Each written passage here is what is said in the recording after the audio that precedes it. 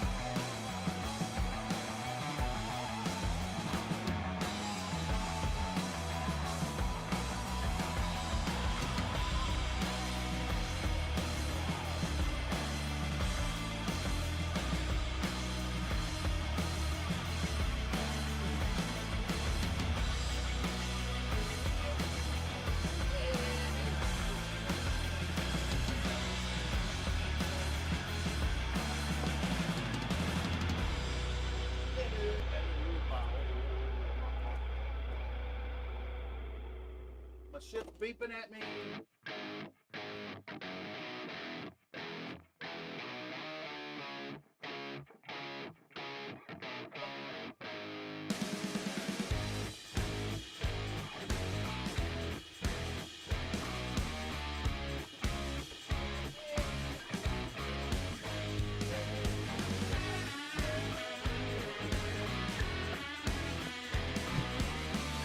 I'm gonna click his button.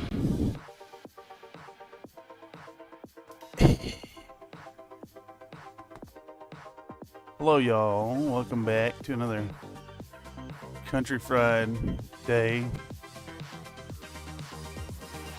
Let's bring this camera out some. That audio seems a little high. Hey, what do you know? YouTube closed itself on my phone for no reason. Let me get this back up. Stupid. Why? It's gonna make me watch an ad again. Why is my audio so loud? Why is the mic so fucking high? How's that? It's still high. And just inconsistent.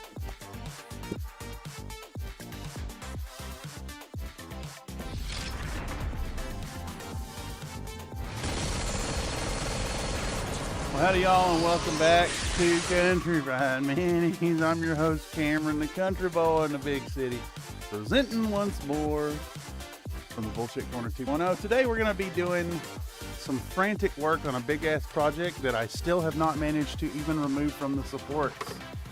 So we're going to be talking about some cleanup, some hole filling. Yeah, you do workout. I do. Give me 10. Okay.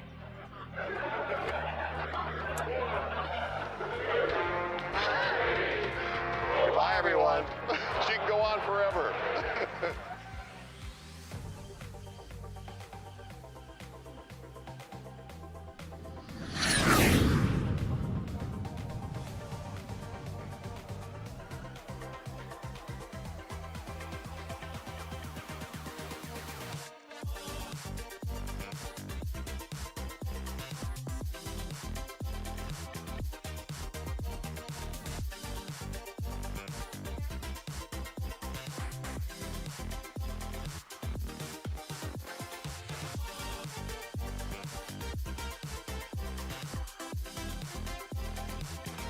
Alright, it's another hot as fuck day in downtown San Francisco.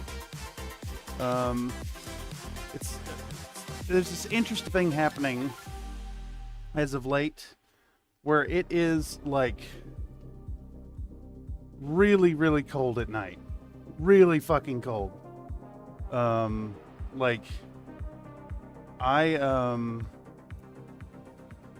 considered getting out a very heavy winter blanket to put over top of myself, over top of my other blanket last night. And today I'm sweating and have the box fan on full blast. Lost my Solaris 7 match today. That is unfortunate, but I did see some pictures from you, and I hope it was still really fun. Yeah.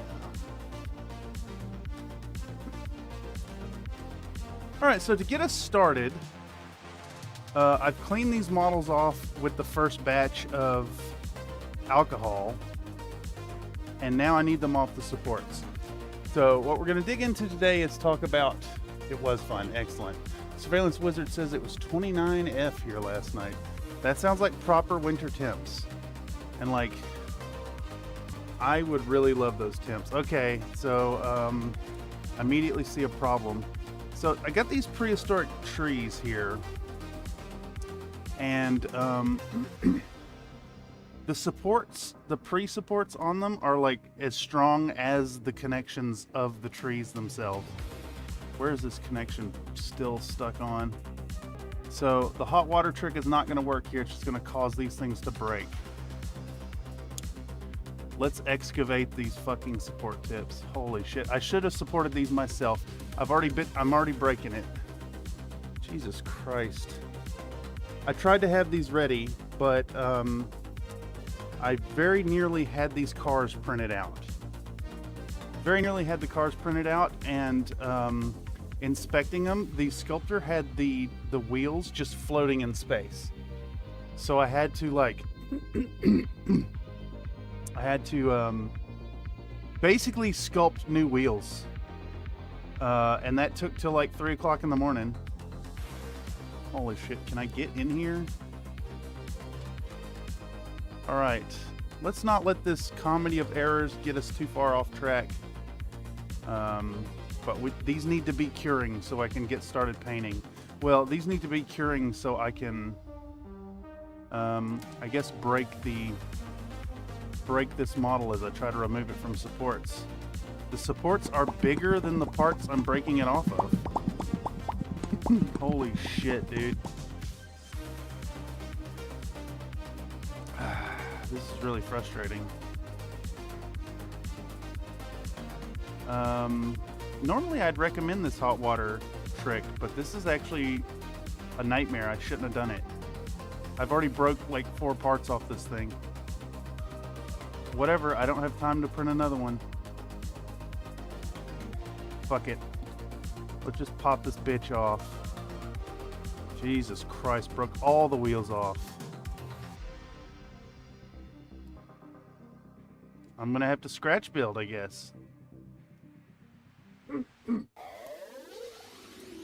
All right, we're off to a swimming start today. Hello, Nate. When it's cold, you can always put more layers on. When it's hot, it becomes indecent exposure. Well, the problem when you're fat is even when you're stripped down to completely naked and it's still too hot, what do?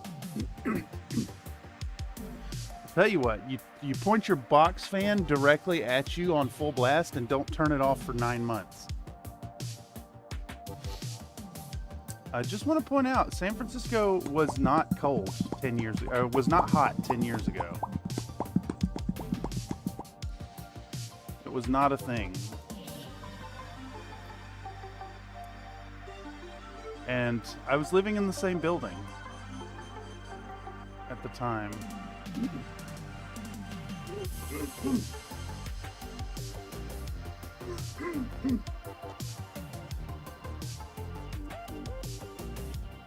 Welcome to the clearing my throat stream. But if we can get through these supports and actually get these things going, holy shit, these are so bad. Every one of these is... Jesus. So I downloaded these and I put in the pre-supported files, and then I'm realizing after running the pre-supports that this person just did the auto supports in Anycubic and then released it as a pre-supported file. Congratulations, you saved me a click. All right. See if we can get this off of here. That one had, like, the density was way too high on that spot.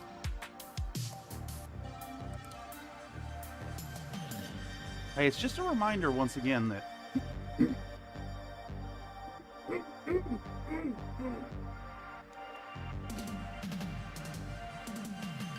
it's a reminder once again that if you find a good sculptor who sculpts usable details, go with them.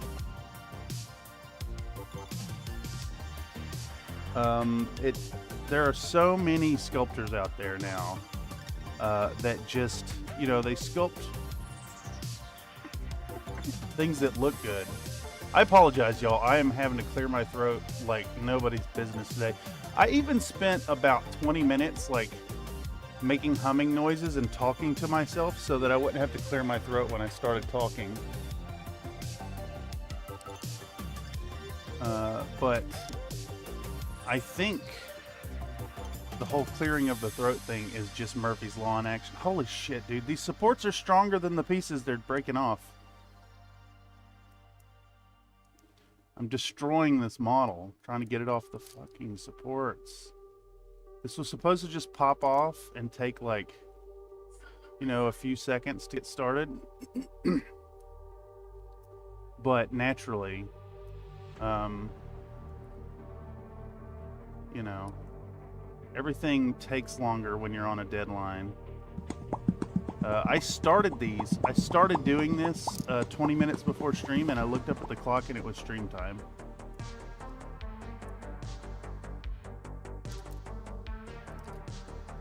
So I need to make a point and go in to this sculptor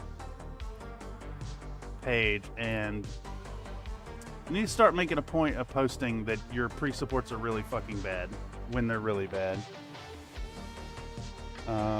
We're probably gonna lose, what, half an hour on this?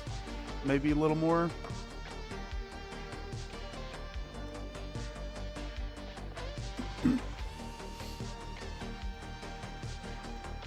And as you know, as another aside, if any of y'all out there are aspiring sculptors, and I'm even saying this to myself, don't just pre-support it in your Cubic software and then post those files as pre-supported. That's not the same thing.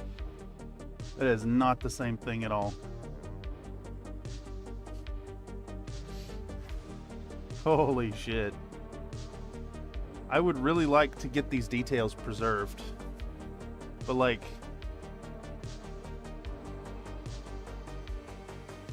the surface details on this are smaller than the details, or than the supports. This one, however, is my fault. I was in a hurry and found the only Ford Explorer I could, which was like, yeah, that's not even gonna...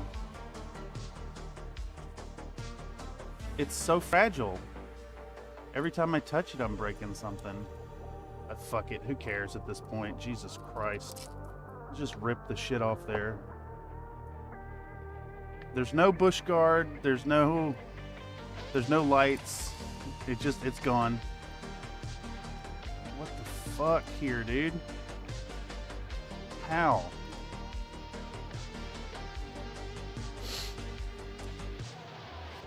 Alright, I'm gonna get up and pour out this hot water. It was a waste. Should have printed them upside down? Yeah, but then they'd be covered in scars on top. That's a problem I've been encountering lately. Like, you print them upside down to preserve the undercarriage details, and then you scar the tops. Or like, you can't print a mech upside down because it'll scar it up. So you have to put the drainage holes on visual surfaces that you're gonna have to fill with putty on stream. You're doing good? No. No, none of that. I am not doing good. I am doing evil today. Not too bad. We're only about a half hour behind.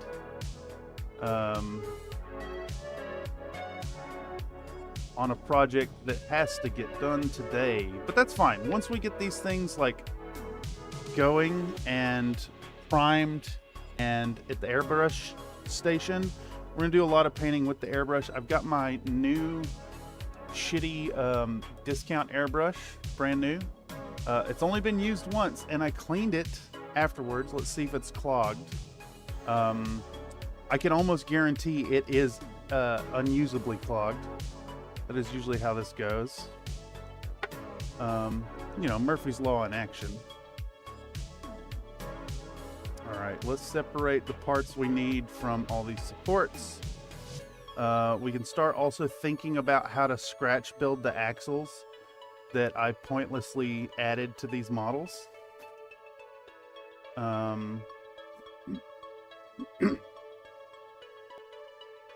And clear our throat into the mic another 60 times.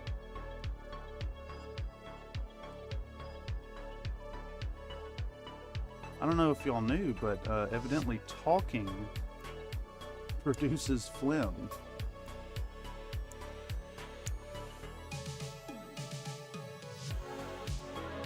Holy moly. This is scuppered so bad. Where'd that fucking part go? Alright, we got some really bad delamination on these details underneath. I think that's just a side effect of the details used on the mesh itself. It's a shame, but you know, this is why we use heroic scale details and not realism. You cannot print realism. Not at this scale. It needs to be exaggerated for printing and painting. So I think this Ford Explorer that we used here was originally intended for like a full-scale RC car application. And because of that, I've just destroyed a ton of the details, pulling it off the supports. But the wrecked one is meant to be bottom up anyways. Yeah, but the other one is not meant to be bottom up. So if I would have printed it upside down, then the surface would be covered in a whole bunch of scars because, well, any cubic supports leave scars. All right, I'm gonna pour out this water and silence this phone real quick.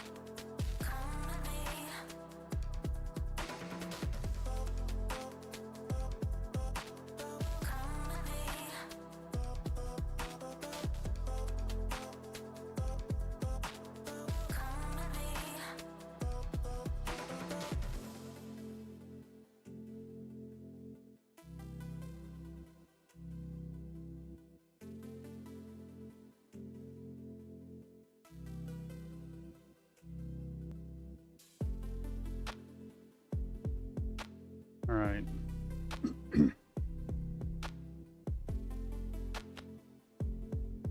Is this muted? It's muted now. All right, so what are we doing now? I think what we're doing is tossing all these supports away and cleaning things in alcohol.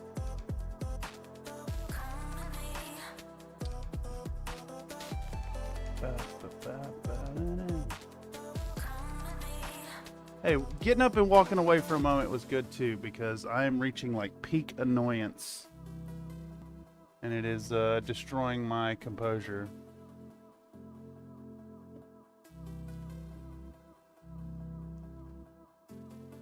Okay, so we still have some supports to cure on this thing. I have also cleaned this model multiple times, fully immersed in resin, alcohol, and the resin is still leaking out of it. So we're gonna have to do some cleaning. I can tell I'm annoyed, y'all, because my face is itching. Is that something that happens to the rest of y'all? Do you find that, like, the more annoyed you get, the more your body does little annoying things, like itchy face, itchy head, itchy nose? It's a peculiar thing I have noticed in my lifetime.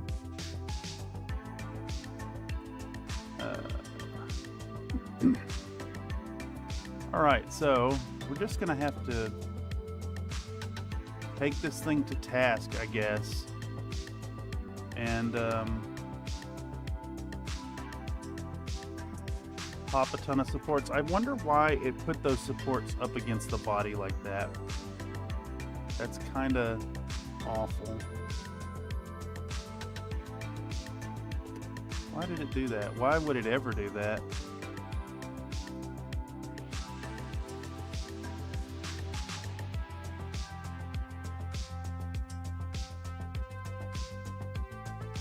That's some nasty scars there.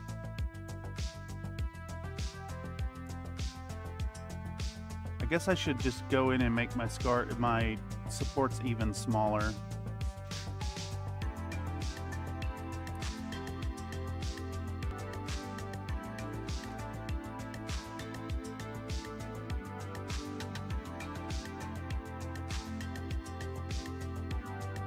These are the small tips.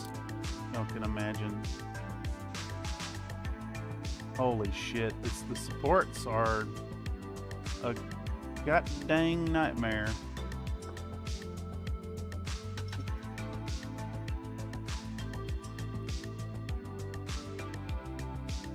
And it's also remarkable sometimes that how tough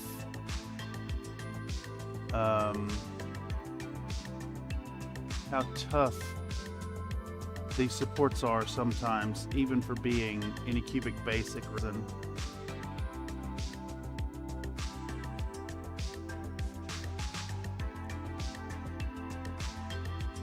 This is insane right here.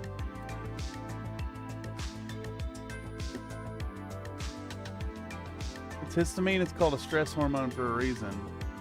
Yeah, it's great. It's really fun stuff.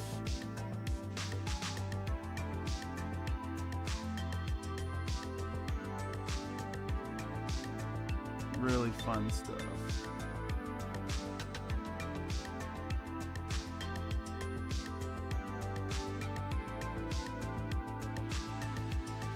Holy shit, the supports.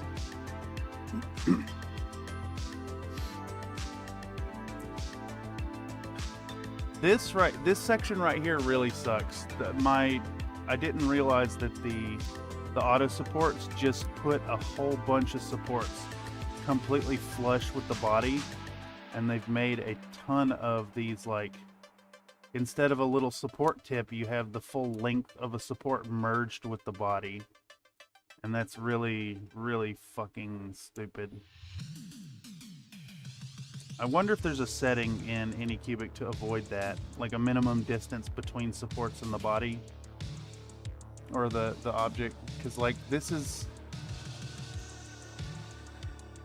these are literally impossible to remove.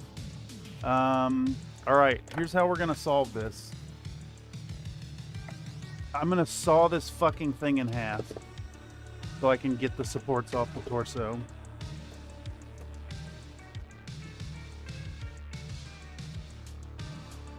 So for that, let's plug in the battery to the Dremel, because I am sure it's dead, as it always is.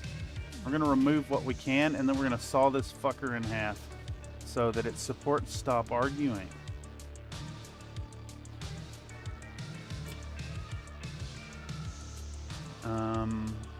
I was not expecting to spend an hour on support removal. We're gonna have to factor that in today, because this has to get done today, y'all. This is due, I guess, by like midnight. I'm not actually sure what time zone Locust Labs in. Mech project collecting dust so bad. On side note, I'm envious of your motivation and drive right now. I've tried all day to get in the mood and groove of doing some modeling. No luck. I think that speaks to the whole, you don't, if you sit around and you wait for motivation, you'll never get anything done. Sometimes you gotta dive in and paint when you're really fucking annoyed.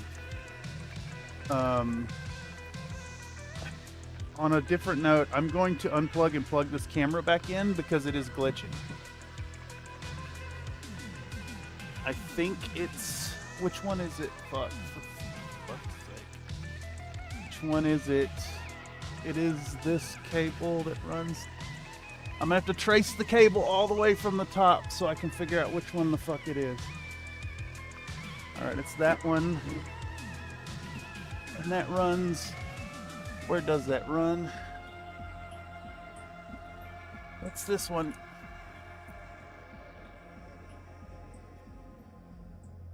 Oh, God damn it.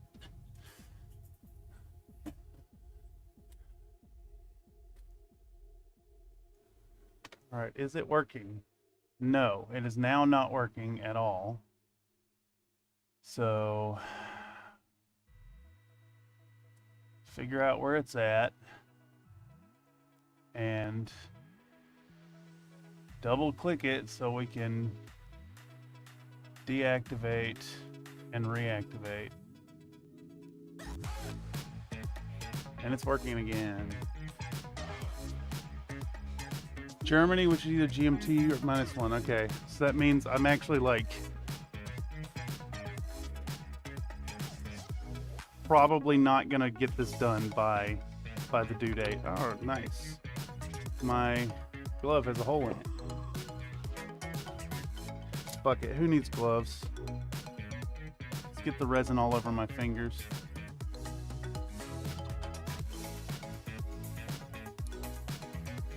Oh man, I am shocked at how tough these Anycubic basic resin supports are. It's insane. It's tougher than the damn ABS like.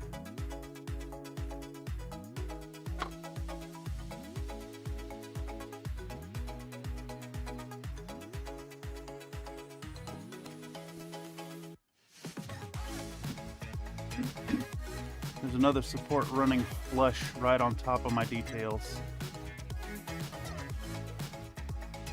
Did you all have suggestions for a pre-slicer or a pre-supports to load into my Anycubic software?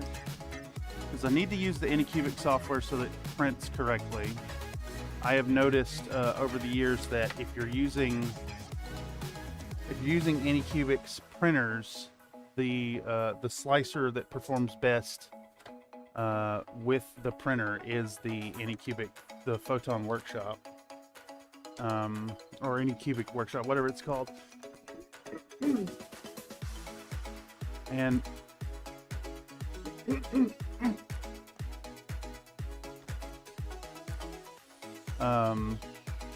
but these pre-supports, running the detail like flush and along the model is completely unacceptable. It has fucking destroyed the details and spots.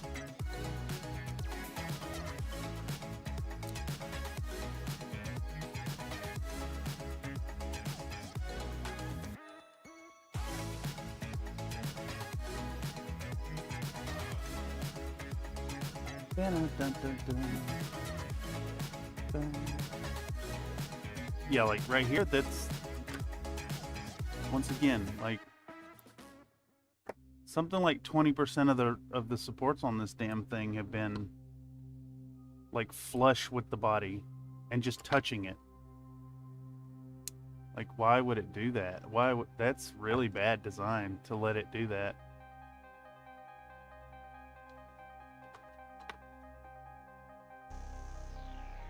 Holy shit. All right.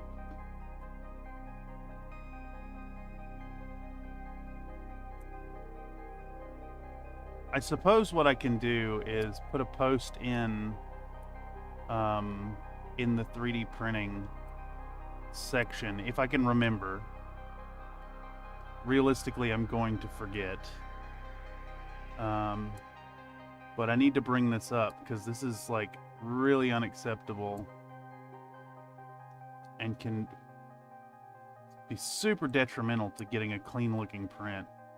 I mean, little nublets, those kind of your typical scars are one thing, but like having a several millimeter to centimeter long section of your model with just like support butted right up against the skin of the mesh is crazy. Lychee for support, slice with Anycubic software. I just really wish that, you know, this process didn't require like multiple pieces of software to get things to function as intended. It's the whole thing with the like the 3D builder thing. Like you do your mesh in Blender and then it doesn't Iron actually Elemental work, donated so you a have to take it into... $21.30 super damn it, I chat. broke another Howdy, piece. folks. Hello. Holy shit, that's generous, my guy. I have ruined these trees. Thanks to the supports. Thank you, Sculptor. Welcome, welcome, welcome, Mr. Iron Elemental. I hope you're doing well. I hope that even though you're not a Thanks Gravy Day person, that you still had something good to eat and that life is good and treating you well. And I'm not just saying that because you threw dollars at the tip jar, though I do appreciate the dollars in the tip jar. It's y'all that make all this possible. Why anybody would throw tips in the jar to hear someone bitch is beyond me. But I'm not gonna look a gift horse in the mouth. Okay, so I think they'll still be all right. There's enough leaves on them. I'm just really surprised. I spent probably an hour looking for trees and very nearly spent money on them and found a free one. How do I turn this into...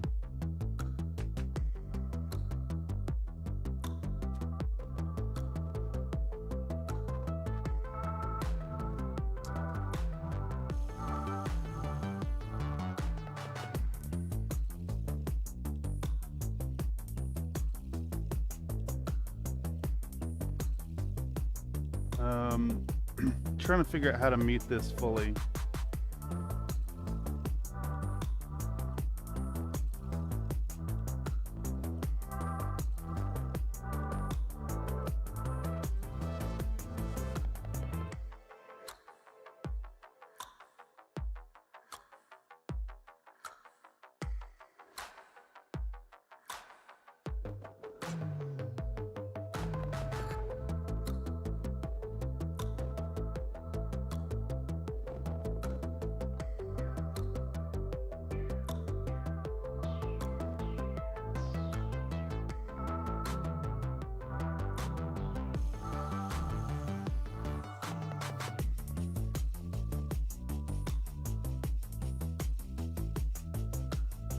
Oh boy.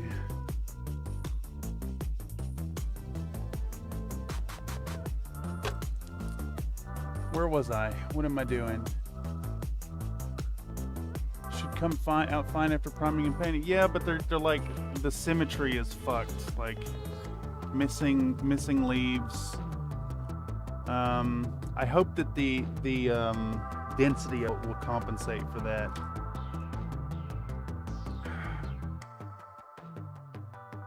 How do I actually turn off vibration on this phone?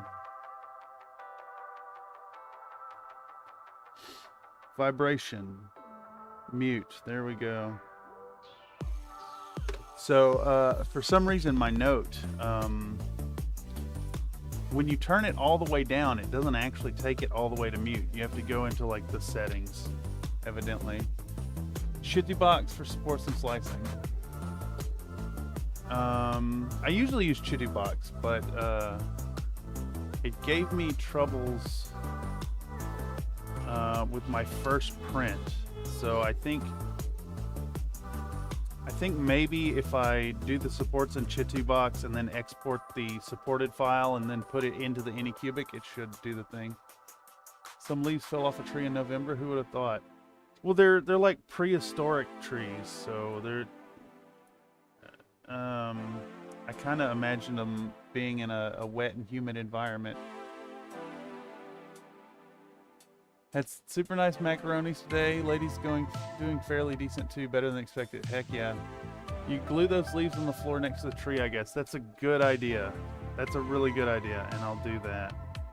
I lost a few of them when I was cleaning up, but anyhow, let's see if our Dremel is charged enough to cut this thing and get out our mask.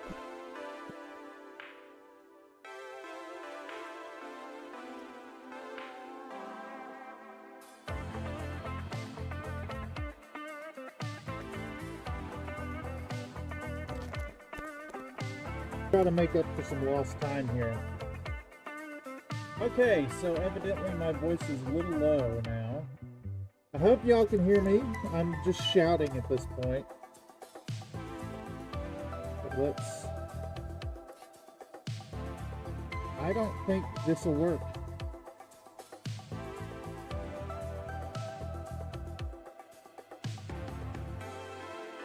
I can't get in there.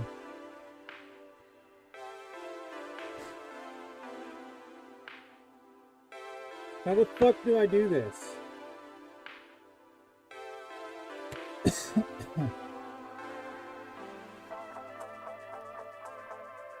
If I can just start it.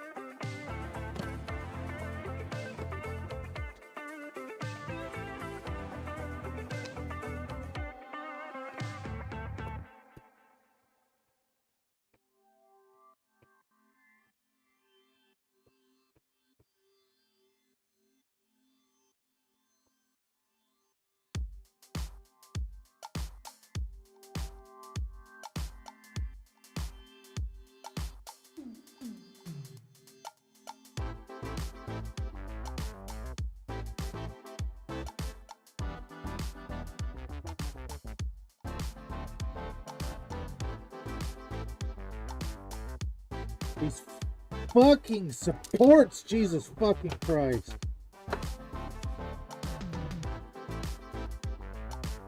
Holy shit, dude. They're tougher than the material. Like, it's just like when you go to open a bag of chips and the fucking...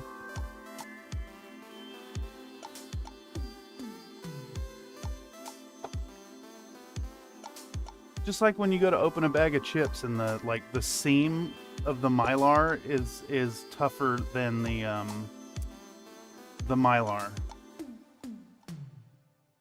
Oh, this is a fucking nightmare.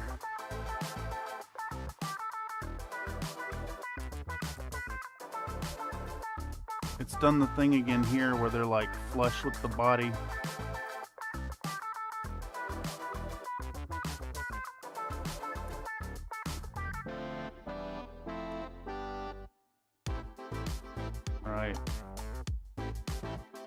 thing is just gonna be covered in scars. I can't waste all day cleaning it meticulously.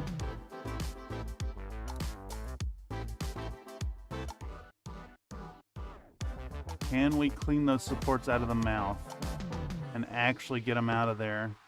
I think the answer is yes. Maybe not. They're like insanely tough. There we go.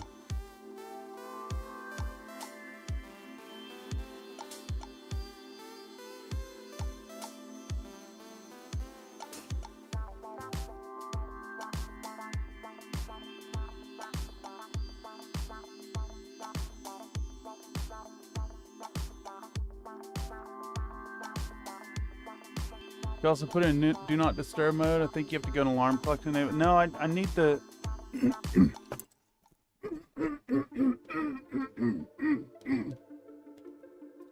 I need the notifications. I just don't want it to go ramp ramp every time someone babinks me.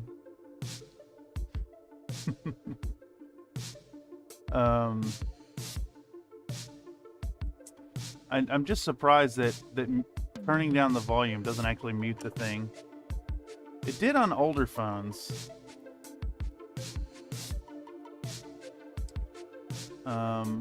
Okay. So I cut into the torso some when I was removing the supports. Or when I was doing the cutting. Which sucks. But I was gonna say we could just putty it, but I just broke off the piece. So maybe we'll just use it as a piece of battle damage.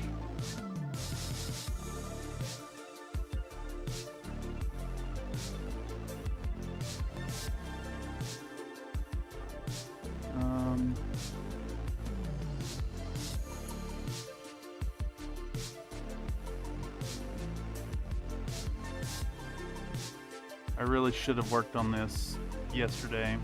Well, I guess I did. I spent multiple... It was trying to support the inside bits from the outside. No, it's supporting the inside from the inside. Because it's hollow.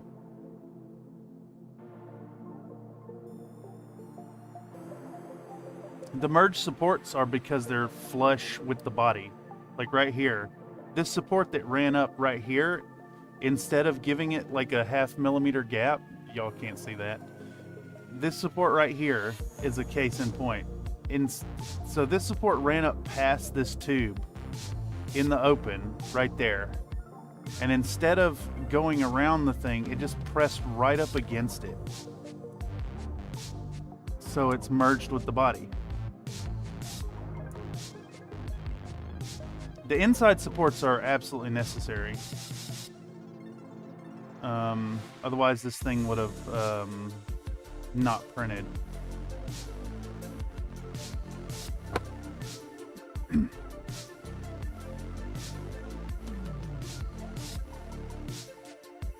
Like right here, that whole section, like how long is that?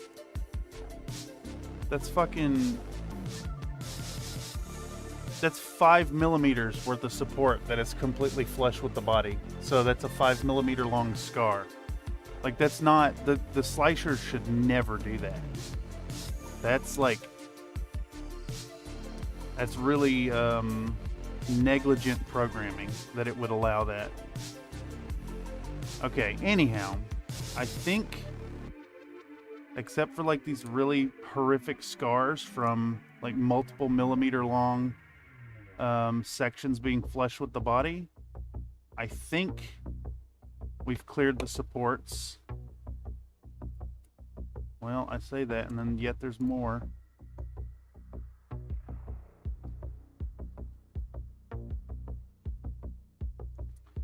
Alright, so I think what we do now is we're gonna get out our pink jug. And we're gonna put all this shit in here.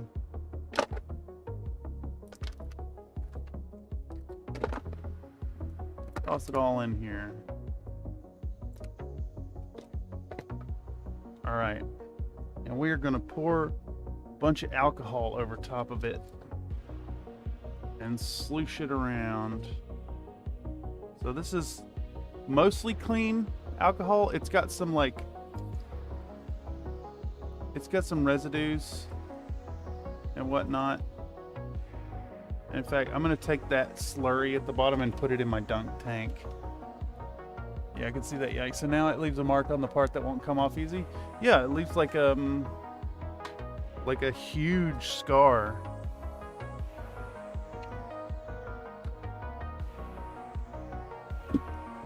And I'm just wondering if that's some kind of setting that's on by default that I needed to turn off, perhaps. All right, let's pick the easiest to clean stuff here. So we're gonna start with our cars, which are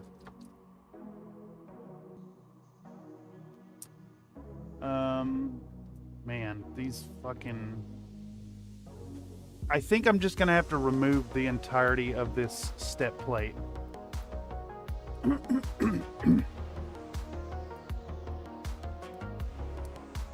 Because it looks really bad.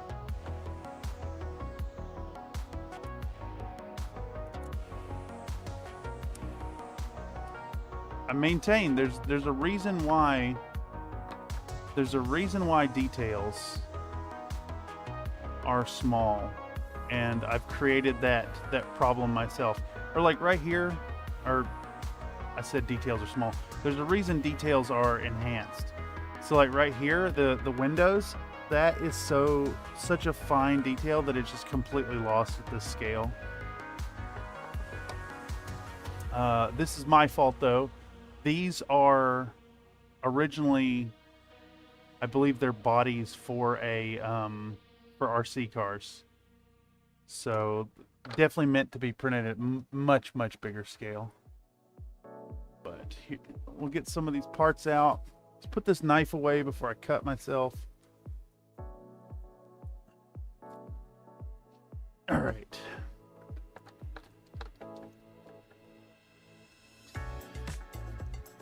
Jersey barriers did not fully come out correct.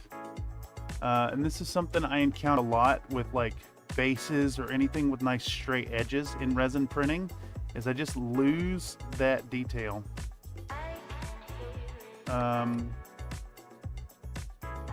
Not really sure how to prevent that. I usually get it fixed with bases by printing them at a pretty steep angle, like a 60-degree one, which I maybe should have done with these, honestly.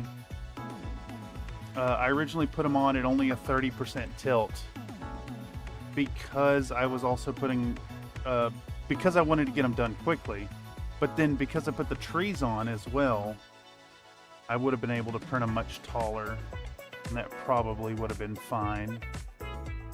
All right, this tree fully intact. Excellent. Most excellent. This car, let's get rid of the steps. Let's put away.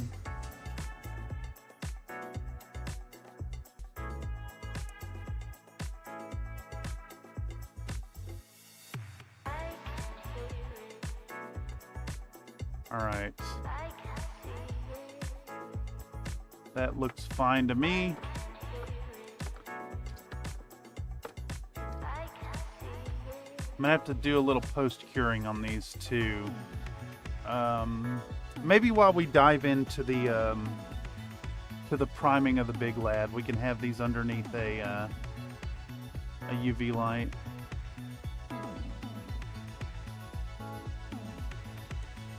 This looks okay. No serious breaks. We do have some surprise supports.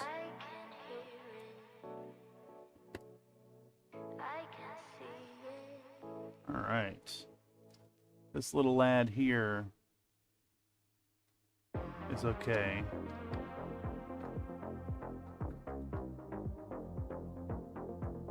That sucks that we lost this piece. I think we're just going to go ahead and snip that completely off. We can do it without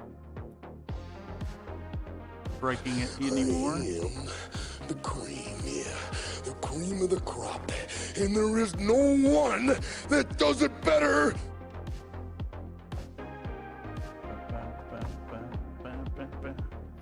Any bonus supports? We lost a few leaves here, but whatever. We got the extra leaf. We got all our tires.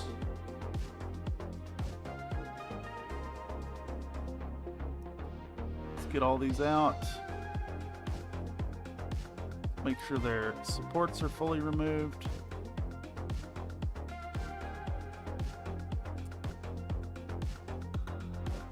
Yeah, what the fuck is with that?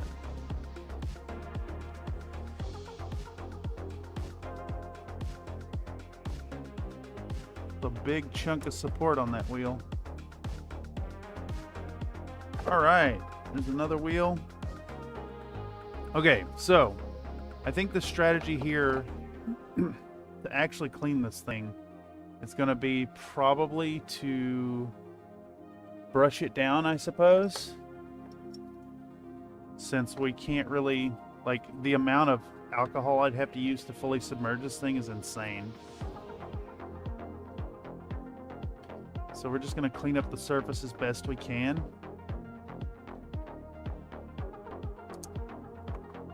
We're an hour in, holy shit.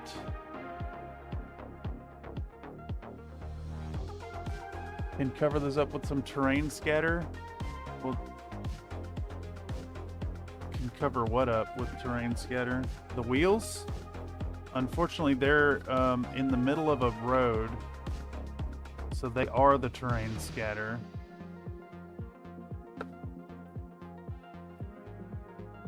But I guess marred up and not great looking Ford Explorers are better than no Ford Explorers for our Jurassic Park diorama. Plus, the centerpiece is this big thing anyways. Like, if you're really examining it that hard, I think maybe you've missed a point. So right here is another example. This support is flush against a pair of cables. So it's completely ruined that detail. I don't understand what's letting it do that.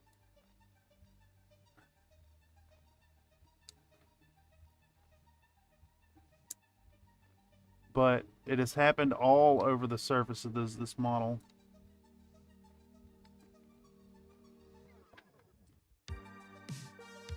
I guess the software was like, oh, I can't put this support anywhere else, so fuck your details. Oh well, shit. Yeah, it's fine. We'll make it work. I could always like sand them down a little bit and make them look like partially flat or something. More supports.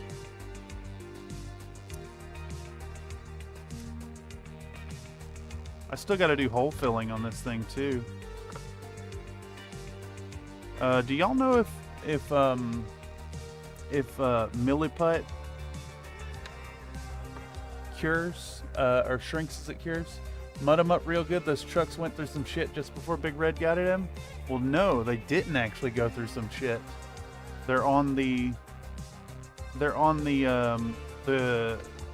computer controlled railway. It's the scene where the kids, the T-Rex gets out and like the girl screams and what's his name, Grant, runs out and holds her mouth, is like, hold completely still. Its vision is based on movement.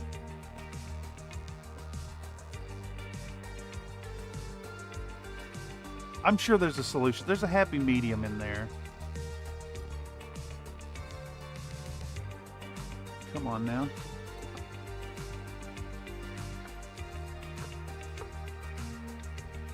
Alright, just about cleaned enough.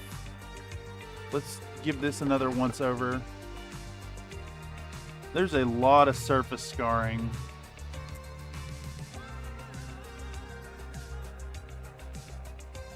I could honestly spend like 2.5 hours cleaning this now. But out of time. Out of time. Here's another flush with the detail situation. I don't know if y'all can see, but there's a whole bunch of scars up and down this leg from that issue.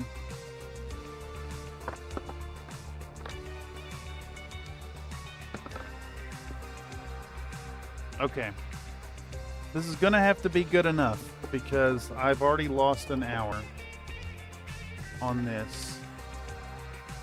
Let's save our alcohol. This is like our medium dirty.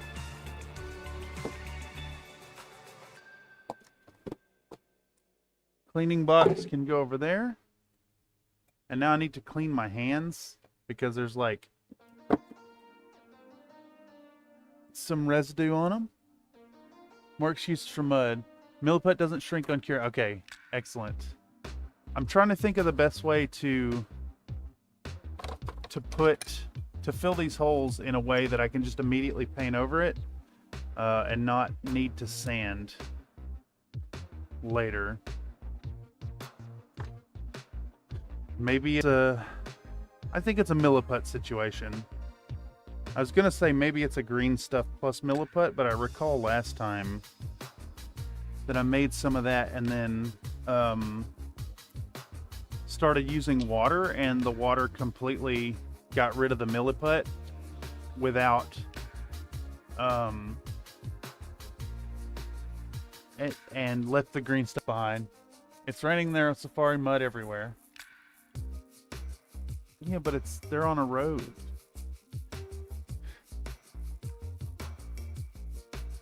Is the mud thing just gonna have to be more mud here? Is that my response to Bill and his rust? Super glue and baking soda.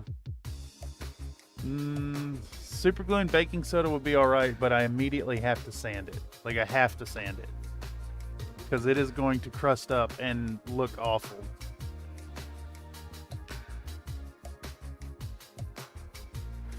All right.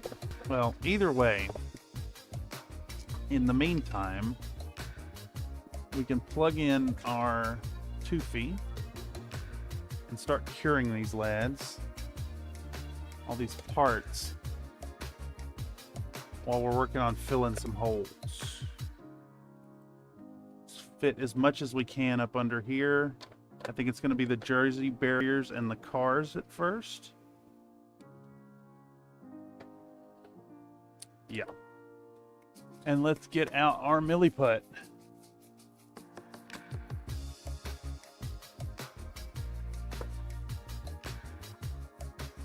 We need instantly sandable. Yeah, but it builds up. Like, I'm going to have to build up a giant pile of it to be able to sand it. Here, let's give it a shot. But I suspect it's going to be a nightmare.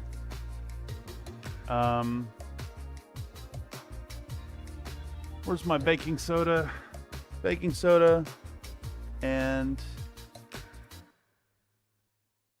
the fuck am I looking for? My spoon? Where's my spoon? There's my spoon. It's still blackened from where I melted the pewter. Called the Marauder weird, never looks the same quirk. I could just put a whole bunch of rust over top of it. Okay, so we should pick a naughty guest palette. We should pick, that's perfect right there, right on top. How's this one today, y'all? That's okay? I think it's okay. I think it's safe-ish for YouTube. What the fuck is up here?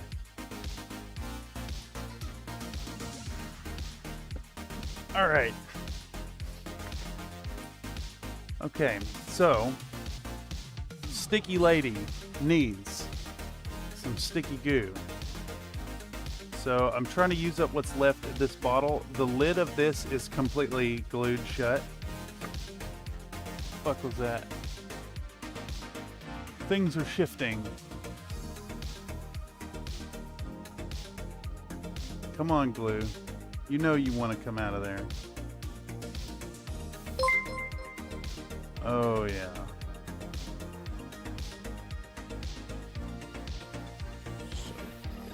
Oh, I wonder if she's going to rob you, Comstar. Comstar Knight 36 donated a $4.99 super chat. Remember, black metal goes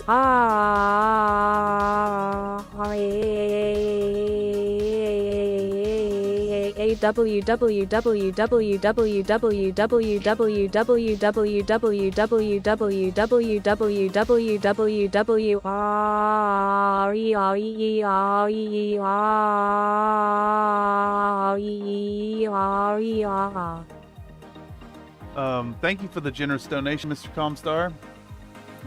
It is well and truly appreciated. Holy shit, I think that is canon. The black metal does say www.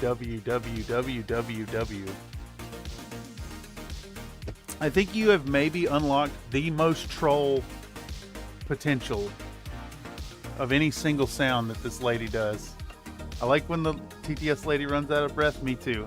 I love it as well. It's good stuff.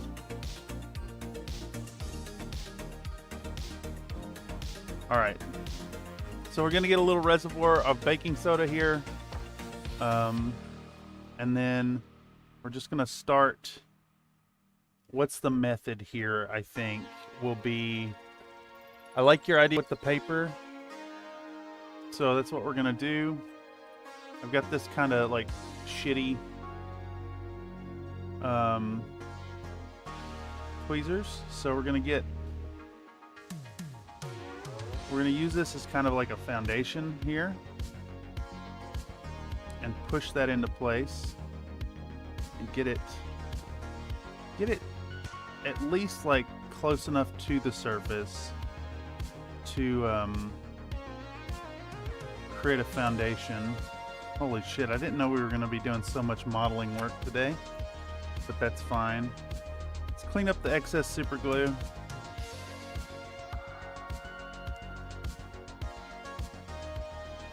And I think what we're going to do here is just start sprinkling on a little bit of this stuff. Take our toothpick and jam it down in there.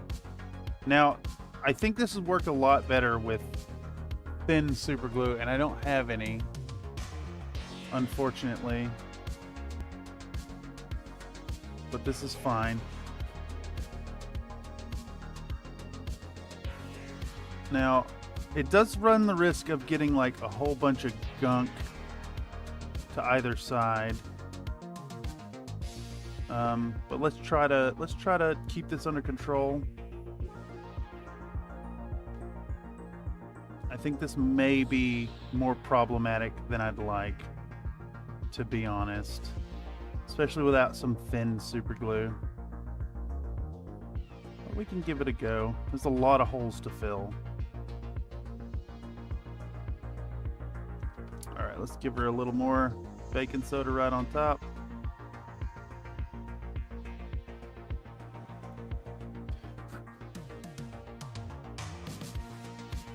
And in theory, that should indeed be immediately sandable. I'm gonna put a drop of accelerant just to be doubly sure. And it should like soak down into that paper and cure it as well.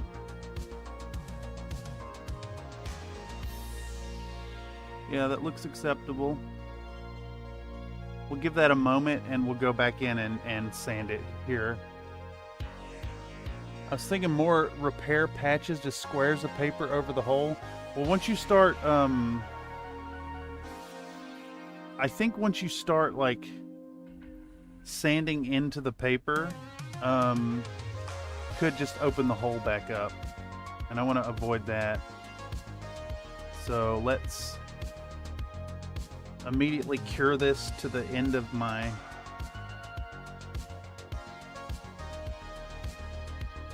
toothpick here. All right. I think these paper blobs will end up giving me some more rigidity.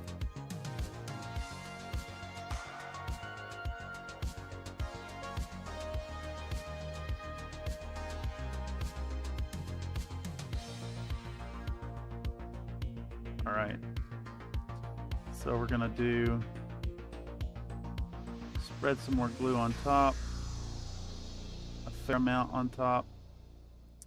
I don't know if, am I in frame for y'all?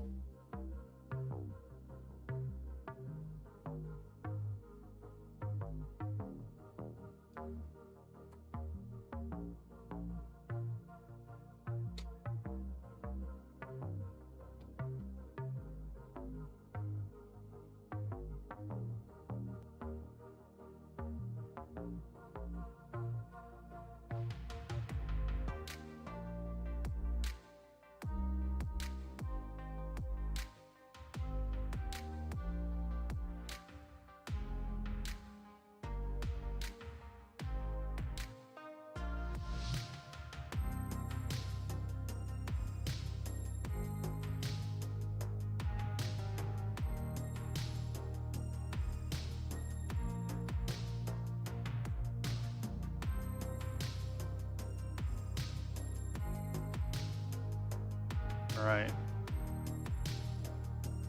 I think that's good, and we're gonna secure it now with a drop of this stuff. All right, so the idea here, we just need to get these done as swiftly as possible so we can move on. But I realized I made a lot of holes in this fucking thing. No sanding at all, just patches welded on. My rider not seen a proper mech bay for a while. I don't want it to look like an orc machine.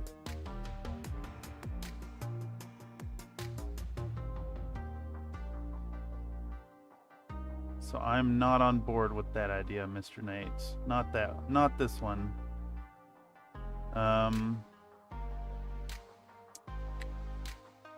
Though it could be a look.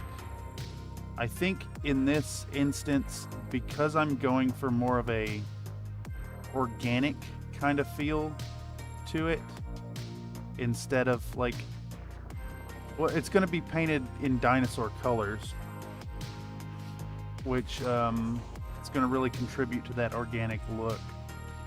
And in doing so, I want to keep it I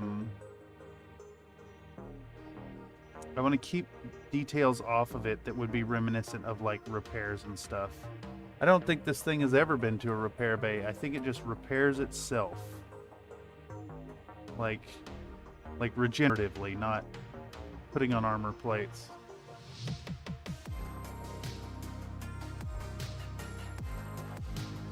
All right, that looks okay.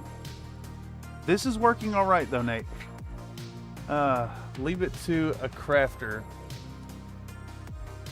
Leave it to a custom crafting man to give a good idea here. Yeah. All right, let's do a test sand real quick, which I don't think this is gonna fit too well. Maybe it will.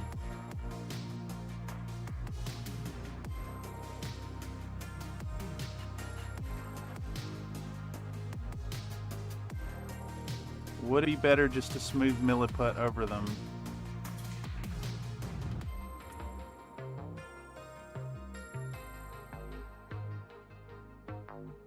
Maybe. It might actually be better to just do.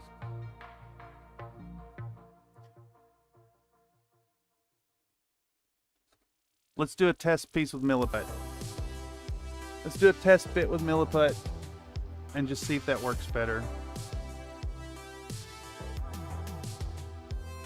So, test 1 concluded. Test 2 underway.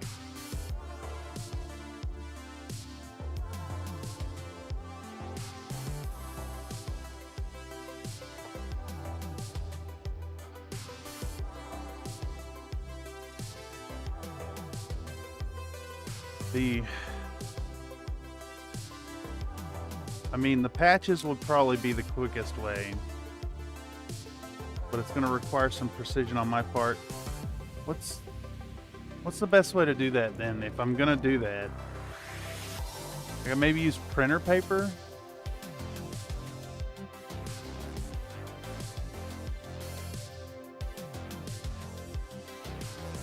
I think I have some handy.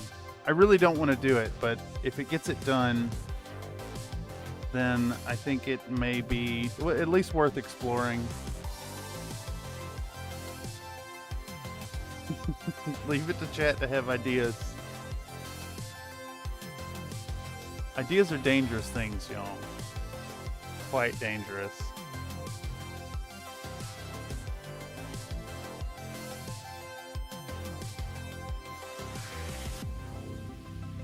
This milliput does not want to mix. I made it too slimy. Printer paper, but tear it raggedly, no hard edges. No, I think if I'm gonna go for panels to cover the holes, then I just want to cut them very precisionally. Because there's nothing you can do to avoid that raised edge.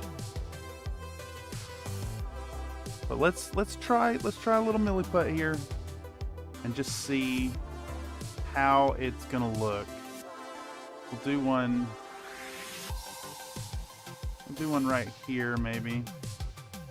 Oh yeah, so yeah, I'm gonna have to do the paper. I either have to stuff the holes like this, which is gonna need a lot of sanding, or we have to do the paper. I don't have a choice here. The milliput is just gonna disappear in the holes. If you cut the patches into regular shapes and keep them symmetrical, it won't look orky. Just use very thin plastic card because I have that available. I don't, unfortunately. I should probably invest in some styrene. Let me grab a sheet of printer paper.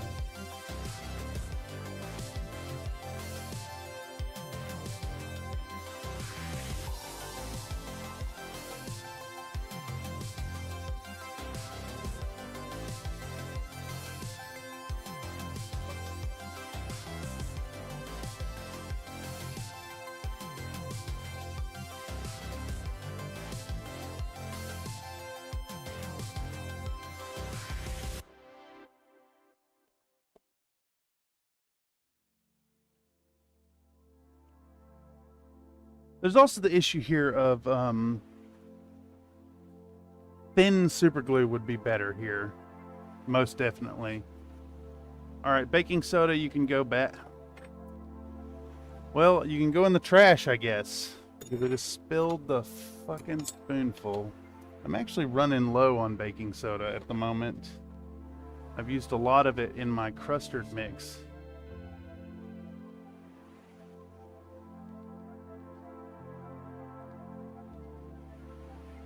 Okay, do I have scissors? In theory I do, but they kind of... I had hobby scissors, which have vanished. Let me go get scissors.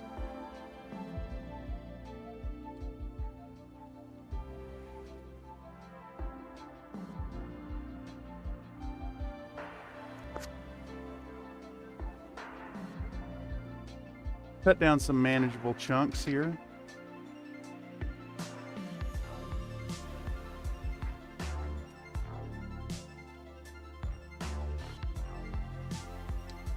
All right. I bet my hobby knife is not sharp enough to cut this without tearing. Snorting reflexes intensify. No. All right, now we need a cutting guide. So we're gonna just put it cork down anyways. Let's do this.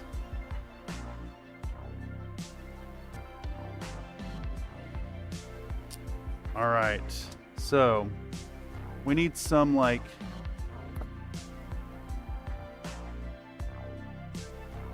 we need some fairly sizable bits for this. I thought this was going to be way simpler, y'all. My apologies for making you dive into 2 hours of prep before we even start painting. I'm going to be here all day, though. I have today to paint this, and that is it. All right, so I'm going to flip our cars, jersey barriers.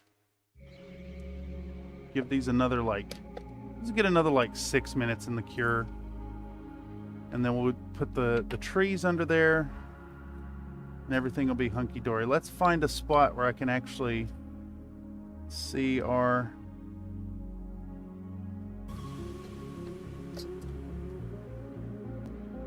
numbers on this damn thing. Will this work?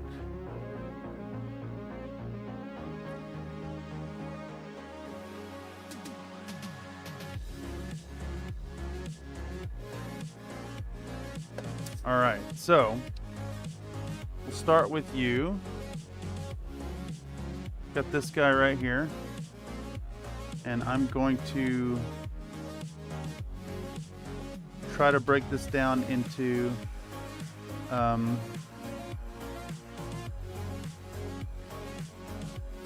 don't know what this unit of measurement is. 1/4 inch.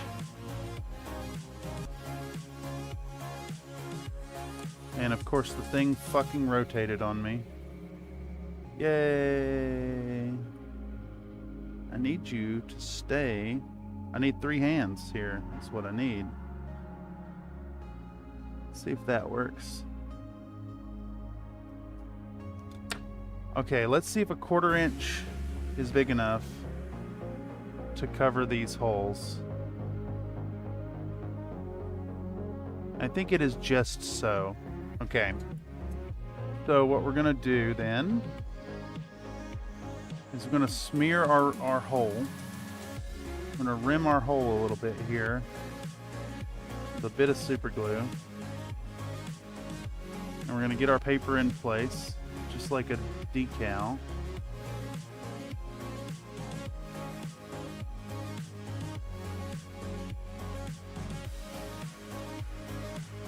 We only have a second, and then we're gonna smear it into place.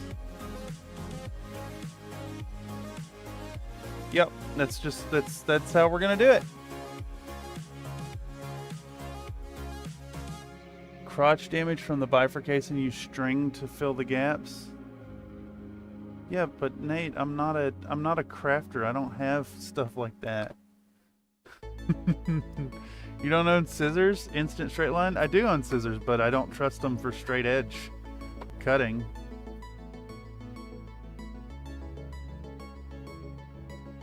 All right, so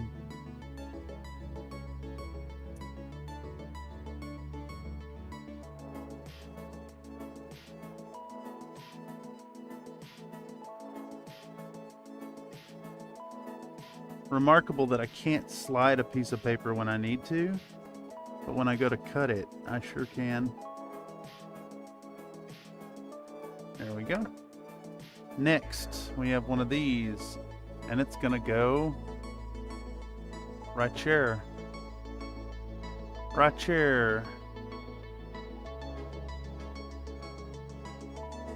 All right. Booba Demon, give me your titty sticky. Yes. We're gonna be here for a while. Holy shit. I think it's okay though, because once we actually once we get into working on the model proper, it's all gonna be airbrush work. Oh, these look awful.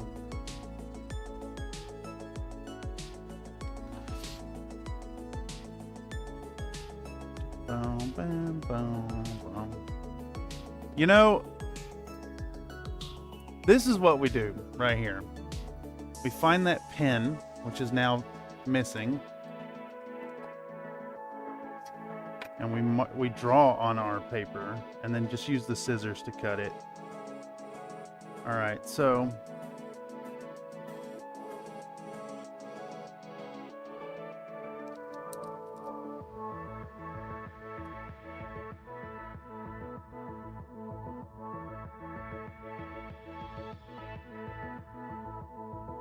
I think maybe 3 of these will probably work.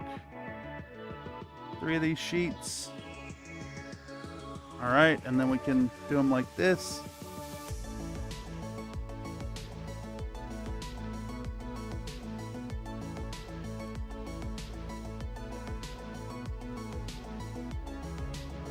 Feel like I'm back in litho class, cutting down paper for our stone sizes.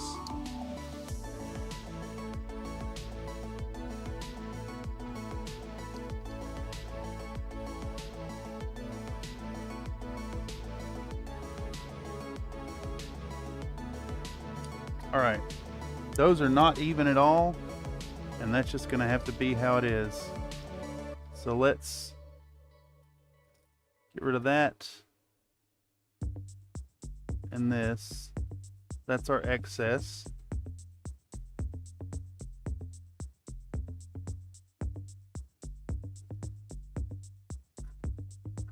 I mean, it's just gonna have to be orky looking holes. Honestly, I should have just printed the thing without being hollow and ate the resin for it. It was so much anyways.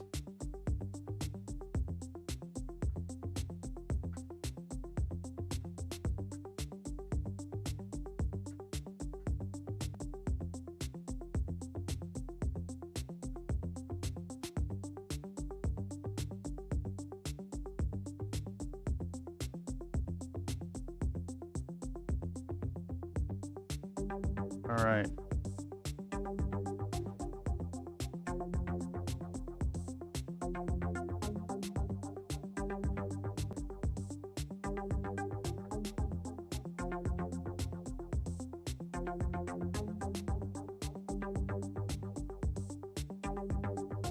Somebody is banging on something outside.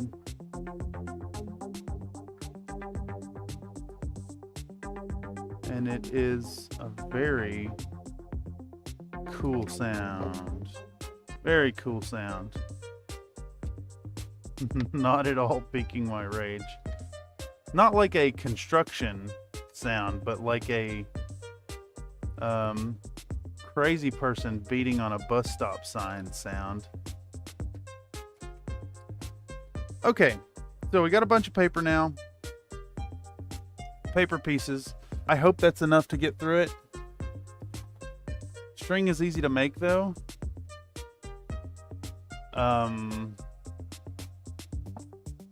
I disagree. Making string requires fiber. So like, you kind of have to have string to make string.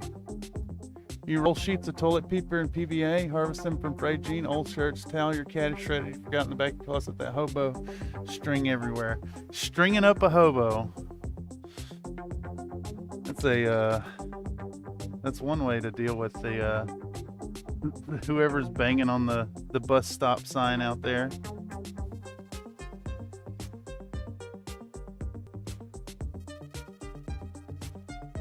Ah, yes, they have stopped.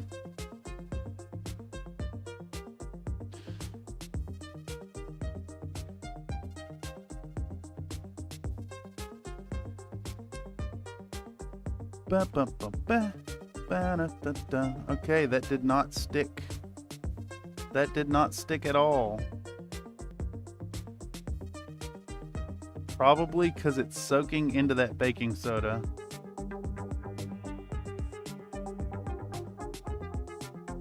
Come on. Come on, little strip of paper. I need you to stick now.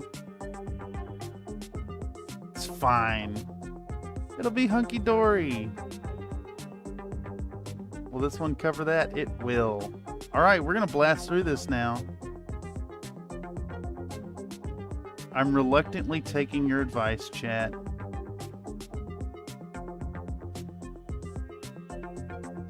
Y'all keep getting me with these things. Just like, do this thing, and I'm like, no. And then I do it anyways.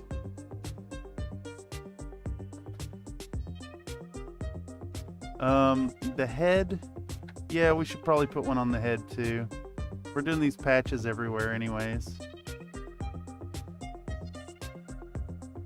Now this is gonna have the same issue with the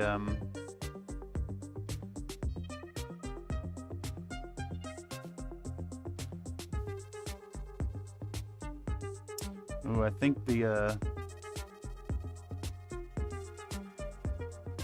the person banging on the bus stop sign has pissed off my upstairs neighbor.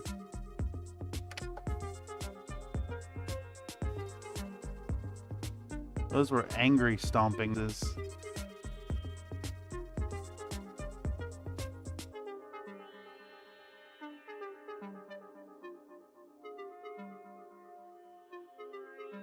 This one's kind of floating a bit, which sucks.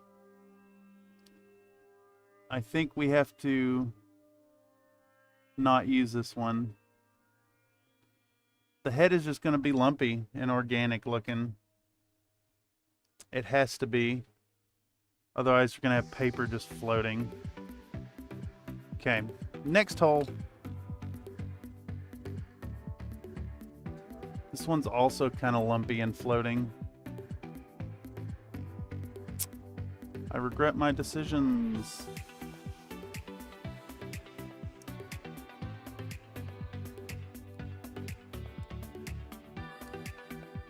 Let's try to cut this smooth. Smooth enough. Put a piece of paper there. That should do. Bam, bam, bam, bam, bam, bam, bam, bam.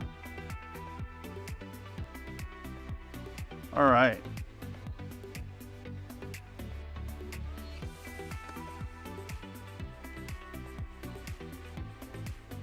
Should have cross-posted today. I forgot to promote this video.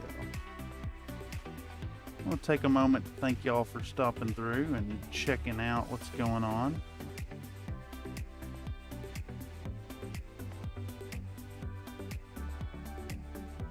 Is always well appreciated. Y'all would find old man plays with toys while bitching about the heat in San Francisco to be entertaining.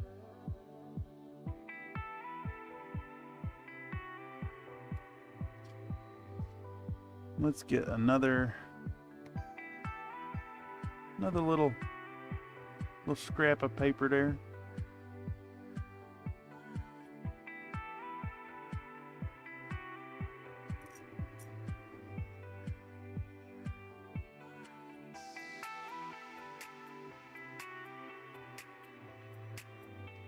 I don't think we cut enough though. 1, 2, 3, 4, 5, 6, 7, 8, 9. Yeah, I can immediately see we don't have enough. So let's make a few more. Let's make a few more here. Scissors.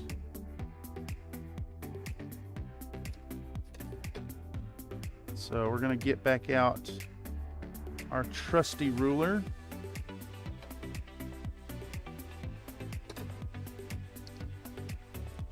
And get like, I don't know, another fucking like 15 of these things done up.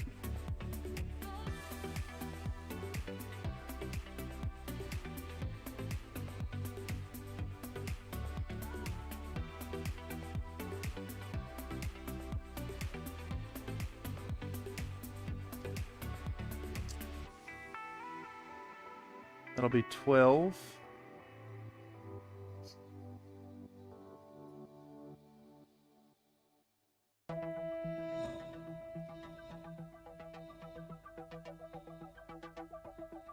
Yeah, we'll do 16, I think. That should be sufficient.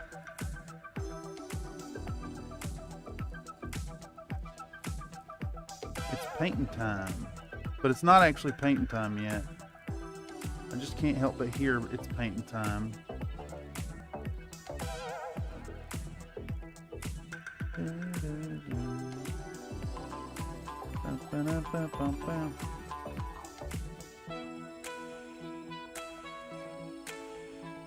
All right. Damn it, chat. Why do you have to be right? Why do you have to be right?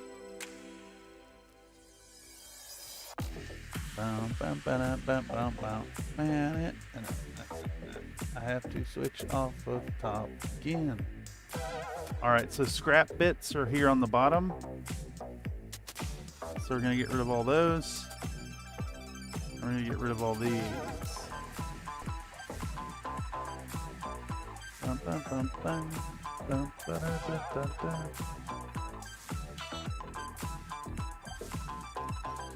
Alright, so slice.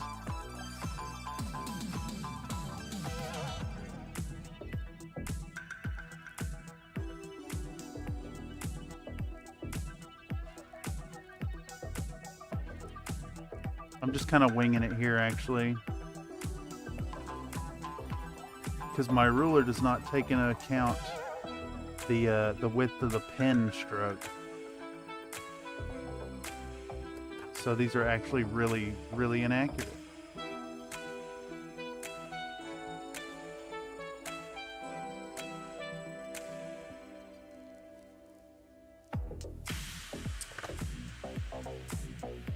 You're witnessing a man adjust his standards live.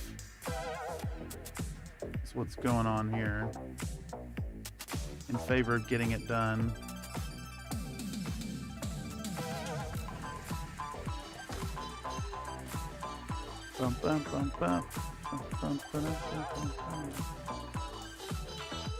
All right.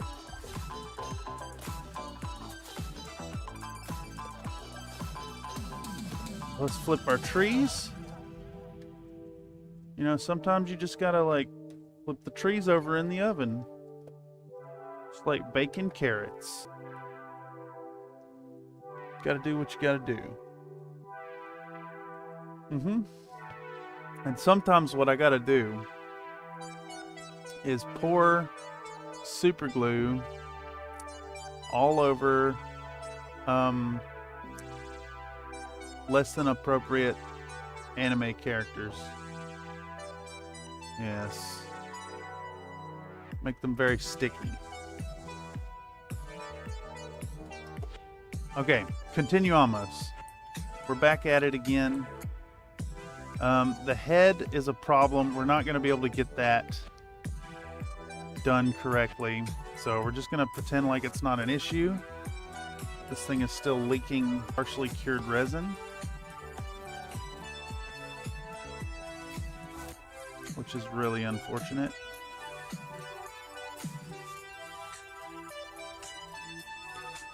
Bum, bum, bum, bum, bum, bum,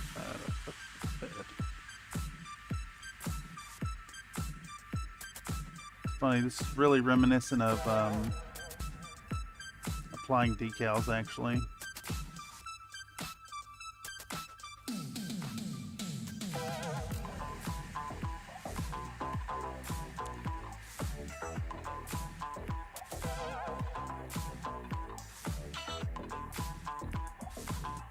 You know, it's moments like this that make me realize I should probably invest in a little UV torch.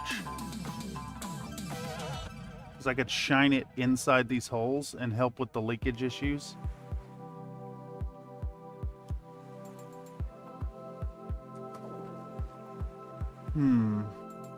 Can we actually fit one of these things here?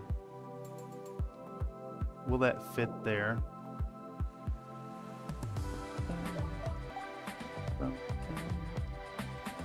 No. So what we need to do then, I think, is to take two of our smallest little chits here.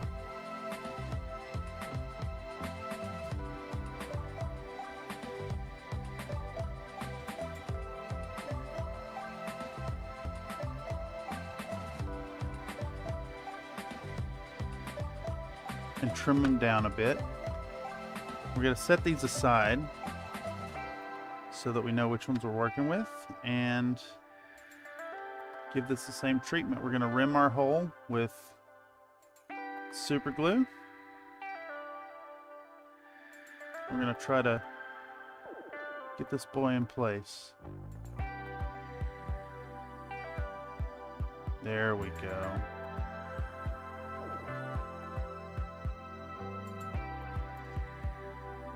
That corner is going to peel a bit, so give it a little super glue love.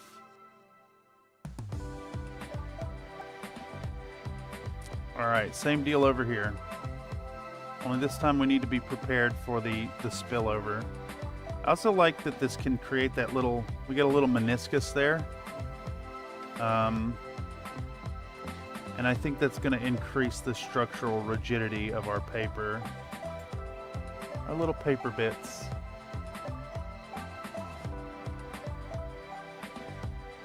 And I'm trying to line up the bottom with this panel line, or this angle change, I should say. There we go. Easy does it. Little at a time. Grinding forward.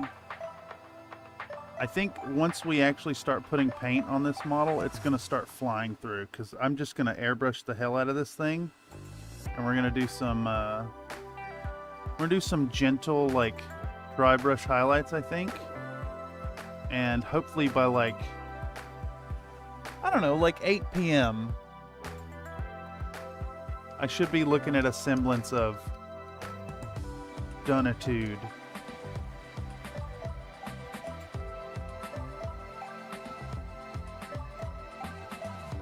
I really regret going hollow on this model.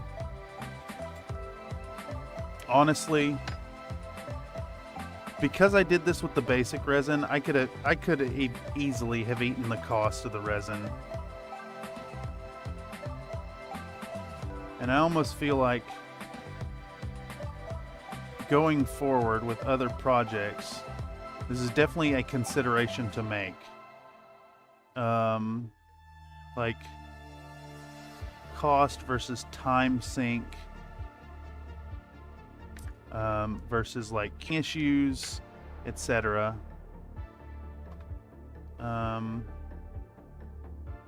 With this being Anycubic basic resin, though, I absolutely should have just printed the damn thing with solid. Same with these little cars. I think they probably would have benefited from being solid. Although they just have 3 holes to fill. 2 on the front and the 1 on the back. So they should be a little simpler. In fact, these need to be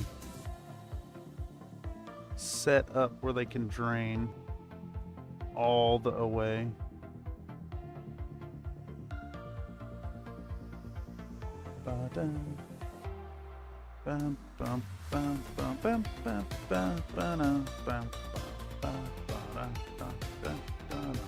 With a little luck, we could actually get painting by the 2-hour mark. And I think if we can hit that, then this actually stands a chance of getting done.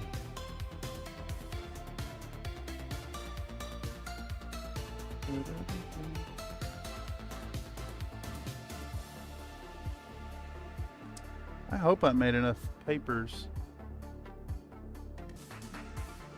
I think there's still a chance I haven't.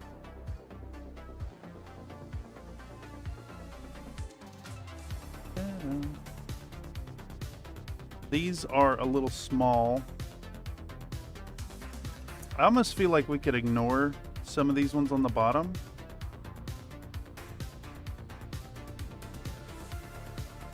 At least this one, maybe. And I think that'll be a good place for... This will be a good place for any leftover resin to, like, off-gas. Maybe. Let me know if that's a bad idea. You might be able to fill the car holes with clumping up dirt on them, especially when it's going to be upside down. Yeah, that's a good idea. Are you saying I just got to lean into the dirt thing?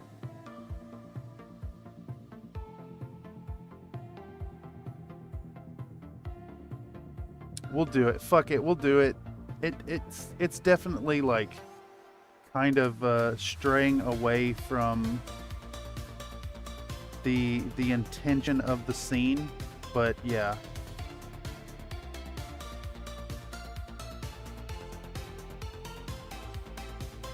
I could just put a whole bunch of, because look, the holes are on the tip of the hood. I could put cake dirt there. I think that would kind of half-ass make sense. So we could do that. All right. Now, let's get one here, and then I need to worry about these holes. I don't think our papers are going to fit there. Let's see. I have these smaller ones, though. Yeah, they're a little big. So I'm going to set the smallest two aside, and then we'll deal with that in a moment. And I think those two little holes are the last ones left on the arms here.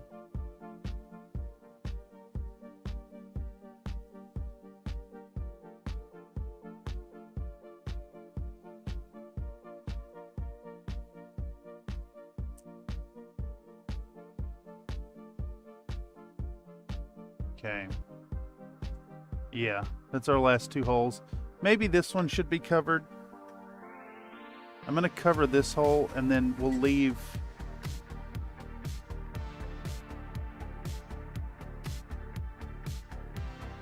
We'll leave this one open because it's hidden away, and it'll serve as an off-gas point for our internal resins.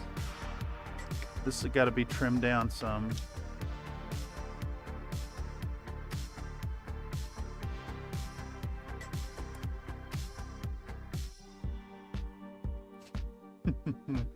I kind of like how I cared about precision, and then globbed up a hole, and now I can't give a fuck less about precision. Just that the edges are not ragged on these things. Okay, there we go. Now these fellers need to be picked up together and condensed, and we're going to trim about yay much off of them and a little bit off the top, and we get these small chits now, and that should be just big enough to fill this spot. Hopefully I didn't just make them too small, but I don't think I did. Yeah, they are just right. There's one. And let's get that other one down. All right. That leaves the legs. And then I guess we're going to glue this thing back together, to be honest. Maybe not. We could take advantage of it being cut apart, I think, to do a little bit of airbrush work. All right, so this is done. Let's set you aside. This fella is still leaking resin.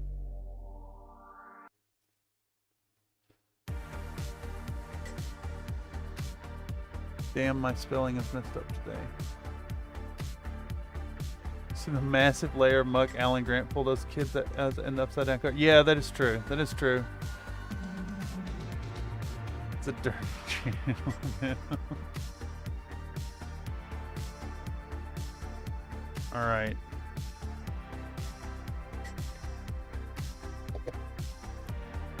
Okay, that's most of the trees are now done post-curing. Let's get this one post-cured. We're gonna fill these holes. And then I actually kind of think we maybe need to clean this boy a little more. That top is not leaking like this is. This is still leaking pretty bad. So let's get back out our alcohol and run it through it a few times.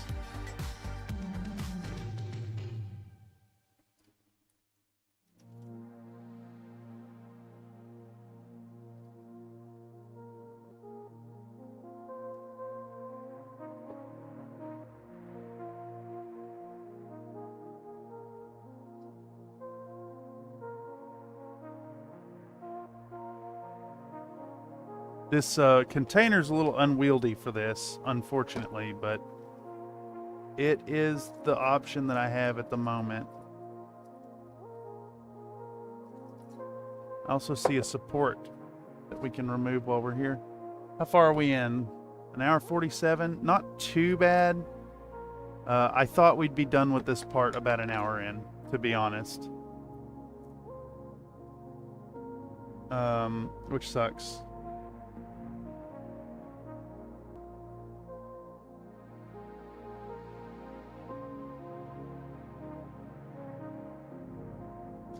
One second, let me respond to this.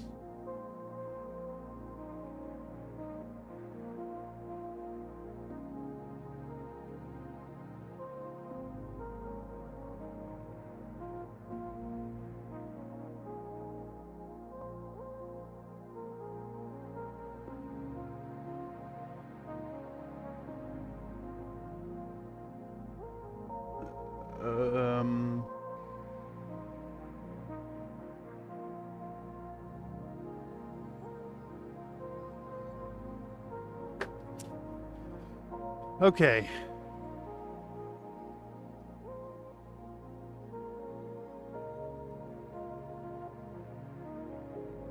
Let's do one more pass through of the alcohol, I think. One more run.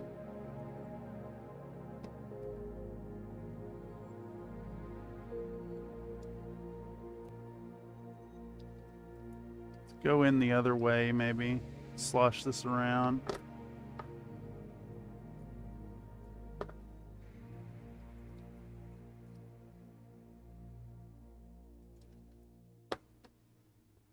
Okay. I think that'll be all right.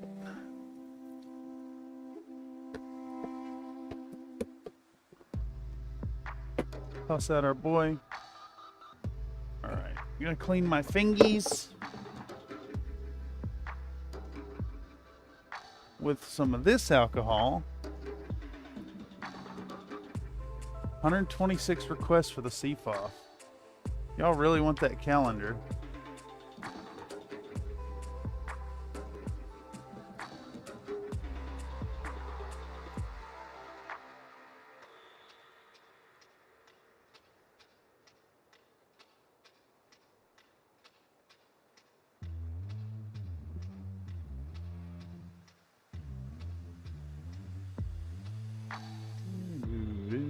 All right, so 3, 4, 5, 6 holes to fill.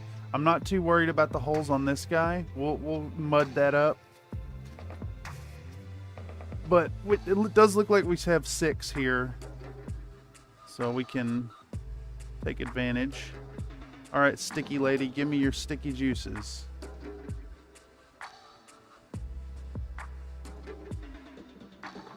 I mean,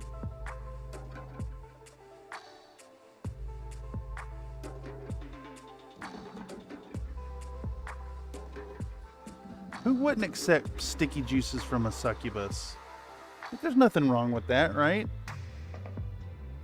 Nothing at all.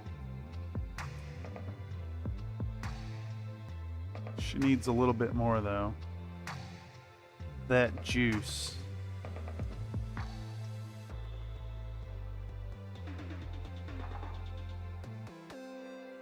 Come on, Mia. There we go.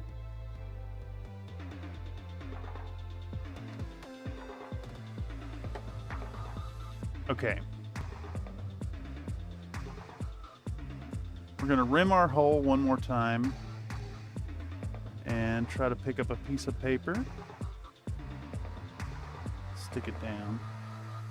Just want to get them corners nice and secure, I think. That looks good to me. Let's hit the other side. Gonna rim that hole. And we want another good sized piece of paper in place. Paper patches.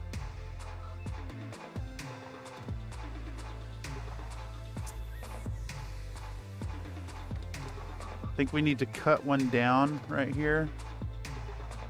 Come on. Pick up, you piece of shit. Jesus Christ.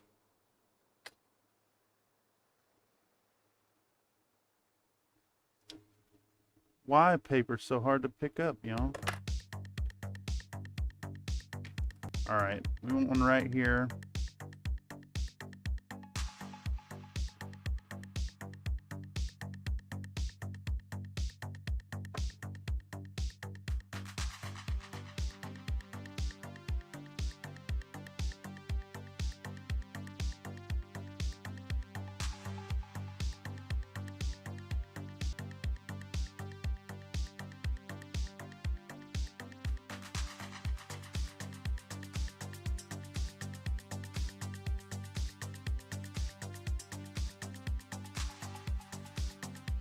This one's too big.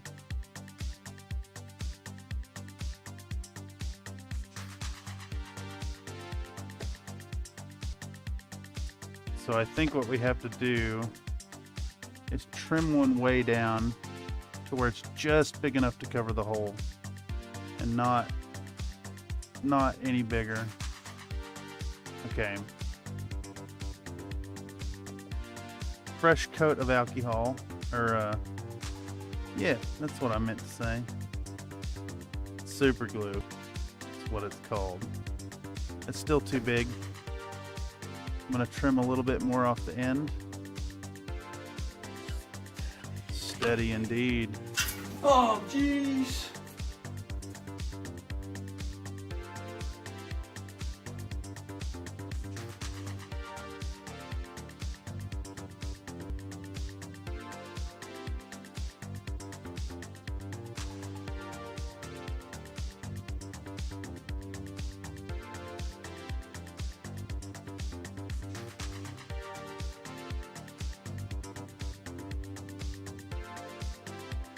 Okay, there we go. All right, now we're on to the fronts. Now, can we curve this? I think it should curve all right. It should do okay. Should do okay. Actually, no, it is not doing okay. This paper does not like to bend at this scale.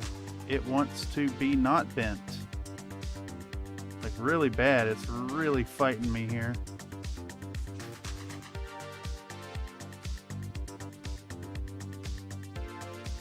Press it flat on both ends as much as I can.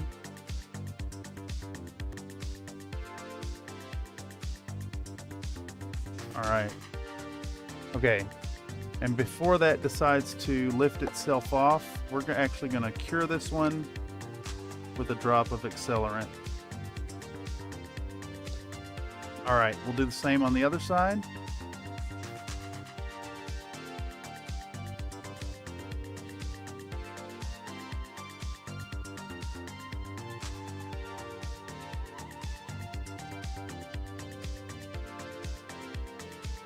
We need enough glue like sticking out from the thing to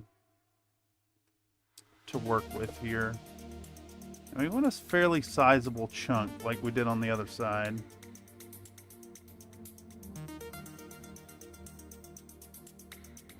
Go this way.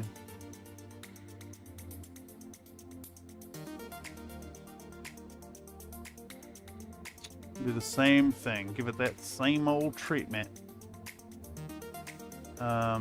Which is, of course, to slide it immediately, because everybody knows super glue is a really good lubricant.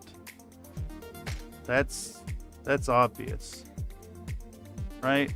One of the best lubricants, actually. I dare say. Makes your paper slide all over the place.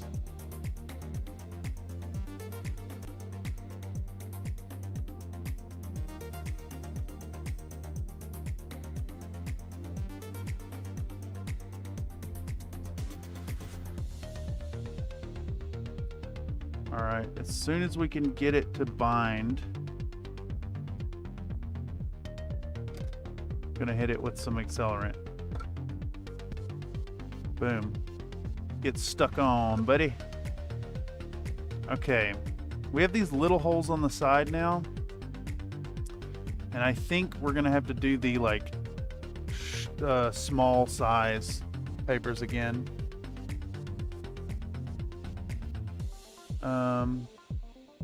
So let's see. We want to cut this thing down about like yay much. A little bit off the top.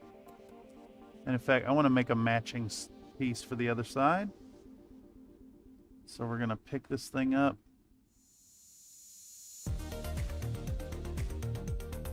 I want to trim this down as well.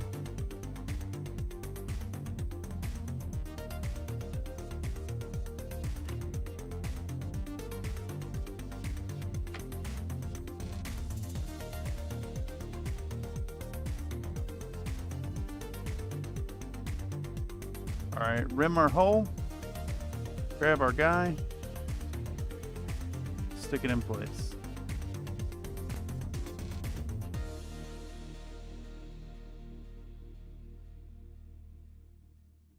Same on the other side.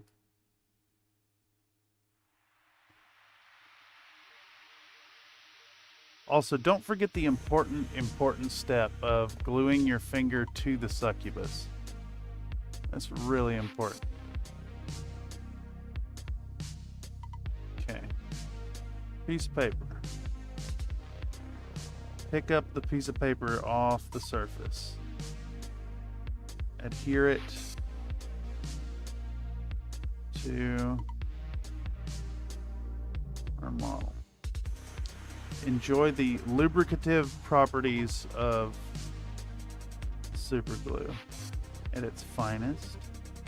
All right, now this hole, I think this hole has to go. It just does. Holy shit, that bent my damn tweezers.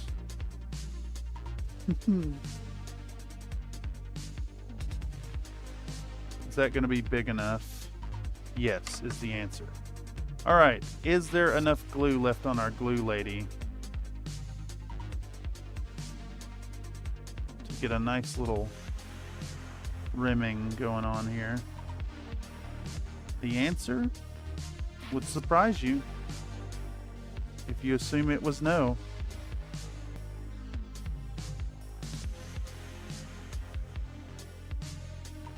And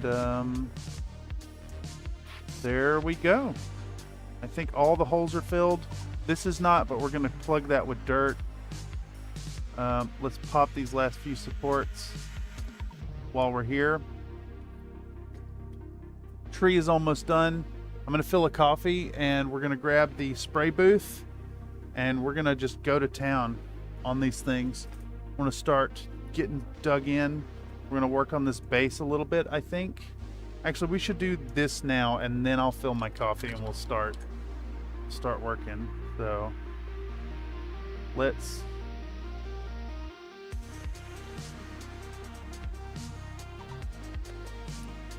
trim the edges of our 8-inch base.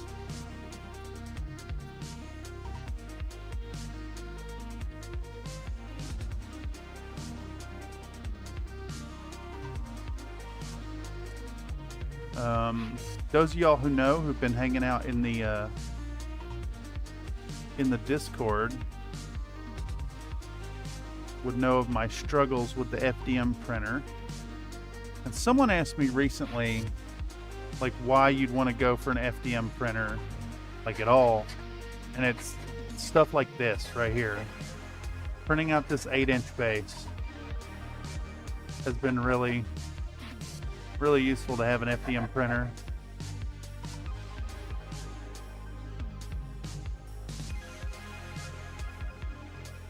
You know, that's good enough. I'm not going to sit here and futz about this, I don't think. But it does have some resin on it. So let's clean that with alcohol. Then I'm going to fill my cup. and we'll get stuck in with some actual painting.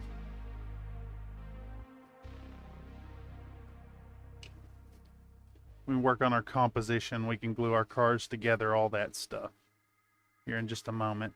All right, hit the BRB. I'm gonna fill a coffee. I'm gonna get out the spray booth. Well, shit. I say that, but we need to get these vehicles' wheels glued on, I think.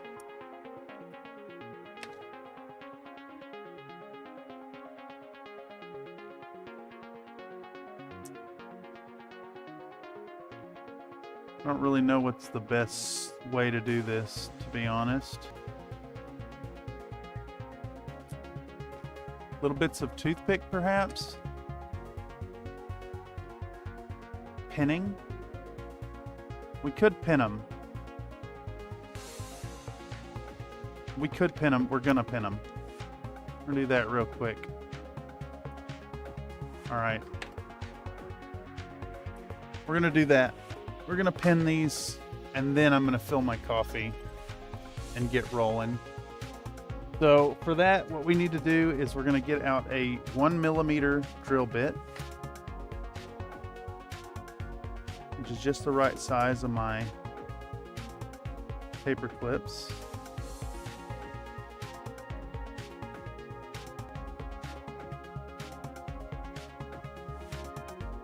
And we're gonna go to town on these cars here. Just get a pin in there. I'm gonna glue these like kind of flush to the chassis, which is a little unrealistic, but I don't care at this point, to be honest. I just want to get it together and have it looking good enough. And then we're gonna give it a nice simple all over paint job with the airbrush and submit our entry before the conclusion of the workday. And in fact, you know what? I think we're just gonna pin the one. We're gonna pin the wheels on the car that has the exposed undercarriage, and that's it. No need to worry about it on the other one. We'll just glue it together, and that'll be good enough. Good enough is good enough after all. Actually, shit, could I just glue these here like that and have it look fine? I think I could. We could just skip the pinning part. Yeah, we're just gonna skip the pinning part. So I'm gonna fill my coffee, and be right back. I do want another swig.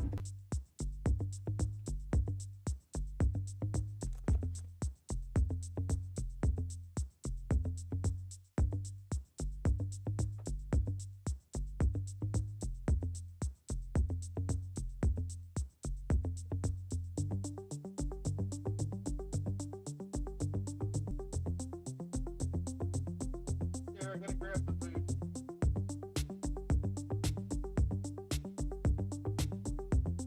Gotta grab my boot. My spray boot. Look, it's there it is.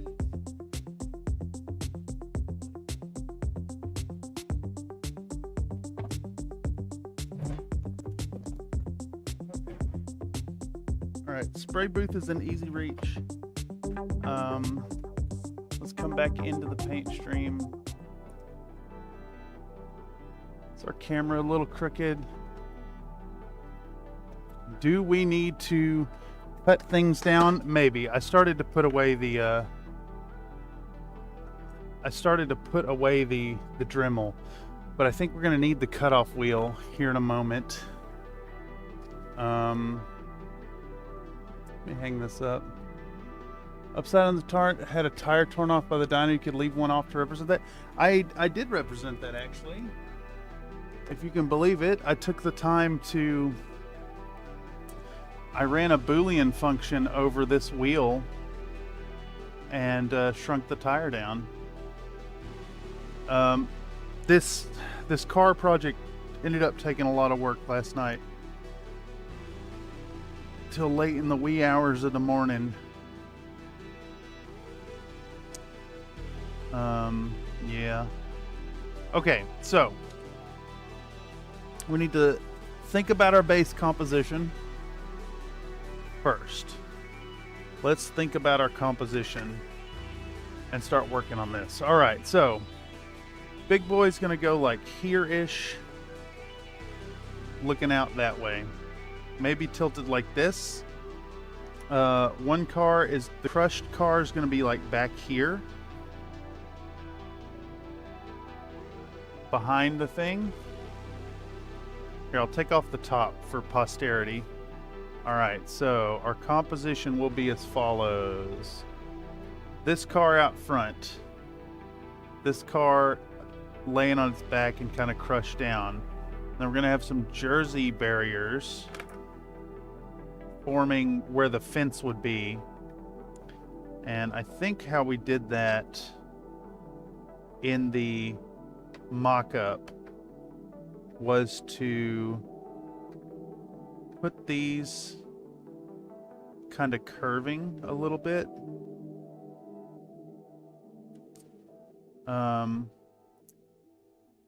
We can come out this way maybe. I think they don't really curve in the right direction. I'm gonna have to file this down a little bit. Let's do that real quick.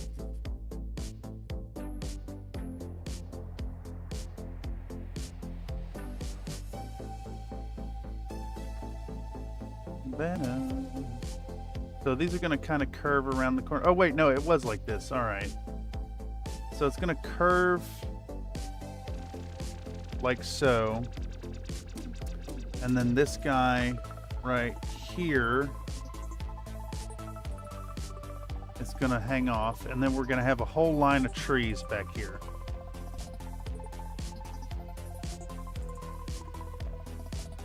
So it should have a nice composition. I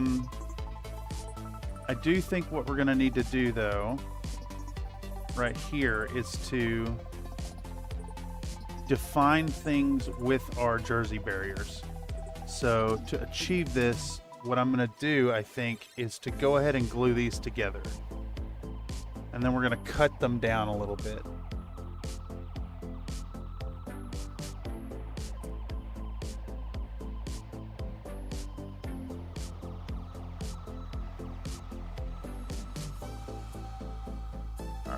Get some glue. Thank you, sticky lady. You are the best. And I'm actually just gonna fucking slob some down right there, because I need this to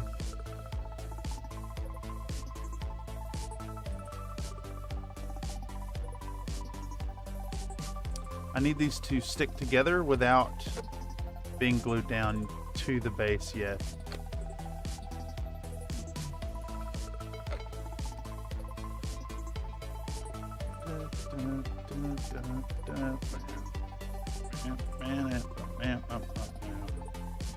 And we can actually build up some of the material on this back end, I think.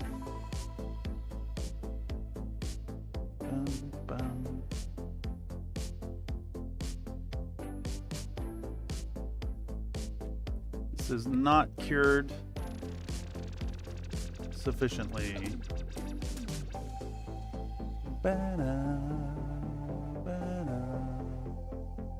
2 hours in. Lost so much time in this. It's fine though. Things are going to go really swiftly once we start spraying it. Alright. These are kind of adhered.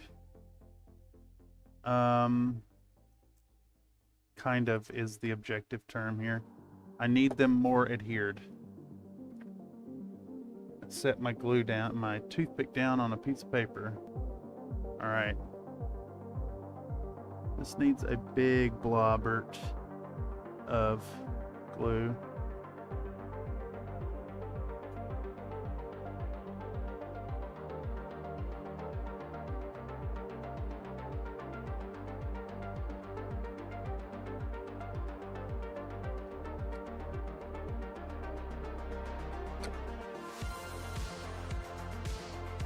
Okay, so what we need now is to move these for a moment. Make sure this is still like compositionally correct. Right there's fine. And I need a marker.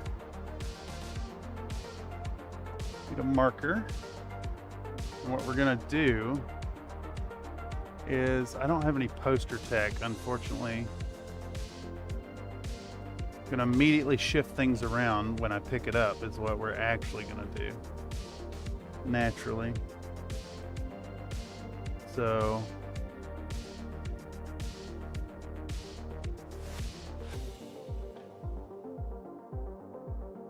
I'm gonna make cut marks on our thing here.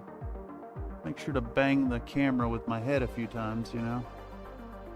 That's really important. Like, really, really important. Okay.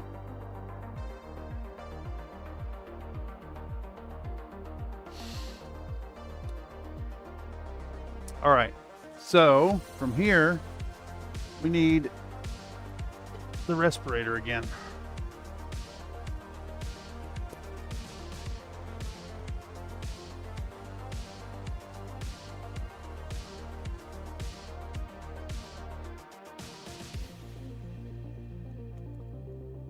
And with our respirator on,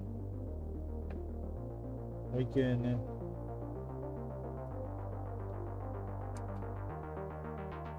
start cutting. I want to cover my coffee. Cover my coffee real quick. Surely I have something to cover this fucking coffee with. There we go. And we're gonna start cutting.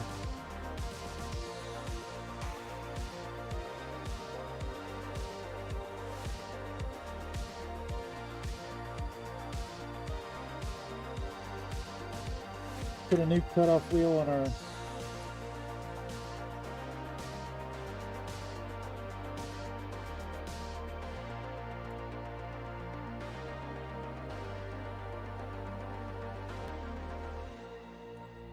get out a new cutoff wheel.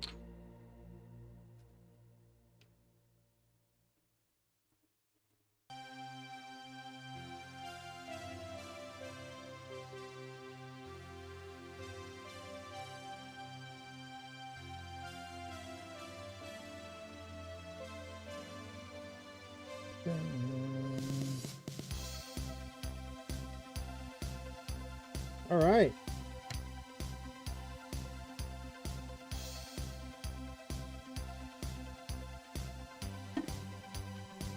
Let's start cutting.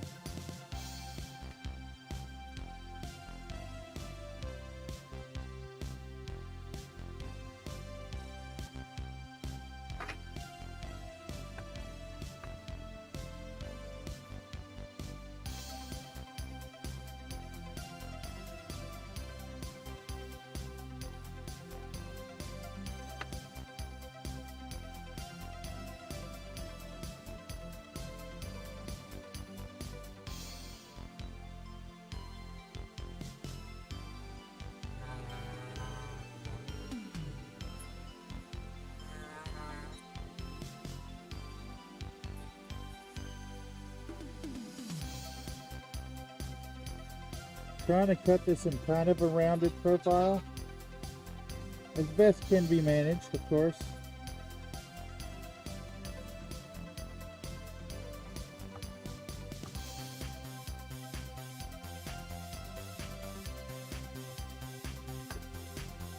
All right, cool.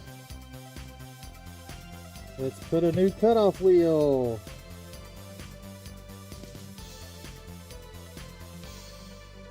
I should really prep a few of these.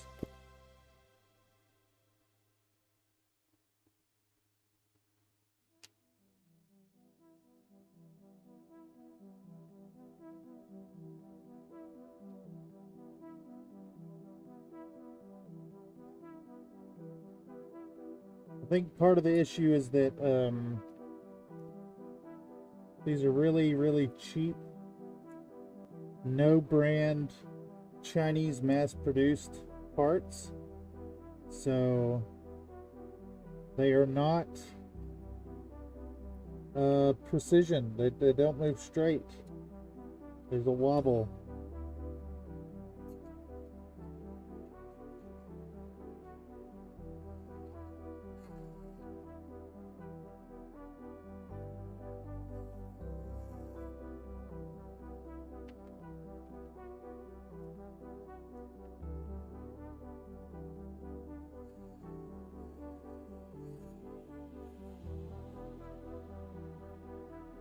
There we go. There's one. Let's get this second one.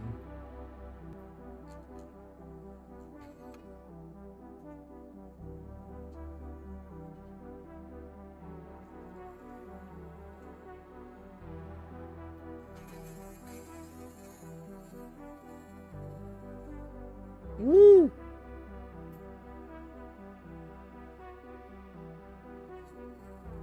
The dust. The dust.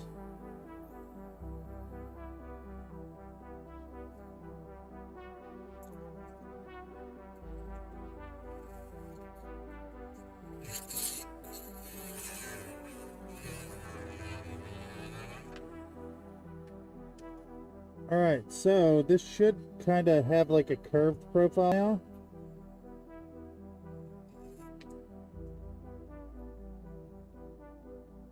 So we're gonna sand it now, I think, actually.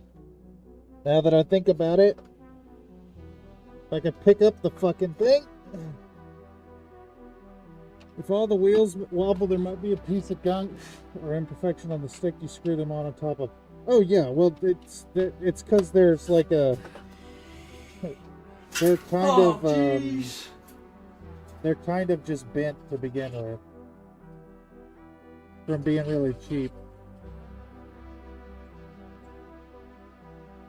Alright, now we're going to just sand it into a nice smooth curve.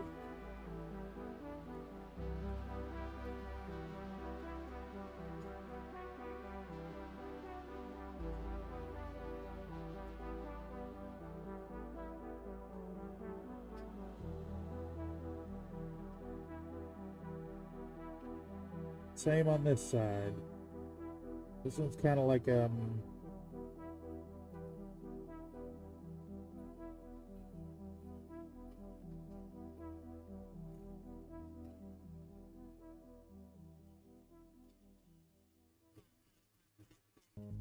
we go. Alright, now everything is positively fucking covered in resin dust. If you glue it to the base first, you can more easily match that curve. Yeah, I'll go ahead and do that. I'll go ahead and glue them down. I was gonna paint everything separate, but I think the jersey barriers will be fine. So let's get our boy back on the base. Let's rebuild our composition then. So truck here, and then we've got our jersey barriers back here. But this needs to be, I need as much room for those trees as possible.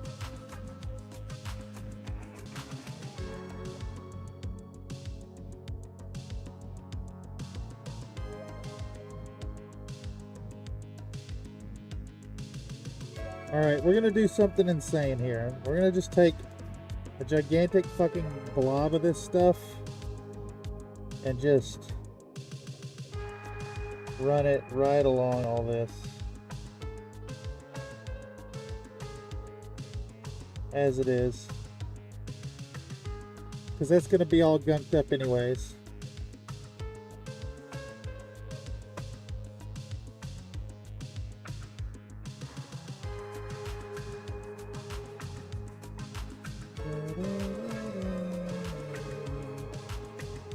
Take our toothpick And make sure to glue ourselves to the sticky lady yet again.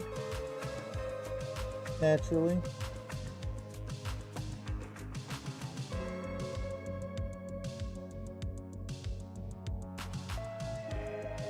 You know, it's pretty much there, honestly. Just about as it is. I'm quite pleased to see that.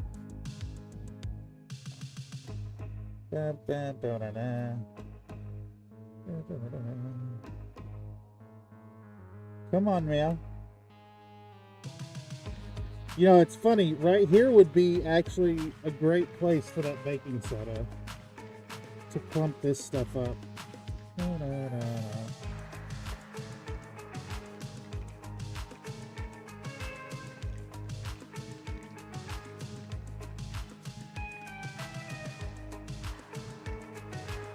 All right, get that a going.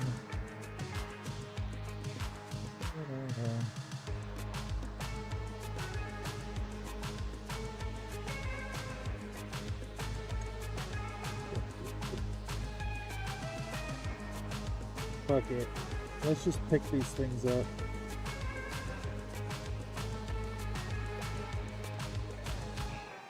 And glue them down like that.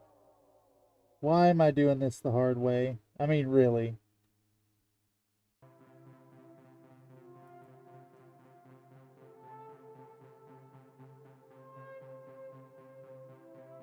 I need a gigantic surplus of glue here.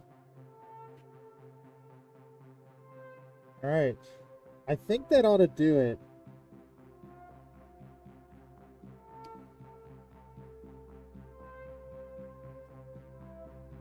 If you only hadn't spilled that baking soda now. Yeah, exactly. I could get a little more out.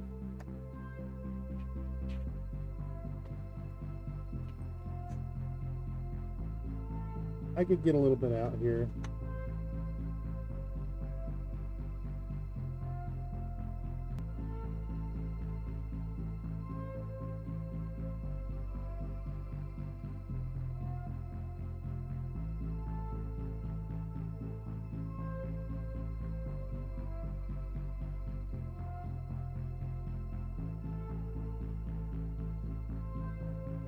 And this is going to match the texture anyways, because my my basing mud mixture uses baking soda anyways to get that like scale grit. All right.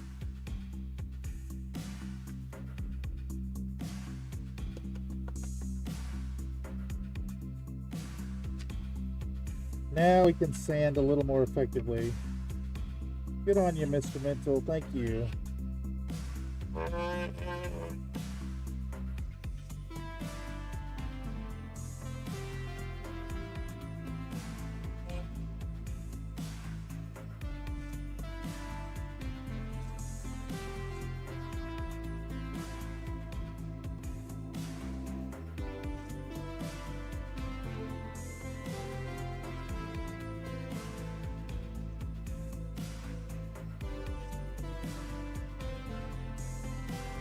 Same here.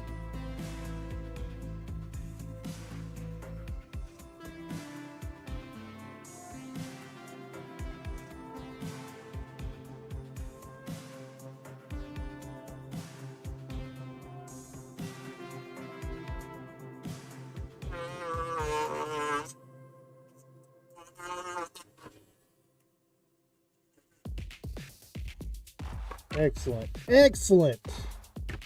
We're making hella progress. PVA also causes super glue to cure easily. Doesn't it do like can't you use that for like a nice sticky effect, like a gooey goo bob situation? All right, so now let's take. Okay, sticky lady. I need your help again.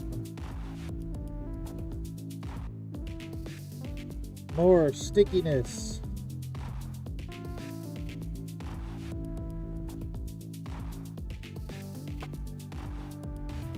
let's get these cars going on. And I think this corner is the broken tire, which I have lost. Nope, there it is. All right, so we're just gonna take our wheels and we're gonna stick them just right to the frame. Like, I know that doesn't make any sense, but hey, it is what it is. This is where we're at.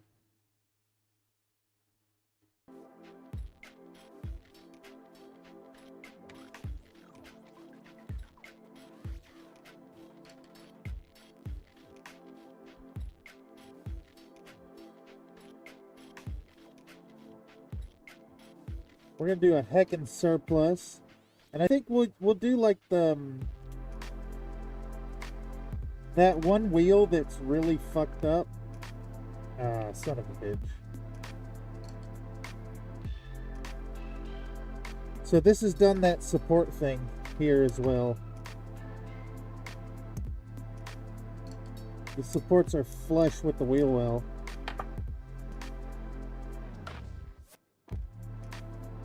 Alright, here we go. We're gonna do that same. We're gonna take that wheel that was like kind of fucked up, and we're gonna put it on the side with the busted wheel. Where is it at? Here it is.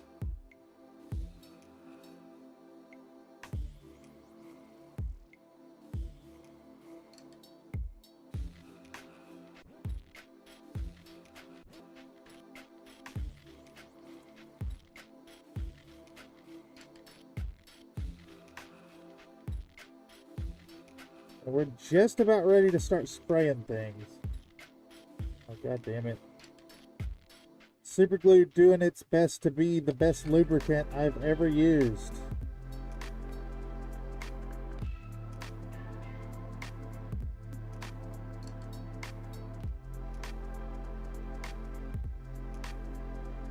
All right.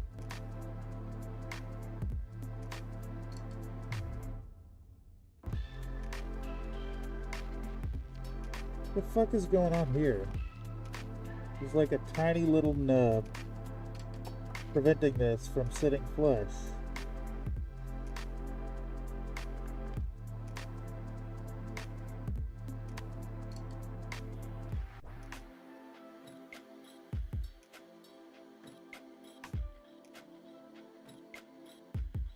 Okay, so that one's done.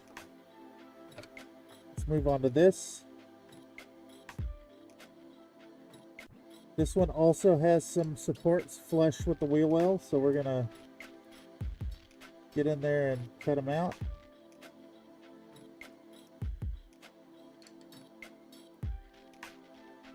Now, some of the problems with this car also arise from what I've had to do to them. There was no detail on the bottom at all. So I ended up having to smash the details from a different model into them and just put them together with a really janky Boolean function. And I gotta admit, that's why the Crater Cobras are not out today, y'all. I ended up, I spent my Thanksgiving on the phone with family and then working into the wee hours preparing the files for this build today. Oh my god, really? What the fuck? I glued a wheel to the desk.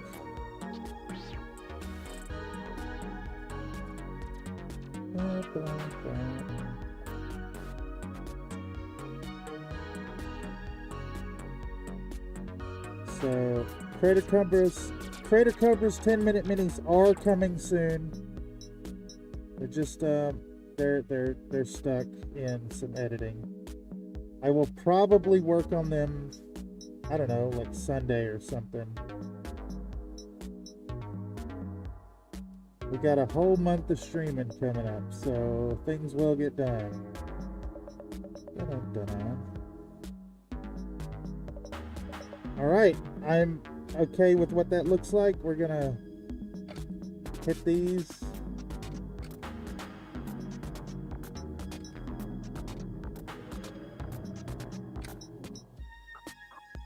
All right, now we gotta make a little room to spray. Makes cool slime puddles if you drizzle super glue and it pulls the PVA. Well, it takes a whole day for drying. Yeah.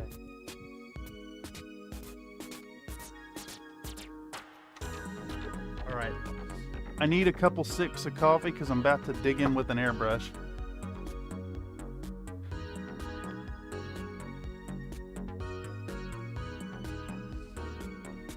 Okay, so 2.5 hours in, we are going to start working.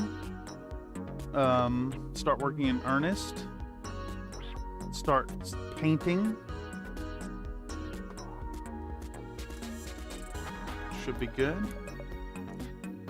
Probably going to be here for the next, I'm estimating like 6 hours, to be honest, y'all. So just to be clear, there is no expectation of y'all hanging out with me all day.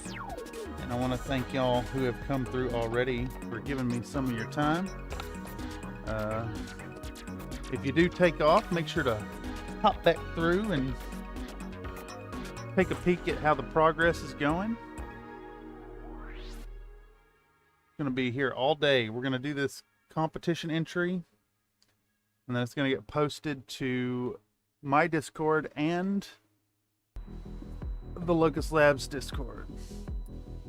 And actually, I want to take a second to apologize. It felt very strange for me to say my Discord. That is not what it is. It is your Discord.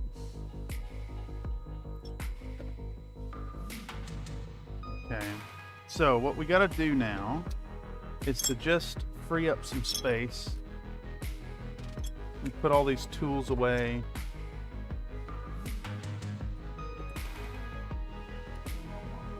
Pick up some of these napkins. All right, 2 feet, thank you for your work as always.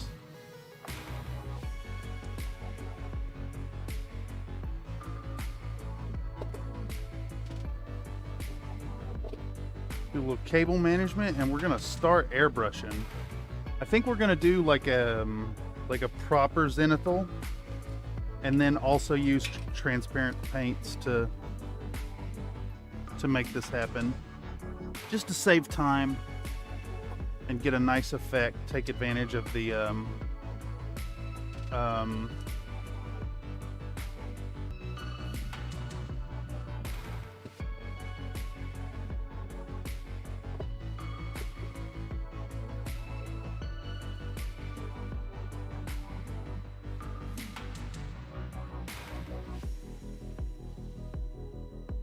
I don't even know what a T-Rex is supposed to look like.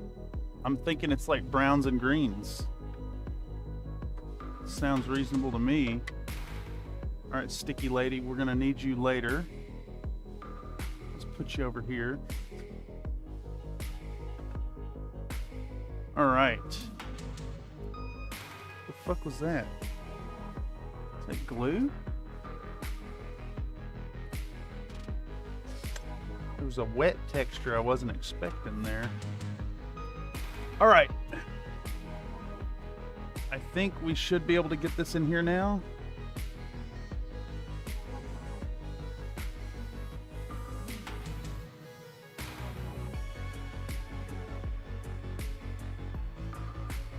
There's something preventing me from going back.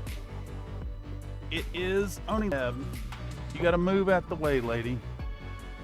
There we go. Airbrush.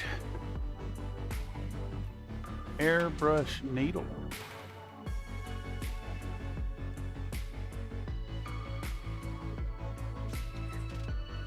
This already has a needle in it.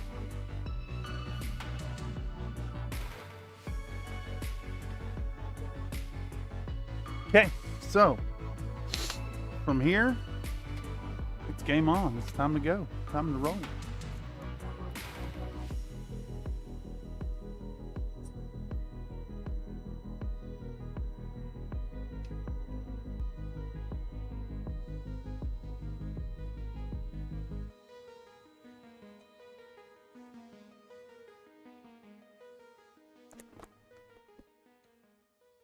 Alright, back in it. Let's get some gloves on.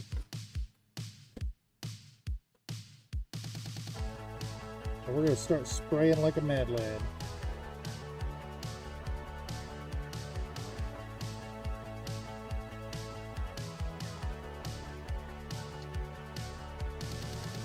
So we want... Where's my black primer? Black primer. We want white primer. Maybe. I don't know if we're going to use the white primer, if we're going to slap chop it.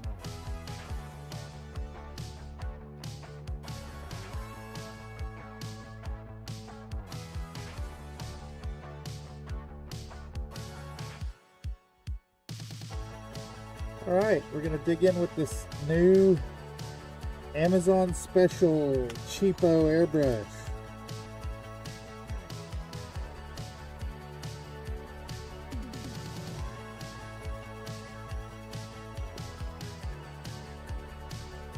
Watch another ad.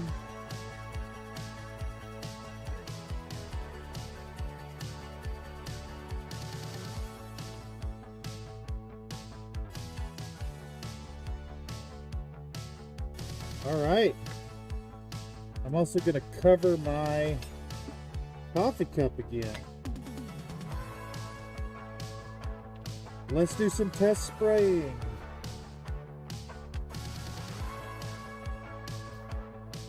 Oh yeah, here we go.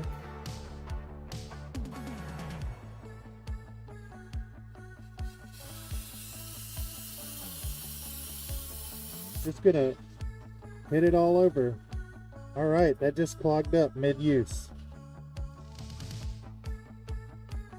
Why, dude? I think it's the stynylrez res itself. It just tends to clog from time to time.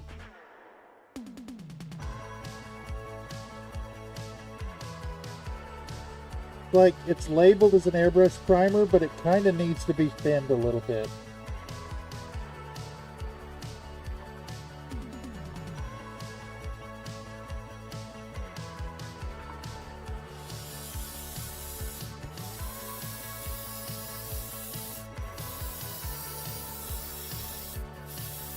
Alright. It is working though. Just want to point out that a $30 airbrush from Amazon works fine. Perfectly fine. Acceptable even.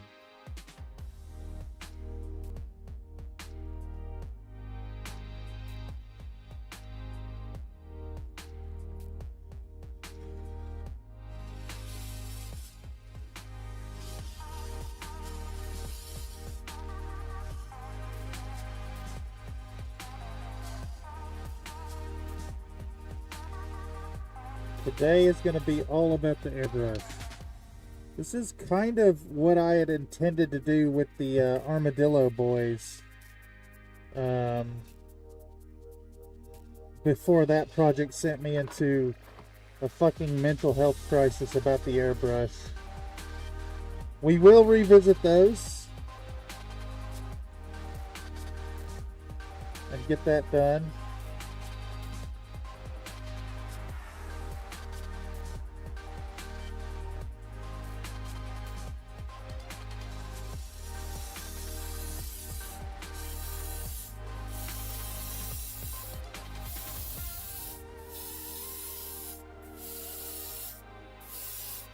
There's a support in that cannon.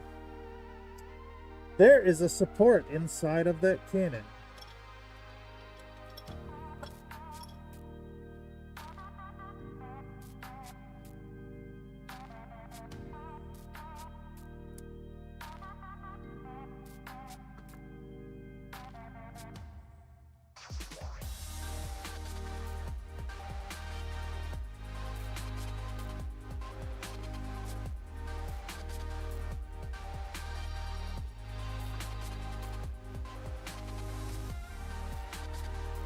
Alright. We move along. Ooh, man versus hobby corner. Yeah, dude. No kidding. I forgot I need to fill those holes. We're gonna fill these holes with mud. That's just how it's gonna be. And I think because these are bright green, they're gonna get a white prime. But we're gonna seal it first with a nice all-over coating of this stuff. First. Especially for the undercarriage.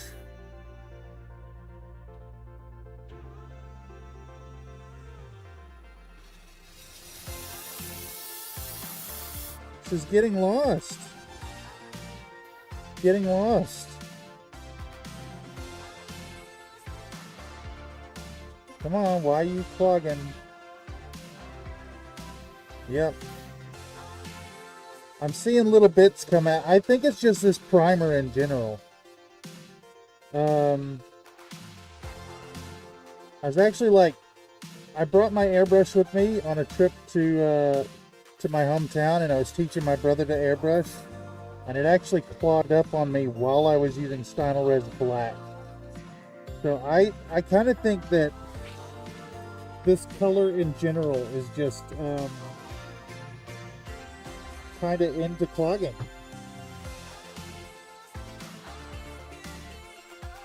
Alright, we're going to hit everything with a nice all over black treatment first.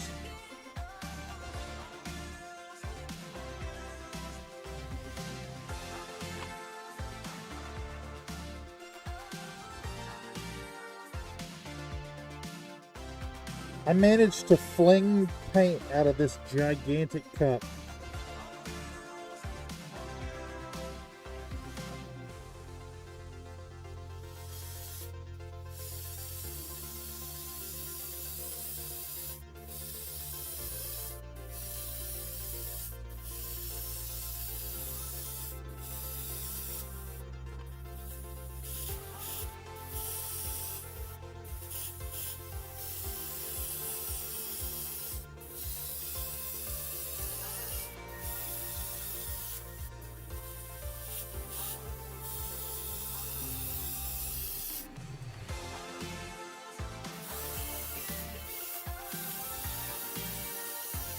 Alright, so my thought process here. Well, I guess is to break this airbrush down and take it apart and clean it now, because it is completely fucking clogged.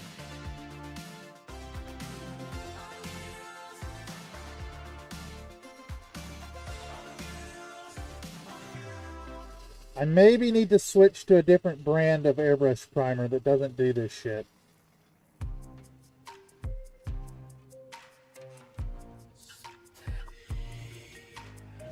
Oh, jeez.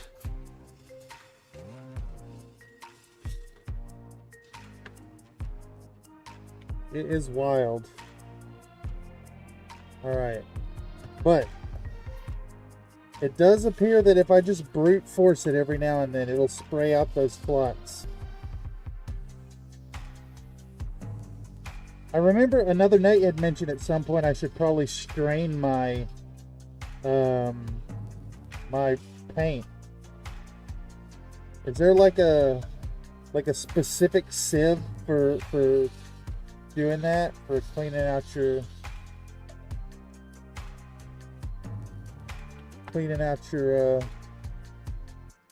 primers?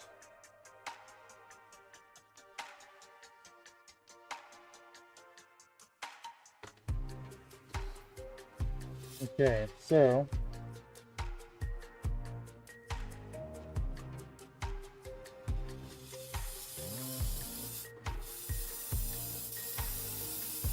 just going to get a nice black coat on these.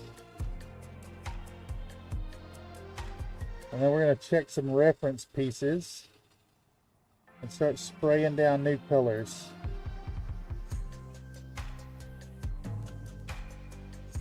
I'm going to paint as much of this with the airbrush as I can feasibly get away with.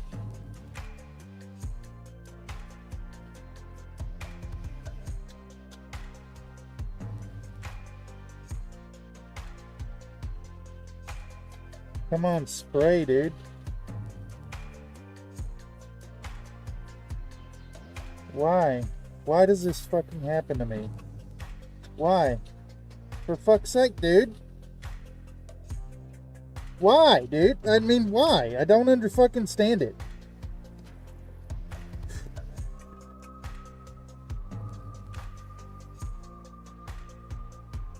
Everything's fine until you try to do it on stream and then it fails spectacularly.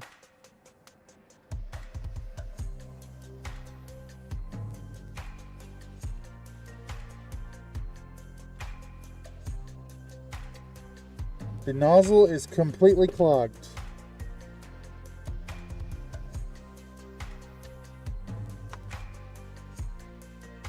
Alright. Everything comes to a screeching halt because I dared to fucking try to use an airbrush.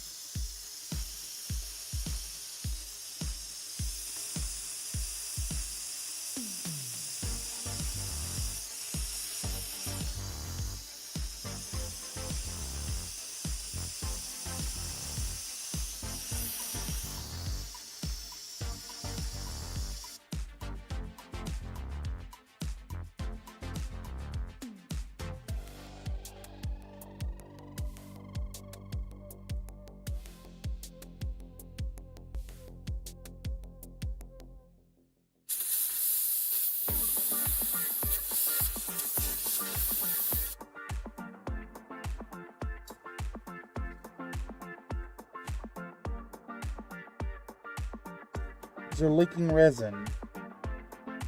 These are leaking resin. Same as the resin filter. Alright, I'm going to try something insane here. I'm going to try to spray alcohol through this model. Oh yeah, I forgot, it's completely fucking clogged.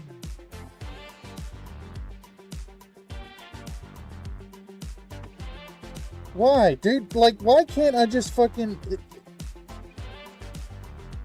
Stream's about to end, y'all.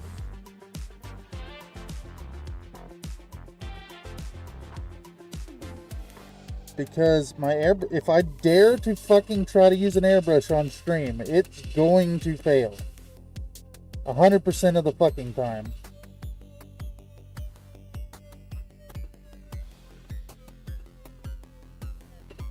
This is a clean airbrush, mind you. This is a fucking clean airbrush. Not a dirty airbrush problem. This is literally a brand new fucking airbrush.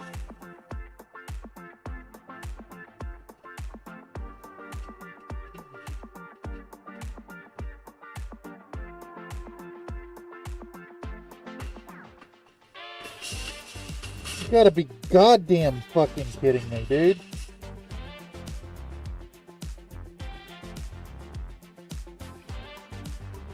Alright, I guess spraying enough alcohol through it has released the clog. Maybe. It's this fucking paint. It's gotta be the paint.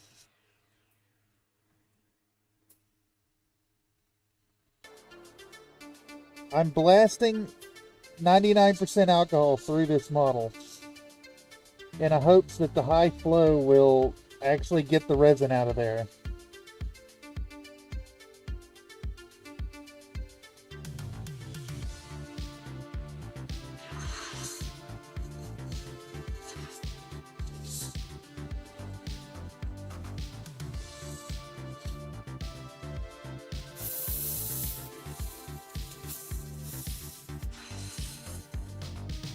Let's give the other one the same treatment. It does look like the alcohol has freed the clog though. I hope at least. It's definitely exhausting.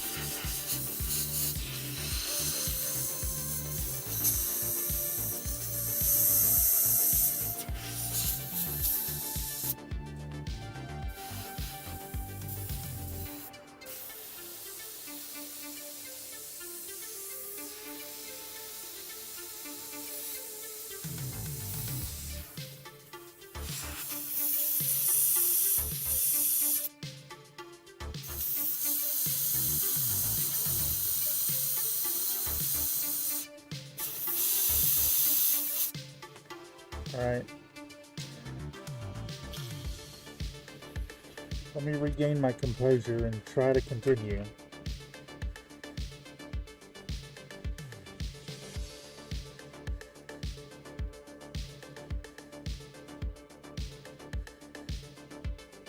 I gotta admit, my enthusiasm is basically gone.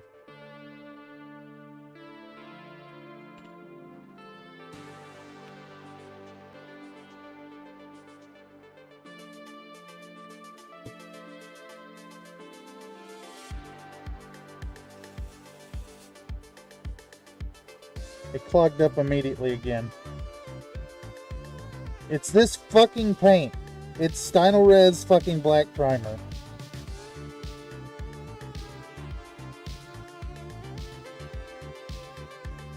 Immediately clogged it. It immediately fucking clogged it. Not clogged. It's spraying. Is fine. Put Stynylrez in it. Fucking clogged. Immediately. It's a shit garbage fucking paint.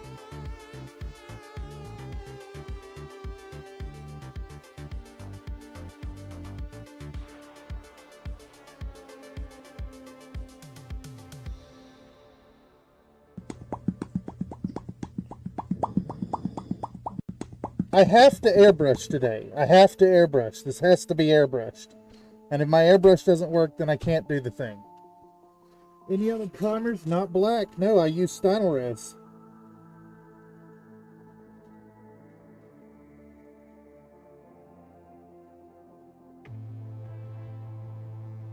The problem is every single layer is airbrushed today. And the exact same fucking thing is happening that happened during the Armadillo stream, is that because I'm trying to fucking stream this, it doesn't work. It's not gonna work. It's going to defy me at every step of the way.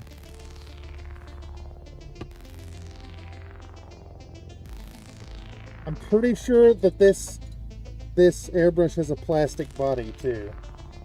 So the acetone may be a fucking problem.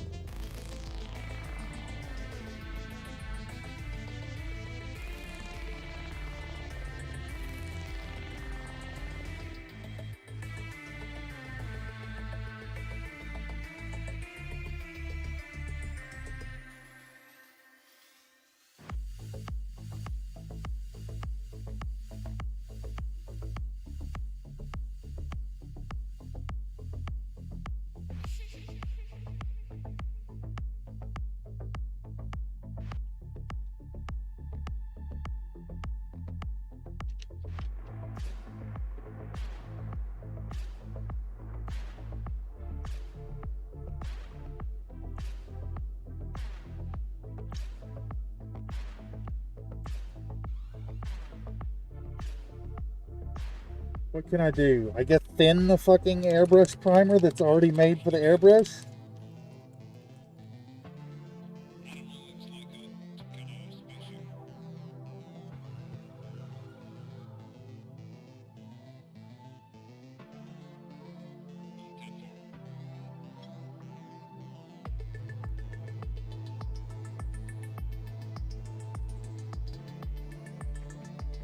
Everything's fun and games until you get out the airbrush, and then it's not fun anymore.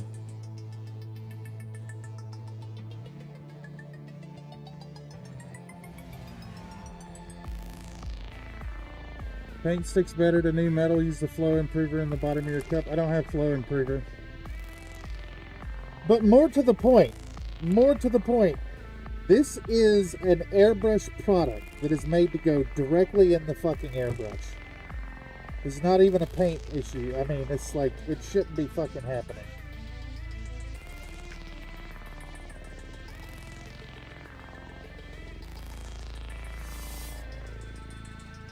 God fucking damn it.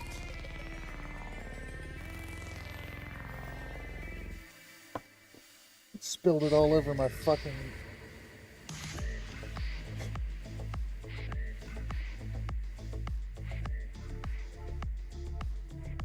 How? How is it fucking... Why?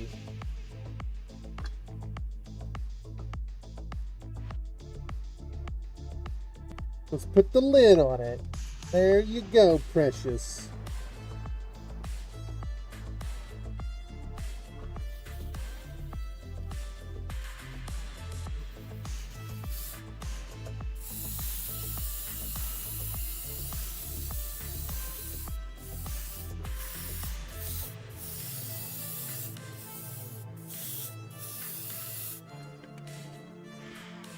Still trying to clog.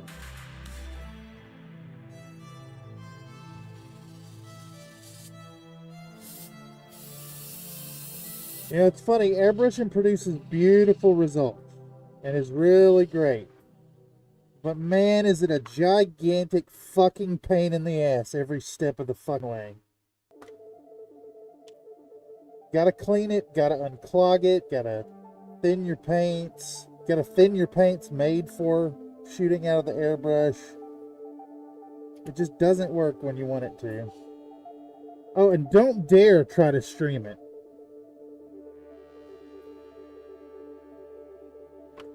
Yeah, but like 3/4 paints, 1/4 thinner, and it's like it's a primer made to go in an airbrush. It should already be shooting out of an airbrush. Dude, the thinned paint is clogging. This is a new fucking airbrush. Like literally out of the package new.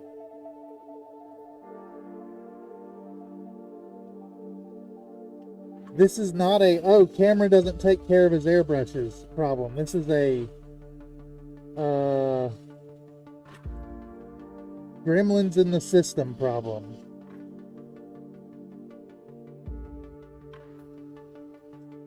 Now, I almost bet you once I switch over to spraying speed paints or something that's not meant to go out of the airbrush, it's going to be fine.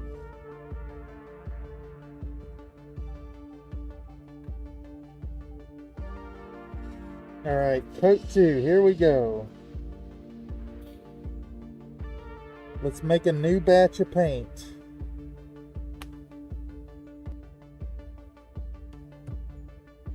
Fucking hell. I apologize for my lack of enthusiasm here, y'all. I'm not going anywhere. I'm not going to shut down the stream, but boy, oh boy, oh boy. At least to get through the primer, the whole thing, the whole project is airbrush. The whole project, every step of the way is airbrush. So, like, I'm telling you, this is... I think I've discovered our problem. Check out that fucking film that came out of my airbrush primer. I don't have that in camera. I don't know where the camera is. There's a giant fucking acrylic booger inside this container. Alright. Maybe this is a don't buy your primer from Amazon problem. Because it is like partially cured and has been sitting on a shelf for 6 years. In a warehouse somewhere. Yep.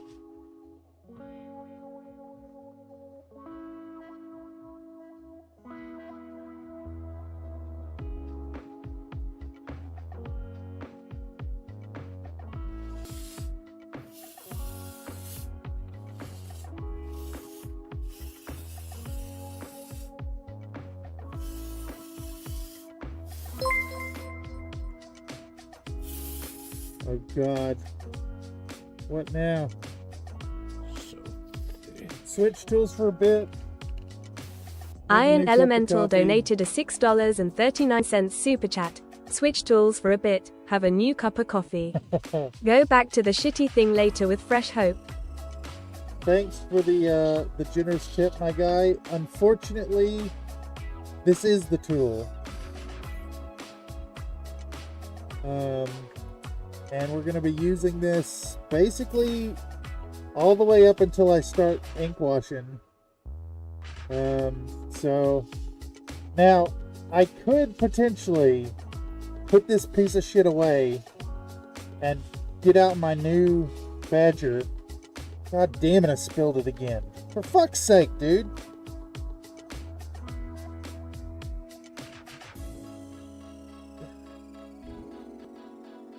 I do have a Badger, a brand new Badger like I used to. I spilled it again. You gotta be fucking kidding me with this spilling Jesus Christ, you move your hand a little too fast and fucking paint goes everywhere.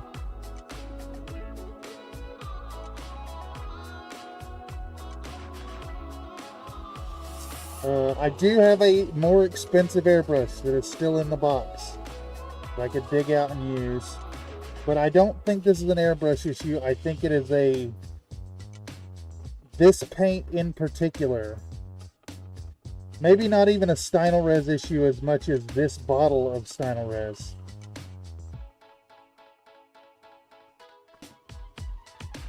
Because whatever these little clogs that keep happening seem to blow themselves free. If I just shoot enough air through it, it blasts out a little piece on my hand. And then keeps spraying. You switch out a few airbrush steps for stippling or eye brushing if it keeps on fighting you. Yeah, but then I'm going to be here till, 2 in the morning.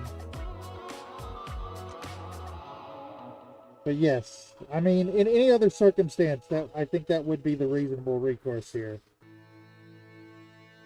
I'm hoping what's going to happen is when I switch off of this black paint, then it won't be so bad anymore. That like actually using paints will start to have better results.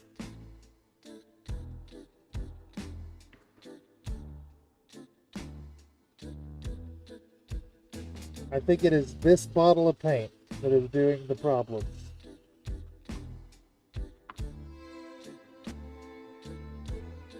Alright, let's mix up a new batch.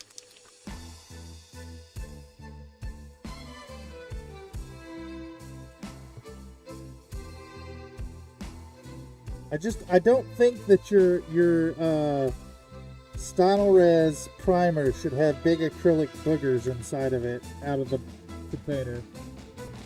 Alright.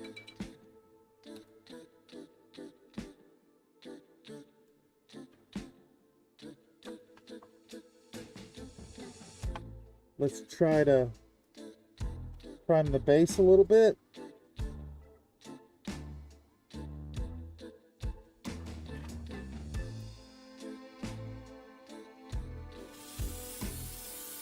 It's actually not super important to paint the base as much as it is the jersey barricades.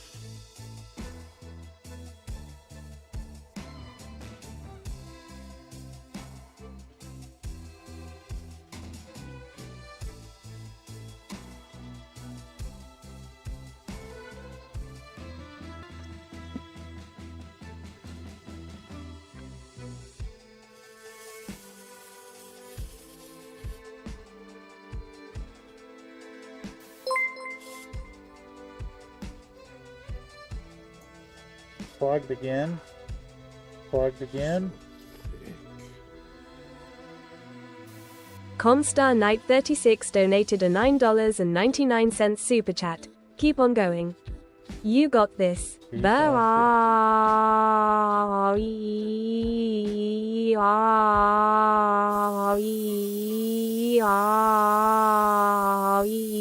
www.www.www.ert.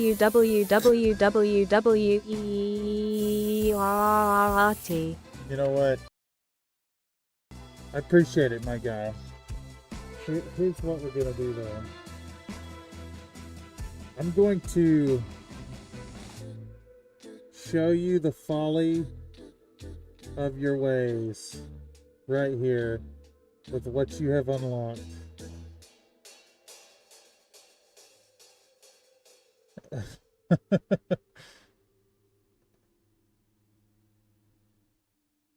And just explore the depths of what one can do for $2 right here. I bet it makes me log in again. Yep, here it comes.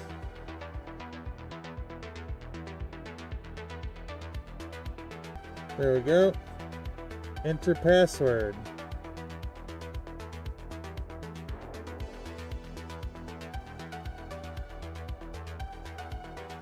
Verify.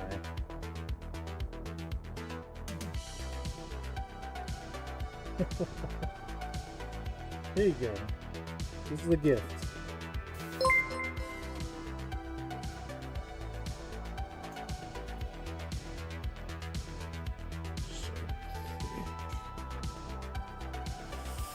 Country Fried Minis donated a $2 super chat.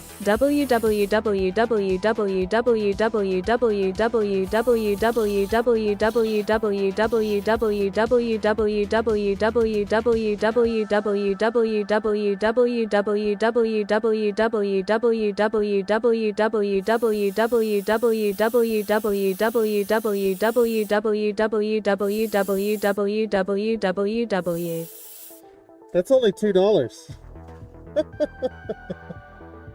Holy shit, dude. Fucking W's. You've unlocked something altogether horrific, Mr. Comstar.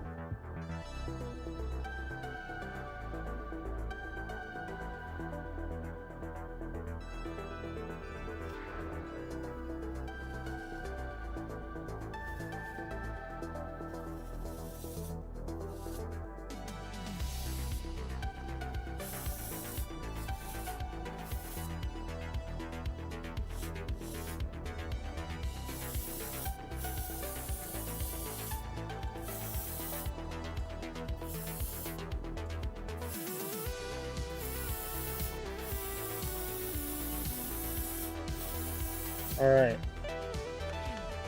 Can we do another pass on these cars yet? They're still like leaking resiny bullshit out of the tips.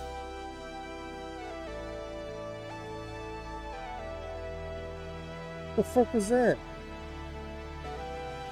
Hey, Windows just gave me a notification, even though I have notifications disabled.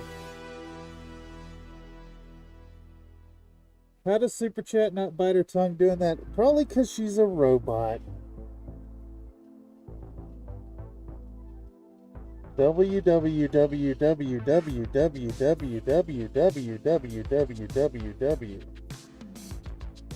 Okay. Alright. So I think we can at least be done with the black for now. And see if our other colors are a little better. So let's give this a good clean. Let's give this a good clean. And hopefully our white will go a little smoother.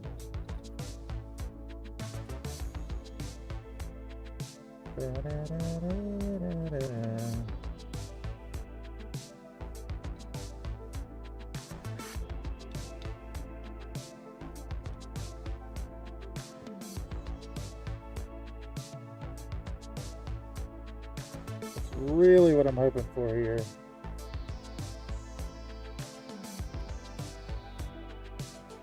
But I think our white may be... Our white may also be like in a really shitty state. Yeah, look at that. Right out the bottle. It's got acrylic boogers. I honestly think there's a supplier out there. Oh yeah, I feel it.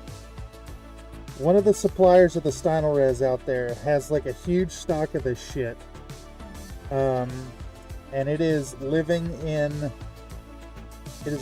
warehouses. Is living in warehouses and is extremely settled out. Filter it. I don't have a filter. I have nothing to filter it with.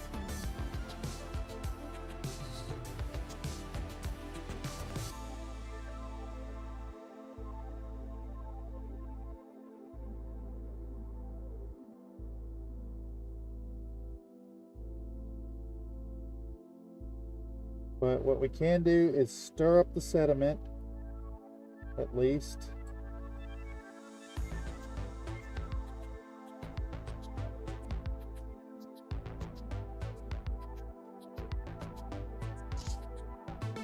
And we can throw a stir ball in it. Give it a good shake. Caveat emptor.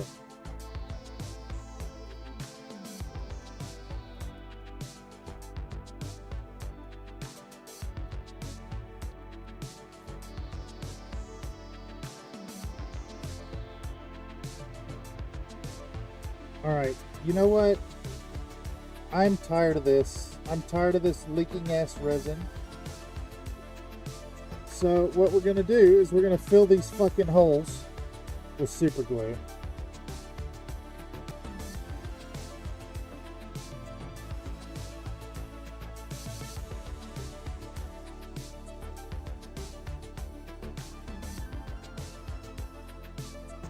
I just do not understand why the resin inside of this will not clean out. No matter how much fucking alcohol you run through there. I guess because it's on the inside and you can't cure it. Alright. These are going to be covered with mud anyways. So I'm okay with that. However, if they keep leaking resin, then the paint will never cure in that spot. It'll always be a fucking blobby mess with resin leaching into it. So we need to do something about that now.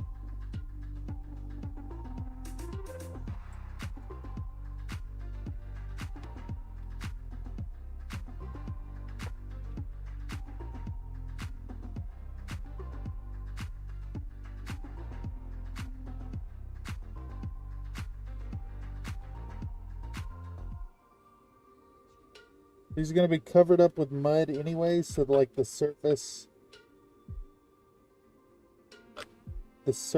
roughness is fine.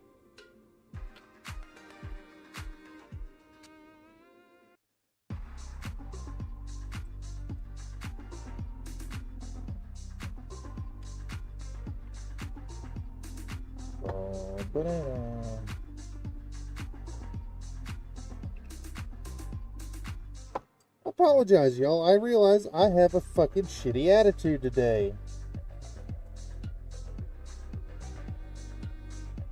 And that's not becoming of a young lady.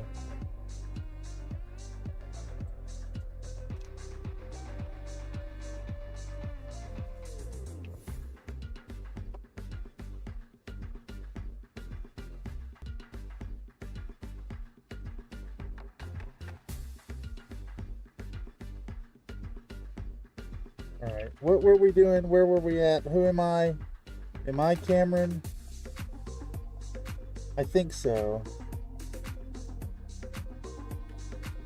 We're gonna spray some white through this fucking thing and see if it works. Send you an e-hug. Was it a babink?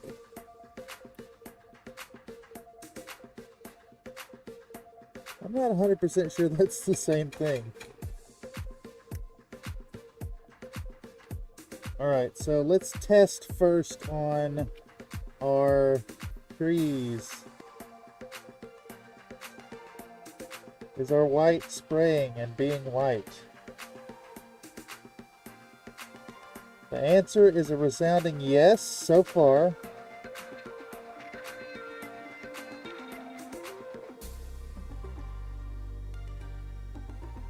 Nope, it's doing the same bullshit.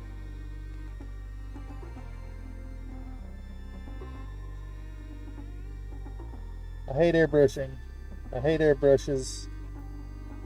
You're a fucking complete asshole. Airbrush, you fucking piece of shit. Why? Why can't you just work? Why has it got to be this way?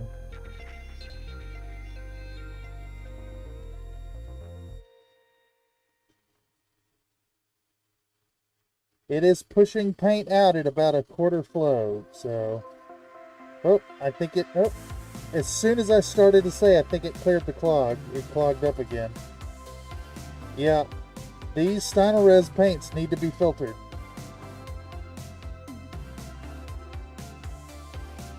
I also realized that the camera's like pointed way up here for some reason instead of where I'm working. So let's try to fix that. Is this actually where I'm at? I still have to get all the way up here before you can see it. Oh, it's clogged again. It is clogged again. Come on, you piece of fucking shit.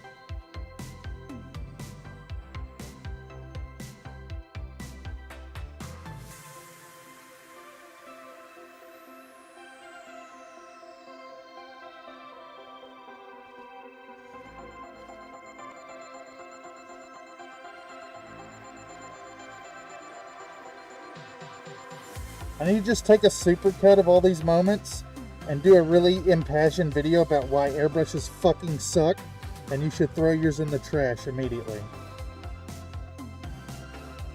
It's abso-fucking-lutely ridiculous. Is it literally going to be every goddamn color?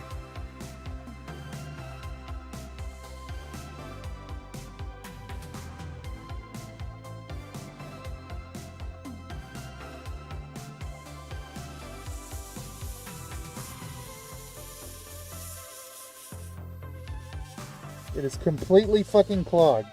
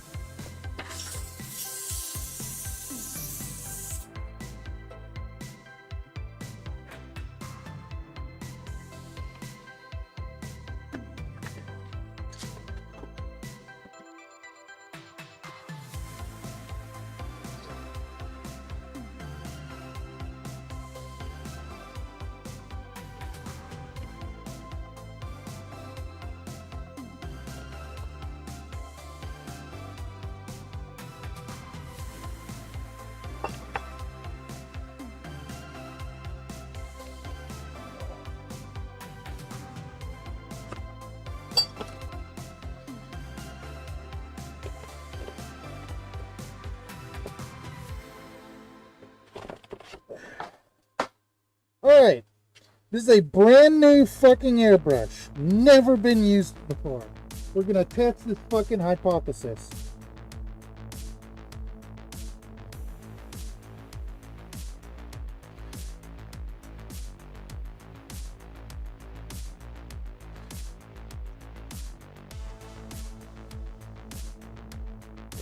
Why won't you open? Why won't you goddamn open?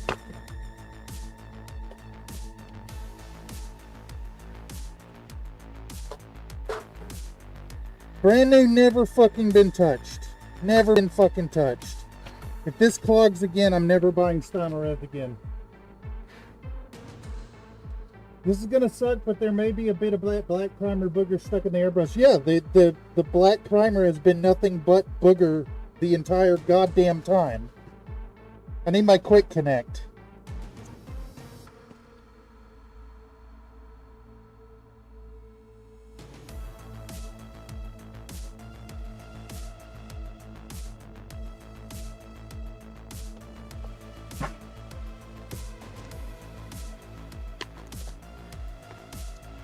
The Steinerez is nothing but booger. It's not even paint, it's just booger. The whole goddamn time.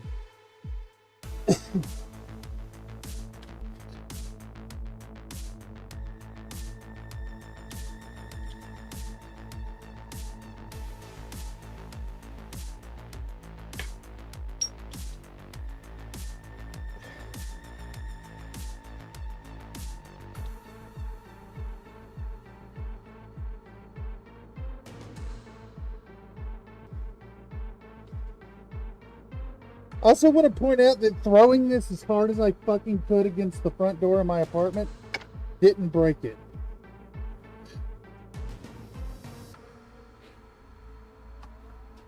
Now where's that bag of airbrush part?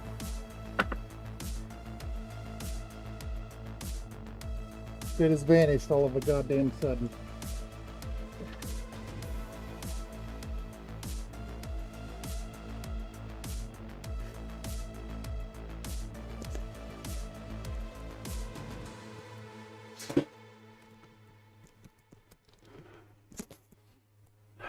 There's a bag of airbrush parts that should be right here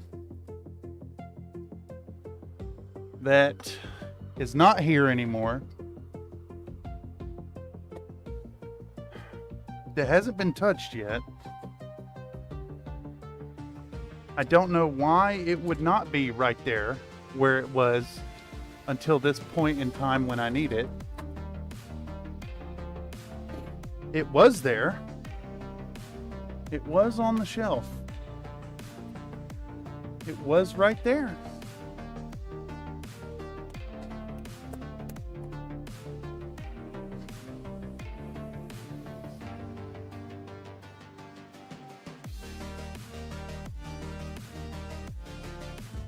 guess it decided to just, relocate itself somewhere in the apartment.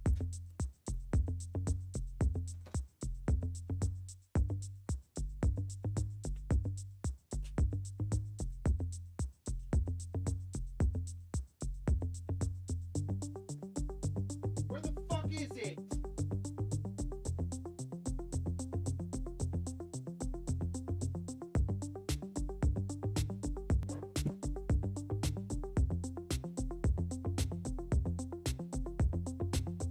For fuck's sake, it was right here. It was right here. Why is it not right here? Where the fuck? Why is it not where I put it? Specifically for this fucking purpose. Why? Where? I don't fucking understand.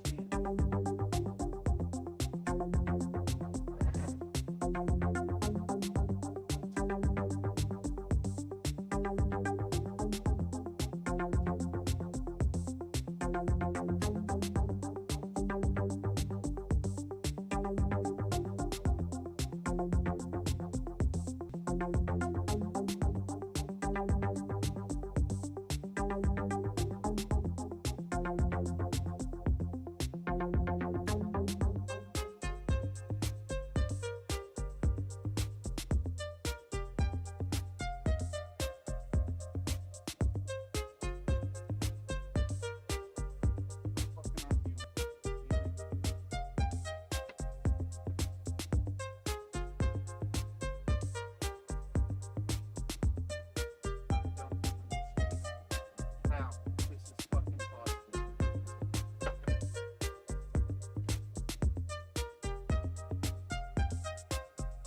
Why is it?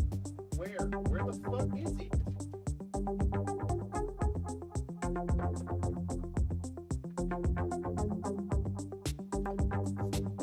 All right, so update. When I broke my airbrush, I put the parts in a baggie, and I set that baggie up on the shelf where my airbrush parts live. It is not there. I have not touched it since. Not at all. It is not there.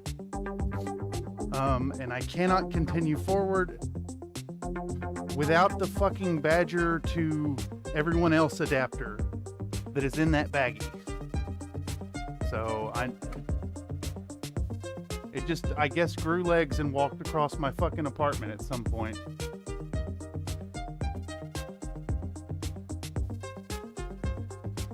I haven't touched it.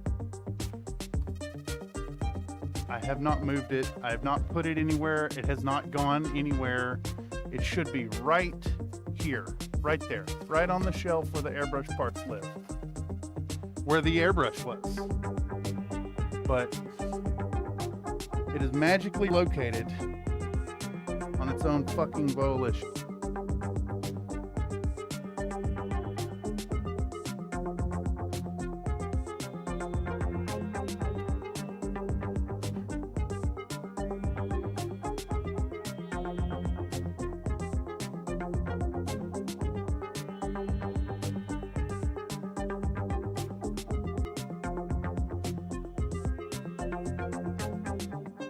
I want to point out that the last time I tried to stream airbrushing on camera, it broke my fucking spirit and I stopped streaming for like fucking 2 months.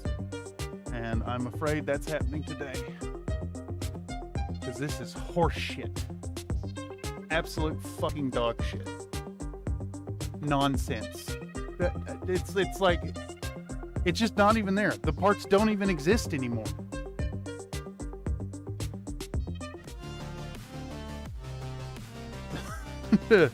It's a savage goddamn mockery is what it is.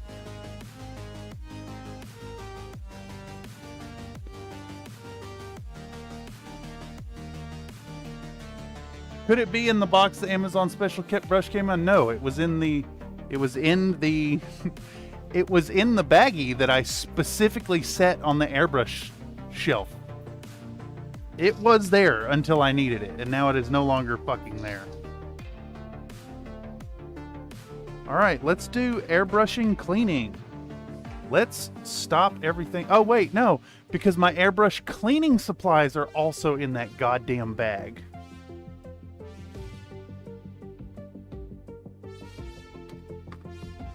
which is just vanish off the face of the fucking earth. You know, just because I need it right now. Let's just start fucking dismantling everything until I find it.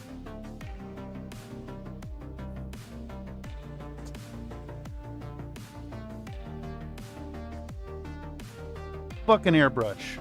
Fucking absolutely fucking fuck an airbrush.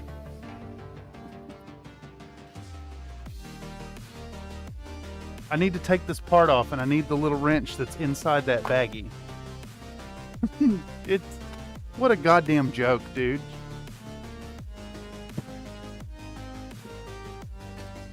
All right, let's move everything so I can move the other things, and we'll start taking apart, methodically breaking down the entire workplace. Somehow, maybe it's behind this thing. Even though I didn't put it there.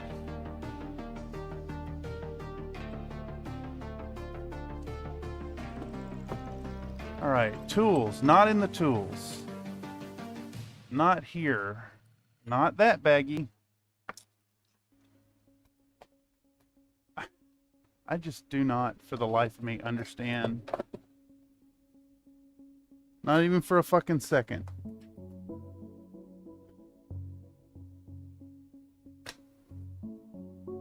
Rattle can? Well, if I do rattle cans, I need like 15 different colors of rattle can, because the whole thing is being painted with an airbrush. It was the whole point of doing this. Airbrush it, and then airbrush it brown, and airbrush it green, and airbrush the light green, and then airbrush this and that and this and that. But you know, because I dared to test fate with airbrushing on stream. All right, none of those. It's not any of those. It's not on the shelf where the airbrushes live. There's the airbrush that I can't use because the adapter that is stuck to the body. It is not in this. Nope, I think that's the stream, y'all. I think that's it. I think it just fucking ended. I don't even want to paint this goddamn thing at this point.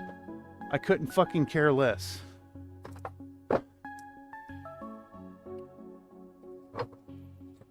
I'm beyond livid.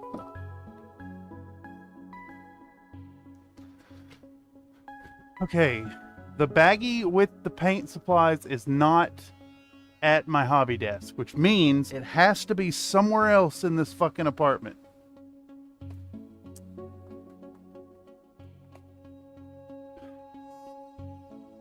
All right, I'm gonna take a 5. I'm gonna take a fucking 5.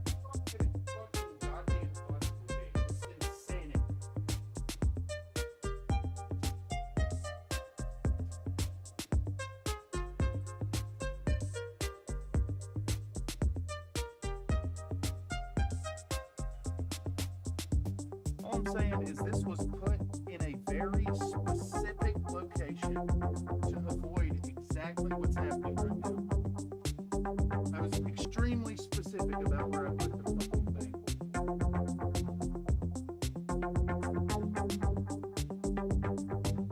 And it's like it doesn't even exist.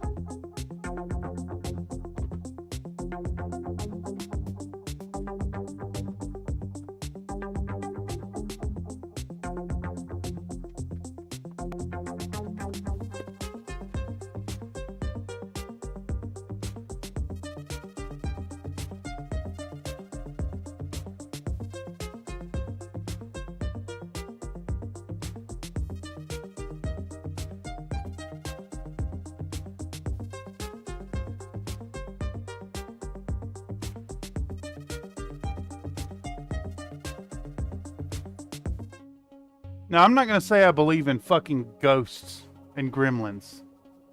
This was sitting on my fucking bed.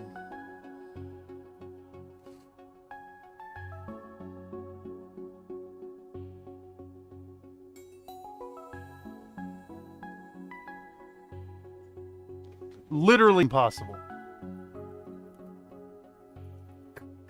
I did not throw this. So the things I threw were a stack of fucking cardboard. This is heavy. This is a nice heavy chunk of metal. This goddamn thing just manifested on my fucking bed. Cool down push-ups? Fuck push-ups. Give me more. I mean, I'm going to continue streaming because I need to get this done. Because I have to get this done. But I couldn't fucking care less. I hate this project.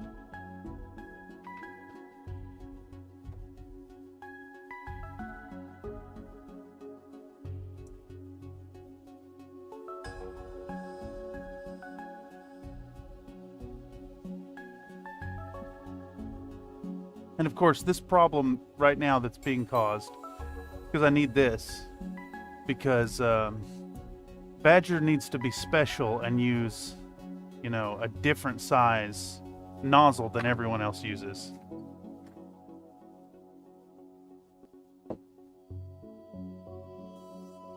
You did hear a strange banging noise earlier. Yeah, I did indeed.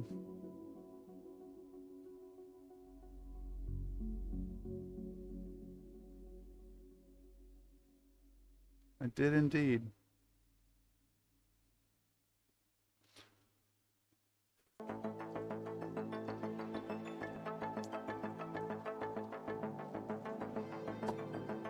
Welcome to the paint stream where watch a man lose his fucking mind and his cool at the same time.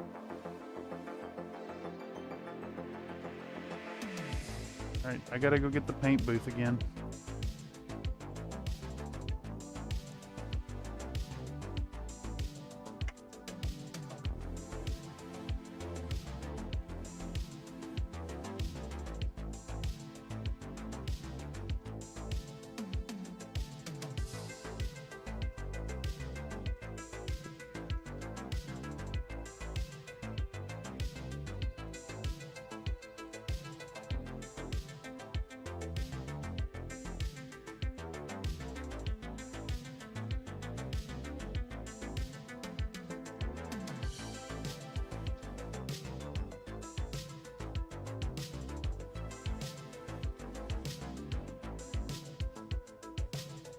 Might see it next to where the equestrian paint job. No, those live right here on the floor.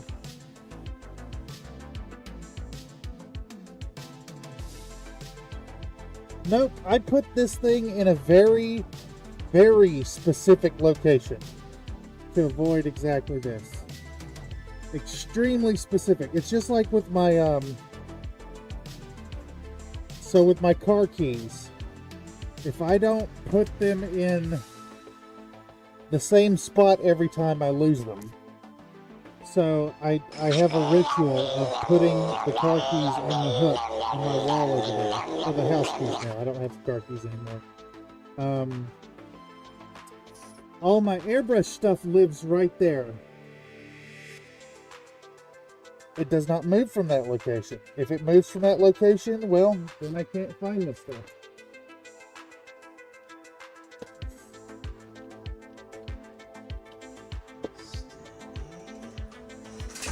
Oh, jeez.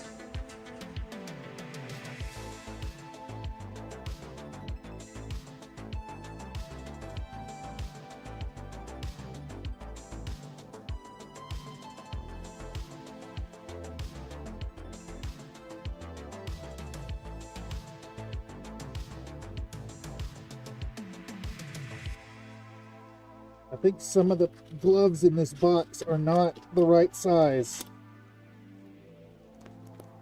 That was very tight on my hand. Alright. This is a fresh out of the fucking box, brand new fucking airbrush. The cream, yeah. The cream of the crop. And there is no It has one never that been does used. it better. It has never been used.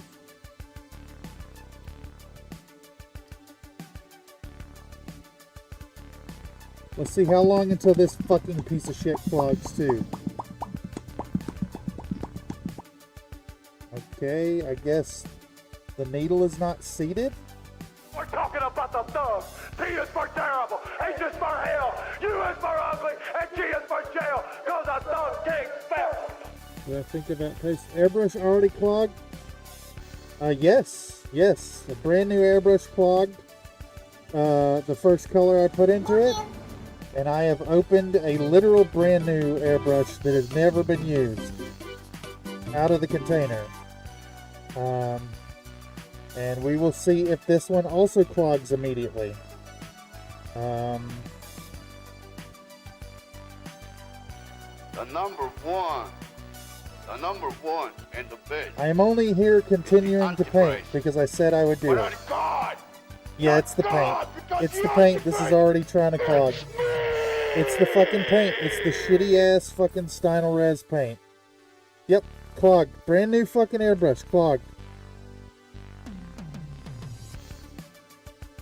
Do not buy paint from Amazon.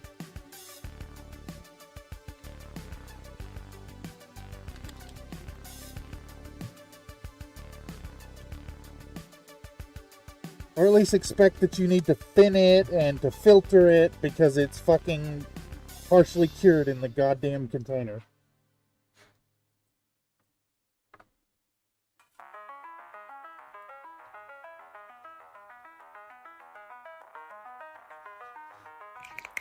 Clogged. It's already fucking clogged. Already clogged.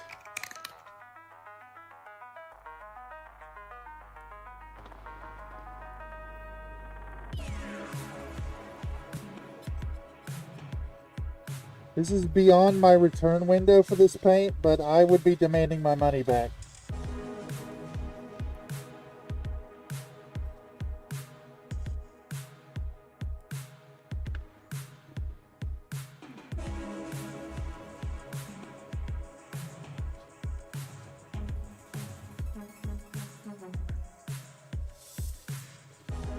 This shit is too expensive to be so shitty.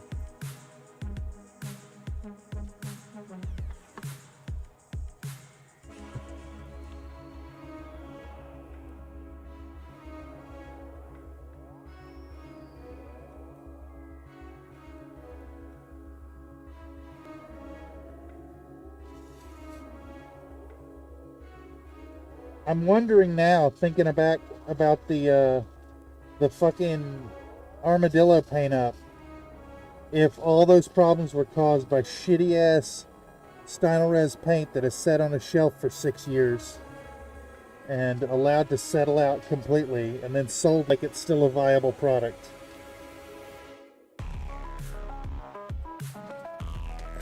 And you know, I wonder if there is a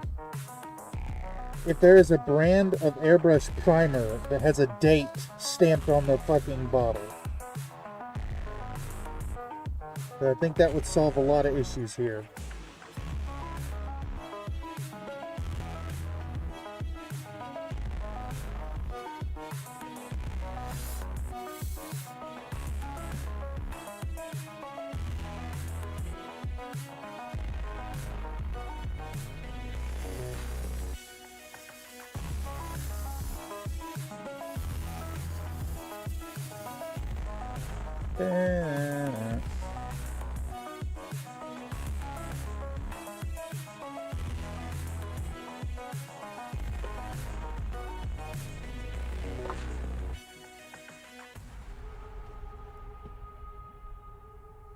.28mm-ish road scene. No, it's a 15mm scale Black Marauder. Painted to look like the T-Rex from Jurassic Park.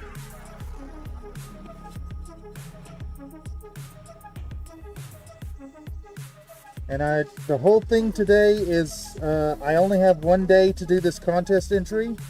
So I need to paint the whole thing with the airbrush as much as I can get away with it. And just blast color onto it, get the patterning, use transparent paints, magic with washing, a little dry brushing towards the end.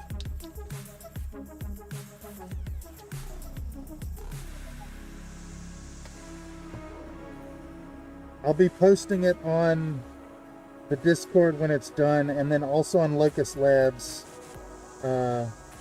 Discord, if I can manage it.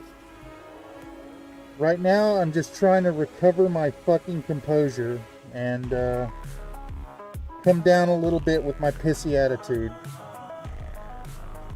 Alright, so this is probably like, she's gonna sit like this, so the hips, I think, will still need to stay mostly black.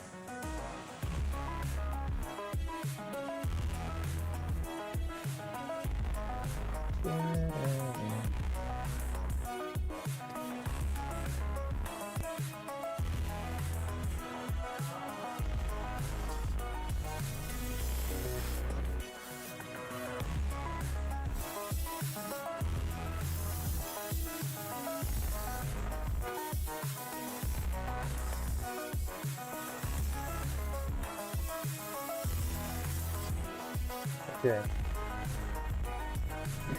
I think we can stop using the Stynylrez at this point and move on to, like, you know, colors that aren't fucking completely clogged up and full of acrylic boogers.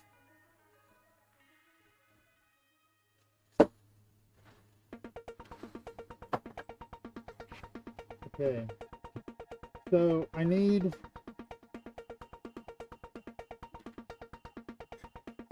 to think about what we're doing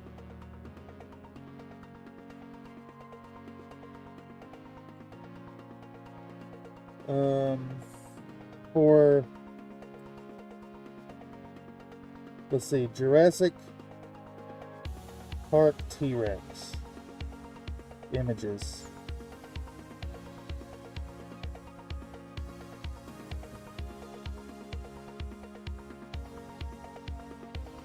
Okay, so she's kind of got like a gray green tan kind of thing going on.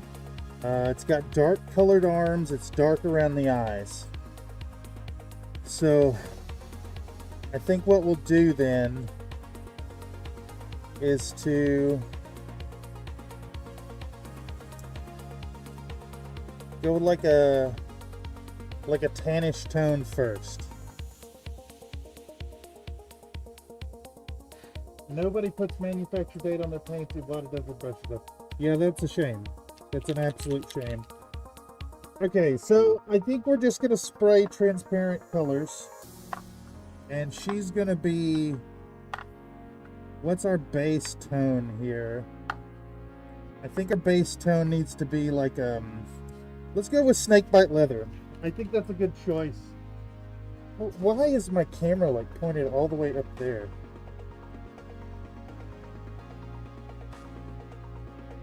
Okay.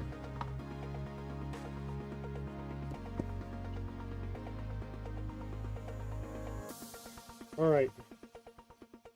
Let's get out a fresh toothpick. Let's get a fresh toothpick. No, it's not snakebite leather. It's the other one. It is Nasdrug yellow.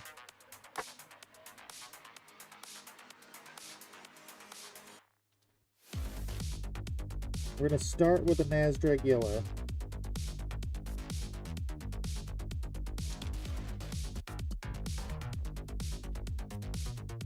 And start shooting some transparent paints through it. And if y'all have never airbrushed with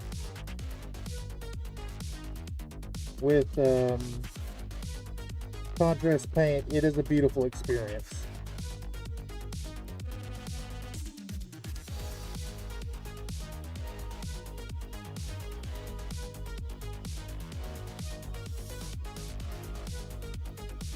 So anytime you do get a working airbrush and can shoot transparent colors through it, it preserves fully your applied zenithals.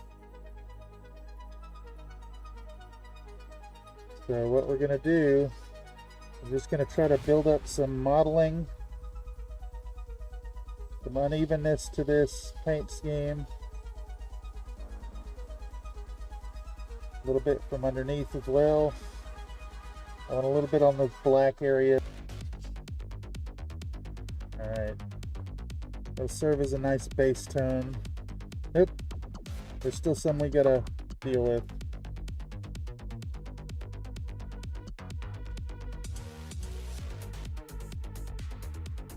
Yeah, I gotta cut corners today. As many as possible. Okay. I still gotta get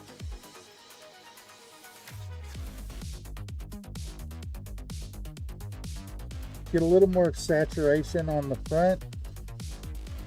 Try to get a nice even coat of this stuff. You know, it's funny, I can see in the finish that there's like a ton of little specks of nonsense.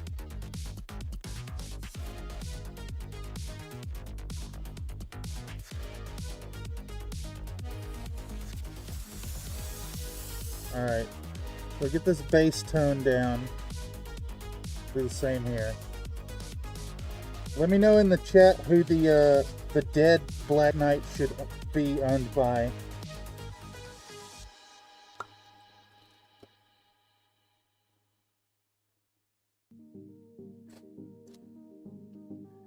Motherfucker. Yay, I love paint pots. They're so good, dude. Oh, such, like, the pinnacle of paint pouring technology. Oh, GW paint pots. Oh, you're so good, Daddy. Do me good. Oh, I love it. Oh, paint pots.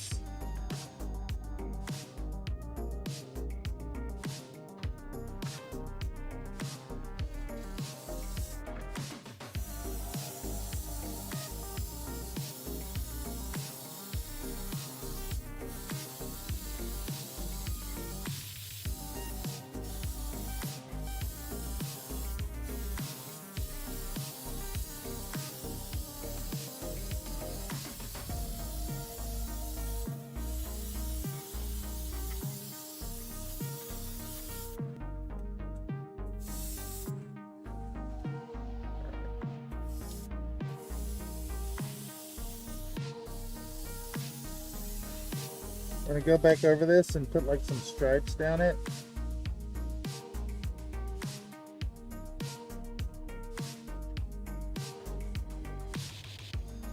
Okay, let's spray it out again.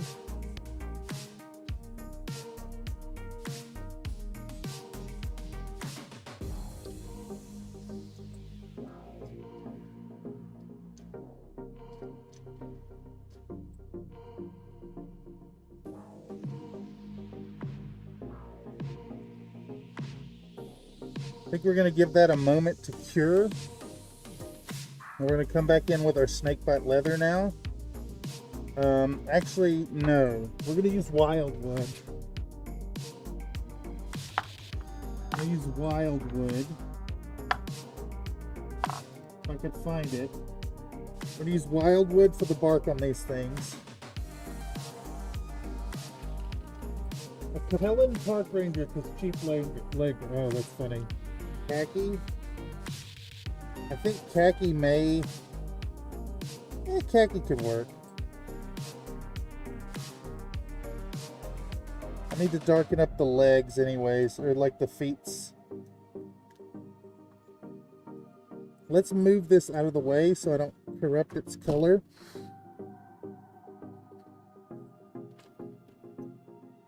And we're gonna hit these with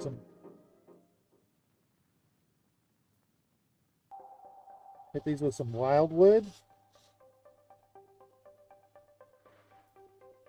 It's a very dark color, but it should still kind of preserve the zenithal stuff we got going on.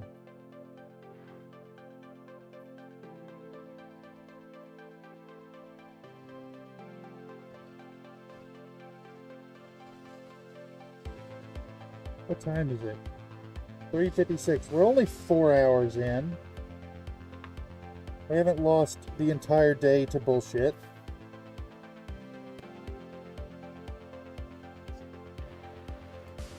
More wildwood.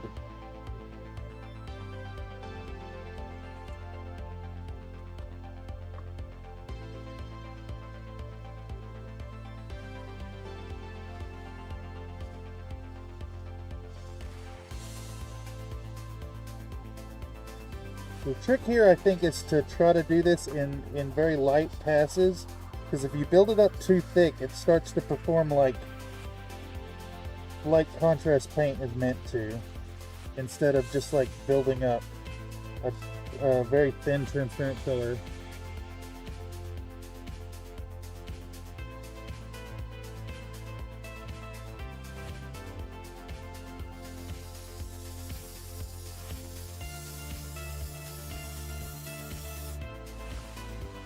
Alright, wildwood.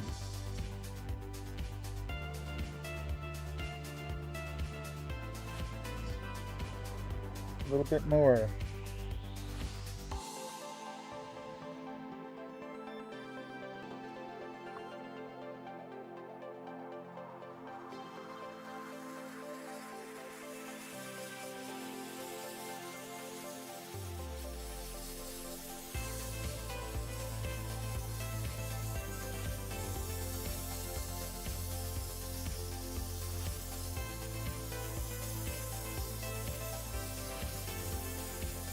Very dark brown. We're going to go back and we'll dry brush these, take out details. I think, unfortunately, the dry brush, or the wildwood destroyed our zenithal a little bit there, but that's fine. I think our next step is going to be we need to make a moot green. We need a moot green on our trucks. So we need a cup. Next you'll spill your normal. You won't be using it or even touch the pot, but if somehow managed to dump it. So yeah, you're telling me, dude. But actually, like, I'd be more okay with spilling. Like, I expect to spill my GW products. It's not upsetting.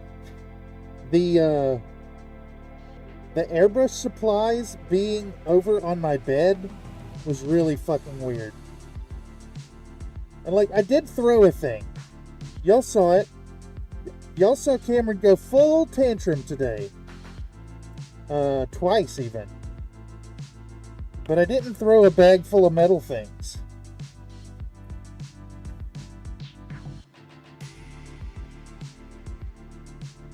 I think whatever angry fucking Shinto spirit that relocated that bag took pity on me in feeling my disappointment. Alright, we're going to get a nice moot green on these trucks. Didn't see nothing.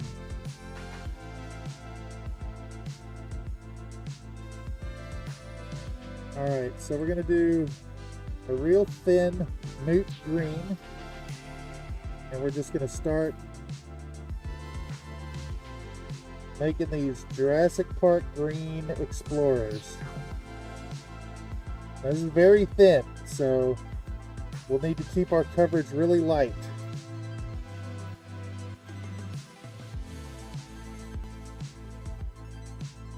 To avoid any running of the color.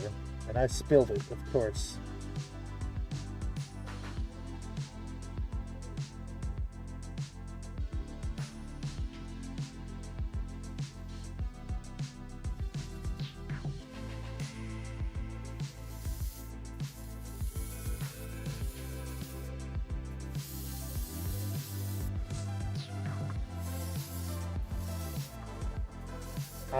I am shocked. Moot green is the exact fucking color of the Jurassic Park Jeeps.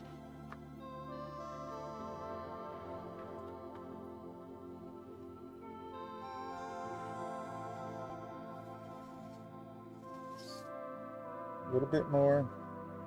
Let's get them good and saturated. Very, very saturated here.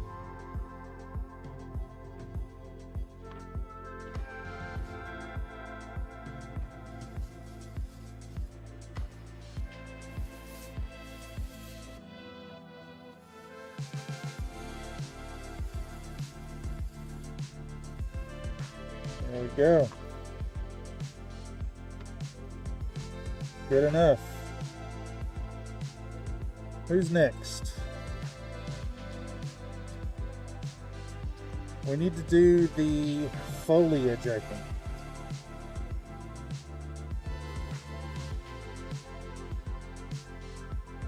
I guess the secret to a good airbrushing time is just buy a new airbrush every time you paint something. I'm not shocked GW probably spent a whole week finding that green. Yeah, that's pretty funny. Pretty funny. Let's do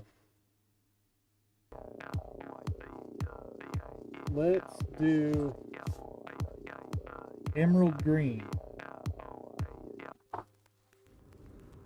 Let's do emerald green for our foliage.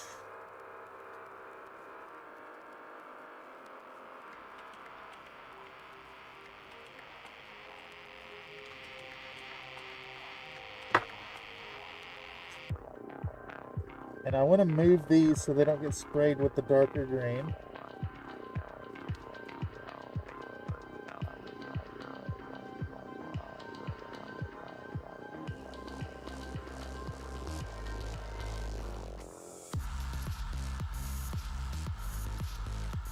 Now this is more opaque. This is not a transparent color. But it will still, if we apply it very lightly, it should still get the effect we want. There are supports that we need to remove still. Holy shit.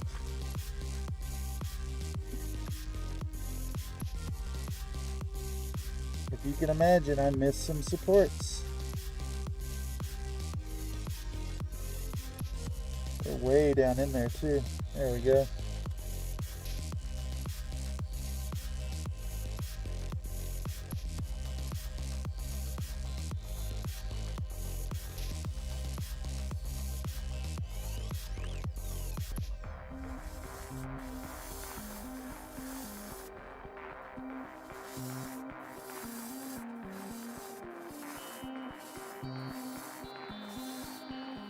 And see, we can go back in later and address the overspray on the trunks with our dry brush. It should be fine.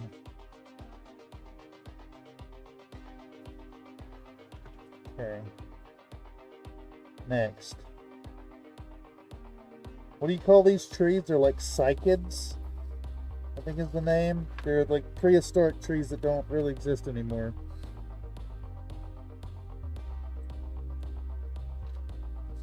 What's the closest thing to these in contemporary times is like the fern trees.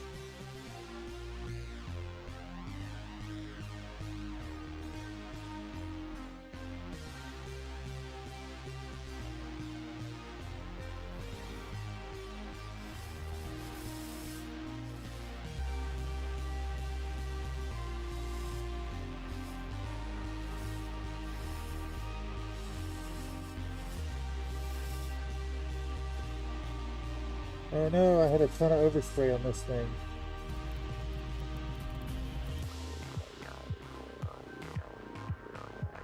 You know, if I would have thought about it, and it's just hitting me now, I could have done, since I'm airbrushing, I could have gone for an OSL from like a street light situation.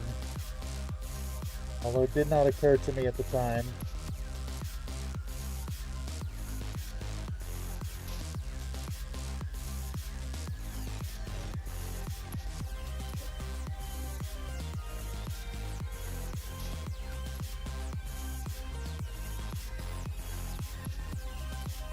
Alright, so now we're going to take our moot green from before and mix it in there a little bit. We're going to tickle the tips. Just tickle the tips with our green.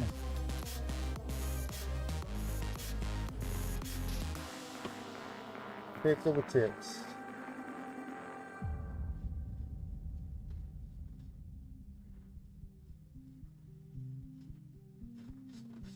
And that way we kind of unify our palette a little bit.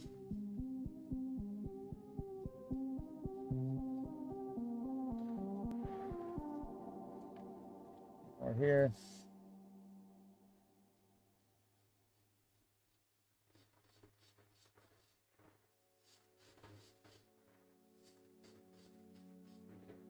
All right, one more pass. We'll do the same thing.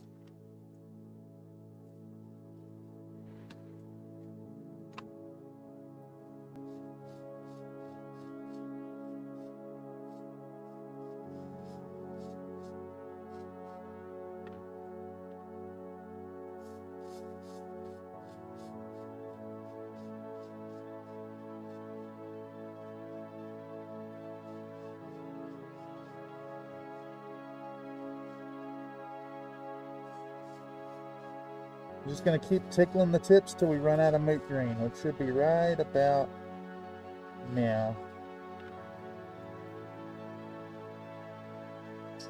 There it goes. Okay, I think I'm going to do one more color, and then I'm going to take this mask off and take a sip of coffee.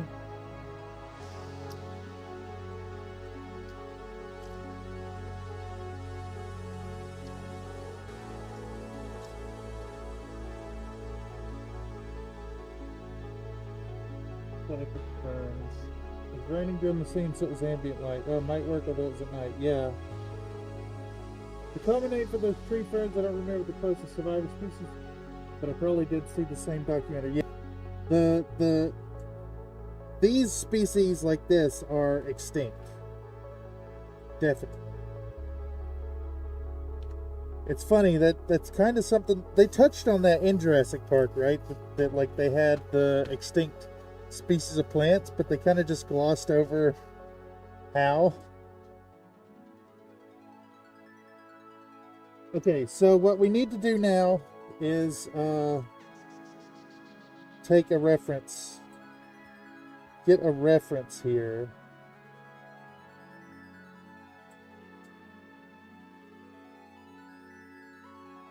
So, all right, let's. I think the toy is a really good reference. So there's like dark spots on the top of the back and down the legs.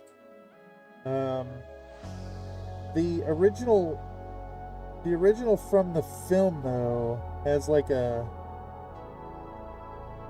dark arms going on. So I think we want to touch on like this coloration is what we're after. I want some like green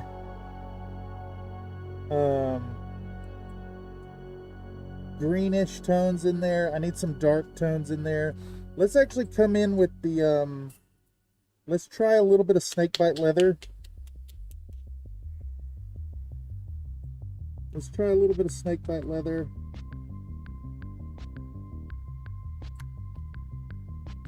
And start coming in with our dark patterning.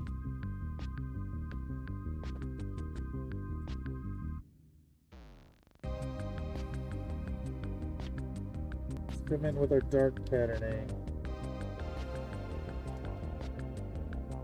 which is like a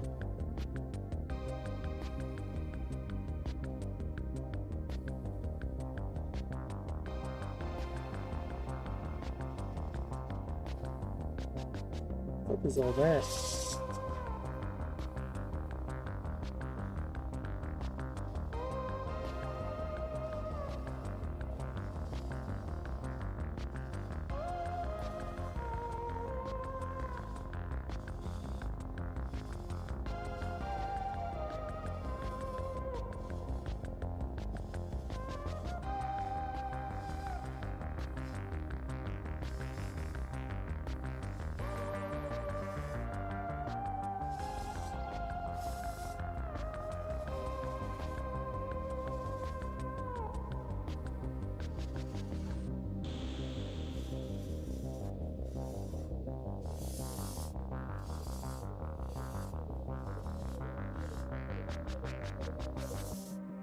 It's kind of dark around the mouth too.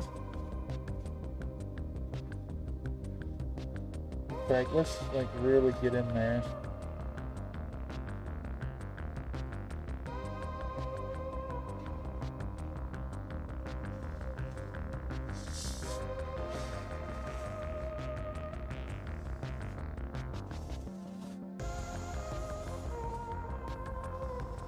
All right, now the legs need darkening. Like kind of down the whole side of them even.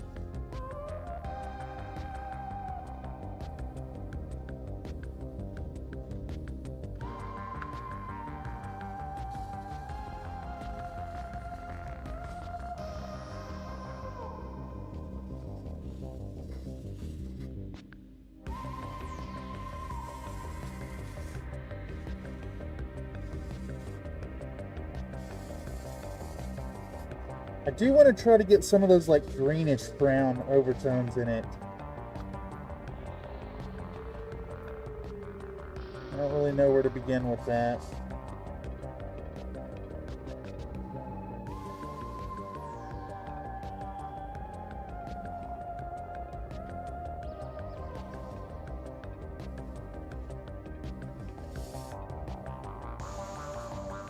Trying to do like a striping thing going on here.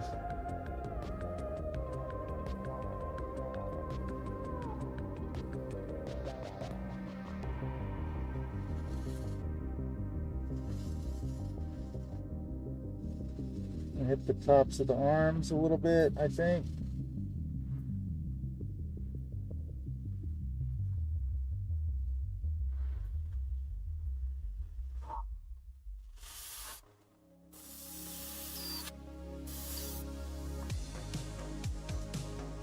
I forgot the coffee, yeah.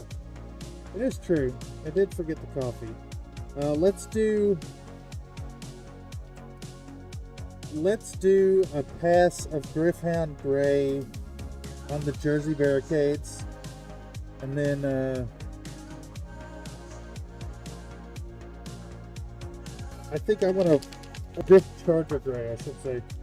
I want to blast off a little bit of aggression by with a set of exercise. Let's move this so it can cure a little bit.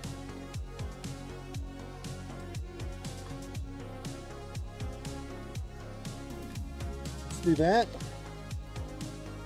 A little bit of Drift Charger Gray in there.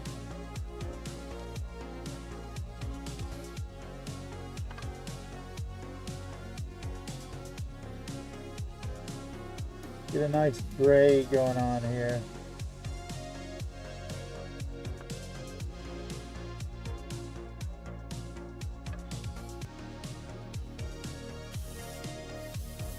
You know, this is almost like a green gray. I think this could work for some of those subtones we want in our T-Rex. Honestly.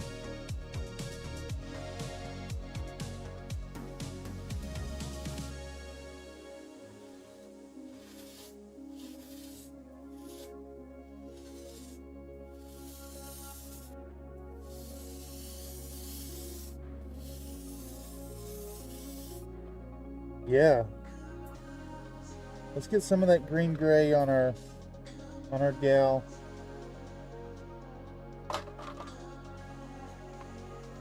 It's kind of like around the side of the face even.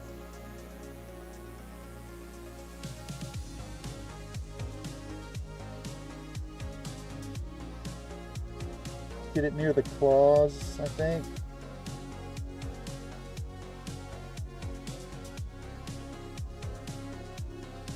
Towards the thickest spots of the shading.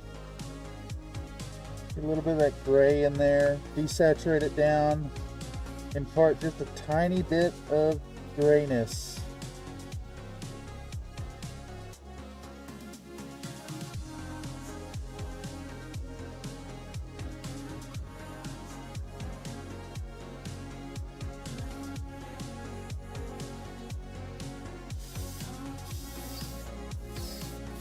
A little bit more.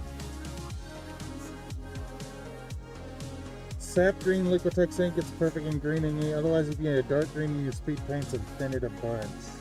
I do have orc flesh. I think I might try that.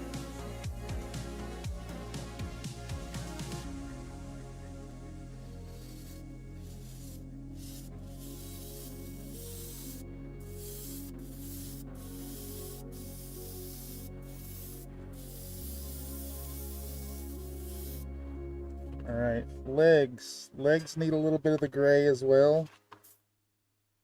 Just kind of like a... right over top of that darkest spot. And I think that's good there. While we have this color, we should maybe try to hit the underside of these vehicles a bit. Just start to build that tone.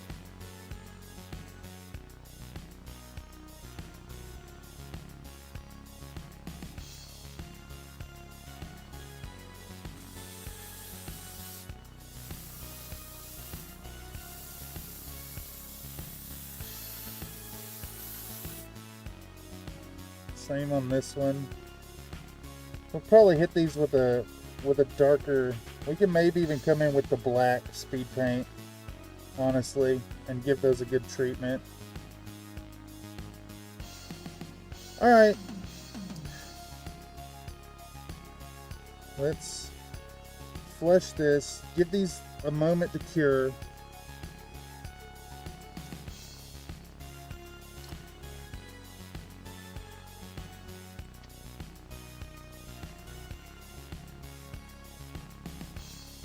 Orc might be too vibrant, but if you mix it with Snakebite, I can see it working. Maybe.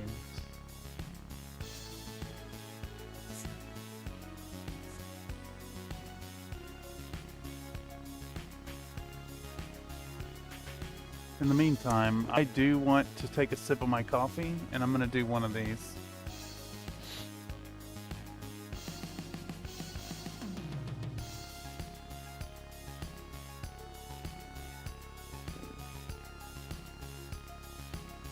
Is that going to go through? Is the bot listening? Yeah. Would you do a workout? Yeah. I do. Give me 10. Okay.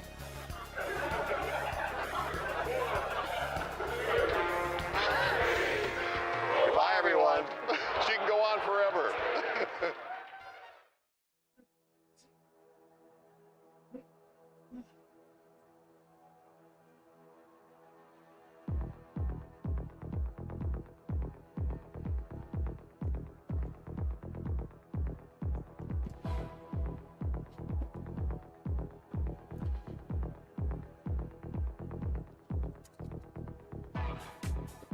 Let's move these for a moment. Let's take a break from airbrushing.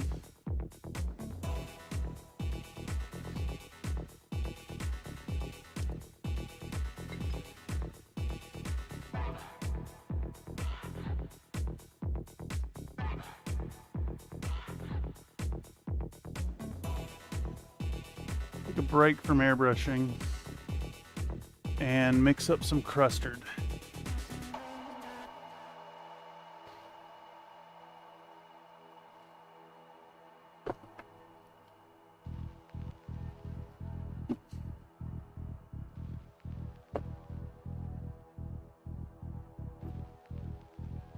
Apologize for being a bad sport today, y'all.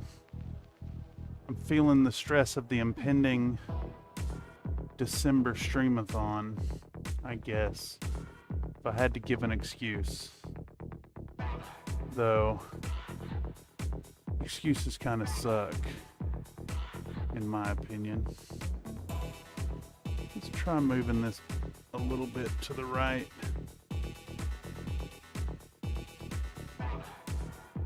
Is that more like lined up with the table? Maybe a little bit.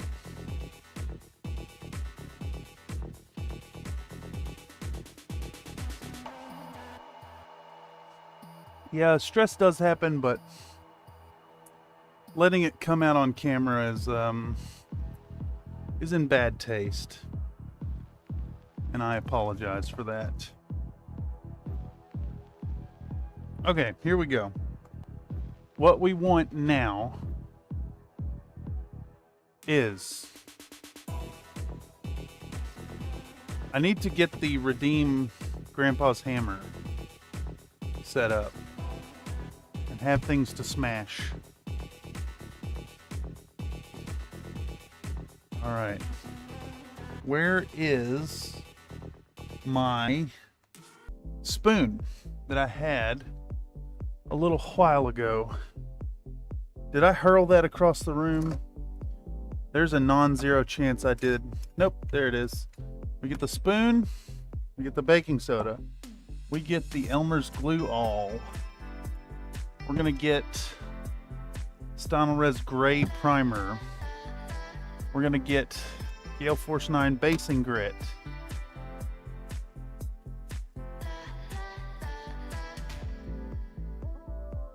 I think that's it.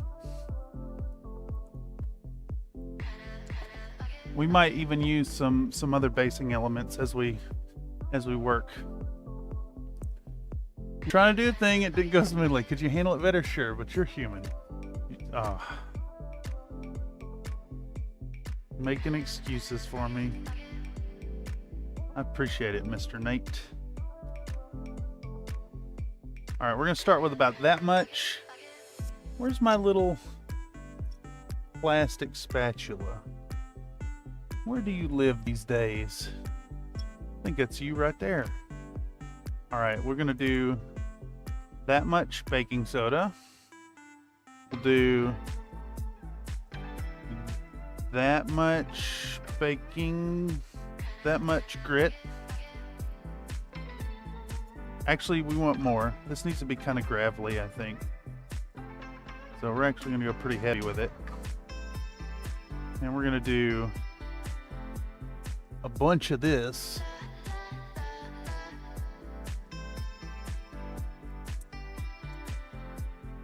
Thanks, Glue. You're a real pal. You know what? I'm gonna take all that just defied me and I'm gonna put it back in the cup. No grit. There is no escape for you. All right. Let's get the glue flowing first. Let me try to get this on camera so y'all can see my method here. I want a lot of glue. I want this whole thing to like become a cake of glue.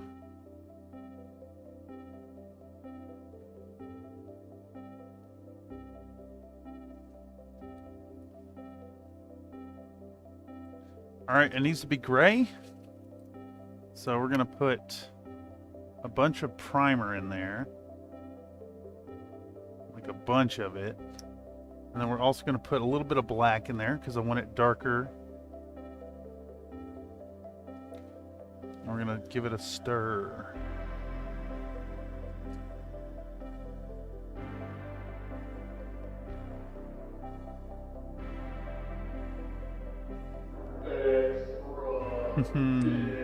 It is extra thick.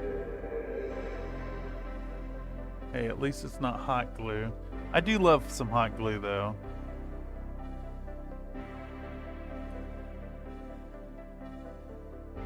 I'm almost tempted to glue the T-Rex down with hot glue just for that.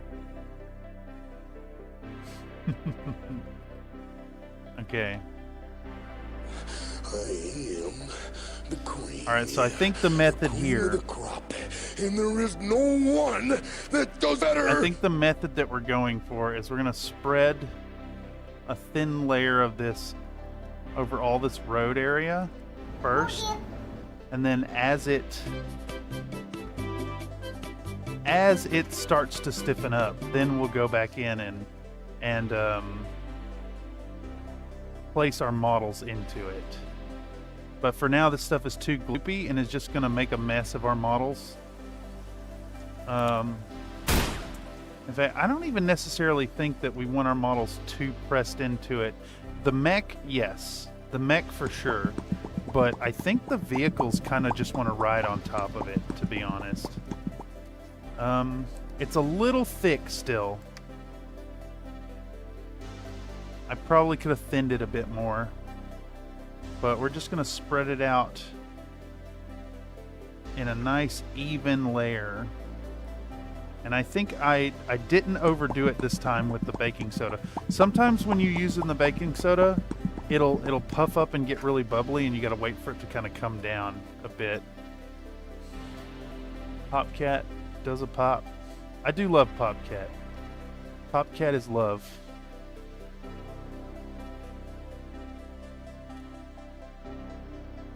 You think Dale Earnhardt would have approved of Popcat? I don't think he would have. I think he would have thought of it as frivolity. But I don't think he would have expressed disdain at it.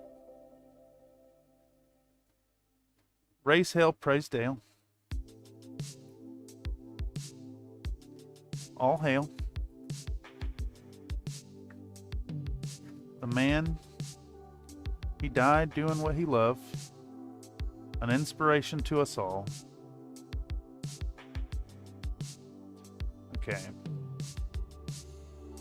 So later on, after we do this kind of concrete layer, we'll do like a mud mixture. And put it back here. Actually, I should probably do it now, to be honest. Though I do need to start. I need to start painting the Jeeps, the Explorers. They're still Jeeps to me in my mind for some reason. I really don't know why.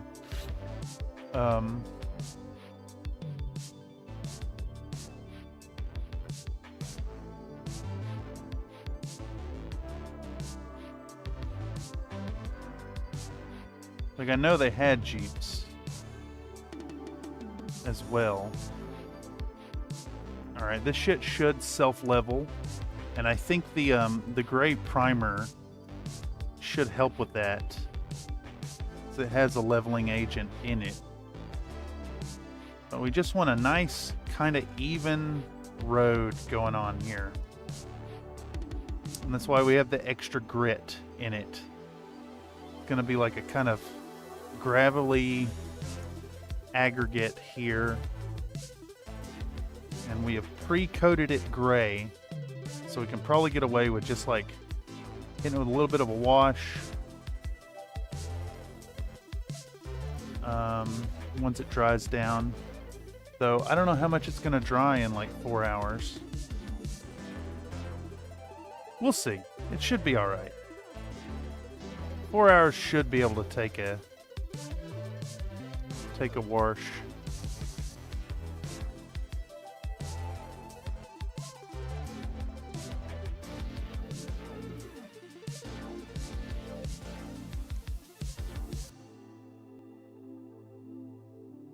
Alright. Almost exactly enough. I think we're a little shy how much we need, so I'm going to have to kind of stretch this to the edges. Just about there.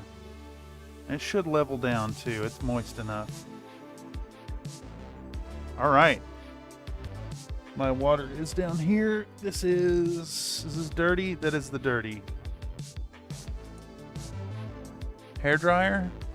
I think they might have used Cherokees in the rest of the movies. It's a good question. I have no idea. As far as I'm concerned, the first movie is the only movie. Yeah, thank you. Okay. Who's responsible for this? Yes, thank Bye, you. everyone. She can go on forever. I do live for the push-ups. I'm pushing through some delayed onset muscle pain today. Well, you want to woo woo? It's that woo woo. You know what I'm saying? Some neighbors are saying it way too loud. That's only in the morning. He supposed to be up cooking breakfast or somebody, and so that's like an alarm clock. Woo woo.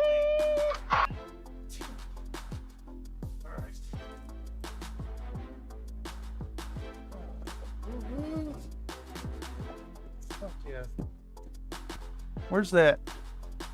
Where's my tally? I may have tossed it out in my fucking rage. Nope. There it is. Let me add the 10 I did earlier. Let me add the 10 I gave myself. And tech. That's only 30 today. Here, get them numbers up. Okay, so what can we do in the meantime? I think priority is to start working on these. Helping and gravy. Priorities to start working on those. Let's get a reference pick. I'm gonna get these disgusting gloves off. Well, butter my biscuits.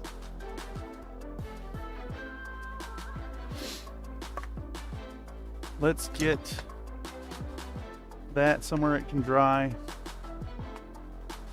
And we'll dig in on a fresh, wet palette. Well, fresh-ish, because we're still going to be doing reds here. Let's do. Is this clean? Yes. Some clean water.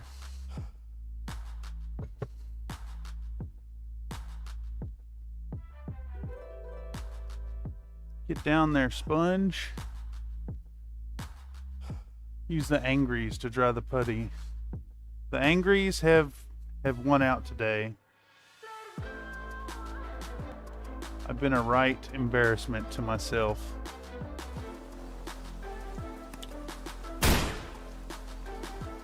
You know, I'm a little... I have mixed feelings about... So I chucked this bitch at the door just as hard as I could. On one hand...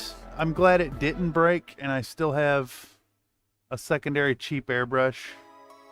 But on the other end of that, it would have been very satisfying to have this thing fucking destroy itself.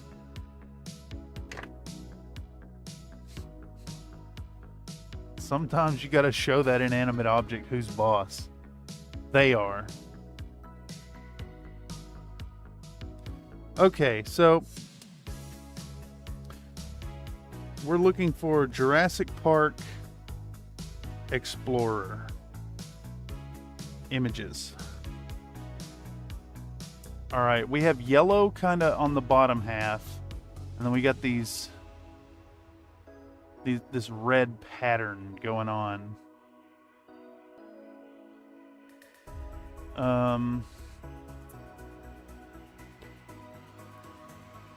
I think what we can do is we can work on the red. We can work on the red, and we're going to use speed paint for that. Nope, that's orange.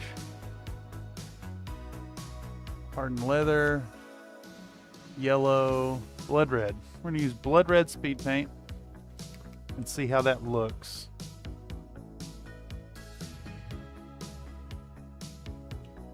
This may be an immediate failure, and we need to go for opaque paint. So let's, only one way to find out though. Where is that Vallejo brush? There it is. All right, we need to revitalize this. Aha. Inanimate object never flames vent edit. A bit like the camo Comstar was doing on his... Yeah, it really is. If any of y'all ain't members of the Country Fried Minis Discord, definitely swing on by. The work that Comstar Knight has been doing is insane. Some really creative takes on Dazzle camo. Just thoroughly exploring something that's underrepresented on mechs. And having seen it now, like, it makes perfect sense to me. Alright, so that tasted like acetone. Ugh. We'll start on this one and see how our red looks. It's a little dark.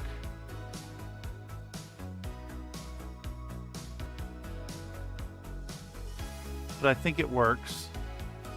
And basically the whole roof will be red, more or less. So we'll start and we'll begin bringing it out to the edges. Of course, this is speed paint.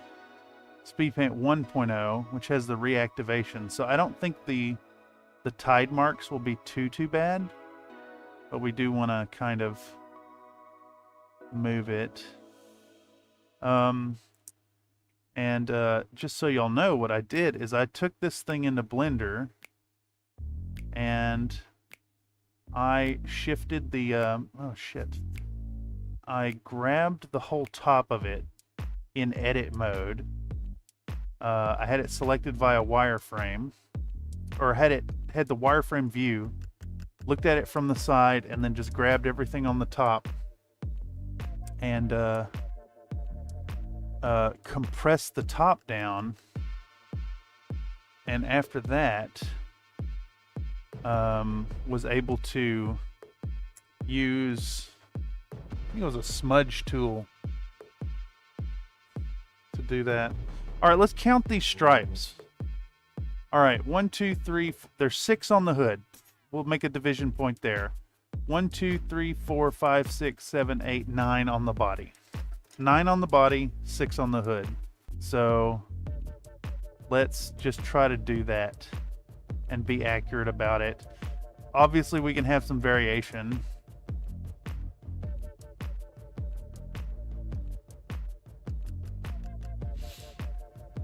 They don't have to be perfect. So 4, we'll do 5,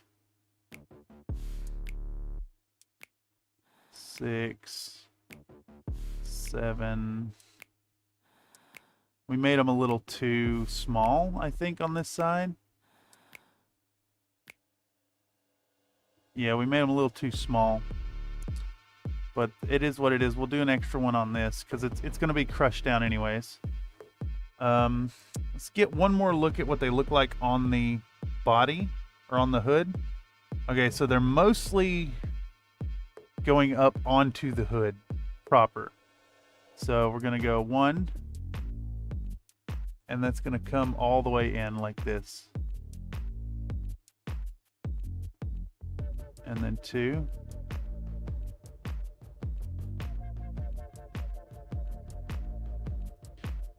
3, 4, 5, and 6. Just like that. And I think even though we're using the speed paint here, we will probably need to go back in with a more solid color over tops. So I've actually just made more work for myself by doing it this way. 1, 2, 3, 4,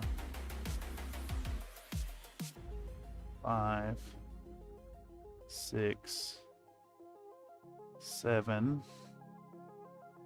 8, 9. All right, we'll clean those up a little bit now. I think this whole back here should be red. I need to get a good look at the actual, like, the back of it. Kind of see it from all the angles.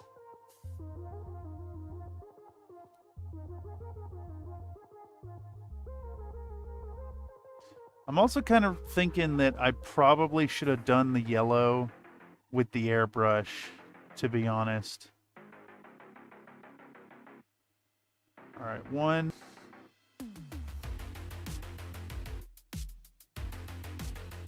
2.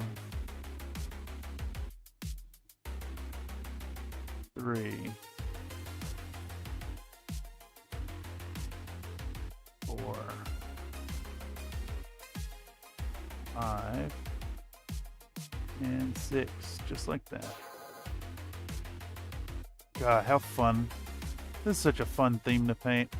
I could see doing like a whole lance of mechs in this scheme. They'd be really fun. We're not too worried about the mid section here because those are going to be all the windows. But what we do want to do is make sure that the like A-frames are red, even though they're like all crunched up.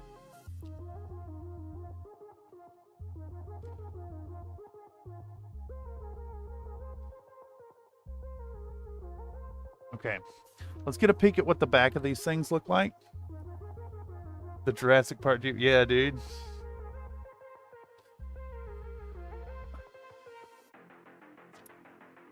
How far do I have to go before I see the back of one? There we go. There's the back. It is red to yellow. Or green to yellow, I mean.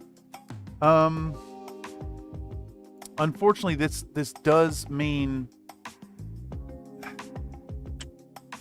I think I have to switch back to the airbrush to do these. We have to take a pause. We have to take a brief pause to go back to airbrushing. You know, I could always just like...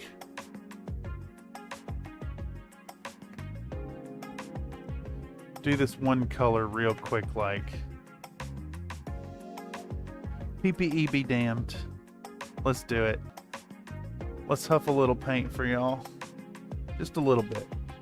Just a little bit. It never hurt nobody to huff some paint.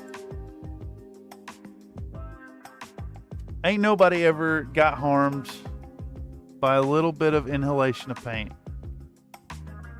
Ain't nobody ever. All right, what color do we actually want? I think also welcome Slink. We are stuck in. We're stuck in for a while tonight. We're gonna go with, I mean, Phalanx Yellow is the obvious choice here. It can be none other. I need 2 fat dollops of it.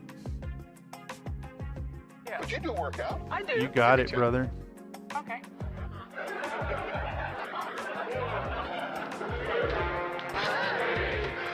Bye, everyone. She can go on forever. 1, 2, 3, 4, 5, 6, 7, 8, 9, 10. Man.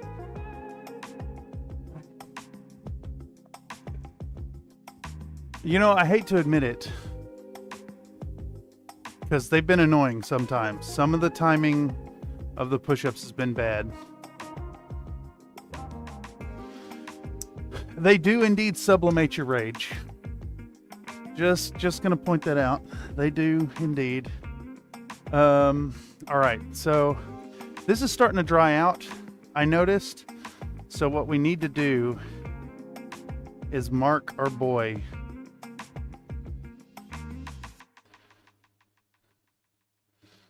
We need to mark our boy.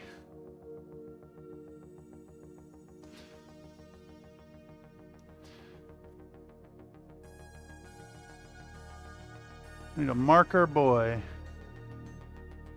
And then I think we'll give this, when we're done with the dry brushing here, we'll pull this off and it should leave a mark. on the base. I don't want it glued down yet, but you know, it's part of the process. All right, let's get our yellow going. That is too thin by just a bit. I put too much water. Let's get out another dollop of this too thick paint and give it some love. There we go, a little bit better. You can kind of tell by the vibrancy that it's like in there enough, but you want it like kind of skim milkish. Didn't one of y'all describe it as grape juice even? I feel like that's something I picked up from y'all. All right, let's get a glove temporarily. We're gonna go back to that glove I was using earlier. Pull it right out of the trash can and invert it and do the thing. All right, so we're gonna just do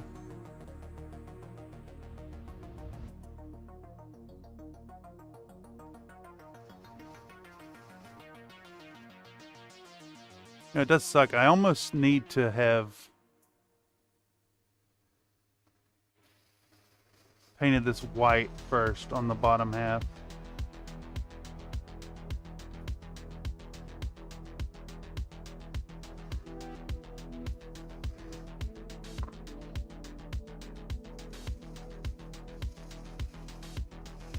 Oh, fuck. It just barfed up a whole bunch. No, I flooded it.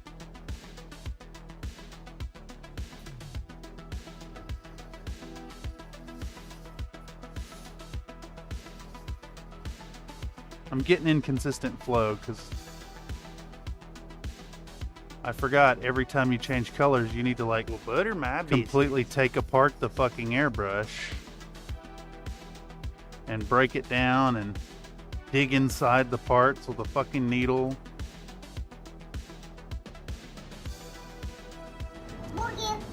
I need to release a I hate airbrushing video. I 100% need to release a fuck airbrushing. Here's why you don't want an airbrush video.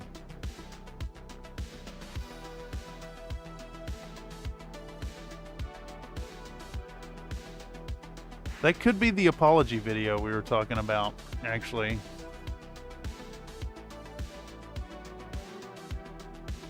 Getting that gradation here.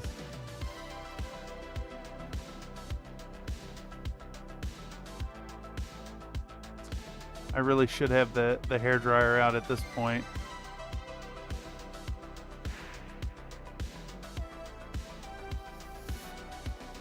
So because this color is so thin, it's really easy to put too much down at once and create a really wet situation.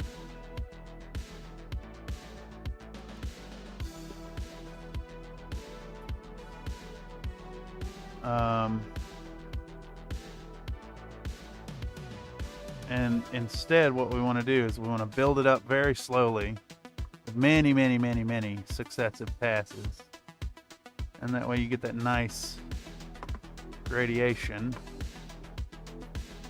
provided you can hold on to the fucking thing.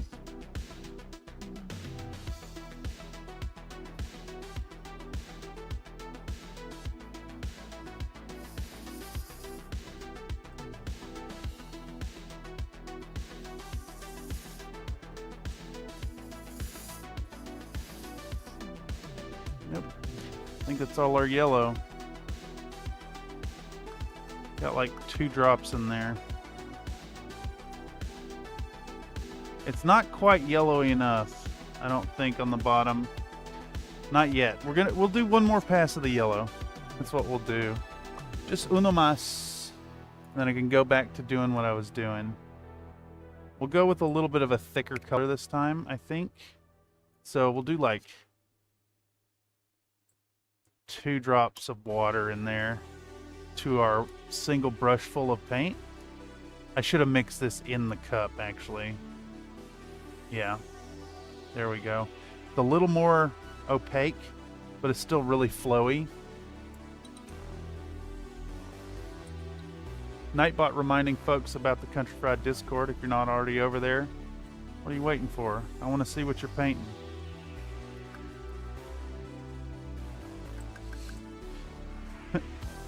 The shit won't drip. Come on, man. Come on, man.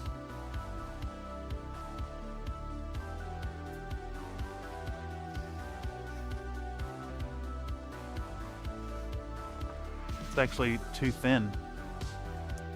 Damn it now. Damn it. You damn it. I think what I'm going to do then, I'm just going to get some on my fucking brush. I'm going to put it in the cup. Directly in the cup. And mix it with this shit that is too thin. And just spray it. Oh God, I got a yellow fingerprint on this thing. Gotta be more careful than that, Cameron.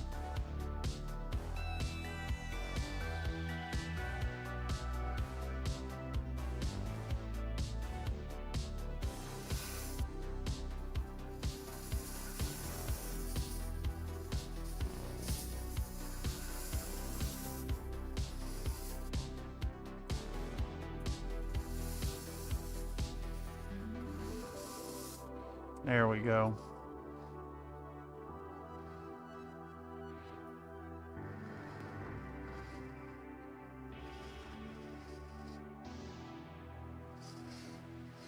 All right, now they got that yellow gradient that I need.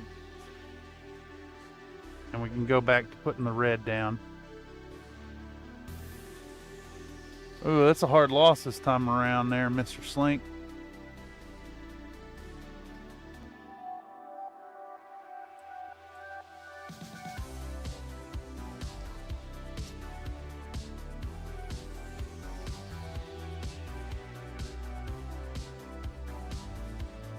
All right, let's turn off the compressor. Put this away for a moment. Go back to brushwork.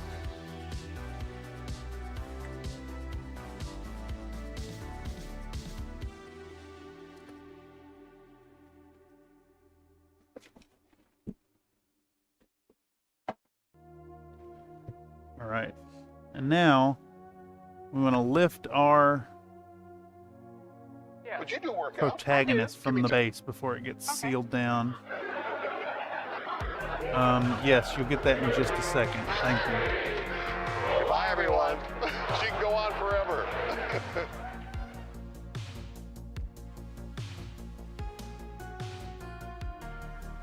I think we maybe didn't wait quite long enough for this.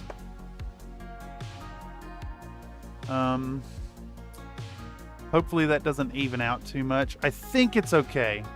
I don't want her adhered yet because we're still going to do some more airbrush work here in a moment.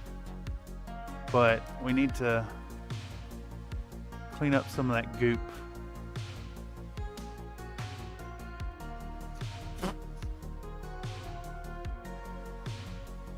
Before this shit sets up like concrete. All right. This can go back on the floor for now. And yes, I owe you some push-ups, Mr. Tech Noir.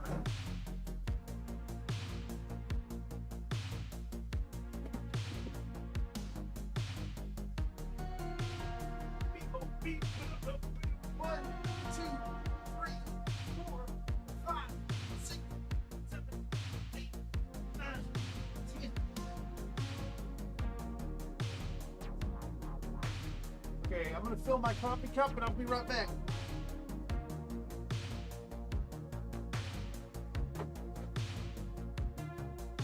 Oh boy.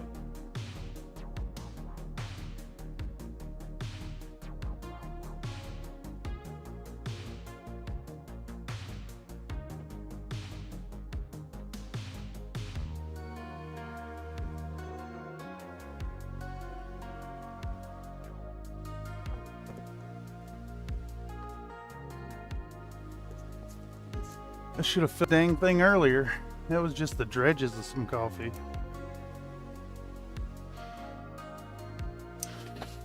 Thank you for the push-ups. Let's get this back out. I'm gonna move on to this truck. We're just gonna do the whole top.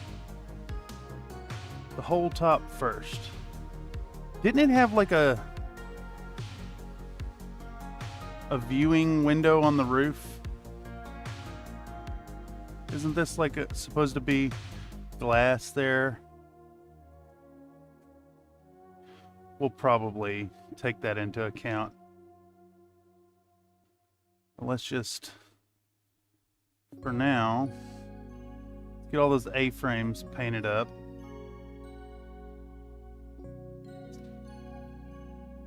Which includes this A-frame, which becomes the night thing on the back.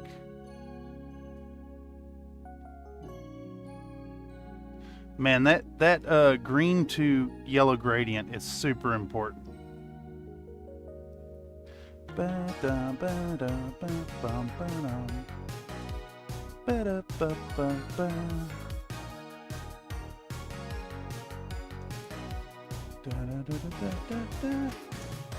Is this the max gamble?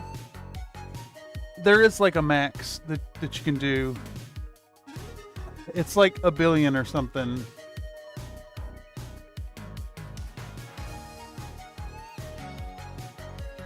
I can't remember the number offhand. It was kind of like... Oh, that's right. You can kind of break it with the 9s, I think. The bot is a little dumb. All right, so we got the 1, and then we'll do 2 right here. And we'll do 3 and 4 and 5, 6, 7, 8, and 9. And same on the other side. 1 and 2, 3 and 4, 5, 6, 7, 8,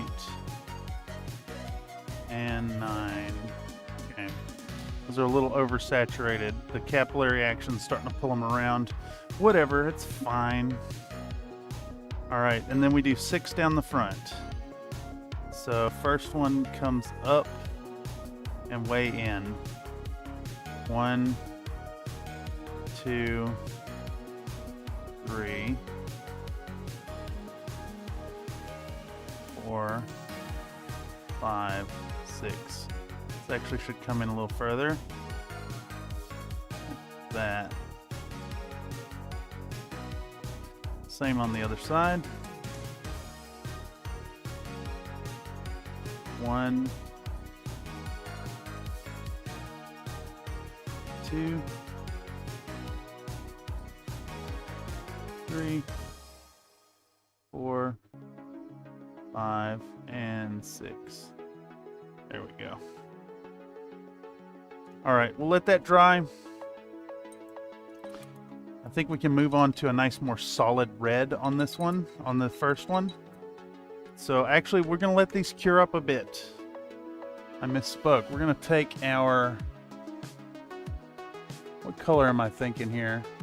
I think I'm thinking XV88. We'll take some XV88. And we're going to get our texture palette here. And we're going to start working on these trees now. So we want... I had a brush for getting paint out of pots. I think this one will work.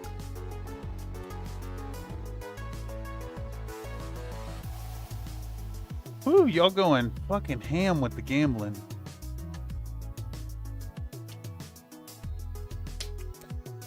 All right, so we're gonna take a whole bunch of XV88.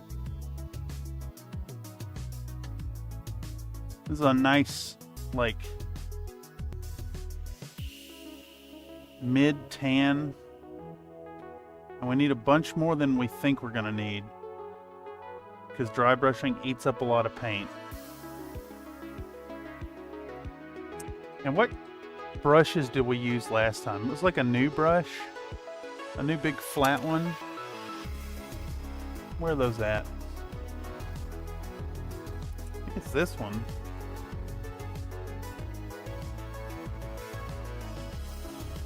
All right, let's start by revitalizing this brush in acetone, because I didn't clean it, because I never clean things.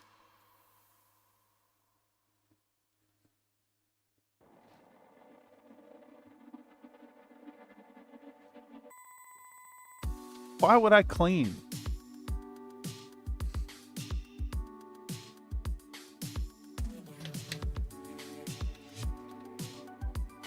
Okay. So, I'm going to dig in with some XV88.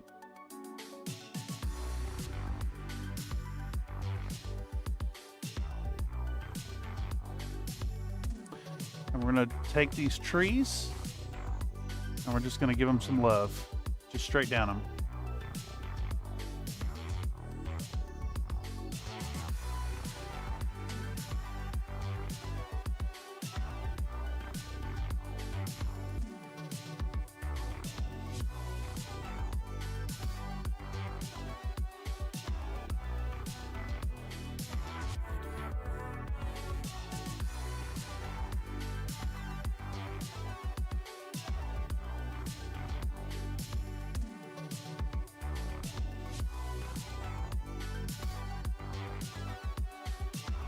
Trying to do this without breaking them. And we're not too worried about the green.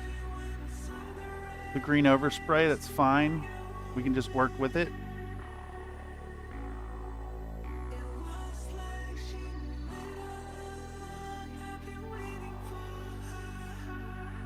I just really want to build this stuff up.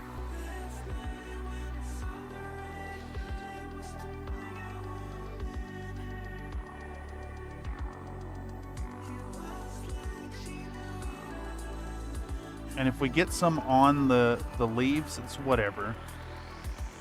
We're going to try to avoid it, but like a little bit here and there, it's fine. Nothing wrong with it at all. I think we're actually going to go in and maybe think about dry brushing the tips of our leaves anyways in a yellow. You know, if you look at natural plants, they're not always in just like a perfect state of vibrancy. You know, they definitely have their own health concerns, and a little bit of brown or yellow on the leaves is normal. I don't want buy message.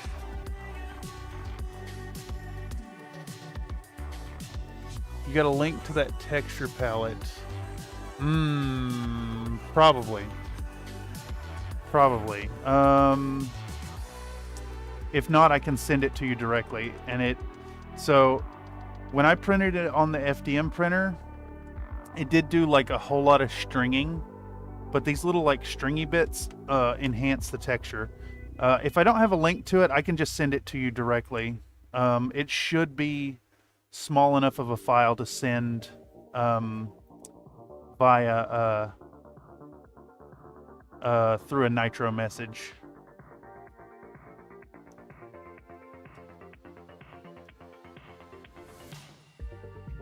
I like this one because it's got these big broad areas and then a medium texture and a fine texture.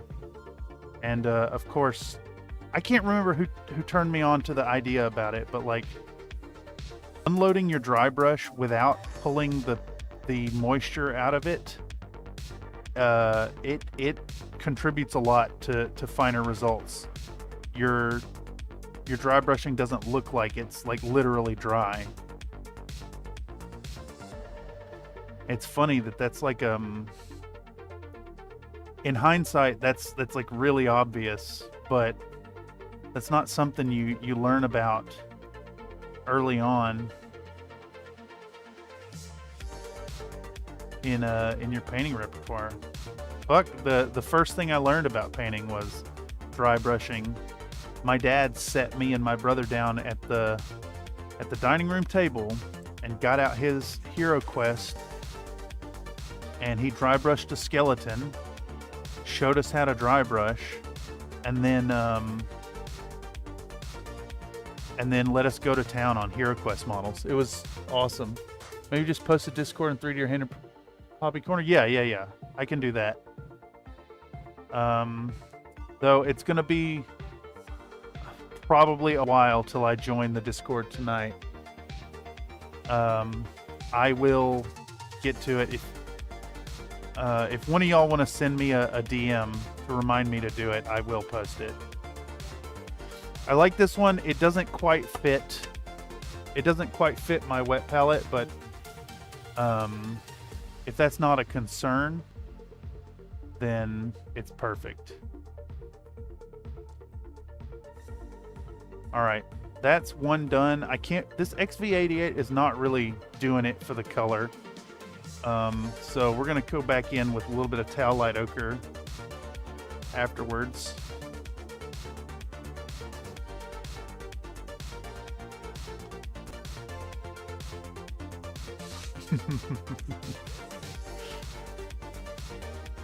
I'm still chuckling at buy message. I get you there. With the gambling, like I gotta be I gotta be cognizant of it and occasionally scroll back up through stuff.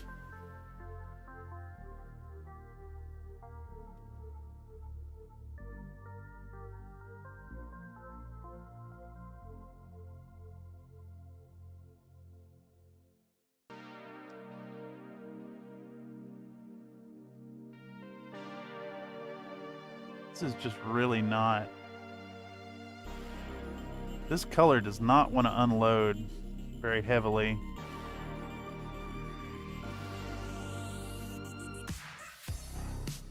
But man, the texture on these fellers is really good. Dry brushing.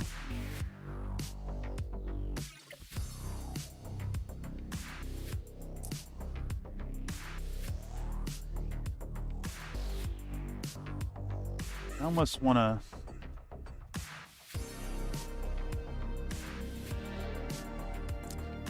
to ink wash and dry brush our big boy or gal. Was it they were all females, right, in Jurassic Park, except for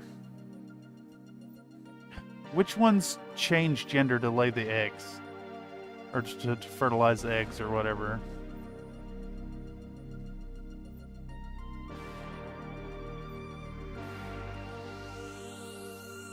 Or was that ever touched on? Was it just they were there?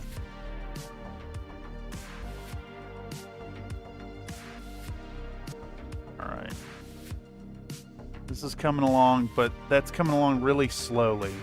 So, I think what we're going to do to buy a little time, or to maximize the use of our time here, I should clarify, is we're going to take some fucking Agrax Earthshade. They found it on the Raptors first.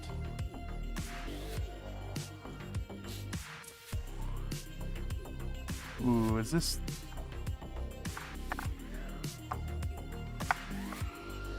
Alright, here's what we're going to do. We're going to take this old end of the Nuln Oil, the dregs of this Nuln Oil, and I'm going to thin it down directly in the pot. There's not much in there. We're going to thin it real down. And I'm about to spill this Nuln Oil, as Nate predicted. So what I want to do is wash down the T-Rex fully. That's all. It's showing the mood. Novel's going a bit more, and the problem's more widespread. Yeah, it makes sense.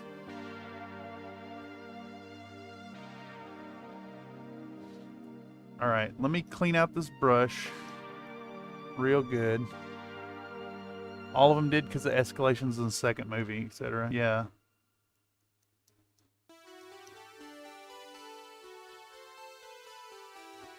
Are the books worth reading, Slink?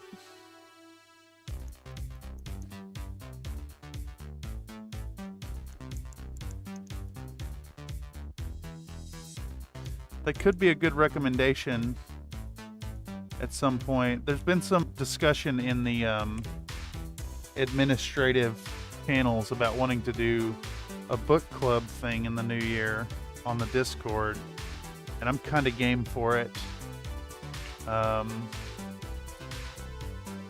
Everybody read the same thing over the course of a month and then share what you've gleaned.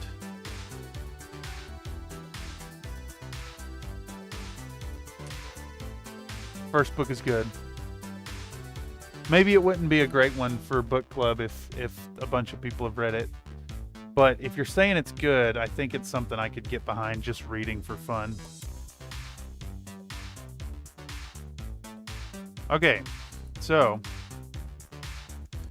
we are going to ink wash the fuck out of this model.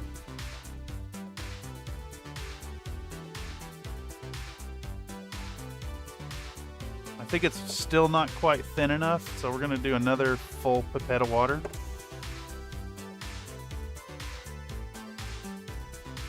I should have wet this model first.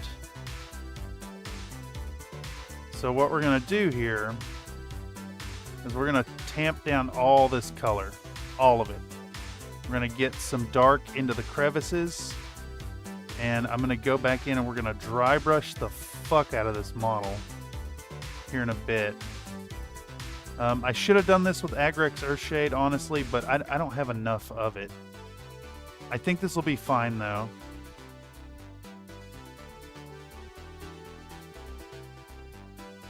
Unfortunately, I am seeing, there's an all-over texture to this, so it does speak to my my shitty primer being full of little clots of cured pigment or cured whatever would cause this issue.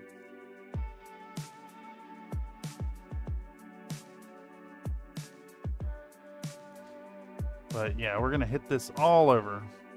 Oil it or ink it down. I'd love to do an oil wash, but time is not on my side.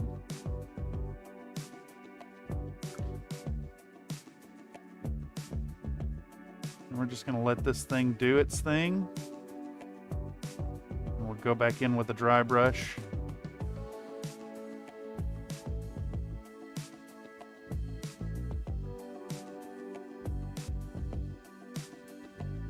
Do a dry brush, and then we'll do the metallics.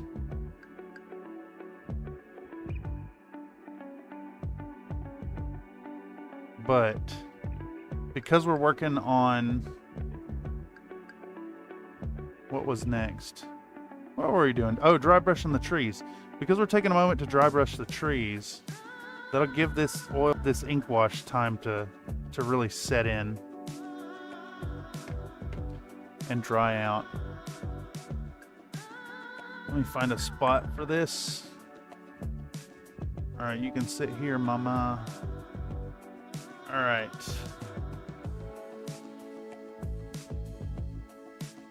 Wasn't the second film there was a whole deal about a breeding pair of T-Rex?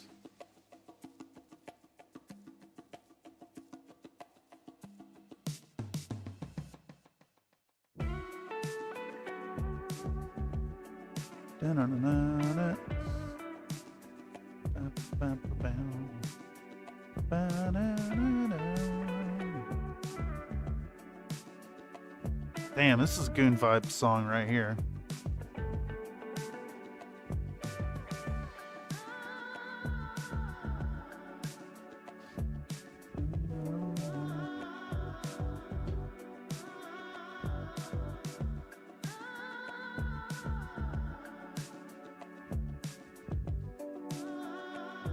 Books are meh. First novel, especially more horrified than the movie, though. Yeah. If they adapted 100%, the movie's 100% radar. Oh, nice.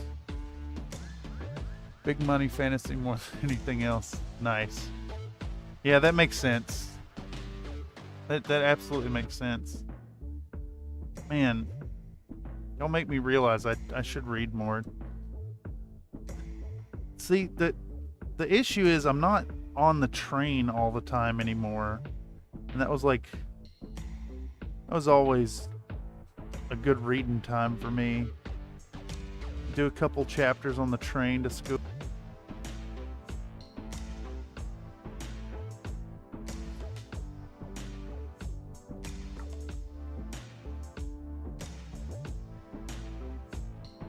So I tell y'all, I have been thinking about maybe going back and finishing the Masters. Should I put that in your hands, chat?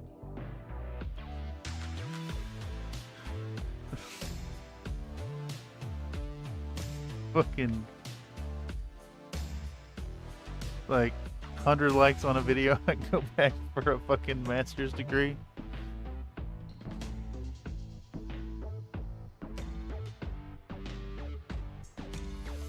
Alright. I think that's fully coated down with our Nuln Oil. And we're gonna set that over here to dry. Oop, I missed a spot. Let's grab some of this. There we go. How far in are we? We're 5 hours in. This thing's starting to shape up.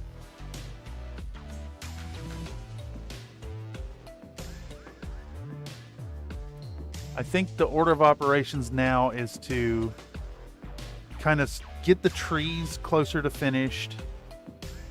We get the trees closer to finished, and then we can mix the mud. And I think the mud can just go right on the cars without much of a concern. What were we working with? We're doing XV88 and this palette. Read while you put. Don't put that business on us. I may have to put it to chat. Y'all are kind of in charge here.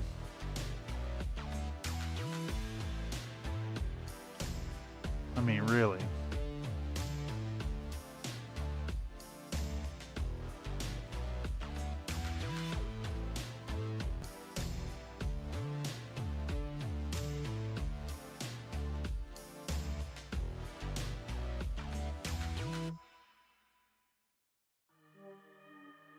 I did not unload this brush enough, but I think that's okay because we're going to come back in with Towelite Ochre after this.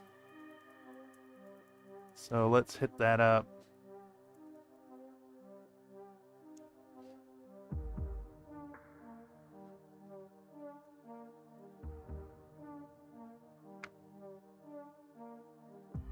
I could have just done this as an overbrush to begin with, I'm realizing.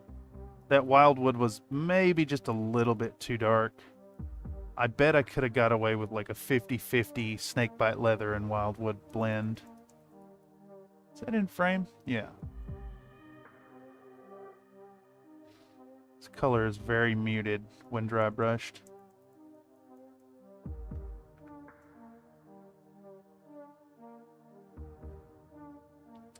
But that's another tree.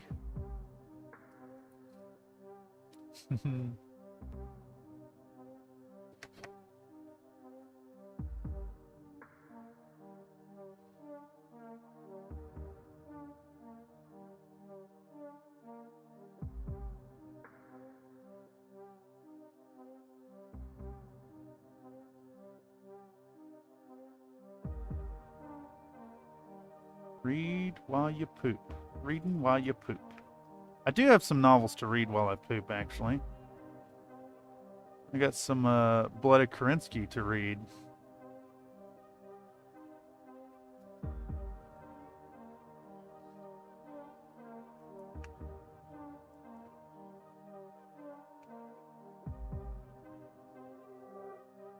Looking forward to reading them, actually.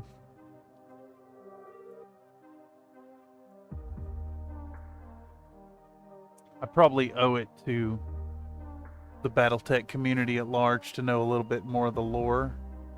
I know that the lore videos are quite popular.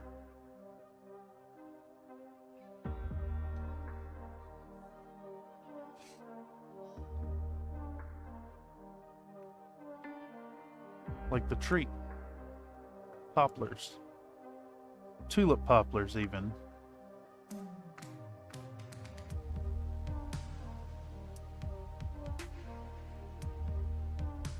Is a tulip poplar actually a poplar, though? Or is it its own thing? I don't actually know much about trees.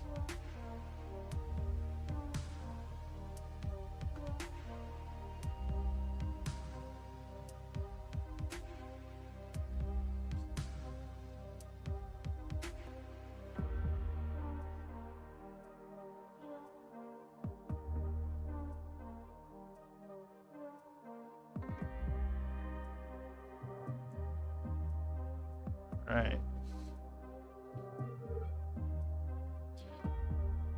Going quick and dirty today, y'all.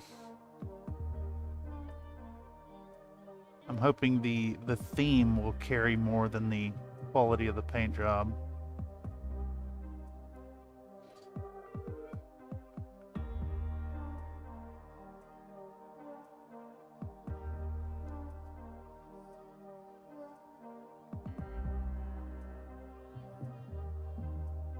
Alright, that's another tree.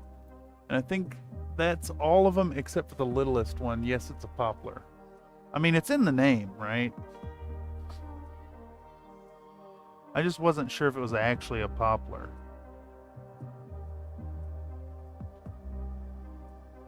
I do miss a tulip poplar. Very, very neat trees, very fun flowers. I don't know if there's any around here. All the ones that have been planted in the little pre-apportioned tree slots on my street are all Bradford pears. You see a lot of ginkgo, and some neighborhoods have Magnolia grandiflora.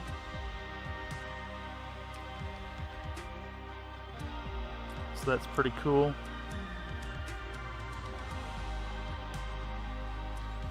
I have paint in my nose. When did that happen? Okay, so we're going to continue on. I don't think we're going Tau Light Ochre. I think that's too far in the wrong direction. I think instead we're going to go with Baylor Brown. Classic color. And I'm going to find my brush for dipping. It's this one.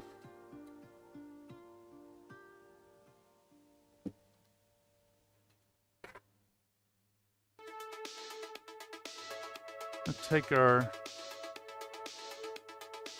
whole bunch of Baylor Brown. And I guess we're just going to put it right on the texture palette here and dip out of that. That way we don't lose too much to the other palette. Okay.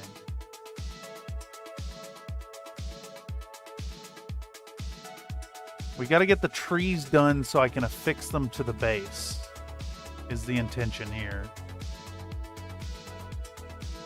So we're gonna hit the thing at the top a little heavier than the rest. This thing gets a little love. Actually, you know what? We're just gonna do the all over Baylor Brown.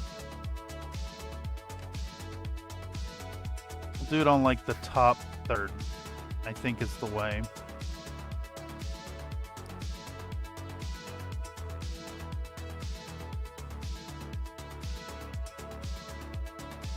And if we get some on the stems, so be it.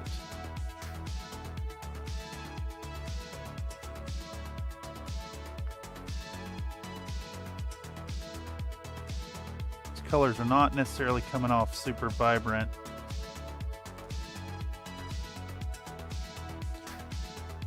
But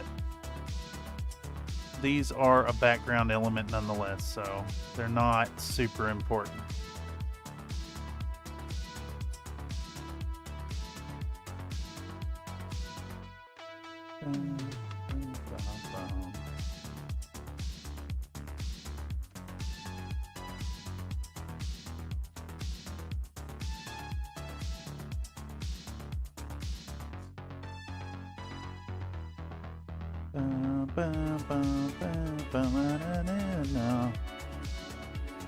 Alright, that looks pretty good. We got a nice gradient going on. I think we'll come in with another layer of like a tannish tone towards the top.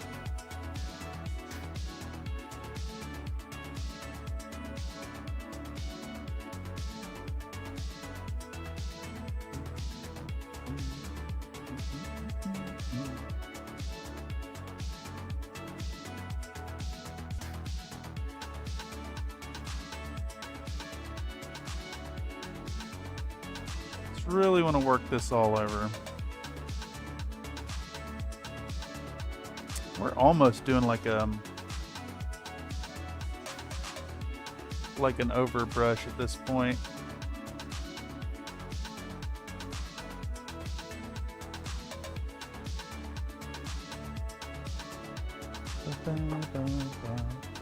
I love that the dry brush palette is seeing use. Yeah, it's been a game changer.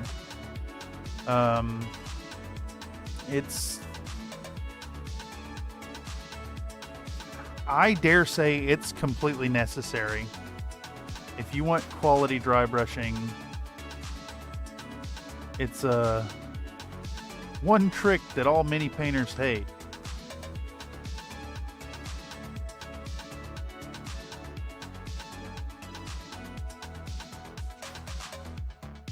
Who's a big mini painter? Squidmar hates this one trick. You know, something like that.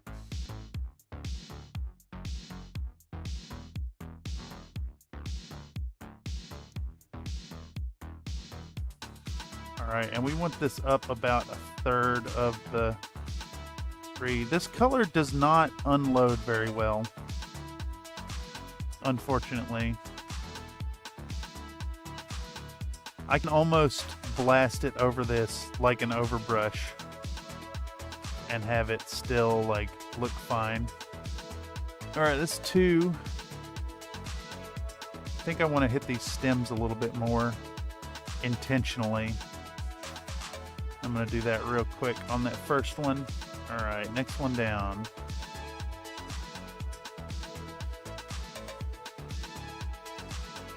Yeah, like that's almost fine to do with just a fully loaded brush. Interesting. I think the texture is just really good on this surface for immediately wicking away paint.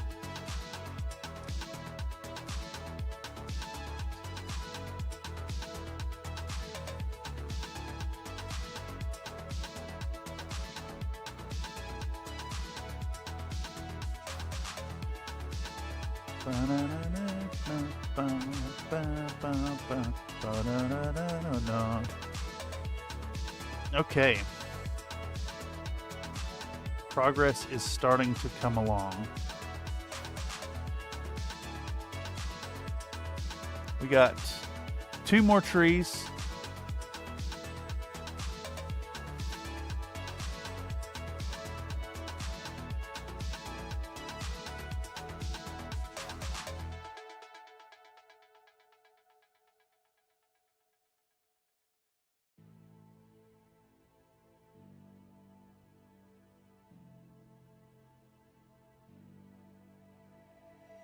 I went a little zealous right there.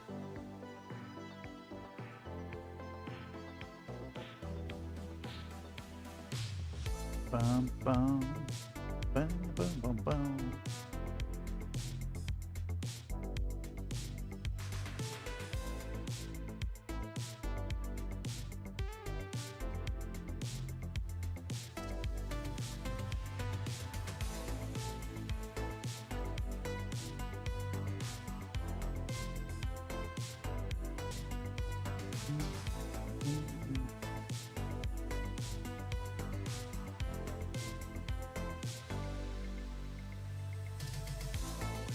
I am definitely doing a rush job on these, as is to be expected though.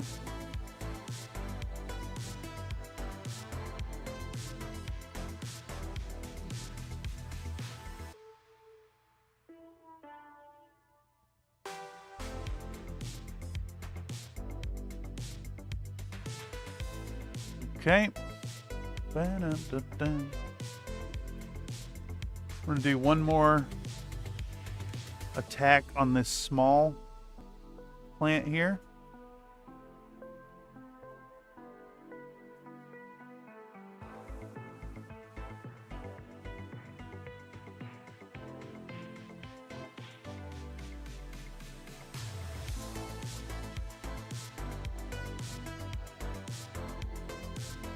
Man, these trees were awesome. I spent probably, honestly, the better part of 2 hours looking for good jungle trees.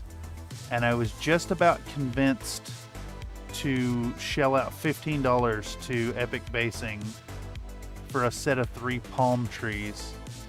And I decided to give it one more go. And I went over to Yegi and did a search for jungle trees, and this set came up and they were $0. I think they look great. The support sucked. You caught the beginning of the stream. The supports really sucked, but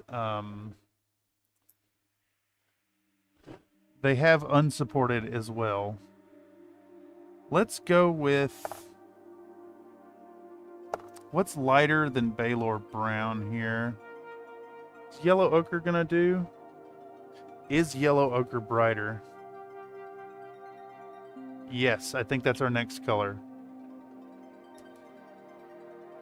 Going Yellow Ochre now. We're gonna do one more pass of this. And then I think what we'll do is we'll mix up the mud after this, and then let it be curing a little bit while we dry brush the yellow onto the tips of these, and then we'll be done with those.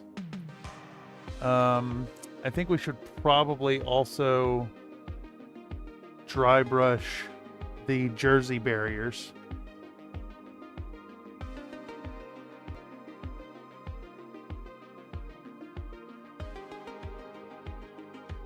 All right, this stuff is also not really wanting to unload really strongly. I wonder if there's like something to these, like these bright tan colors not really wanting to dry brush super vibrantly. I'm gonna put just a little bit on the body, not much. I want it mostly on that tip, that fuzzy tip. I'll hit this one too and that one. A little bit on the body, but mostly concentrated right here. Get that nice fuzzy texture brought out strongly. Yeah, that looks pretty good at arm's length. And that's really what we're aiming for here. Okay, next. We want to hit a nice balance between unloading a lot of color and not overwhelming it too much. But I am finding that these colors want a bit of a wetter brush than you necessarily assume, than I would assume at least, for dry brushing. hit the body just a little bit right there. I'm almost like intentionally leaving a gap too. Like hitting the top scales, but not all the way. Like there's bright, dark, bright going on. Yeah, that's a good color. Man, dry brushing for the win, y'all. This shit is awesome.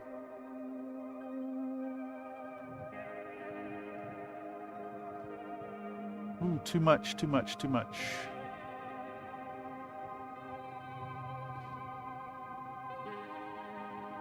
The tip of that one, hit the tip of that one.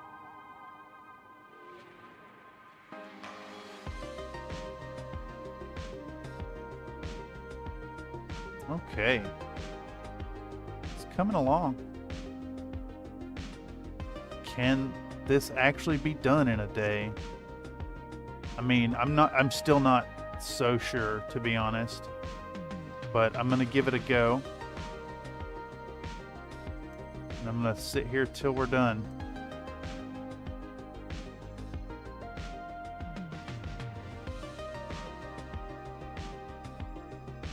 Or till I get 200 push-ups, whichever comes first.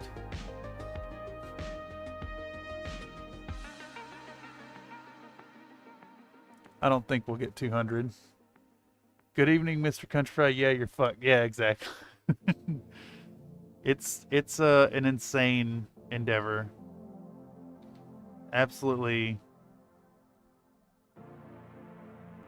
stupid.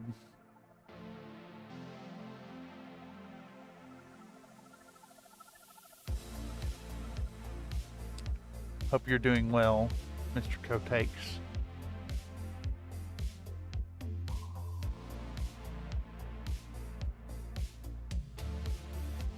Hey, this is progressing slowly but steadily.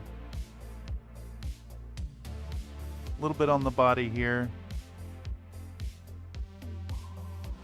Let's do a little bit here. There we go. And then this thing wants a little bit of brown on it too.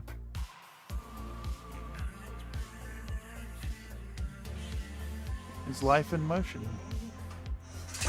Oh, jeez. Okay, that's 4 out of 5 trees.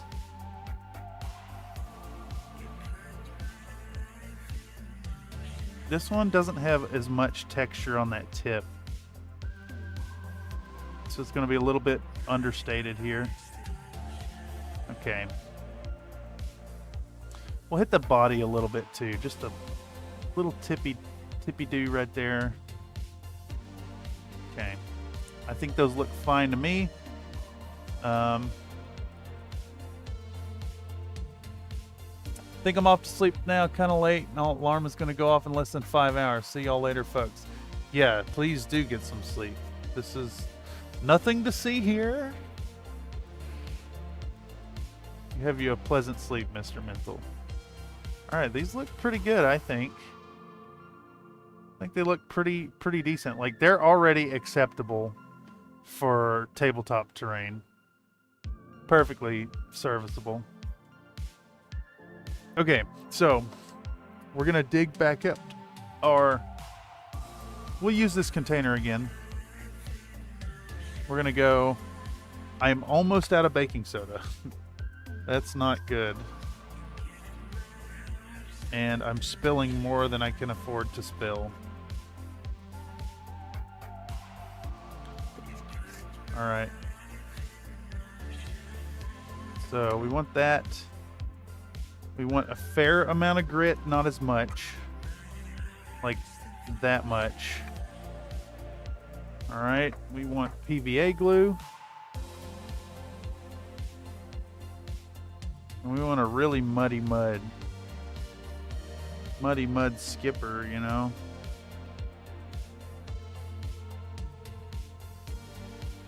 Big old thick layer of PVA. I think we actually want a little water in this batch. We'll do like that much. We're gonna go with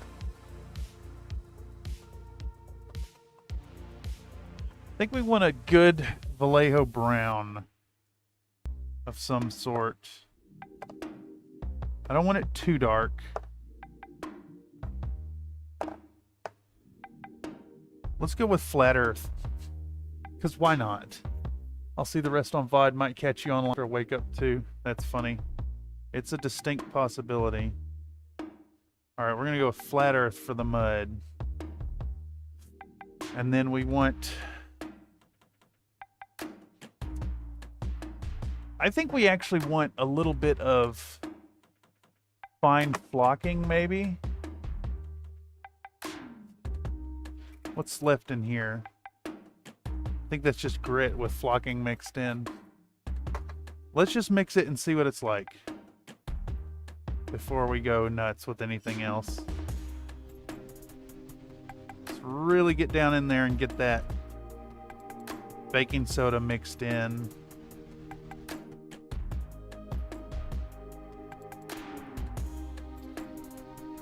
Don't want any big clumps of that. We want it kind of homogenized.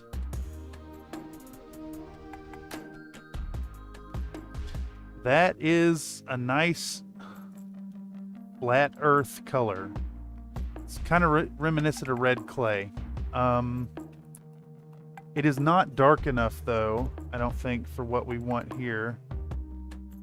So we're gonna go with a little bit of our snakebite leather in there, I think. Just a touch. That should darken it down some. That was almost imperceptible. Let's try a little wildwood, actually. Try a little bit of wildwood. You know, we're going by feel here. There's no recipe. I remember you saying you had this contest in the bag. Little did we know it was the paint in a bag. Oh, that is fair. Yeah, you got me there. I do like a paint in a bag. Let's go with some more wildwood. I like what that did. Let's darken it down just a touch more.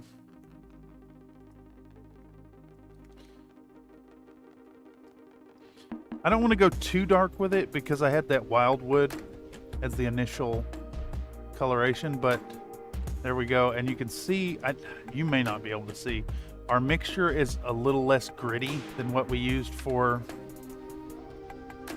the pavement. So we're just gonna start, spreading it just like we did. Ice this cake.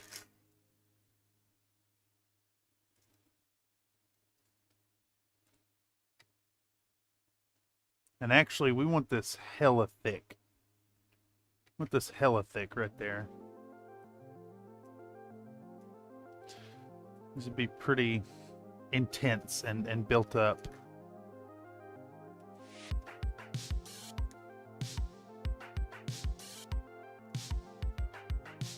Does anyone else besides me can visualize an astronaut cat rocketing through the universe to this song?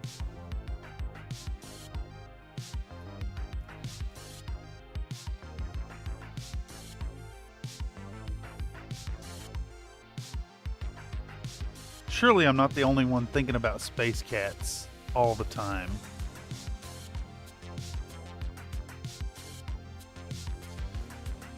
It's like occasionally like reaching up and swatting at cosmic glasses of water and chasing mice in like cosmonaut outfits.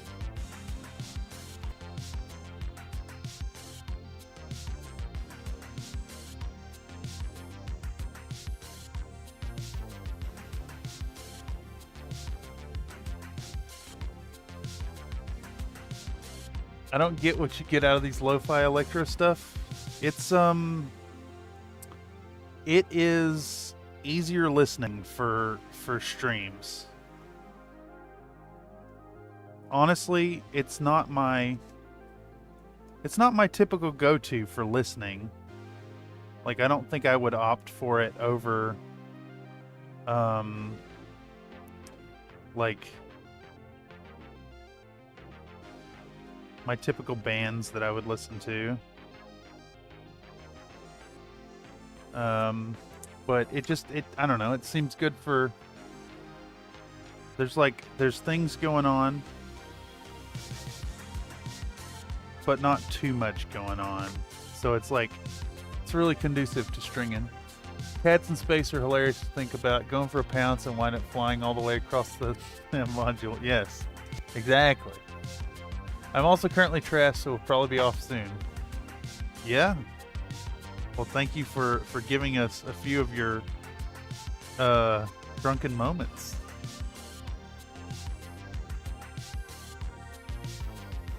I too enjoyed a good pub night. But I developed a problem, so I can't drink anymore. I was a problem drinker.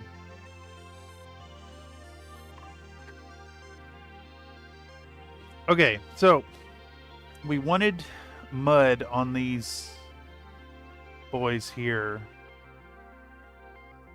but I'm realizing that I haven't painted the undercarriage, so we're jumping some steps here.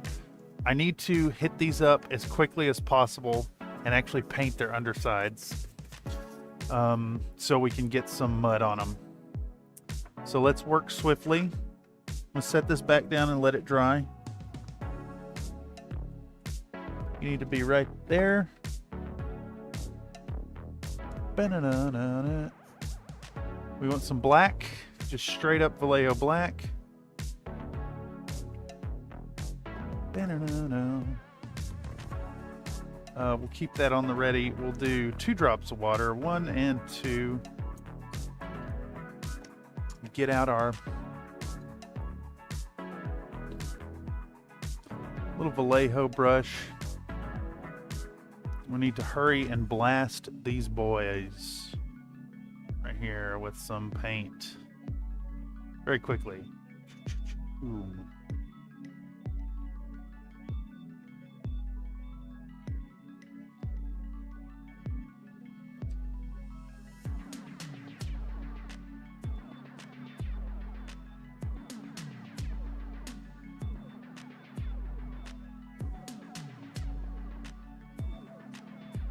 Try not to get it too far up, like on the sides, but if we have any like spillover too bad, I'll go back in with the mud and cover that up. Bum, bum, bum, ba-da. No, no, no, no.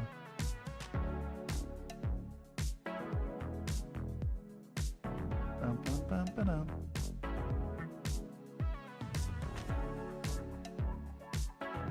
Let's hit these wheels. Fast, fast, fast.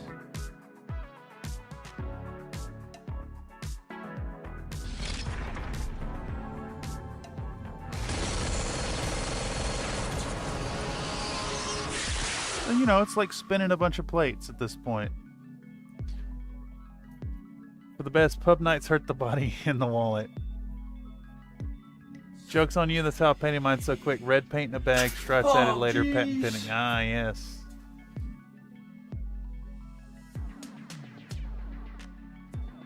Paint in a bag.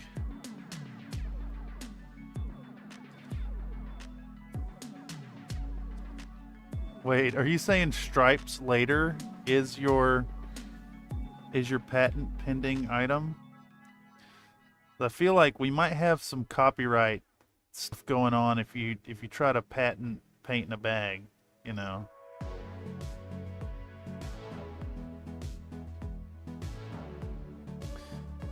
And to be honest, I don't think I can fight Comstar and win a patent claim or a copyright claim.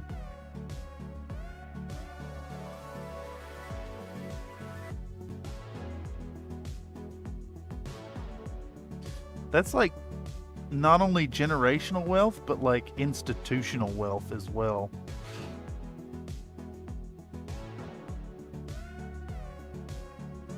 Okay, here we go. Getting the black on. I guess this one wasn't as important to get it on the undercarriage. The other one definitely is. And I think we still need to put a little bit of mud on the road as well. This stuff shouldn't dry out too much before we're done here, though. Let's just get things going. I don't know what color the wheels are supposed to be.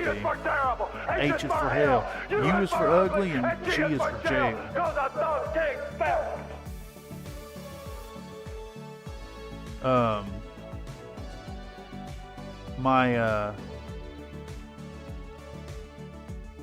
My unit in MechWare Online is actually the Thug. Cameron Dynasty Wealth. Ah, yes. Wait. Am I Comstar?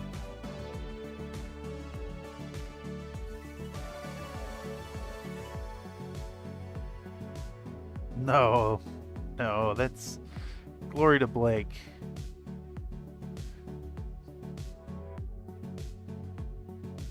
Did that exercise not go through? Oh. You got two S's there is what happened.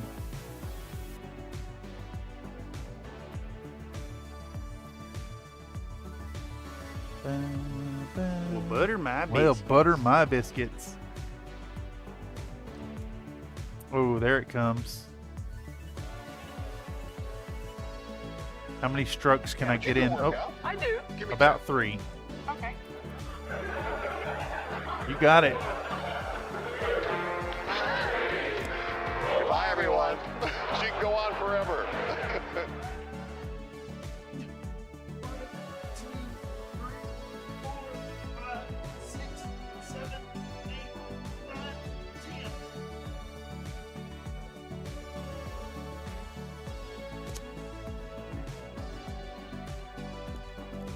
I'd still need to work out logistics for y'all to see the pain cam.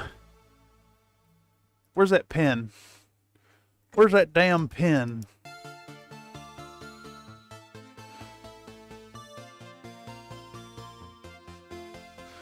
That's only 60 so far.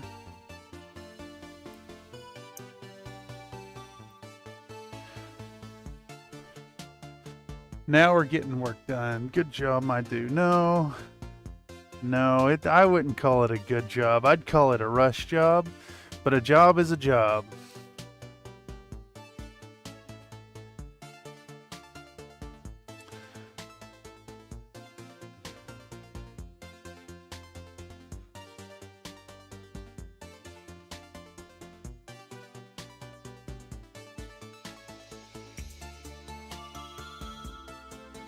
Just try to get as far as possible. Oh, jeez. Oh, jeez.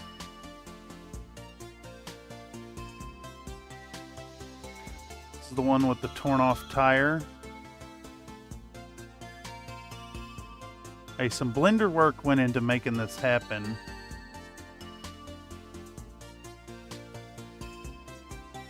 We're talking about the thug. T is for terrible. U is for ugly, and G is for jail, cause a thug king spell. Fucking Tracy Smothers.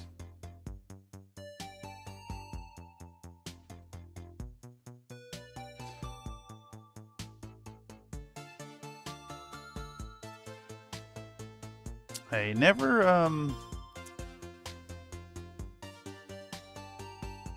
discount the value of a good shitty jobber villain in your stories. People love to hate on old Tracy Smothers, making things nice. Torn off tire bits in Mouth of Marauder. I didn't think of that. No, I think it wouldn't be in the spirit of the competition to alter the sculpt.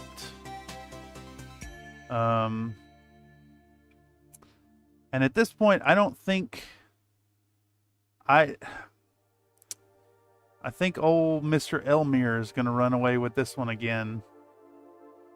But I felt inspired by Elmir's submission to do one that was like a full-on mini diorama.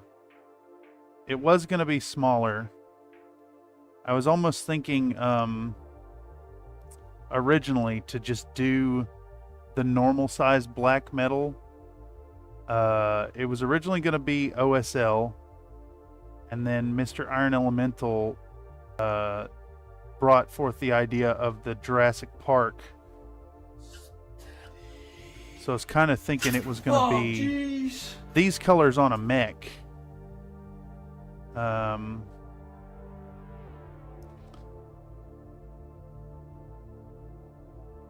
But, I mean, I had to flex the new printer. I did really give it a go.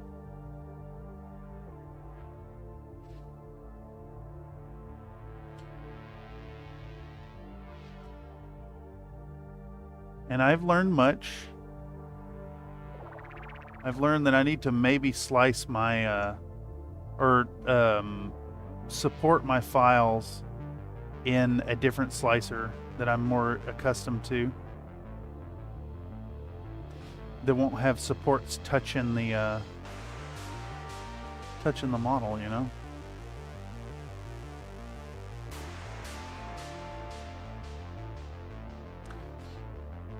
Texture palette pinned in 3D printing. Oh yeah, thank you. We got strong second and third. Yeah, I think so too. I think so too.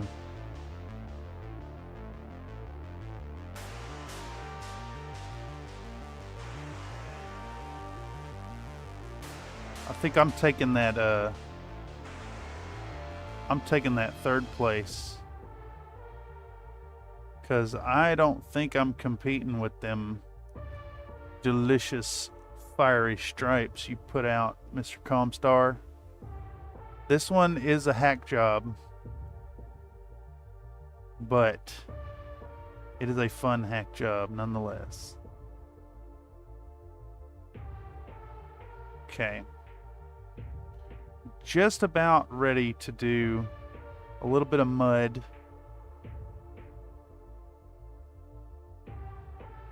on there. All right, that is sufficient. Okay.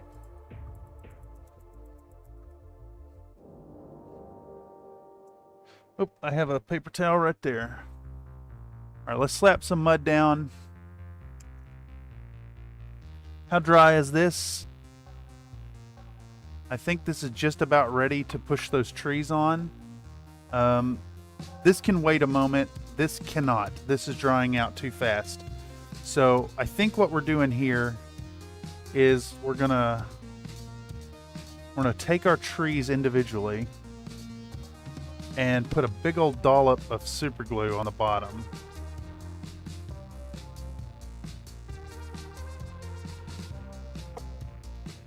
And then we're gonna take the tree and push it through the mud with a little bit of spinning action.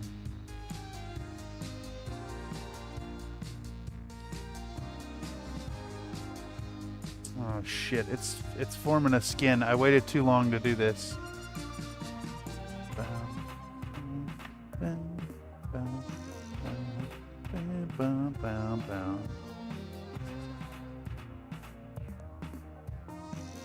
We'll let this cure a bit, and then we'll put in a little bit of extra mud around them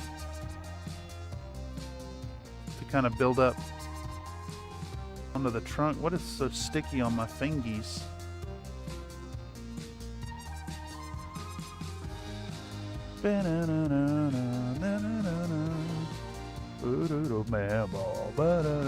You're getting first or second, no doubt. No, I don't think so.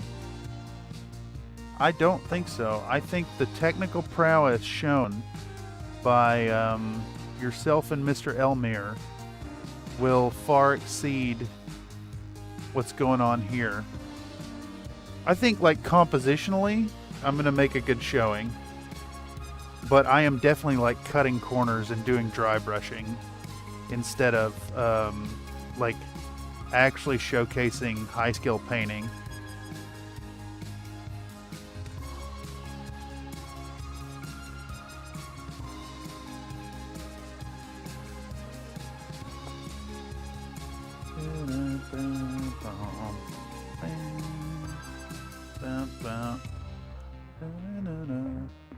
Okay, and now we're gonna leave that be for a little while and let that glue cure.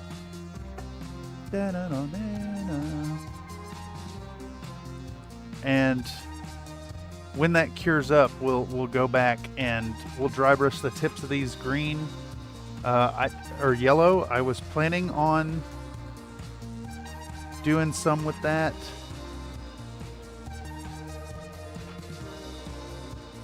I was planning on doing a little bit more with it before I glued them down, but that mud formed a skin really bad. But while we still have a little bit extra in this cup, let's get some mud on the road. Because, who was it? Mr. Mental mentioned earlier that the T-Rex did kind of push the truck down into mud in the film. When the kids were like freaking out and almost drowning in the mud. So we need some of that on the road, I think. Let me try to get this on frame for y'all as well. And we're going to take our nasty muddy color and we're just going to put some here and there.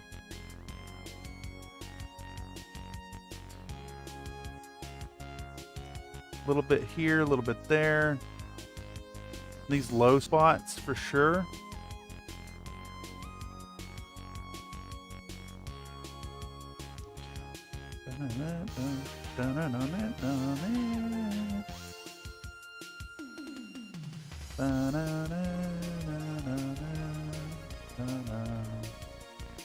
I may take some Mod Podge later too, some gloss, and glisten up some of these spots as well. I don't want to overdo it, but I want some of that mud on the surface. Put a whole bunch right here.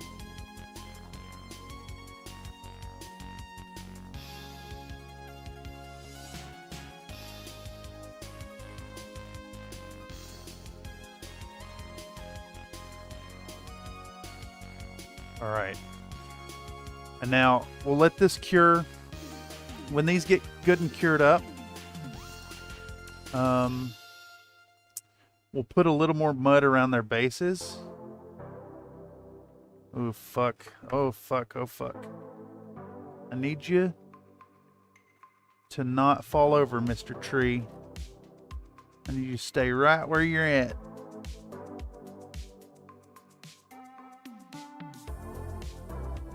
Da, da, da, da. I maybe have to keep this nearby.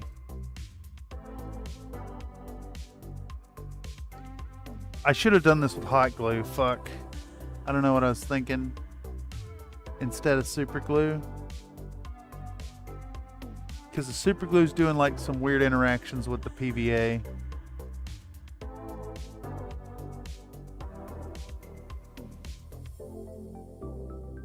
And I think it's too late to rip them up. Kit bash. Kit bash as well. Skill painting is still there.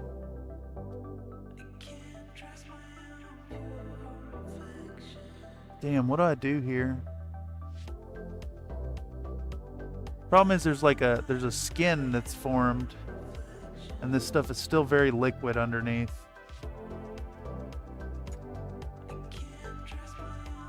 I think what we actually have to do here is lift these off before they create a fucking disaster. Yep. Let's tear up that skin. Let's just fucking do it. This is a problem, unfortunately.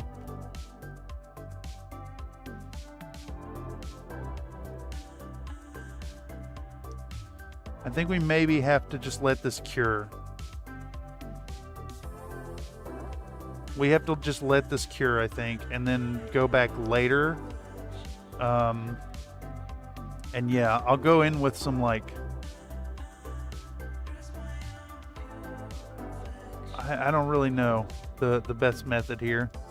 I think I'll go in with some hot glue.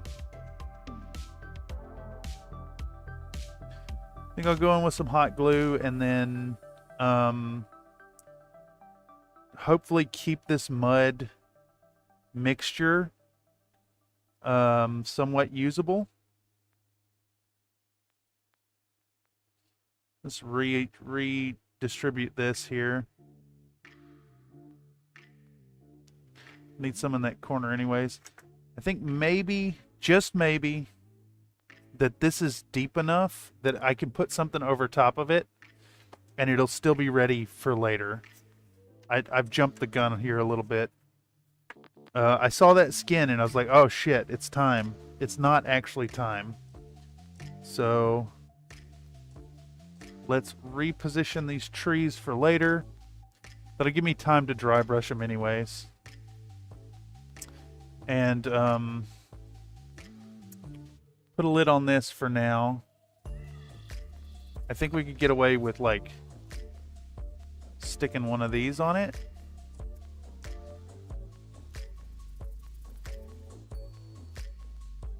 Let it set, they'll dry quicker. Yeah. And I think we will use some hot glue. In the meantime, that does let me get back to these before we put the mud on them. I think we need to dry brush the undercarriage. So we're back to dry brushing. Where's my dry brush? There you are. And I think we're gonna go with a nice duraluminum.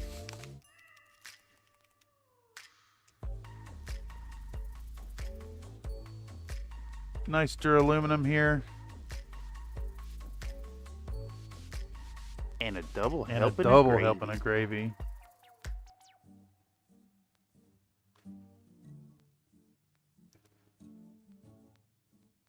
We're just gonna do that classic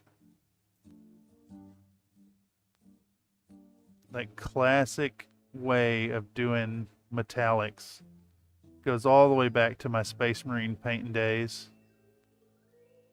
It's like, I don't care how vibrant your models are, what technique you're trying to do on your Space Marines. But if you get in there and you do like a nice dry brush steel color or metallic over top of black, oh man, it looks so good. I know I talk a lot about using this color and then hitting it with the Nuln Oil, but this still works so fabulously. Always did. Look at that. Picks out all those little happy details.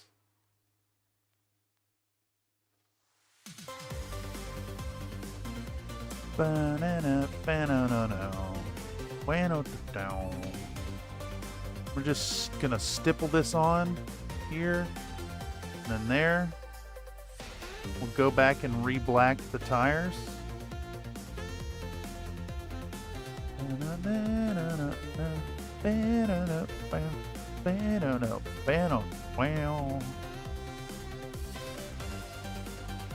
Successfully redeemed Popcat. I want a Popcat.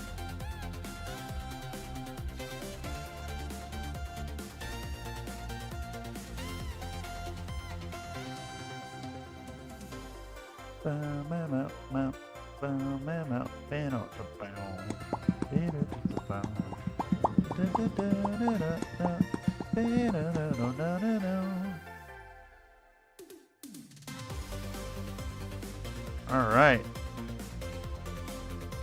Get that metallic going on, and then we can put some mud on these boys.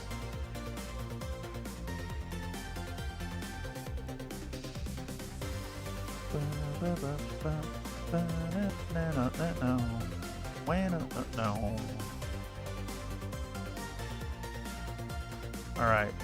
Stipple, stipple, stipple. Stipple, stipple, stipple.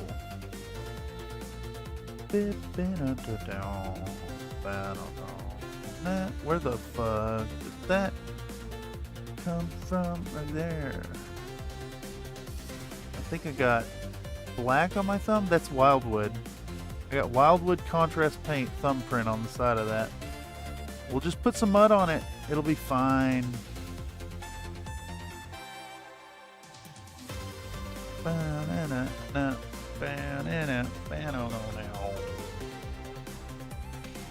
Alright, what am I looking for? A new paper towel.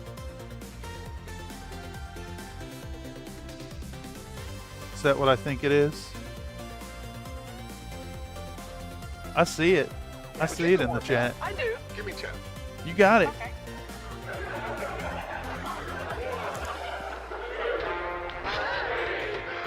Bye, everyone. She can go on forever.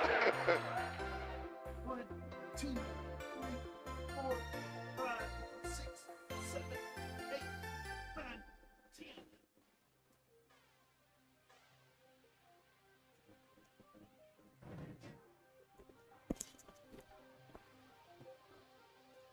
Is it a bad strategy to just try to do them as fast as possible? Is that more conducive to injuries?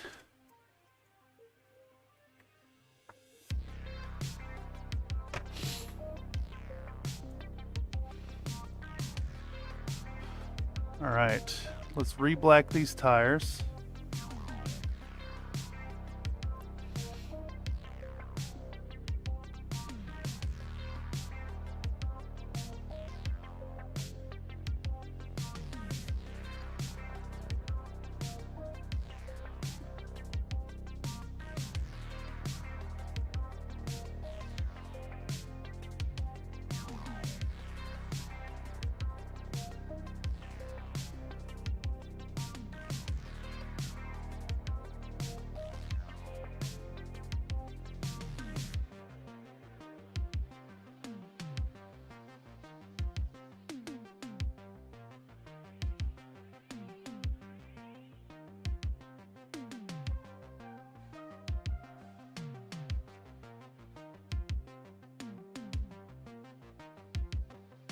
Sent you a thing.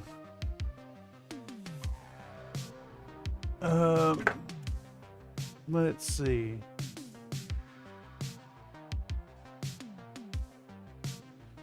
I just saw that the wheels of this thing are supposed to be yellow.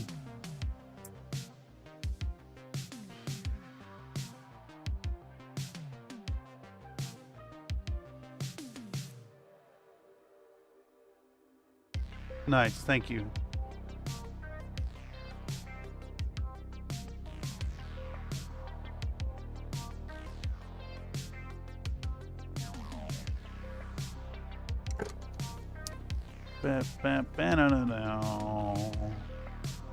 Yes, I will check out that palette soon. Well, whenever I'm back to the computer. I believe I'm going to be stuck here for a while.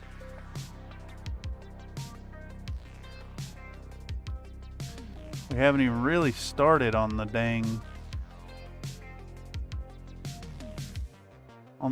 Mech proper. I'm also thinking I kind of want to do Canopian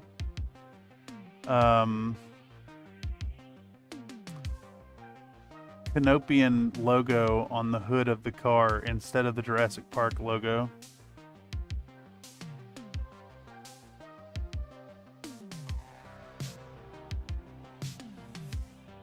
Shit, and now I'm picturing what's his face getting killed by the goop spitting dinosaur, but it's a frilled neck cat girl. Same scene, just cat girl instead of that dinosaur.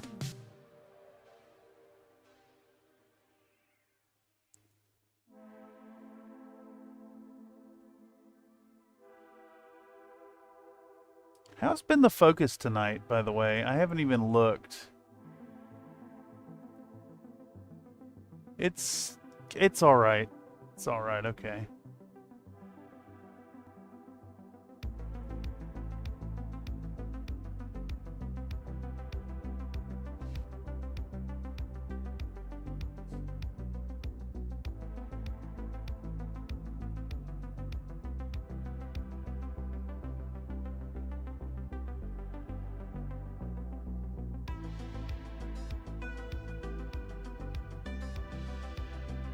the one where it goes. Ba-ba-ba-ba-ba-bam.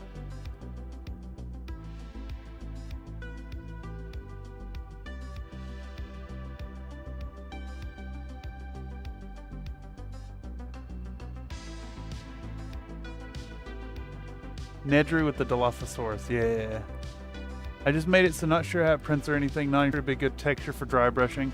Well, as long as you have like a big, I think the big thing about a dry brush palette is like a big texture, like a medium texture, and then a fine texture.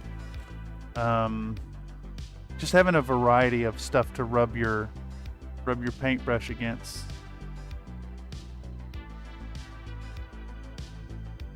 Fuck, now I kind of want to... So I don't know if y'all saw, but Wildcat had a... opened up a page on their Discord of taking a limited amount of commissions. And now I would kind of love to see a frilled lizard cat girl spitting acid. That would be fucking fabulous. Okay, so we got black on the tires. I think we'll go back in and do these yellow. How wet is this still? Wet enough, okay. We'll go back and do the yellow now, then. In that case. Ooh, fuck, I'm gonna break this thing if I don't move it. Get over there. We'll do the yellow now.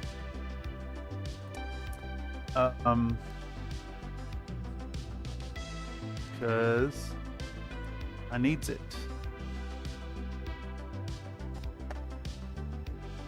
I needs it to work. We're gonna go single drop of water. That's probably already too thin. But these wheels are supposed to be yellow. So we're going to make them yellow.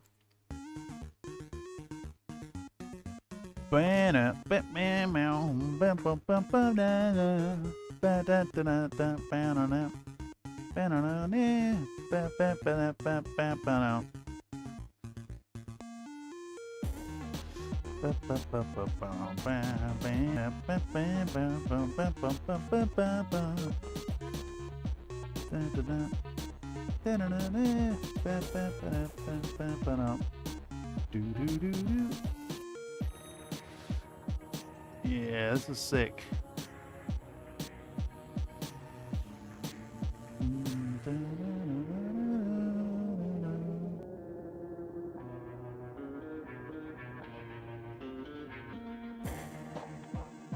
All right, this yellow's covering decently. I'll probably have to do 2 coats. But let's get it on there because I want to get some mud on these things.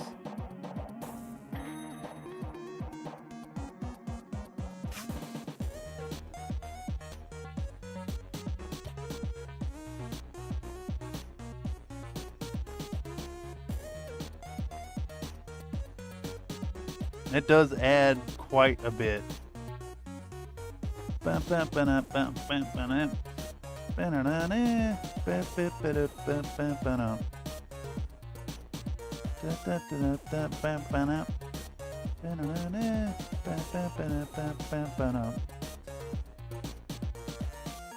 right, other one gets the same treatment.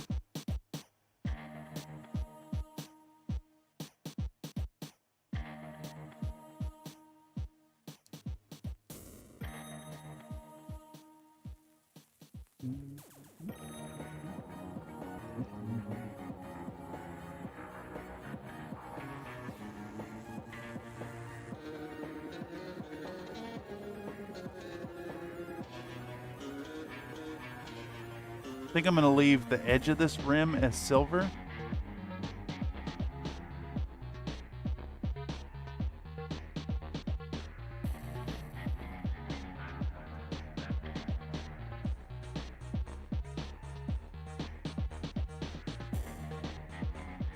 All right. So what we'll do here is is we'll finish this pass. We'll go back to the other one. We'll do a second coat of yellow.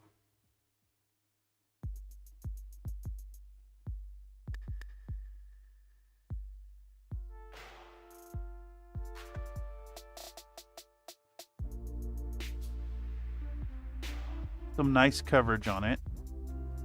Make it look solid yellowish.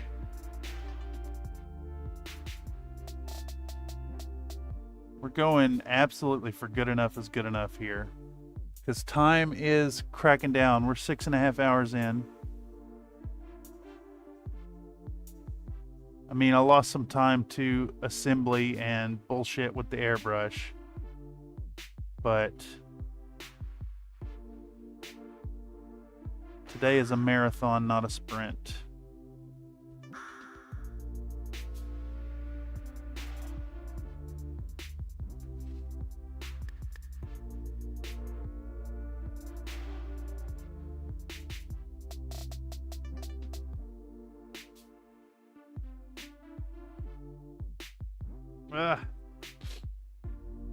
My nose is itching. On the inside.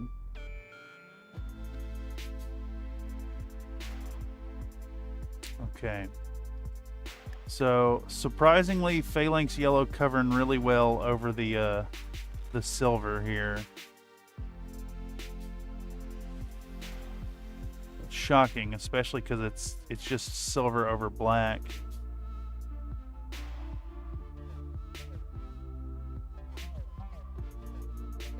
And then I do want to dry brush a little bit of the same yellow onto the green leaves. Just a tiny bit.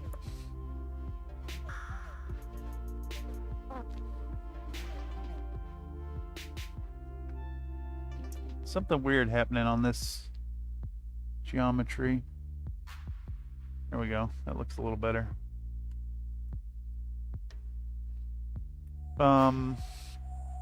Yeah. Let's get this back out.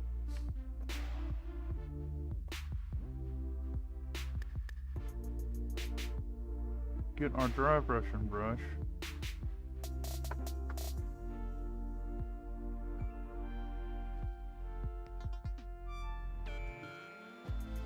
Oh, there's fucking silver still in this.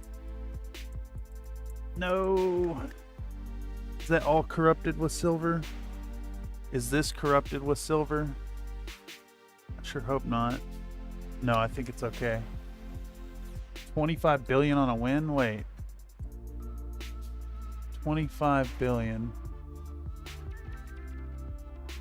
25 billion. That's absurd. Absolutely absurd.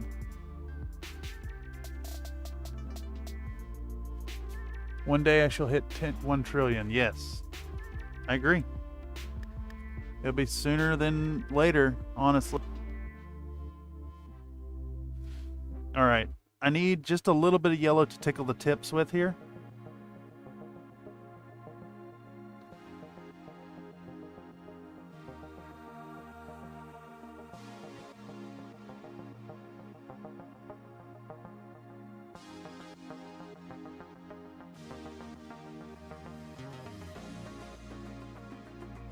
Bit yellow, tickle the tips.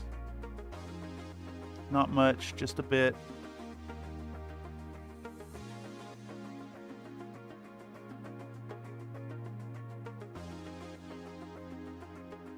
Ba-na-na-na-na.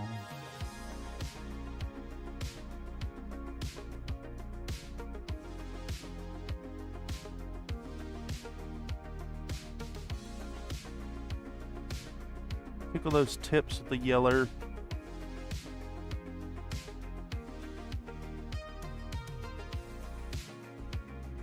Just a tiny bit here and there. Not much. Just a tiny bit. A little bit here, perhaps. Now. It's enough. That's all we need. Next. Right there. And then the other side. Right here. Other side. Same right here. Top. Other side. A little bit more.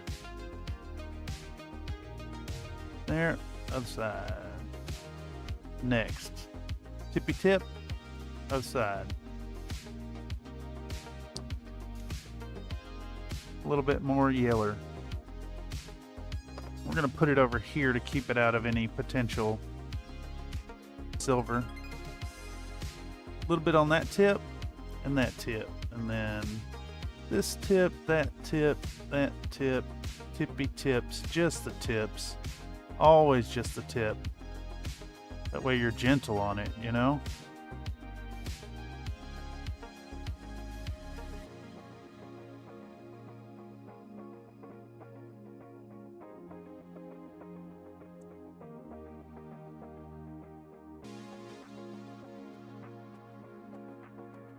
All right, there's another one down. Next.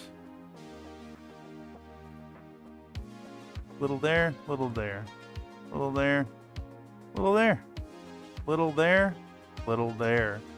This one, that one, this one, that one, this one, and that one, and then a little bit down there in those inner leaves too.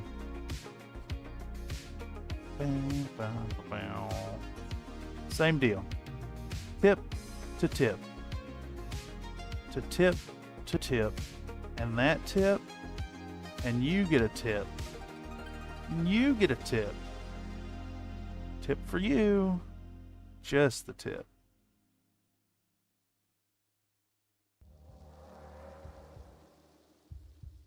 Boom. And boom. And then there's some down here, so little on that and that. Bam, bam. And this lad just has a few, so we don't even have to dip in our new paint. Blast right over it. Done. All right, they got yellow on them. It's a nice little subtle touch. I'm putzing around with the Lone Wolf's paint scheme. They have no standard. Thinking of gray-black to match the logo. Yes. I like that.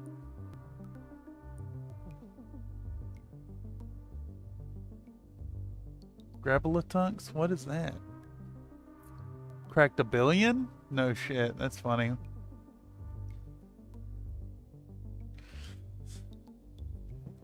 And you gambled it all and then won.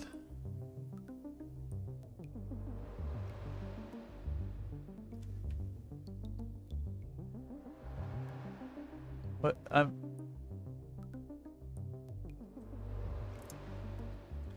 that's so funny. Oh my god. Alright, you know what this means, Tom Star. This means dual com star.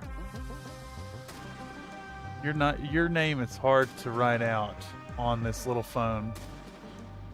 And then it's this, and then that, and then we do so that, and that, and that, and that, and that. Boom. We'll do one of those. Let's see if that goes through. It should.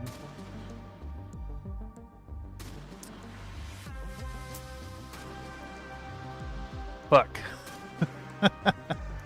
There you go. All right. Well, that's a thing.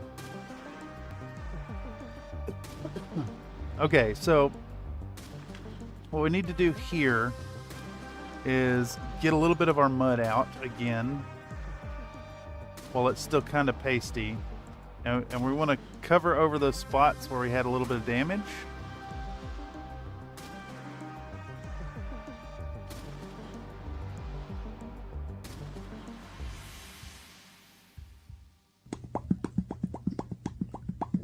All over that front there.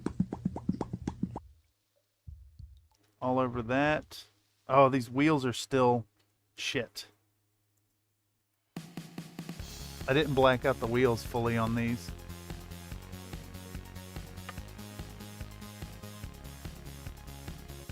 Man.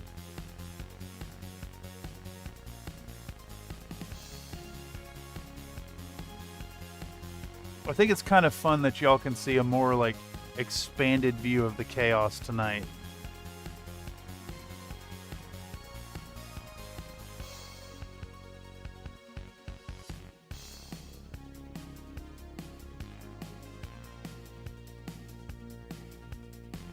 Get some black on these wheels.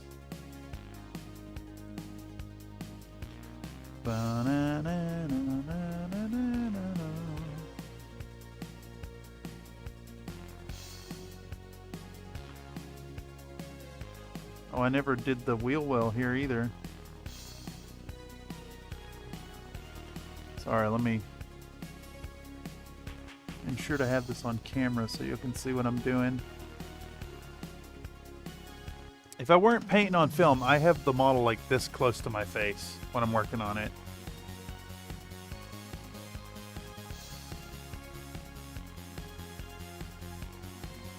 And I was kind of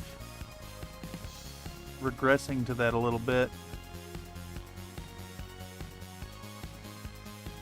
All right.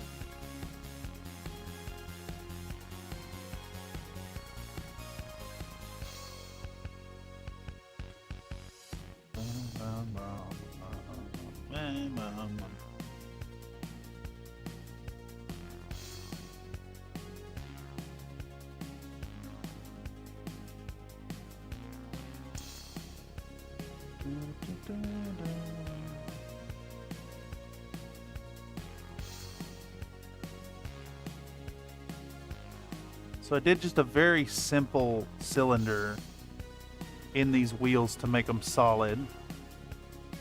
And the back of them definitely don't look realistic, but I still want to leave that inner cylinder with the dry brushed jet exhaust or duraluminum.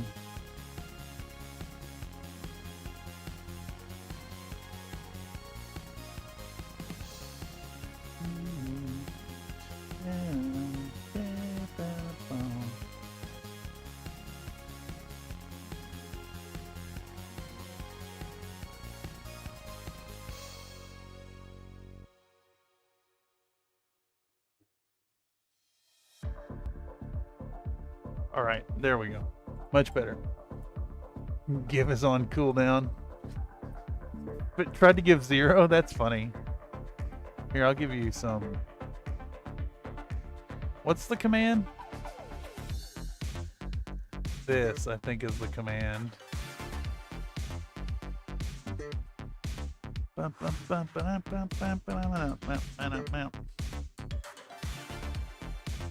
Okay. So while this one is drying, we'll work on this car.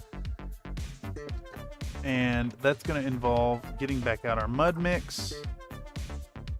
And we want mud on the hood where all that gunk is.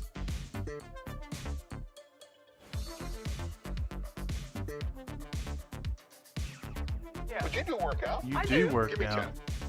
Okay. She said, okay. I'll do it. I'll do it. Bye, everyone. You got it.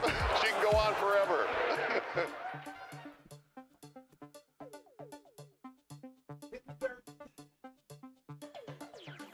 1, 2, 3, 4, 5, 6, 7, 8. We're talking about the thugs. T is for terrible, H is for hell, U is for ugly, and G is for jail, cause a thug can't spell. Oh boy.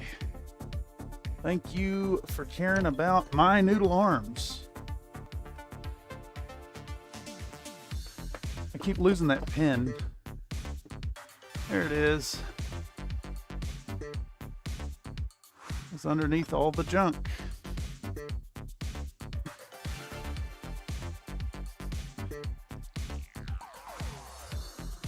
That's 80.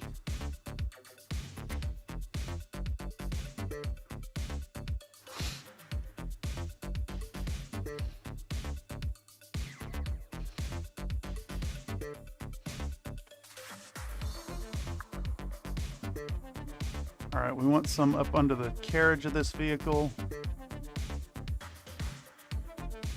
just so you can see it. We want some like splattered up from the wheels, right? That's a...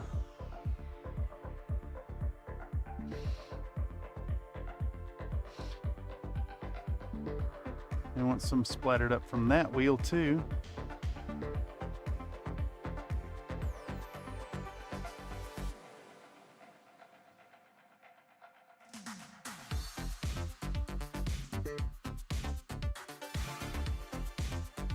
We'll do it on both sides as well, just because why not? Definitely want to try to do a less is more, but also get like really good coverage here.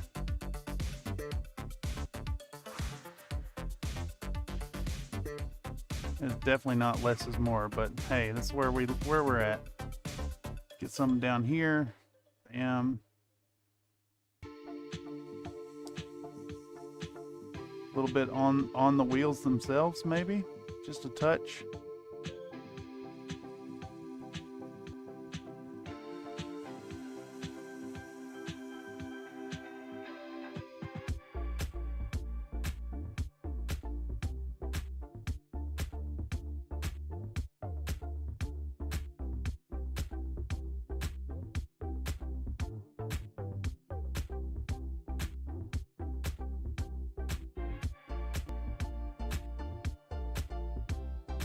I think that is a fair amount.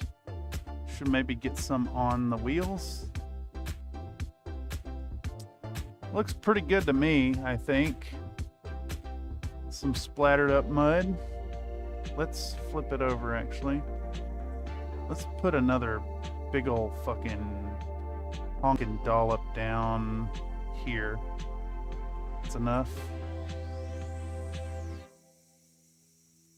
And then I kind of liked what was happening when I was tapping it like this and then moving it around with my fingers. That's a nice effect.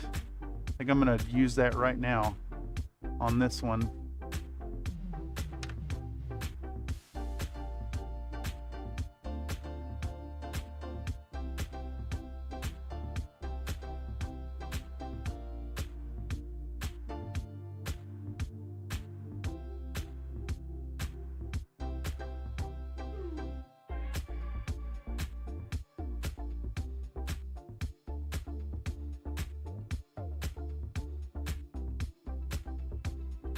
Oh shit. All right, so now this one has some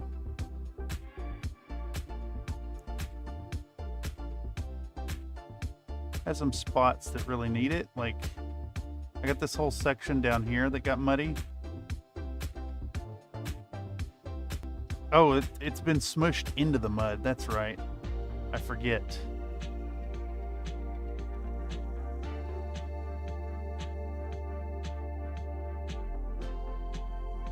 Right here. Definitely need it coming up.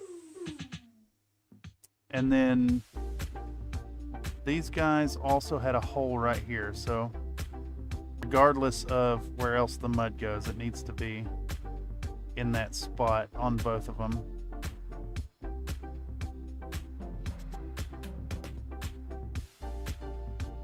Pack a little down on that bumper.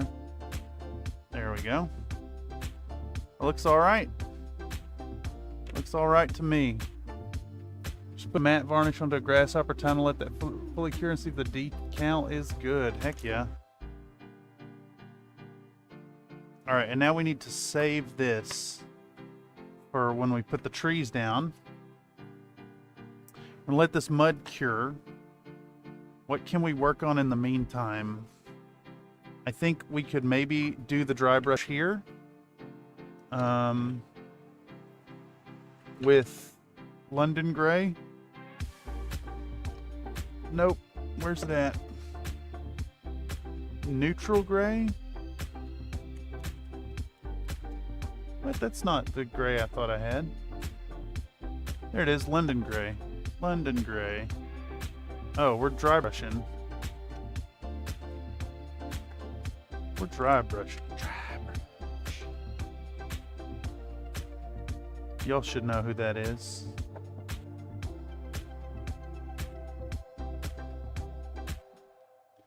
right. Get that nice neutral gray. It's going to go over top this kind of green gray that we got going on and tamp that down a bit.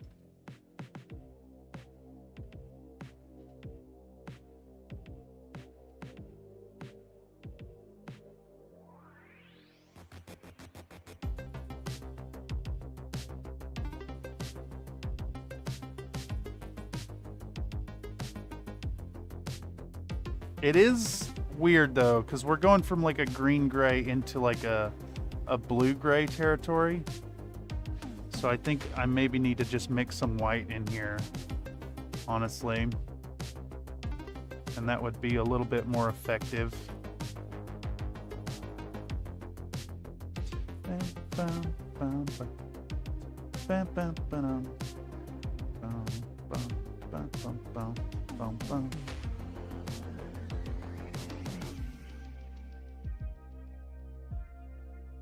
Let's just hit that all up there. I think we're gonna stipple these some. Just like pow, pow, pow, you know? Just give it a little love, get a little tapping.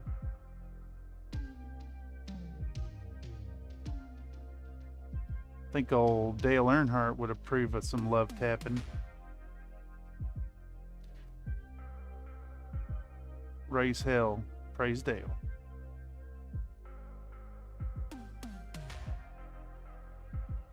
All right, we need a lighter color. Let's try a little bit of the medium sea gray. I think that probably will compensate for our lack of a light color on those edges.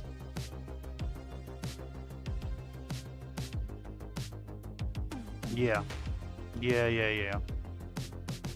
Definitely gives it that like concretey look.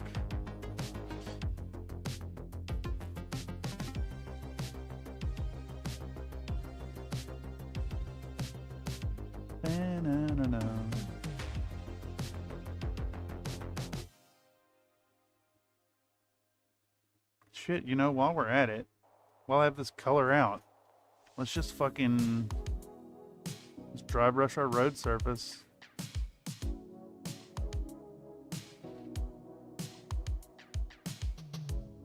Actually, no, we should sponge that.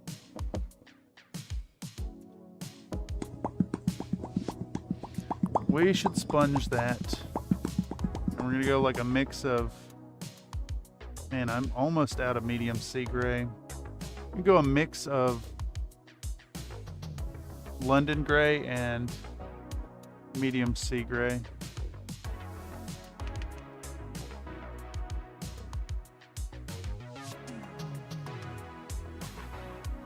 Get that nice like splotchy kind of texture going on.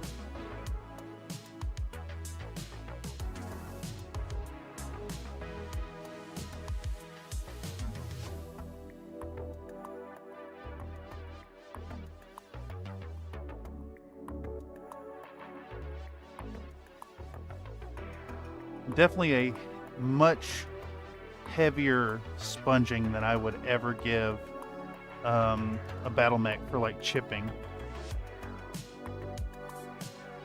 but it is doing a job.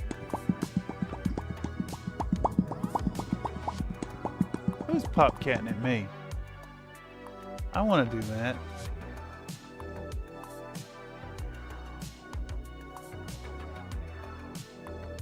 But you do work out. You do work out.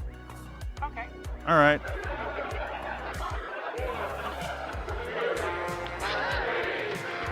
Bye, everyone. She can go on forever. 2, 3, 4, 5, 6, 7, 8,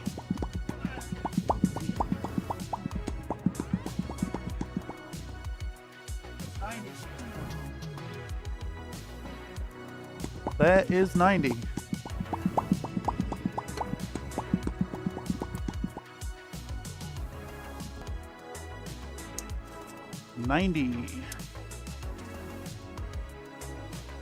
Almost halfway there to the goal tonight.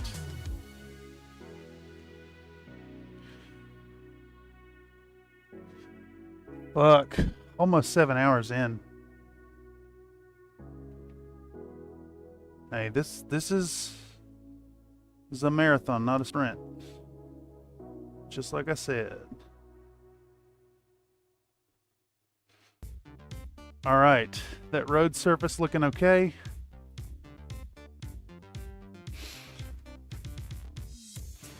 I almost want to wash it down. Oh fuck, that's gnarly. I almost want to wash it down. Not really though. Ba-na-na. Well, you want to woo-woo? It's that woo-woo. It is that woo-woo. Some neighbors are saying way too loud. That's Way only too in the loud. morning. He supposed to be up cooking breakfast or somebody, and so that's like an alarm clock. Woo-woo. All right, this thing is gonna sit just like that. It's gonna be pretty good. All right. We need to pick a color and dry brush the fuck out of this thing. And I think we're going for like kind of want to do like a tan, really nice animalistic tan. So let's try out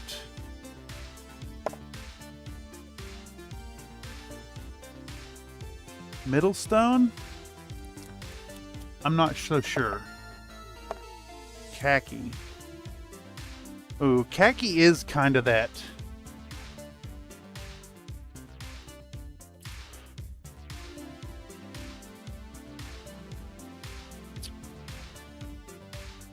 It's clogged is what it is.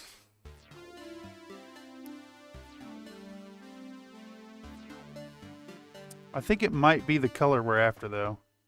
Let's see here. Just put a little bit right there.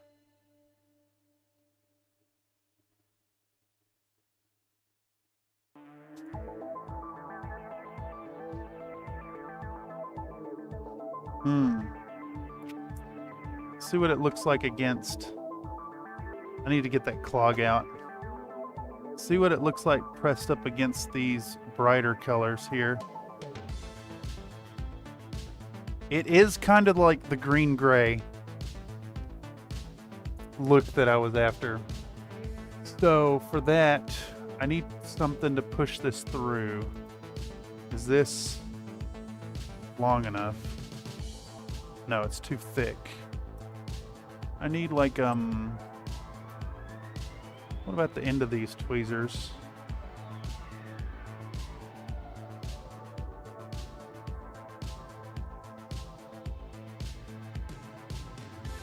Is there even an obstruction? Doesn't actually, oh, there it is. It's just a little clot at the end because I never use this paint. Kaki.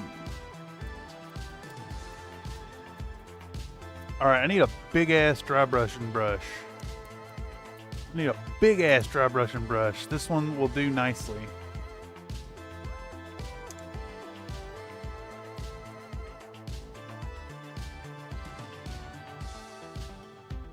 Let's do a big old puddle of that stuff. Let's start digging in. We're going to unload our brush down here.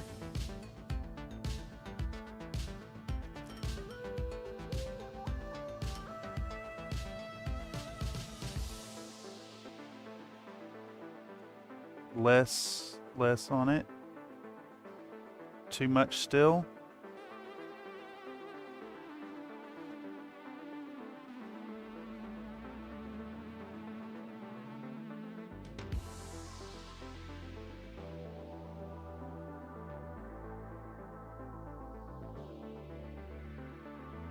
Just gonna bring out all them edges with a nice dry brush all over.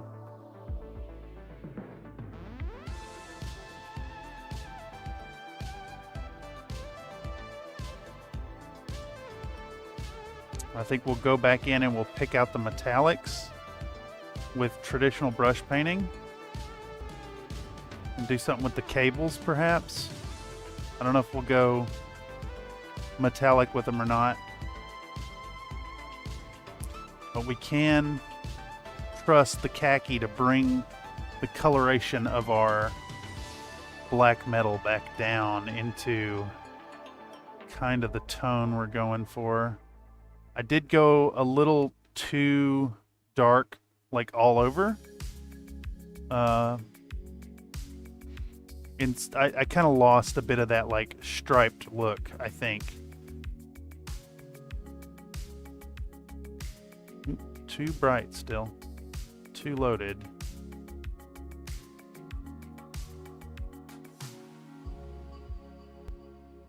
Let's build it up. Let's build it up. Now, I've deliberately gone for like kind of a shock of a color, like a really bright jump, to make those edges not only stand out, not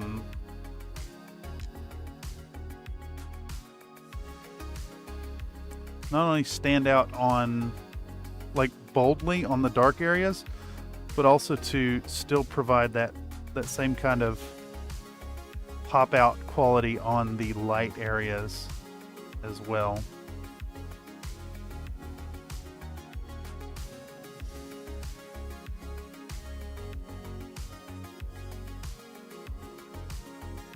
I may yet still go in with a brighter tone here and there.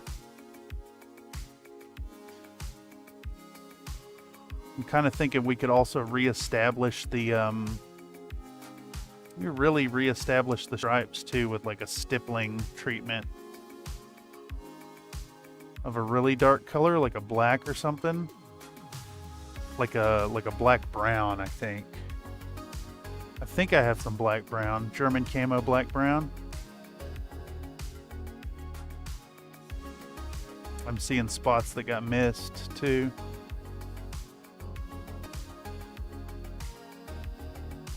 Okay. That is just about satisfactorily brought back to life. So let's move on to working the body. Make sure it's good and dry everywhere. The undersides here are a little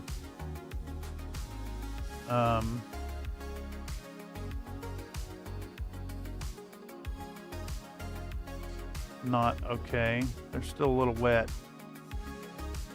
It's fine. Let's just start hitting those edges, hitting all them edges. Bring out them details.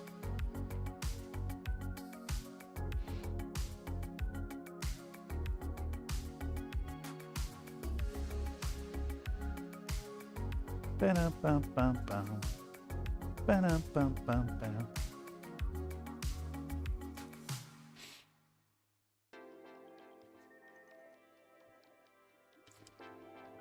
Oh, it's the Dudum song.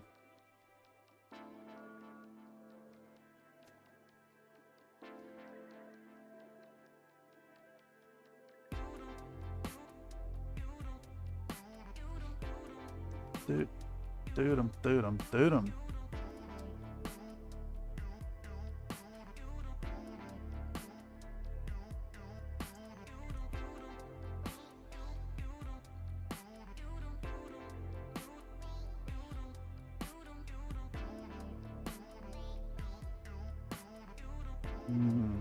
I do love a good dry brush. Man. I want to paint more Locust Labs stuff now in like all dry brushing, because all that surface greebling, man, it just soaks up this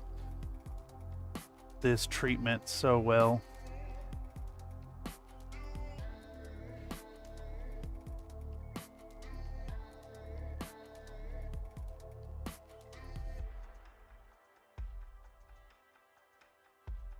I think we'll need to come back in with a lighter color too at some point. Maybe just right after this.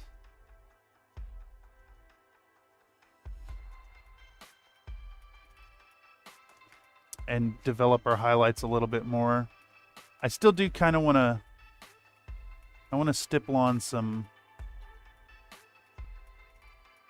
stripes, some like clear stripes.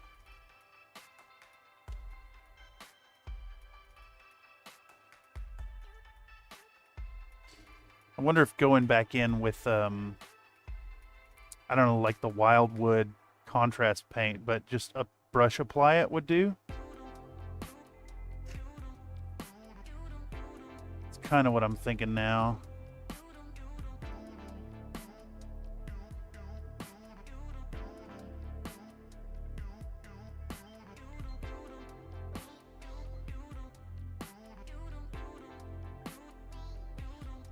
This color definitely imparts the little bit of like green gray kind of tannish tone that we're looking for, but it's also flattening everything down quite a bit because of the dried brush treatment, and it's just like indiscriminate about what's getting the color on it. But man, all that surface greebling, instant. Patches are non-existent. They're blending in with the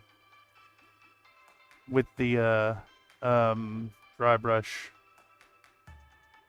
effect. They're blending in with all the greebling. All right, so we have like an all-over kind of dark tone. I kind of want to do this gun barrel here in metallic. I want to pick out some metallics on it. I think that's our next step. Holy shit, we're 7 hours in. Hey, the show goes on. This got to get done. I'm here till it gets done, or till y'all make me do 200 push-ups, whichever comes first.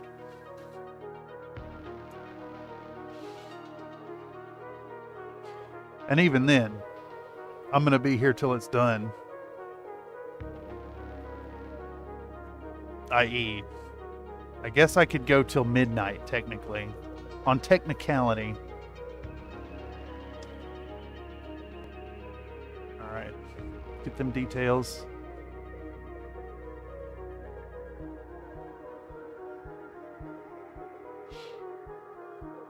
Oh, do I just do glowing vents all over this fucking thing? How many vents is that? 6 on the legs. 10 there.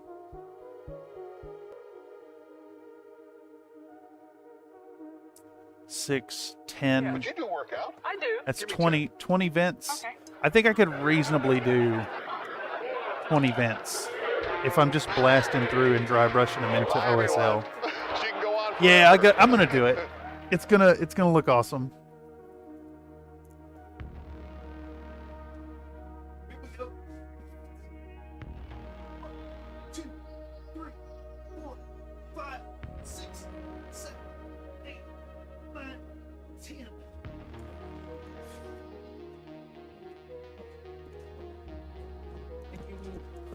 Another Nate.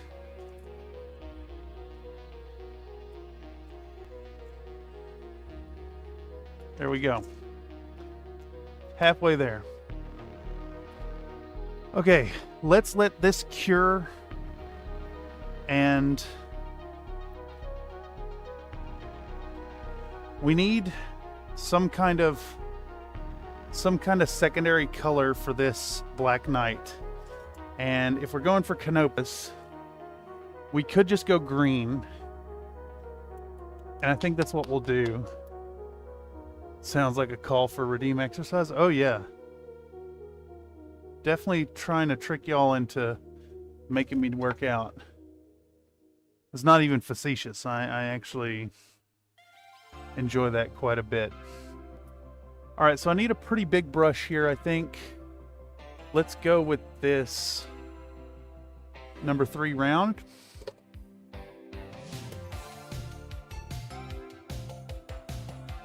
Which is stiff and crusty, so we're going to run it through the acetone first.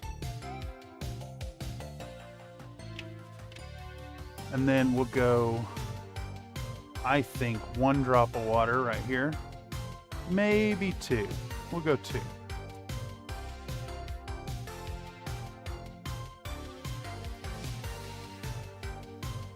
I'm going to go with a nice uniform green for our lad here.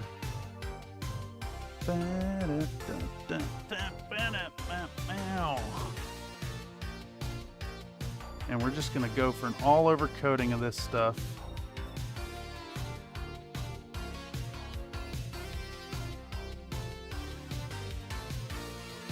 We need to be real careful not to get it on our Jurassic toesies.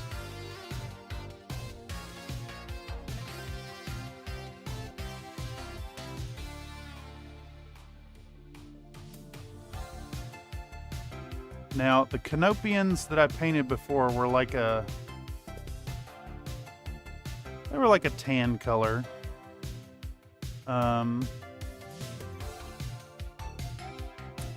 But because our Marauder is a tan color, I think that that would be a waste. So we're gonna go green, which is one of the Canopian... Was it the first Canopus Fusiliers or something that the Hunchback is? It gets a they usually have like a green stripe on them, but in this case we're gonna go full green and just give it a wash and a dry brush, 'cause it is a base decoration after all.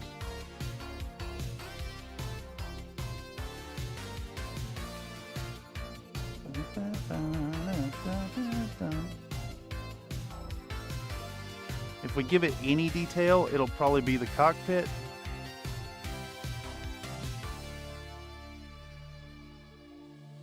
It's funny, this would be the first Ordensritter I've painted.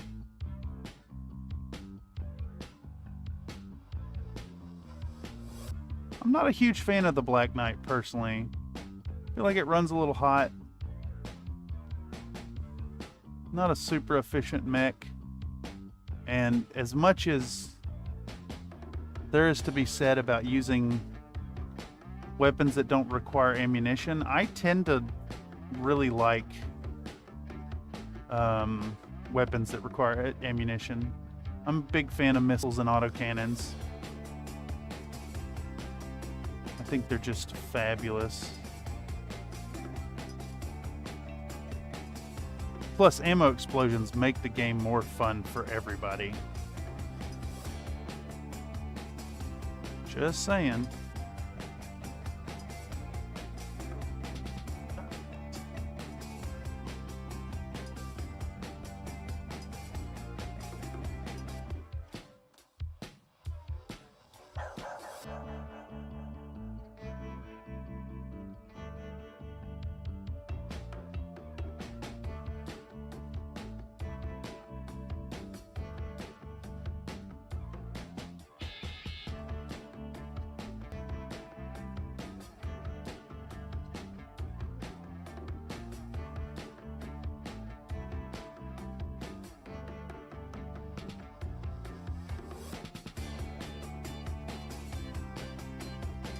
This is...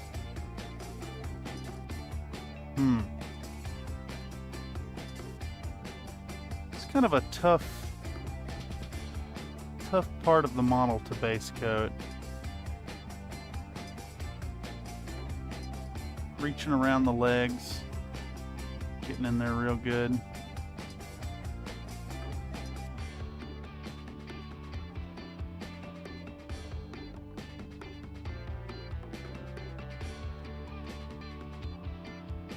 I think we're also going to just like completely cake this thing up in mud after I give it a treatment. I really don't want to go in and detail all its joints and fucking lasers and stuff. I might still do the lasers. They're probably worth doing, honestly, but I'd rather cut the work as much as possible at this point. But if you can imagine, we're coasting along at this point.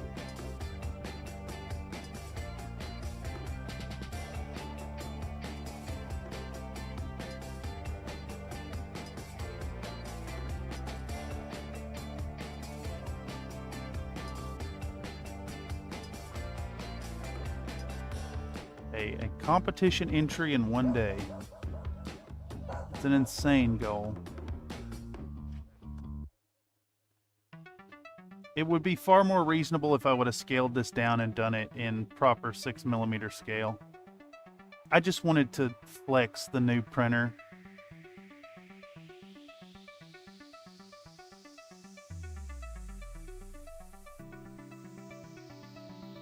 And I mean, the techniques aren't too different. It's just more area to cover, more shit to deal with.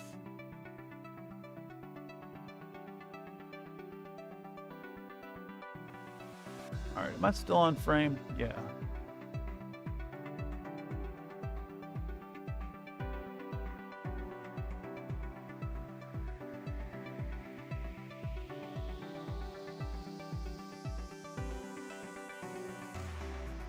Get a little bit of green in there. Alright, that's our green down. We'll let this cure. We'll hit that with a wash. We'll go back in and dry brush it with the moot green, I think, to tie it back to the Jurassic Park vehicles.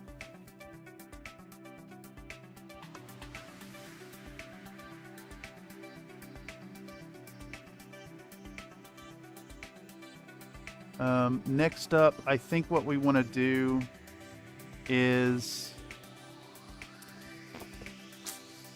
let this cure while we paint on the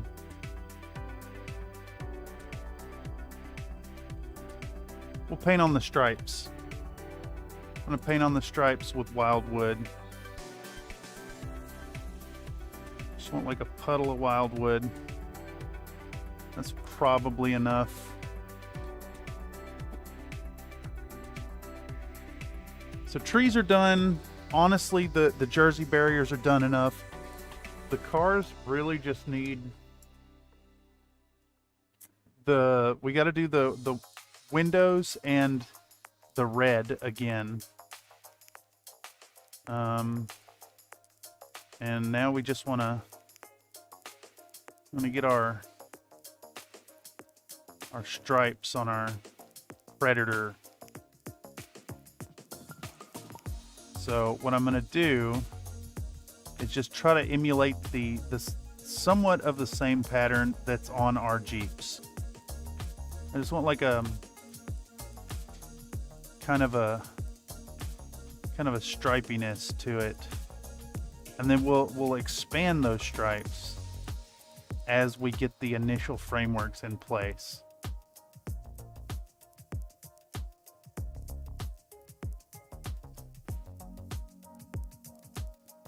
And then I believe she had like dark around the eyes. So we're gonna do that.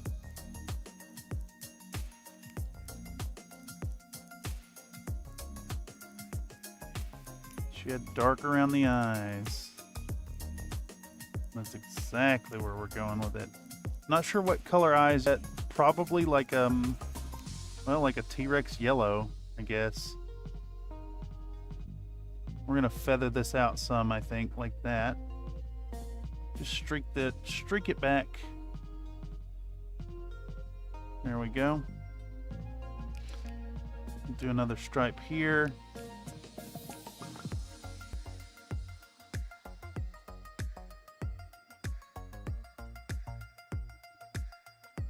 And then we'll do one that runs like across this, I think.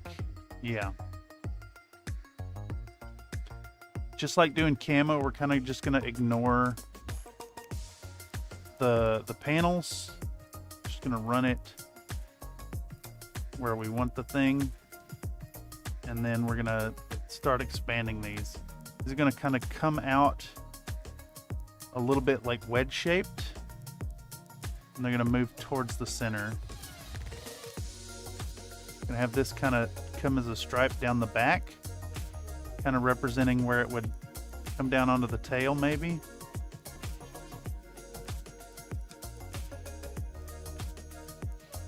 And now here, we're going to do the same thing. We're going to unite all these right down the middle. Oops. Put my finger on some of it. Just very whimsical, very... My brain keeps wanting to say lackadaisical, but that's not... I don't think that's exactly the use of that term.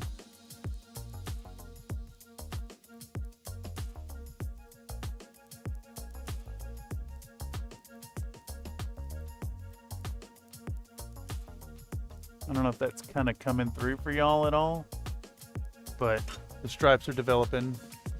They were yellow. Okay, yeah. Yeah.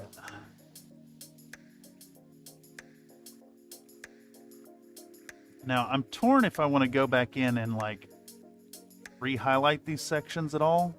I'm kind of thinking I don't. Honestly.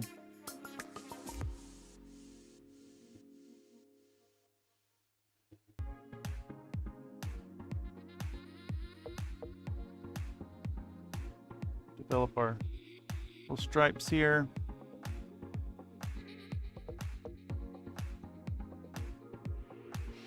How am I supposed to photograph this thing too?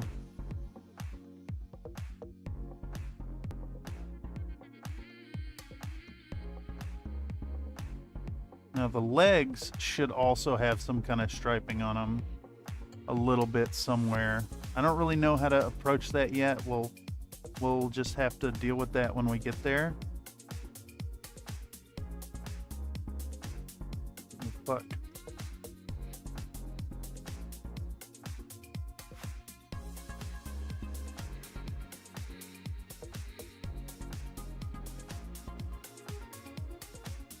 And then when we get to the bottom of these stripes, what I want to do is just fucking feather them out towards the bottom. Like they're fucking grime streaks or something.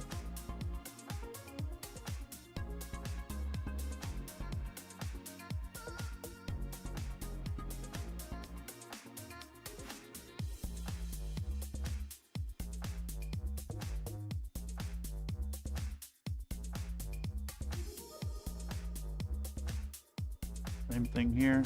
I kind of want the, like, almost like a rag edge coming up off of them. Coming down off of them, I should say.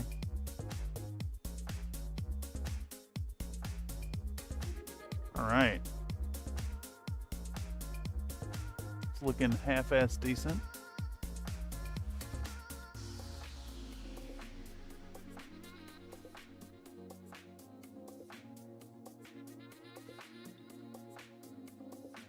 And stipple the edges a little bit.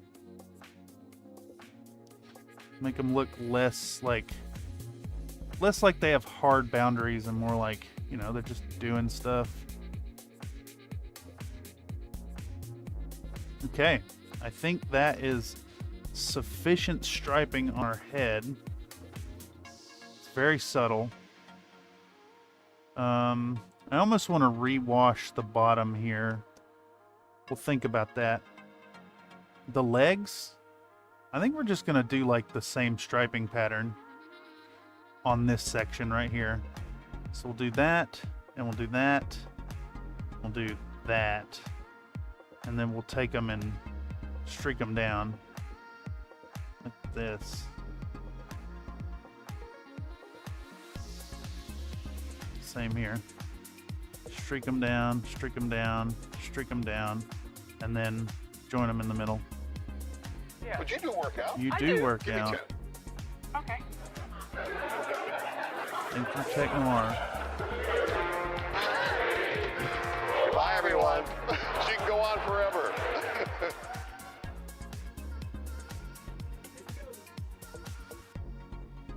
One, two, three, 4, 5, 6, 7, 8, 9, 10. Morgan.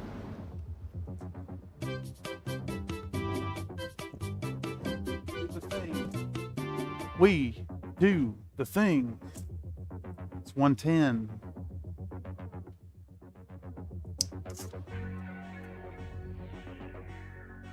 All right. Let's keep building up them stripes on the legs. Went like a real dark bit right here in the middle.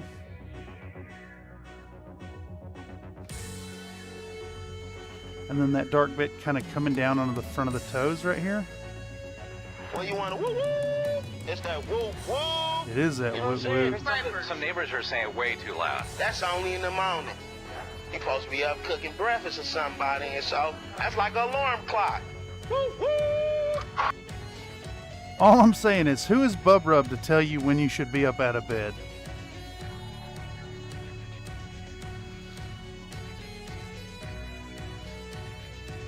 He's an enthusiastic lad. That much we know.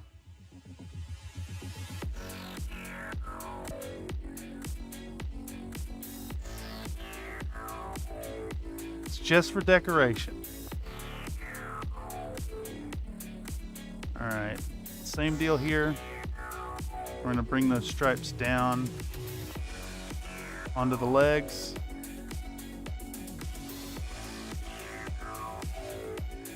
We're going to start working them towards the middle.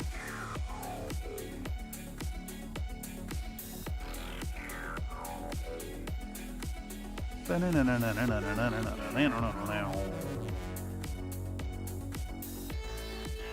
work this back and forth, turn it into a stripe.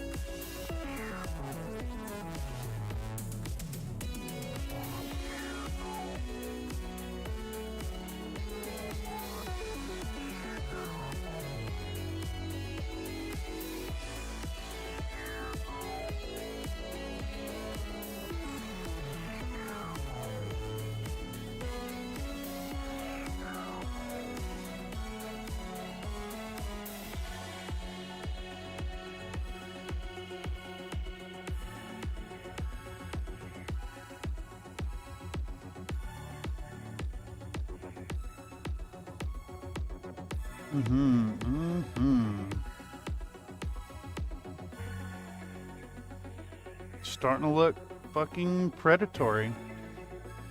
Like a stalking beast out to eat that goat.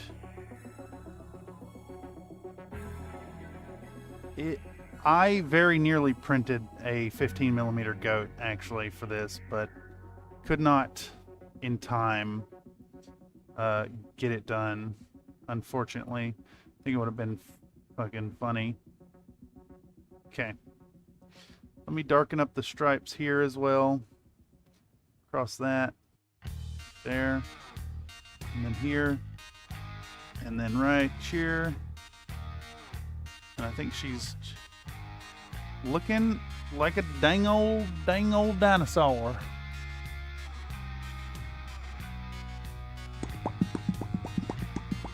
Start from the outside leg, go either way diagonally.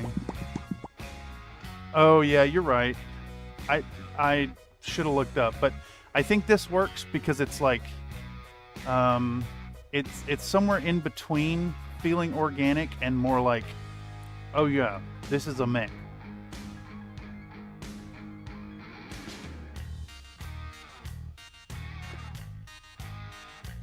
And you know what? I'm gonna take some of this blood red that we still have out, and I'm gonna fill this mouth with blood red. Because why not?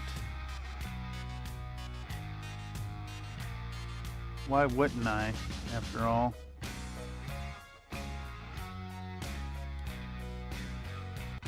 I kind of want to do the inside of the neck in this color too, to be honest. And I think I'm gonna. Because why wouldn't I?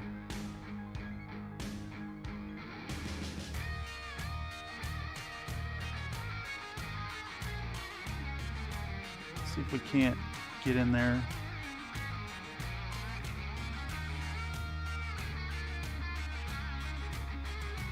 Got to be really careful here because I don't want any of this to spill outside the lines. But I think we're just going like full-on meat sandwich here.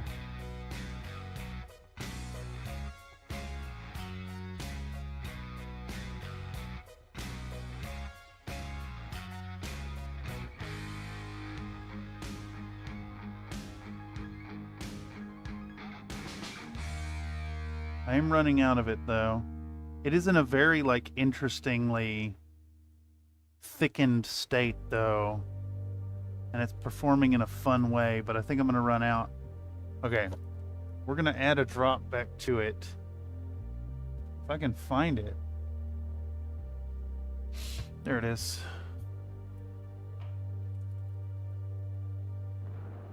Like a tiny calico kitten out to pop. Yeah. Just a tiny little kitten.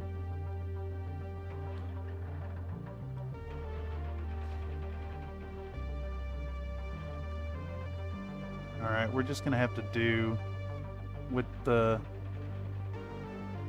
speed paint as intended. It was really nice, like a translucent gel material to work with for a second there. You know, why wouldn't it be flesh and blood? It's a dinosaur, not a mech.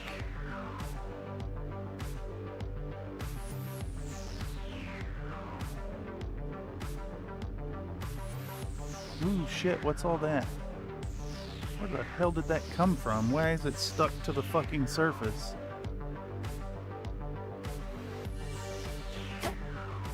Where are these flakes of the red coming off of? Did they come out of this? They must have.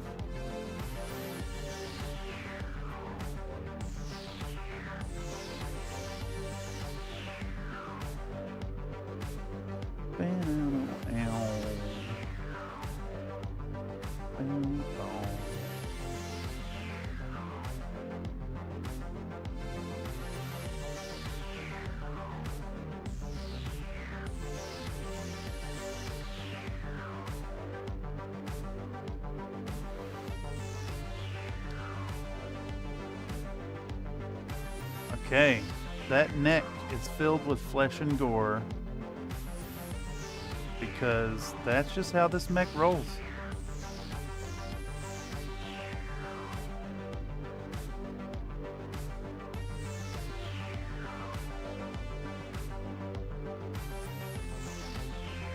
Decisions in the moment. I mean, though, if we're going by that logic, though, should the pipes hanging down be flesh colored? No, I don't think so. I think it's too much. I want a subtle touch here. Very subtle touch to suggest this thing is not only alive, but kind of in pain. A little nod to like Shin Godzilla. I do think what we can do though, organic stripes might be a neat paint job anyway. What did you use for the black stripes? I did Wildwood contrast paint. It's like, it's brown, but it's almost black. Alright. So I have decided we're going to take this same blood red and we're going to paint all of the vents on this mech real quick. And all of these vents are going to have a quick dry brush treatment glowing effect. They're not going to be bloody, but the red will serve as a nice foundation to drip orange over top of. We'll have them looking like this by the end of it. What I've done here, that.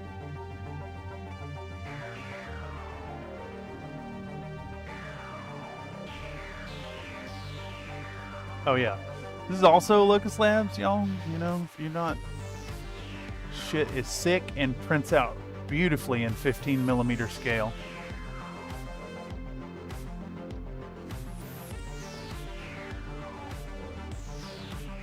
Okay, so from what I saw, we have 10 vents on the top and bottom.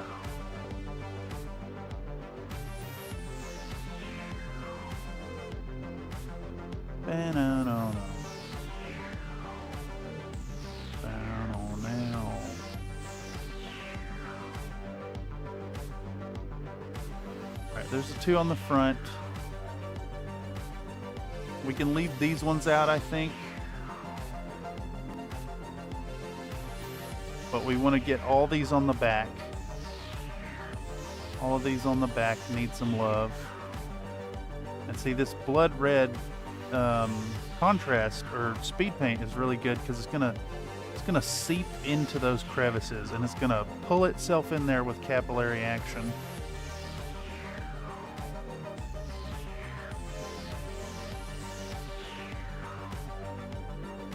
I'm starting to get hope that I will finish before midnight.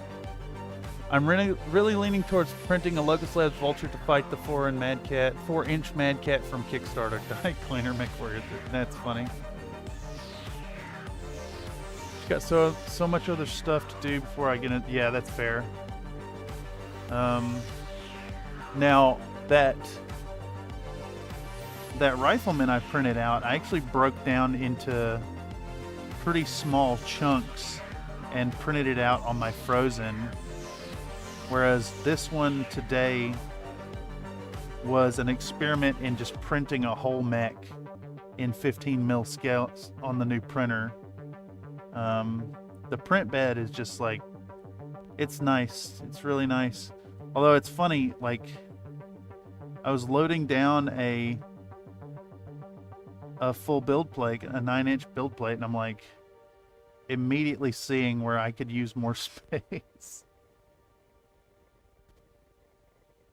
So if ever I upgrade again, it would definitely be for a really, really big build plate, like a 14-inch if they're out there, something like that. All right, so those vents are filled. I want these ones filled too. These ones are a little shallow. Oh, I wonder if these details are actually like printable at 6mm scale. I actually think these are not vents. Those are going to be more like an intake, but whatever. All the intakes and outlets are just fucking glowing hot. Like fucking Karlach from Baldur's Gate. Same deal. Except this one's a mech and a dinosaur. Alright, I want the vents on the underside of the arms. Let's do those. Get them that red foundation. And you know what? Fuck it. While we're at it, we're going to do these two. Because why the hell not? If we're going to do it, let's do it. I'm not going to lose all that much time anyways. Don't take but a second to do. Let's get all the vents glowing orange. All of them. Every one of them. Boom. Okay. Now what color should we do the cabling on this mech? I'm thinking, honestly, I'm just thinking like jet black. And hit them with like a gloss varnish. I think 910 is the largest decent price printer. Saw a 13-inch one, but it was like 6K. Yeah.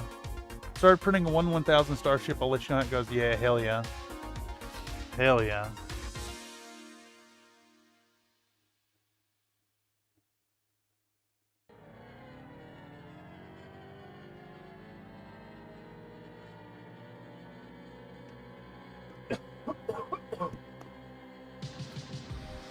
Excuse me. It's kind of funny to me that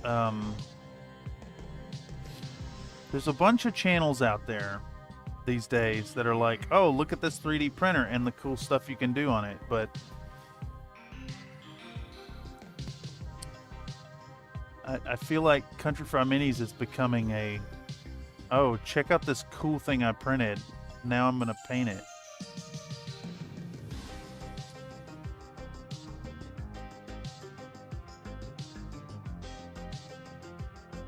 Alright, legs. And we got 6 vents on the bottom side. Now this stuff needs to cure. And it does tend to reactivate, so that is a potential problem. But it's fine.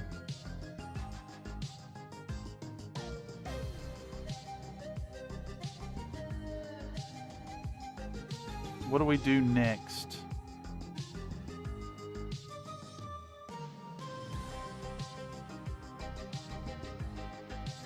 I kind of think that metallics would be good to do on this thing, but I'm not ready to do those. Instead, I do want to do jet black cables. Saturn 4 Ultra's 10-inch and costs like $400 to $500 USD. Okay, let's do shiny black cables, and we're gonna take advantage of Golden's carbon black for that, because this stuff is kind of shiny. Shit, I should have done the tires in this color, but no, I want these to be like grossly shiny. I may even go back in and put gloss varnish on them again. All right, we're gonna do 3 drops of water there. 3 drops of water. And we're gonna go in and we're gonna pick out cables. I want these like jet black.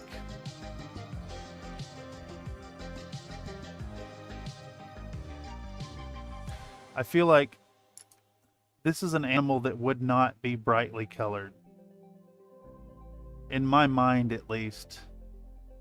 I feel like the T-Rex would probably be like, if it was brightly colored at any point in its life, it would be during juvenile stages.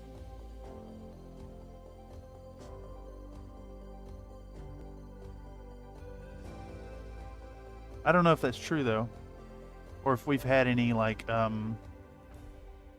know there's been a few dinosaurs that they found, or fossils that they found, I should say, with fossilized skin impressions, and they've been able to get like an idea of what color it would be by the molecular structure,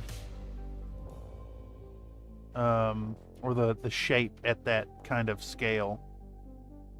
But I don't know if that's happened for T-Rex.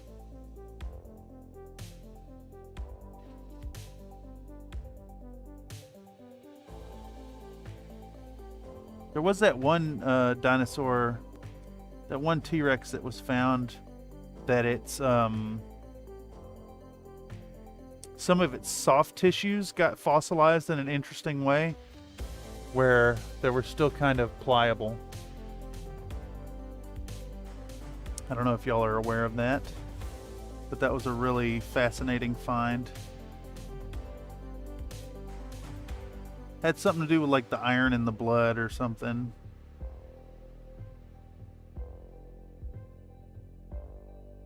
All right, we're gonna leave the tie down here to be the same color as the Mech, but we're gonna run, these cables are all going jet black. Jet black. I just saw that I missed some vents on the gun. Let me do those real quick before my blood red dries out. I want these red.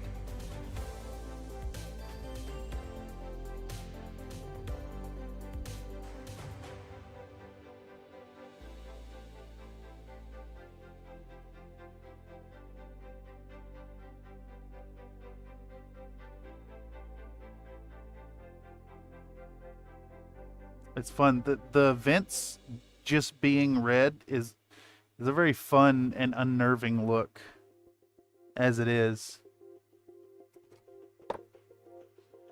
But they're going to be glowing orange. All right. Continuamos. Let's do like all these hoses just black. Straight up black. I may highlight them. I'm not 100% sure if I will, though. I think they're going to go free of highlights, to be honest, and just be glossy. I kind of feel like this model is big enough that a glossy effect would still be readable. Let's do the same on the cables hanging down here.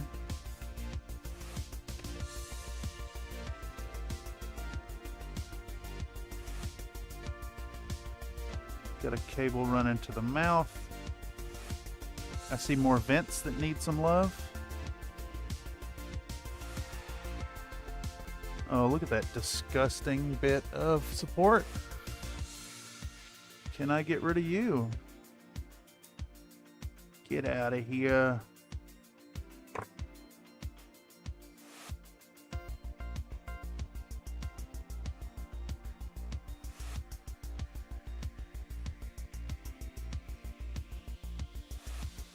All right. I think I'm just going to blast through these. No. No. I started to say I'm about to blast through these and then hit the vents I missed, but I want to hit the vents now and get them curing so I can move on to, you know, working on the next layer of that.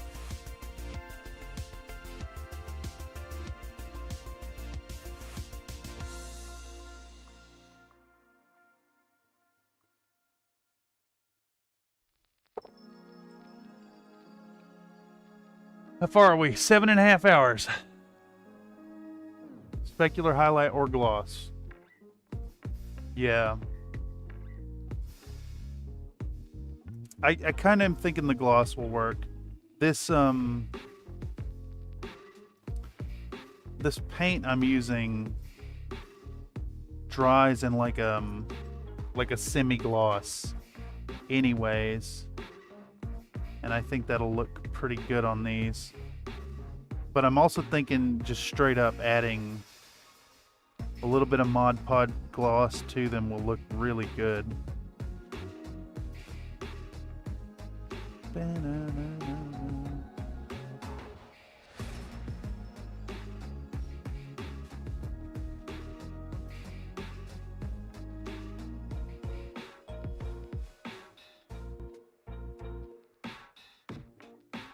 All right, we are making progress, finally.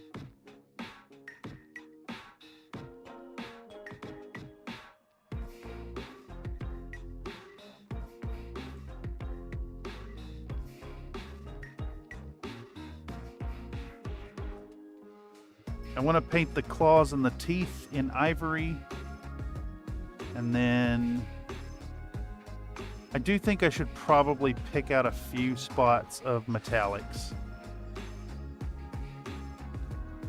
Not so sure yet, though.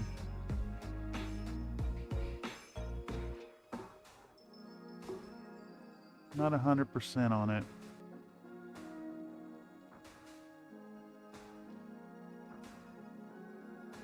Though, honestly, a reminder that it's a mech could be useful for the composition. All right.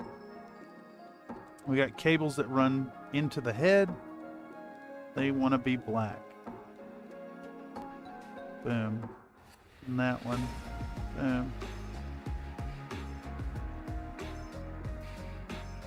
Here as well.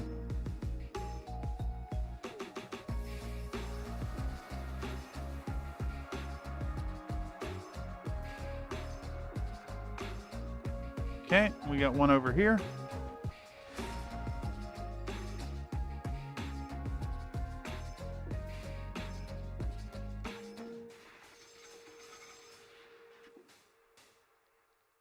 All right. So let's scan it for more cabling. The arms here, they got their cables. These ones have theirs. I put my finger on that at some point. For shame. This one. This one.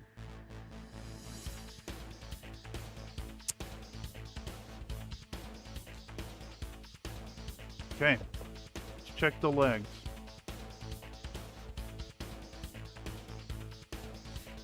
Legs have the cables hanging down here, and that's it.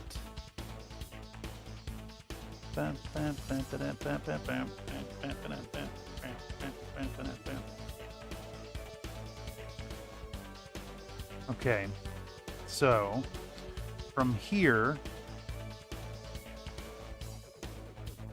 I think the next step then, I want all this to cure.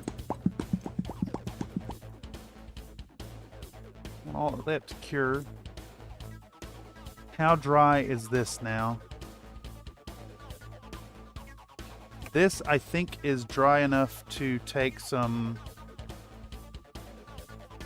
to take our trees.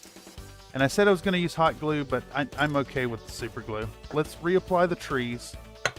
We'll reapply the trees. Then we'll wash the... Actually, we'll wash this first. That probably takes more time to dry.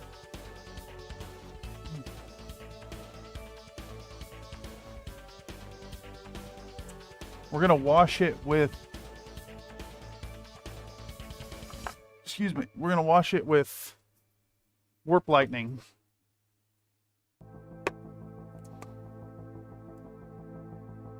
What's our time looking like? We're going on 8 hours.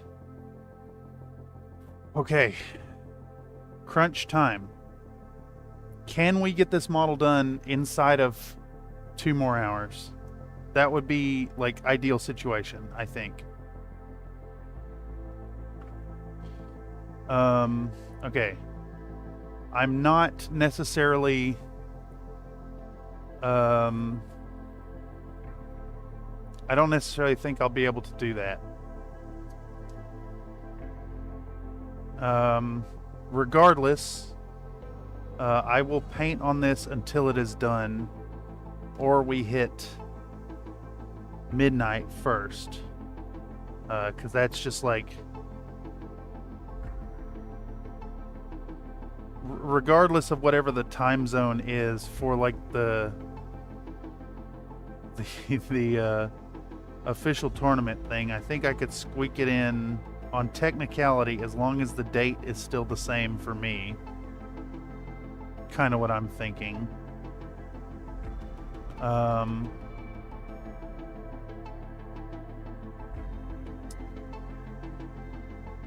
I don't think this will, like, I don't think it'll take beyond midnight to finish it. But I will paint until it is done, even if we hit the 200 push-ups. But if we hit 200 push-ups, what I do is I end the stream and then continue what I'm doing in Discord instead.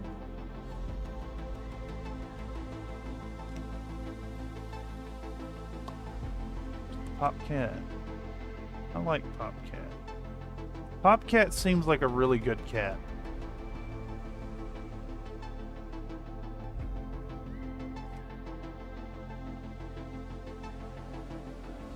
A quality cat, even. Alright, so we're doing an all-over wash of Warpstone Lightning. I think it's called, or Warp Lightning. Not Warpstone, but... this is a really great color. I'm a big fan. This was my second contrast tone, and man, it's a good one.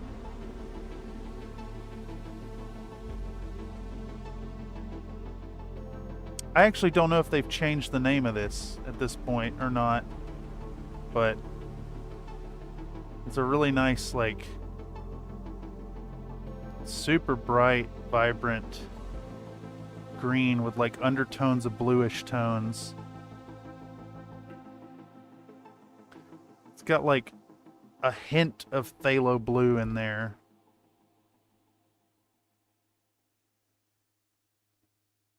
And I dig that. Try not to stain the model here.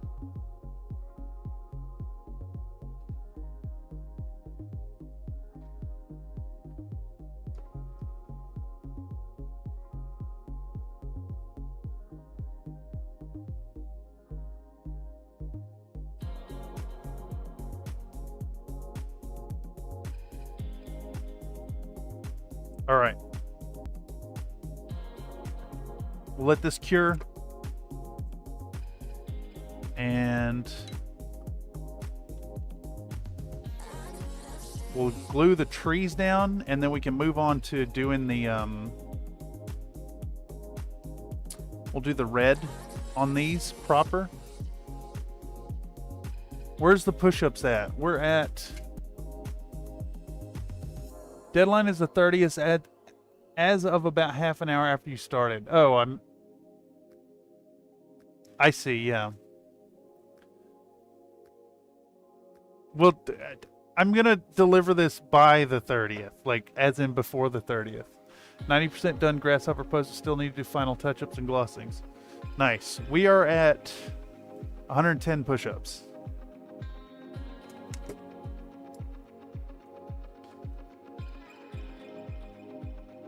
Okay. What are we doing? What are we doing? We are applying trees. Would you do a workout? You got it, brother. Okay.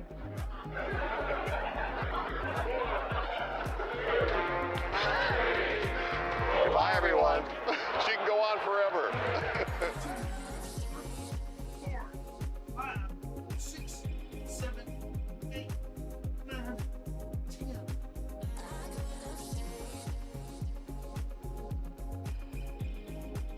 Hairs in my mouth. My hair's in my dang old mouth.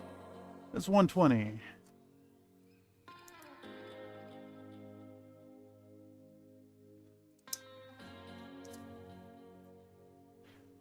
Okay, so the way to do this now, I think, is to come in here with a fuck ton of this BSI glue, which I'm already building up too much on the tip. I want like a bunch of it. Surplus even.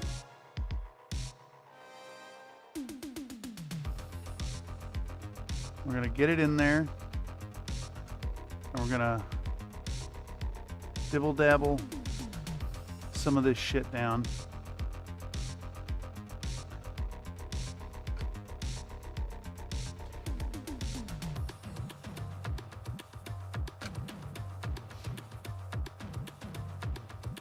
Should probably angle this to where it's a little more conducive to putting shit down.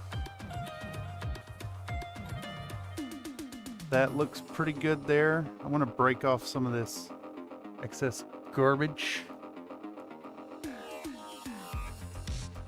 Oh, you posted a grasshopper. Let's see what we're looking at.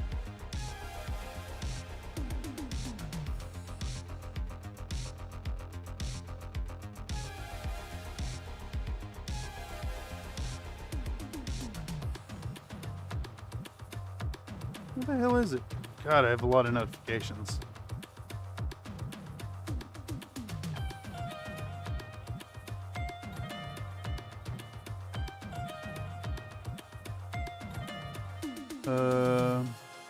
Minis on parade? Yeah, here we go. Grasshopper in the blue camo. Yeah, I love this blue camo. Just once again flexing, showing how good the speed paints work. Man, I love a grasshopper. Decal came out great. It's a little cramped there, but like that you can get one on that spot. Fucking sick. Also, casual flex showing that you've got your FDM printer putting out those textured bases and actually getting the detail on them. That's pretty awesome. Excellent. Excellent. Azure dip from, oh, it's the dipping ink. That's right. Okay. Yes. Oh, I dig it. I can't believe how much you actually churn out. All right, so giant drop of super glue. Like, absurd drop. I'm talking too much of this shit. And we're gonna set this tree down till it kind of holds up under its own weight. We're gonna hit it with the accelerant.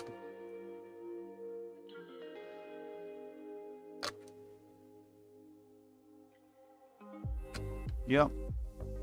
On to the next one. Let's do the big lad here, I think. Like that.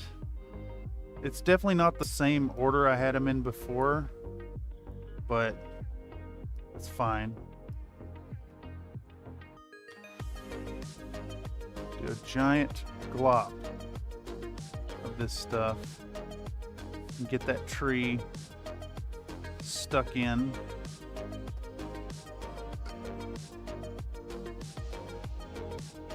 I think these trees are actually meant to be like 28 mil scale, but I think there's something to the whole like making it really big that sells the whole like prehistoric tree all the better.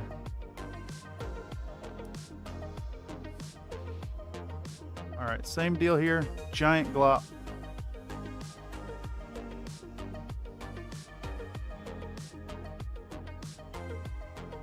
Get these trees almost touching. I'm actually going to twist it some. There we go.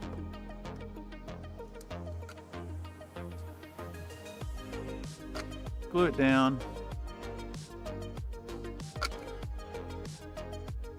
And now we're going to get this little baby tree kind of close to the Jersey barrier. Like, really uncomfortably close even. Peel off some of that caked on custard. So same deal here. And then what's going to happen is we're going to hide the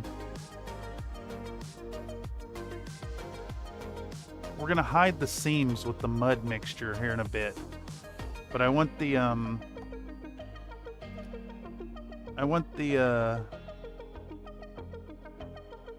accelerator to kind of off gas a bit before we go on. Let me make sure I clean the tip of this. I'm trying real hard to keep this glue clean, unlike the last time. All right. That is progress. We're gonna set this down here and let those off gas or the volatiles shoo onward. And now what we want to do is work on red. Red.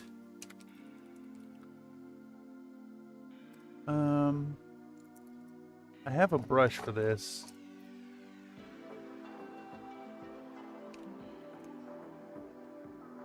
Let's do a few drops of Mephiston, and this is air, so we don't really need to thin it at all. Plus, it's just going on a little, you know, on the cars. I'm not worried about it.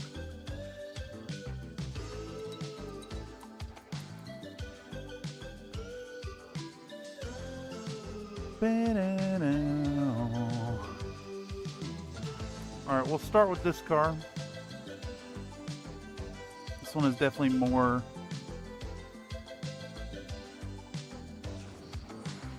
needing to be colored. Now, the thing is, isn't this supposed to be like a glass roof on the car in the film?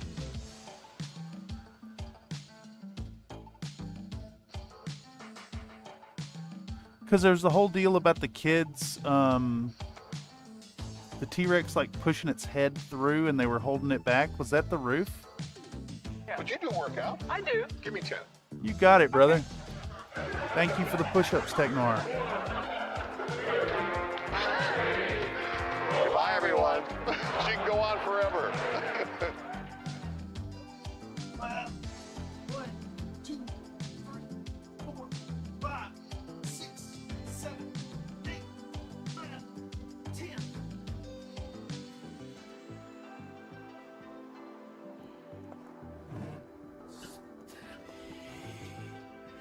Oh, jeez. What am I looking for?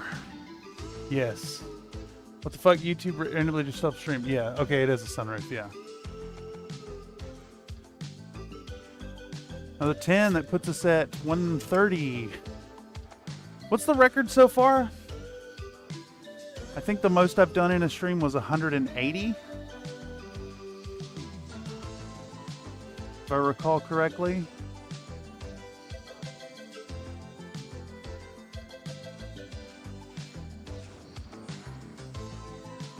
All right, so we're gonna paint it like a sunroof then.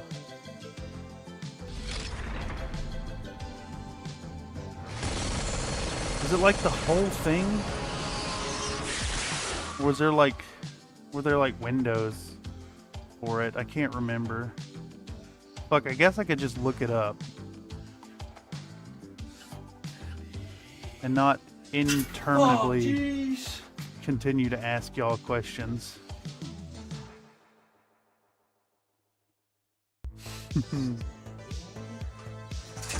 Oh, jeez. Oh, jeez. All right, so now we got to work out where the A-frames actually are on this thing. So this one will be red, and then this one's got like a little bit of red coming down it, right there. And then this is a big bit of red. And that's red, and that's red. Red. Baba Bezos needs your money. Oh, been a long time since we heard one of those. Let me walk across the... Hit the button. Thank y'all for caring about my wallet.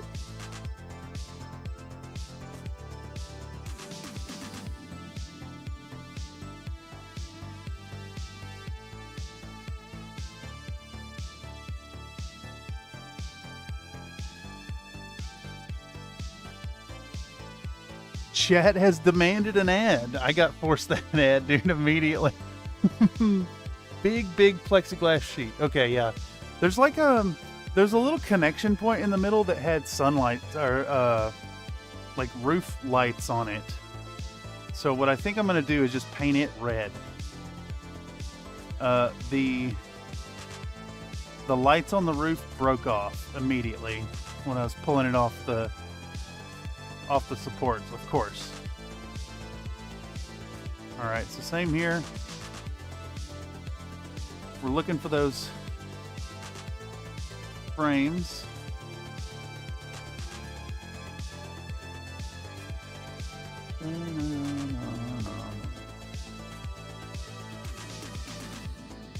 And we're just following the guide of our previously applied color. We're putting red down. And I'm thinking we can do like we do like a blue kind of lens jeweling for the windows, I think. I think that would look pretty good.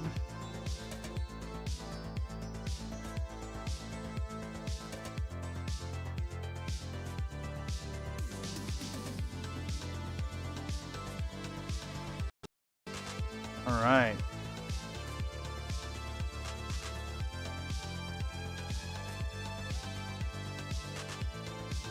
And then we'll do the same treatment over here. Only conveniently, we get to just do the whole thingamabob right here.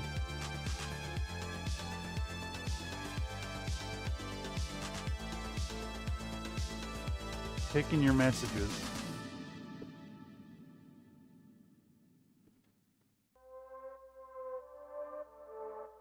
Oh yeah, it is like a wraparound thing. That's a fucking good picture of it. Wait, it's the whole back of it? Interesting. Okay. So this section right here, all of this is red. Sick. Thank you, Slink. Legit. Saves me some effort.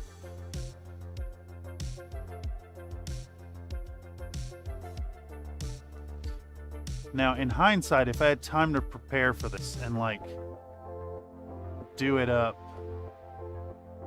and really get into it and print it out right, I probably could have printed this thing in, like, I don't know, done it in pieces and printed the windows in clear resin. I do have some clear resin from Anycubic.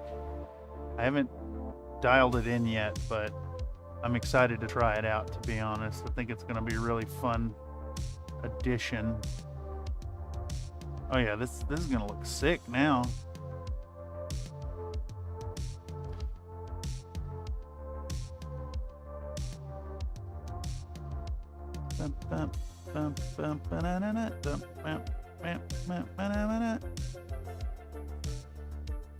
All right, sick.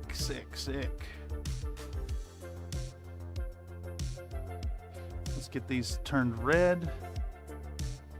It's crazy, like, how much more vibrant Mephiston red is while it's wet as compared to after it dries.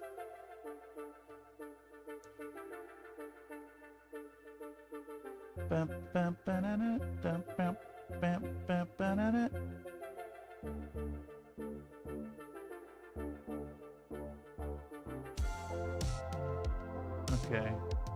we got a little bit of mud here. We can just go around the mud.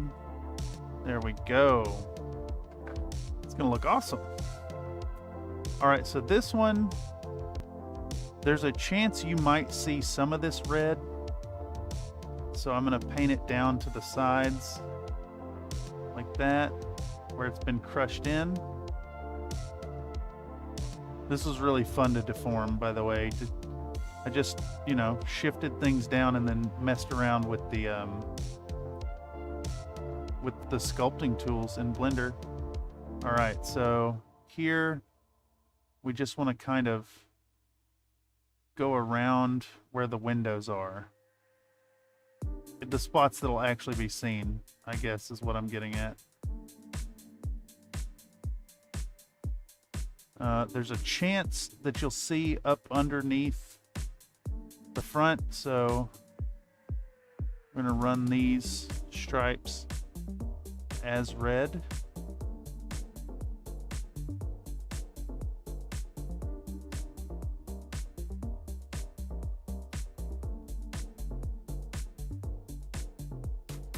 Fuck, this is like, I really want to do a full lance of mechs painted like the Jurassic Park Explorer. It's fucking cool. It's a really cool paint job. Having actual windows might be cool, but that would necessitate to have an interior, and that could be a bitch and a half to print. Yeah, you're right. You're right. But, like, can you imagine how cool it would have been to have screaming kids inside the car? That would have been funny. I guess it's more like video level work.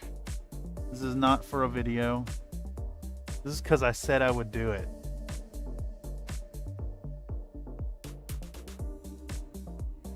And I aim to be a man of my word. All right, our red is red. Our green is still drying. We'll do...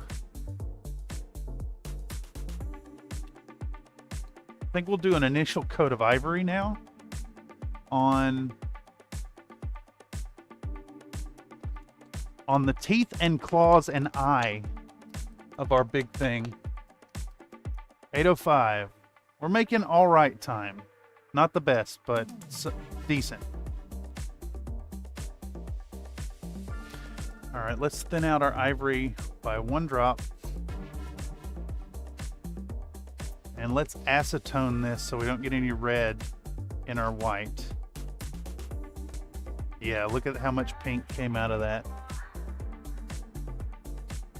She don't love you anymore. But that's okay. Because it's a clean break and she doesn't want to be friends anymore. Makes things easy.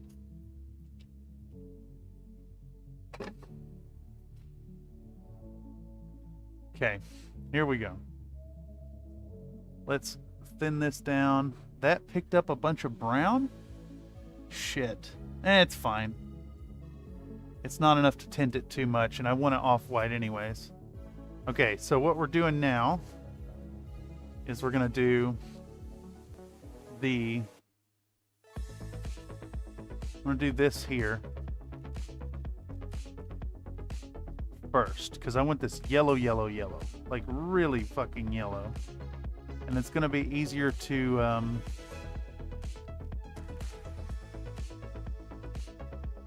it's going to be easier to shade that down. Ooh, shit, dude. I actually just realized. Let me get this... Let me get the ivory on the teeth before I ruin the color. But, you know, yellow works really well over a pink base coat. So I'm actually thinking we can sit here and do a pink to ivory gradient on the eye. And then we'll paint the yellow over top of that. And it'll help it accentuate that like jeweling effect right out the gate. All right. First, let's get these solidly coated white or ivory. And I'm going to hit these with Speed Paint Pallid Bone. We want the bottom ones too, because this is both a mech and a living creature.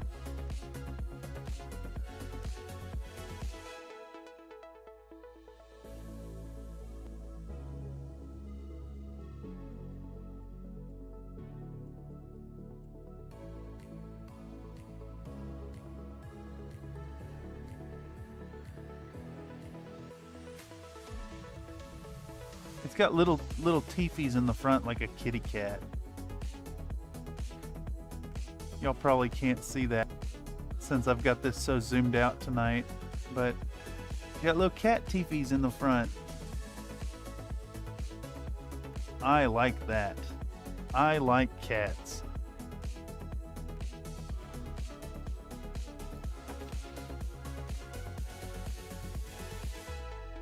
In fact, I like cats so much that I'm gonna call for a cat.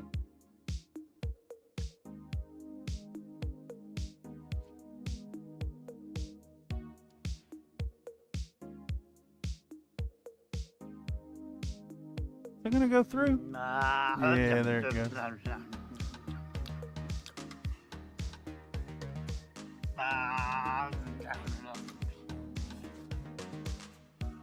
It's a kitty cat. That is a happy little cat. All right. So we got our teeth here. I actually think we maybe need to push some ivory in between them. Instead of being cognizant of like the dividing edges, we want to let the speed paint do the work. So just solidly ivory. It's not actually white, but it's basically white.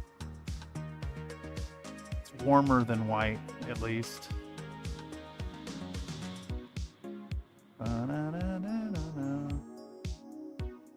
There we go. Okay, and then there's claws on the bottom of the arms. They're going to get the exact same treatment. And we're just going to make those very, very ivory. So we're going to go in with the pallid bone afterwards.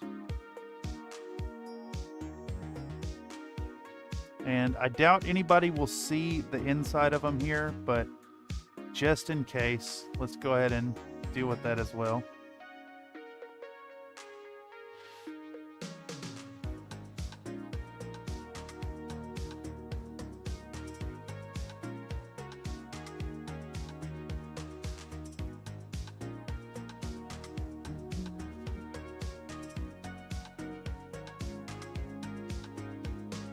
There's a little bit of red speed paint here.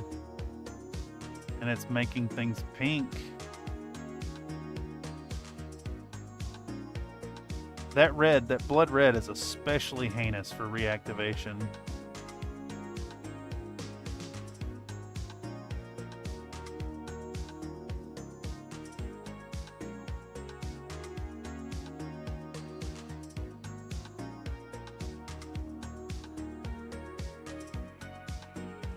Like, you can use that property to your advantage, but if you're in a situation where you don't want it to reactivate, you are SOL.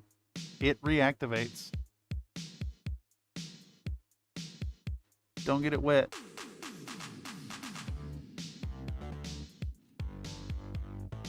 All right, claws on this side too.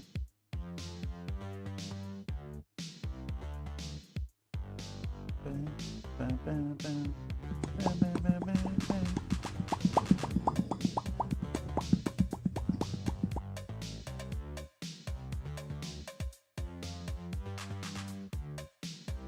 Bam, bam, bam, bam, meow, meow, meow, meow, meow, meow, meow, meow, meow, meow. It's been a long ass day. We're going though. This thing is coming along slowly.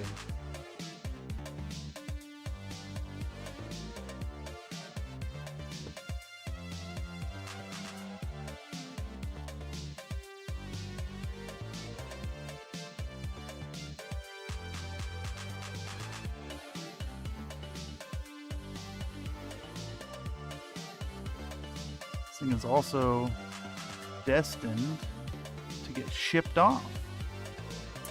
And that is a point that I want to make. If you want your own diorama like this, consider picking one up over at fiverr.com/Thurston Studios. Link in the description down below.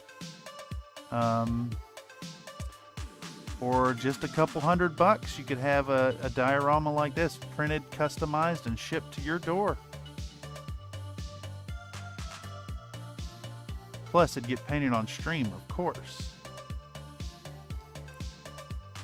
So consider showing that support. Especially if you're here via the algorithm and have somehow made it past my rage fit as of 2 p.m. this afternoon.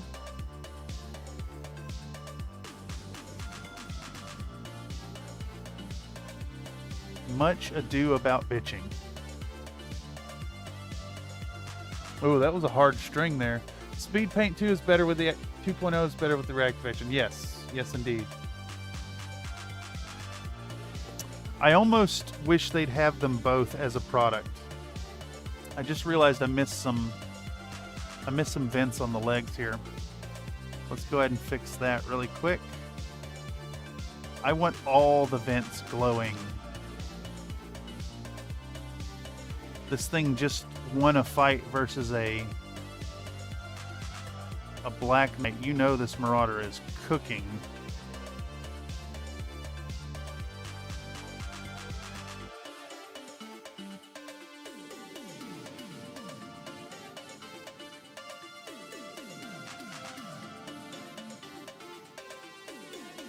I'm almost tempted to find all the spots where there's like really egregious scars from the supports and put blood in them. Or a blood color, I should say, not actual blood. Lol, Wilnicon. I don't want one, but I think it'd be really cool to see you paint that diorama by Vitacin where the dragon's jump kicking a mech. Yeah. Been here the whole time. That's insane, Comstar. Thank you for the support. Another Nate donated a $2 super chat. Tits for the bitch can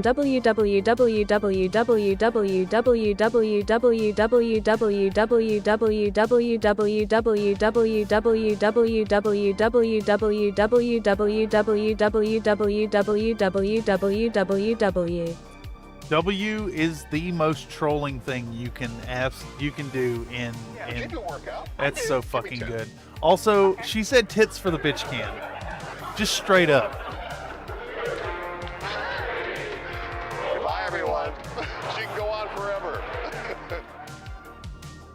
Down we go. 1, 2, 3, 4, 5, 6, 7, 8, 9, 10. Ugh.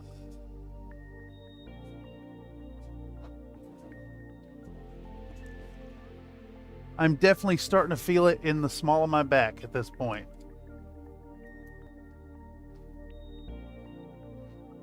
It's funny, push-ups hurt in places where you wouldn't necessarily expect it.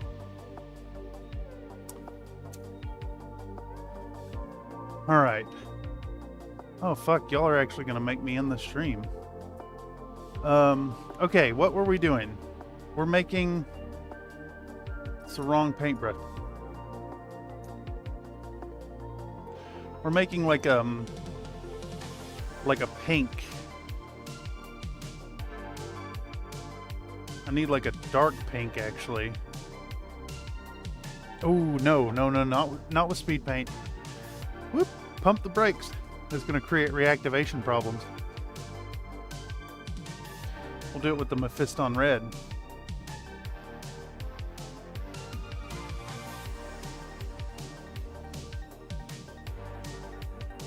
Yeah, nice dark pink.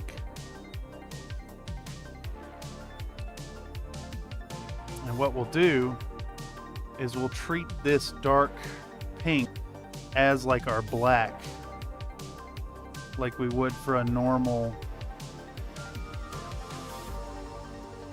lens jeweling.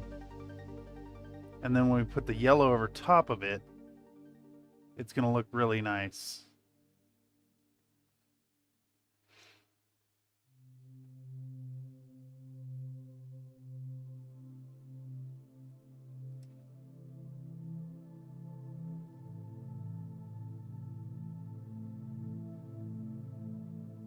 Going to really accentuate that yellow.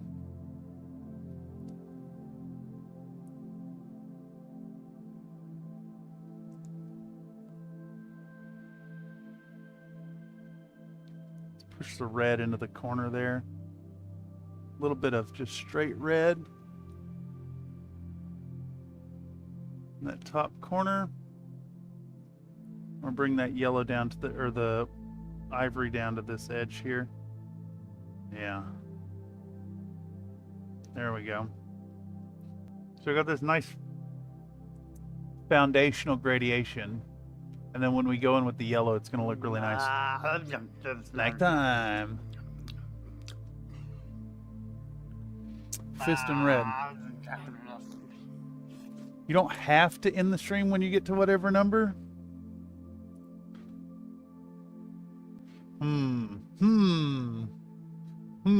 That's tempting. I mean, I want to get this thing done. That's really my only focus here. And it is coming along. Our green is still pretty wet. So we need to pivot to a different color. And I think what we're going to do is work on a little bit of blue. So we're going to start with... I think we're going to go magic blue windows into sunrise blue into white. I think blue windows will sell. The cockpit looks awesome, man. It's going to be yellow though. It's going to come out as yellow afterwards. It does have kind of a look to it on it with the like pinkish. It's almost got like a living quality. Okay, so here we're going to do a little bit of magic blue. And I'm thinking 1 drop of water in that. Blink. And we'll just use that same brush that we've been doing things with. All right. Our windows are going to be foundationally blue.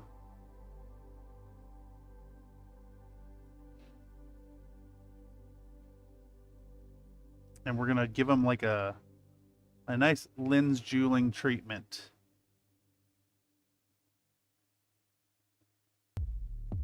into like really, really light blue, and then with a white corner reflection and specularity.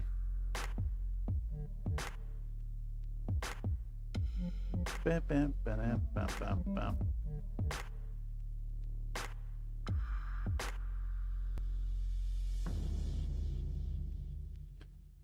I think this is actually too bright. Now that I'm doing it, I think it's too bright. So this needs to be our midtone.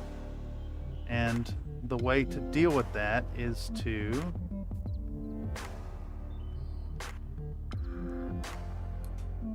well, shit. Now we need to think about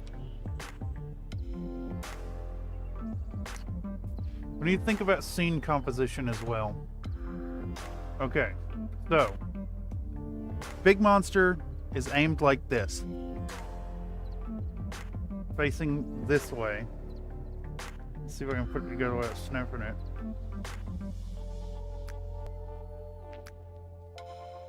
How the fuck does this fit together?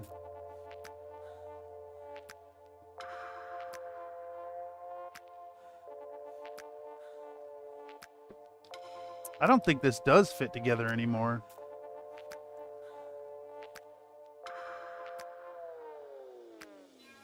There it goes. Okay. So she sits facing this way with the highlight as if we're viewing it this direction. Okay. So we're viewing it this direction, and that means this car is going to be sitting like that, which means our highlight is, I'm going to mark it real quick. I'm going to mark our highlight. Our highlight actually is like right here. Okay.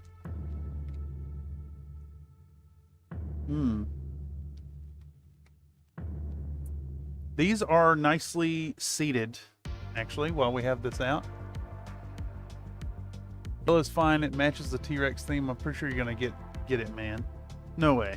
No way. Elmir's is good. That's some stiff competition, but I'm just glad to do the thing, and I'm really excited for this project because this is going to a home. This is getting sent off at some point. Where is my dang old little spatula thing? Where'd you go? There you are. All right, we're gonna, before we get into this blue, because I need to pivot anyways on that blue, I'm gonna come in with a little bit of mud around the tree. Let me angle this where y'all can kind of see what I'm doing here too. So we want to hide that gap that we created with our mud, with our crustard. My crustard is, this batch of crustard, I should say, is much thinner with a finer texture than the normal crustard from old Bill. But it's what we're going to use to integrate these into the bases. Get a little mud on them. I'm going to try to save some mud at the end too. I want to use a little bit of the leftover mud at the very end when we're gluing it all together to integrate both the Black Knight and the flipped over Explorer. So let's. You do workout. Ooh, you got it. Okay. TechnoRTN cares about the noodle arms. Thank you. Pick up my final prototype ready for test printing for the palette. Fuck yeah, dude. She can go on forever.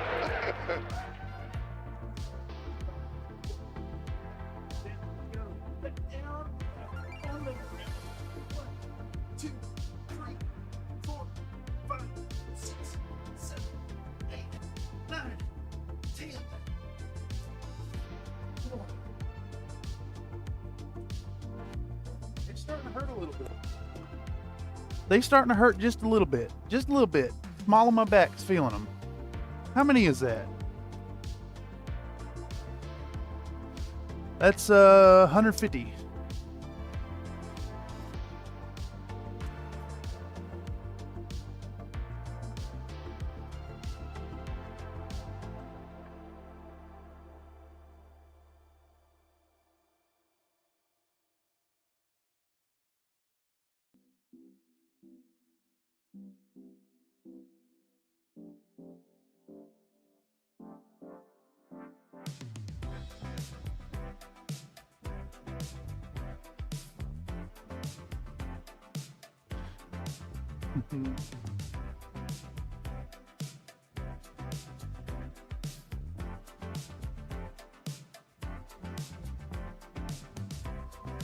All right.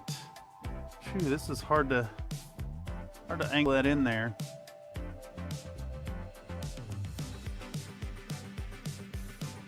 Almost need like a little scoop, little spoon for this.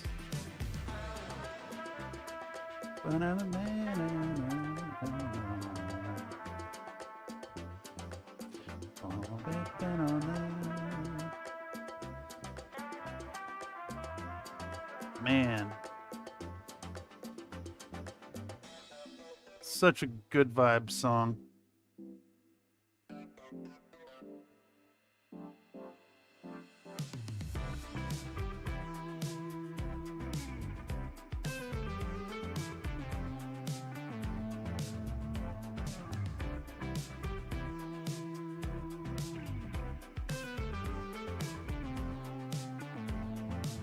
I know I've said it again and again, but does this not remind any of y'all of Summers in Earthbound? That's the name of it, right? When the place where you're like on the beach and there's the hotel and you go across the sea to Scarabia? Scarabia? Is that what the name of the place is?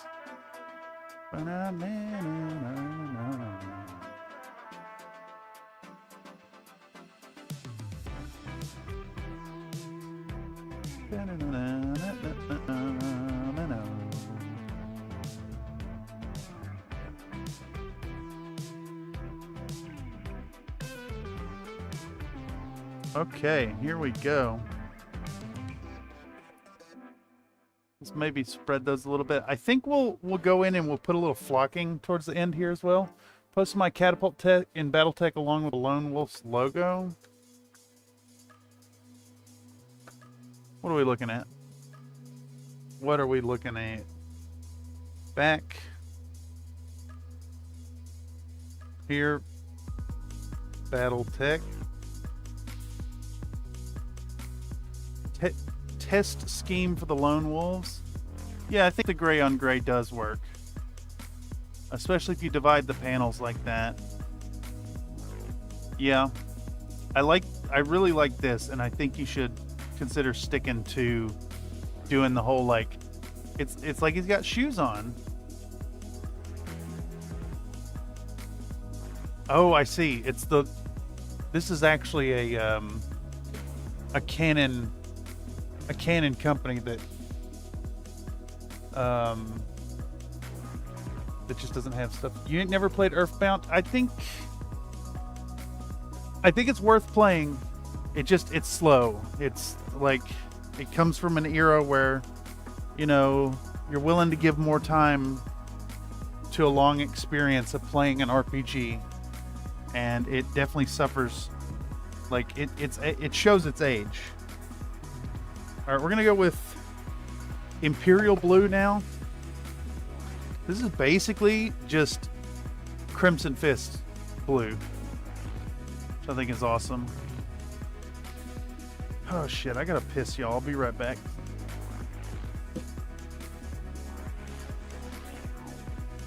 Until I get out of this.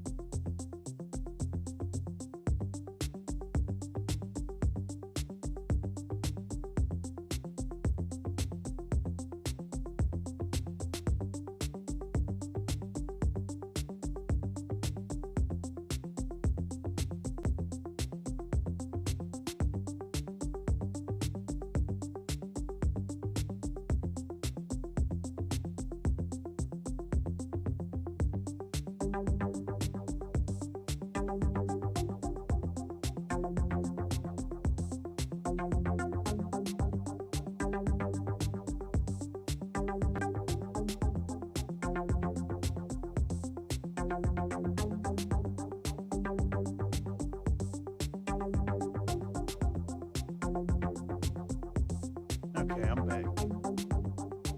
How do I get back in here? There we go.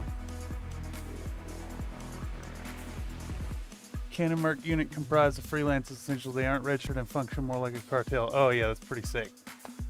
Those are fun. Those are really fun.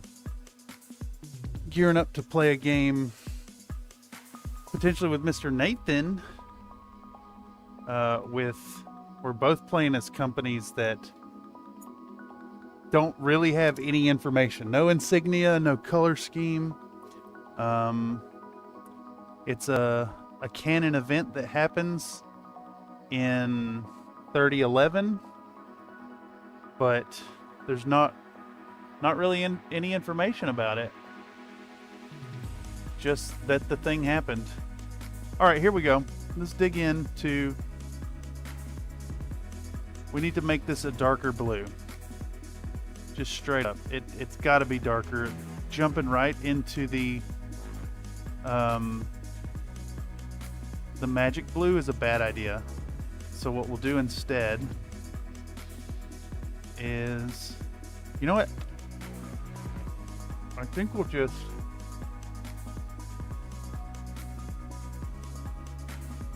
wet blend the whole fucking thing.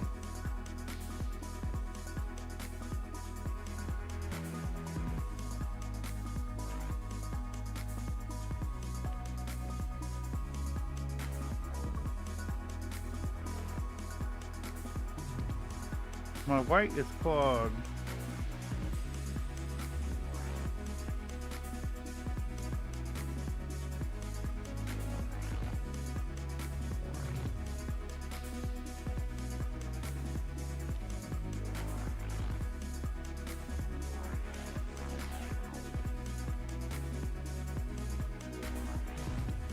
This white has a clog in it. A real bad one too.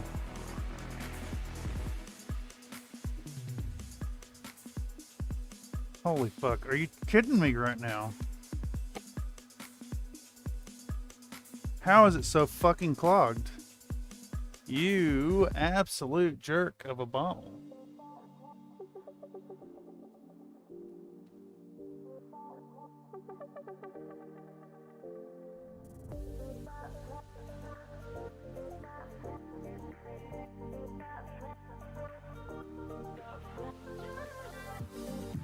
Surely it's in that puddle now. You gonna flow? Yep, there we go.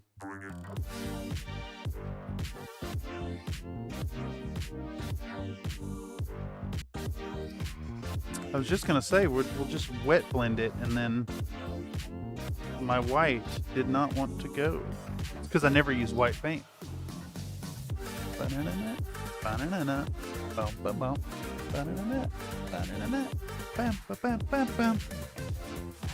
Alright, so we need a new palette because all that shit's running together. That's what we need.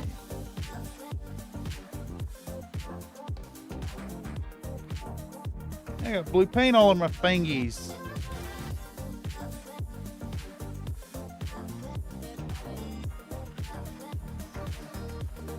It's funny, certain colors you just like, once you can't put them on a palette if there's any risk of them touching. White, any of the old speed paints, like it's a huge problem if they touch any other color. Why is this? Come on now, quit curling on me.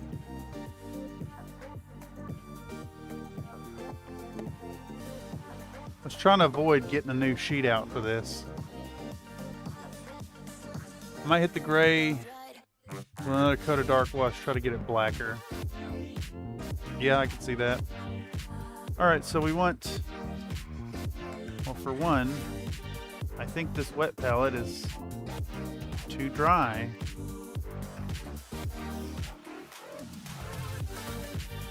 It is not adhering to the... There we go. Alright, let's see if we can do this without these fucking colors touching each other.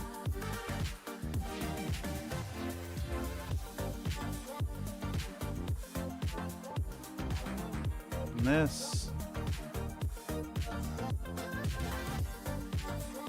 do white.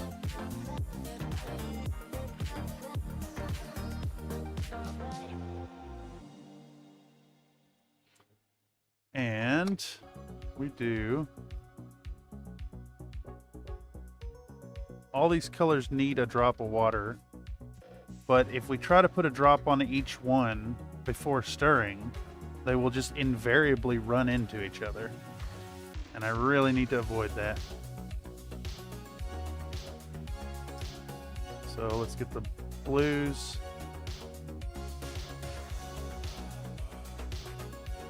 Gotta keep this kind of tightly controlled here.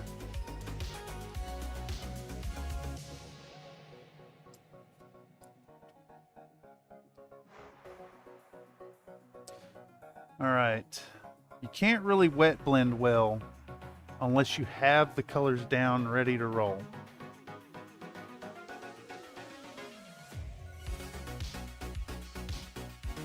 Okay, there we go. There's like the tiniest minuscule streak of blue in that white. That white is no longer blue.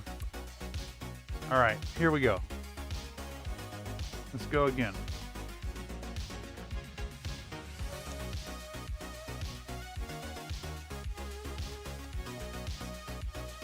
All these little frizzies attacking my face. Okay, so I'm gonna put down our darkest blue. Put down our darkest blue and get it all the way up to the top.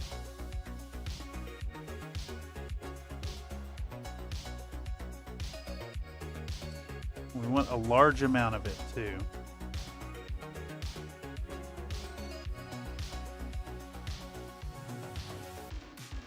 A surplus even. Okay, and now we'll take our magic blue and we're going to work it from here into that dark. Make that like gradient blend in between. Then we want more of this color. And we'll take our whatever this is called. Can't remember the name of it. Sunrise blue. And we'll work it into our magic blue. Occasionally unloading the brush. But, alright, so I've taken this too far out of magic blue, so we want a little bit more back in there.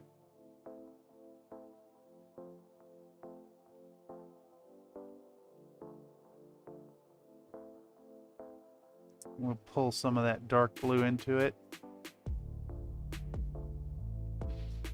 And now we'll take our brightest blue, put it down at the bottom to right here.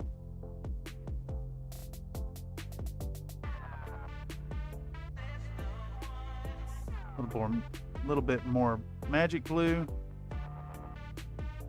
There's like a... the fuck is that?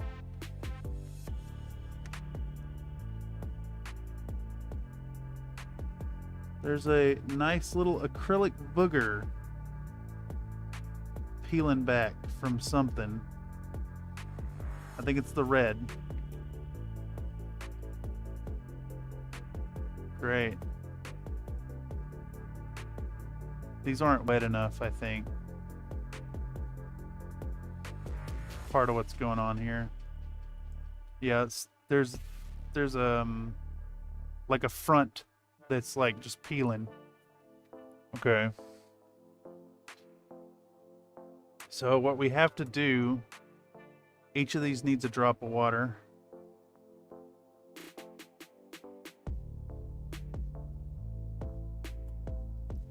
These need to be thinner. Thin it out. And thin it out. And thin it out. And thin it out. Okay.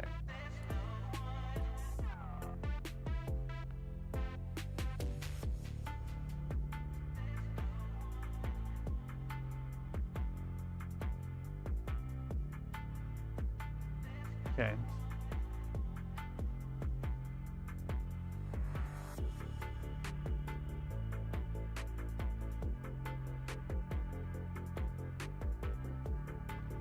All right, so we want our sunrise blue to kind of build up as it reaches into this corner here. I'm finding it hard to see it due to the reflection, but we can work it in there.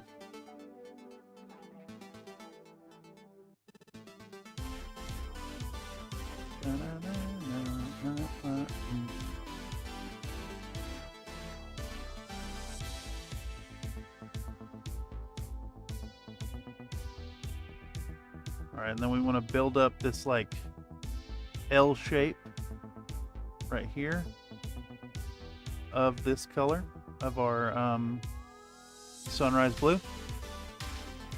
And then we want to work a thin little streak of white right there in the corner.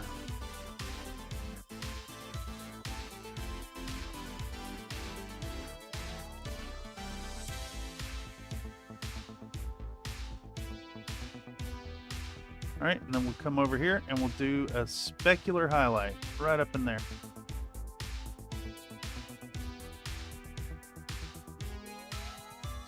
And we got our window. Now we're going to follow the same prescription on all these windows.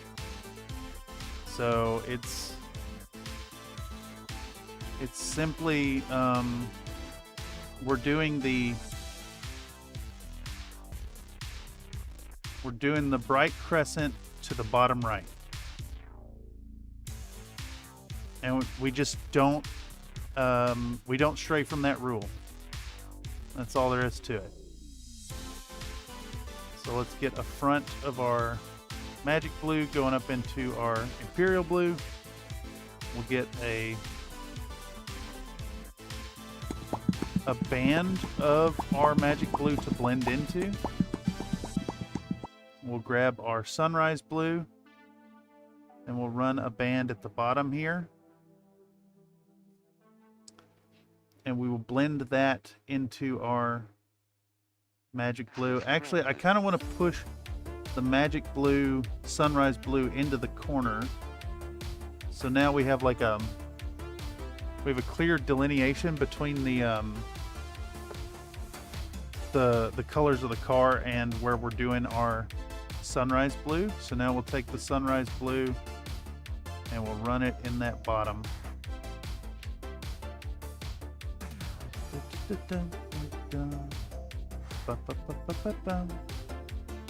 We'll do that.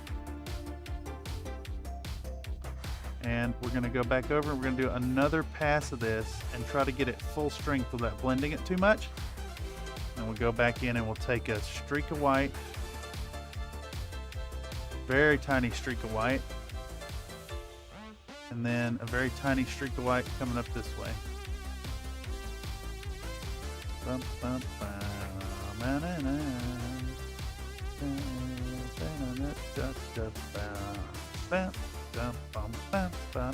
Specular highlight in the corner.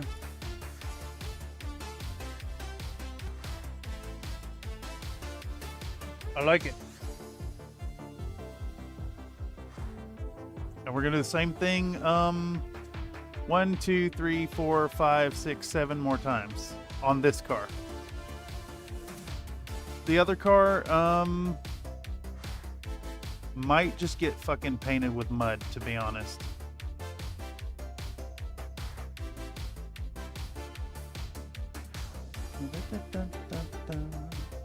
There's actually like a little, what do you call those little divider windows on the back? They're like you know, the one you break if you gotta break a window to get into your car. Quarter panel?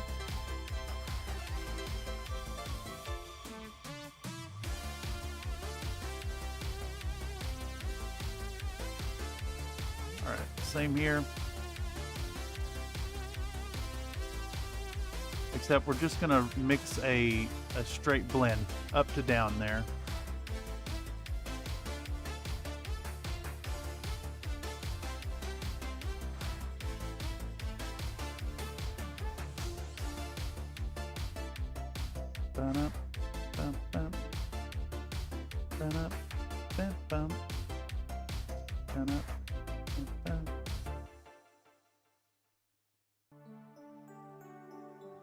My goodness, check out this funky effect that has happened here. So the reactivation is so bad that the moisture of the yellow paint has pulled this red by capillary action down into it. And to adjust that, or to address that, I think what we're going to have to do is just cover it up. A little bit of extra mud right there.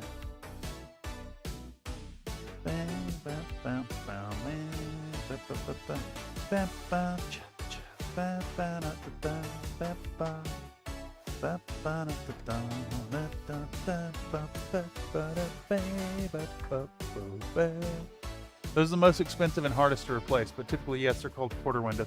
It is funny that those are like the most expensive and hardest to replace, but like that is the window that the average layperson would think, oh, this is the one I smashed to get in when I locked my keys out and I'm in a desperate situation.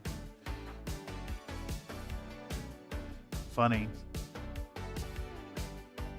You know, the funny thing actually is, speaking of funny, the most expensive window to replace on my car was just any of the windows, because they don't make them anymore.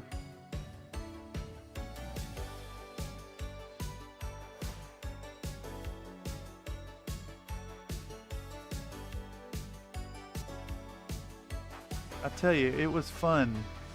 It was real fun calling around basically every junkyard in California until I found one that had the window I needed.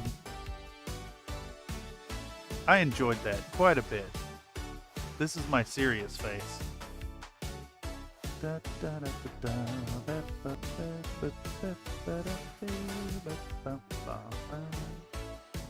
Funny, now that I got rid of the car, I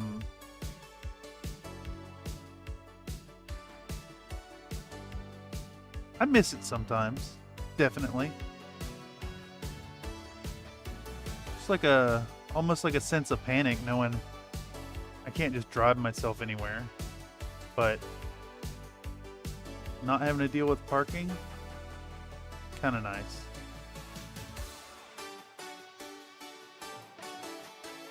Okay, there we go. It's another window done. Another specular highlight. Let's put a little reflection on this one, down in the bottom. I don't think this one warrants a specular highlight. Just a little bit right there.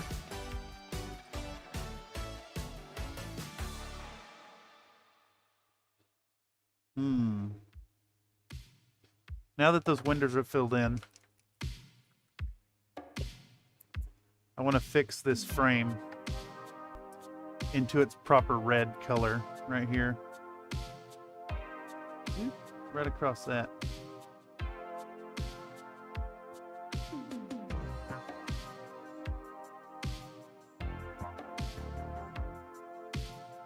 There we go.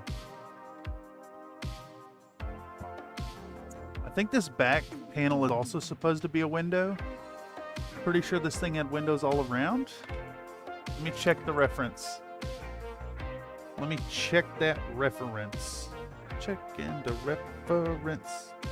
Gonna check the reference. Gonna check the reference. Yep. Yes, indeed. It does go all the way around. This is a vehicle meant for viewing dinosaurs.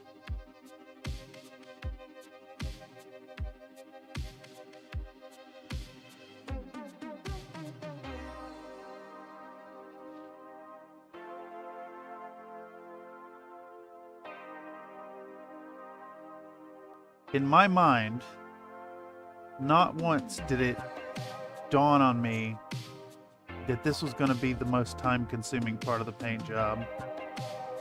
Was painting this silly little car. All right, let's put a big band of the midnight blue, or the magic blue, right across there.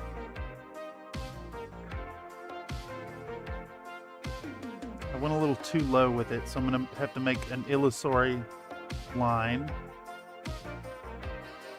And then we're going to pull it up into our Imperial Blue.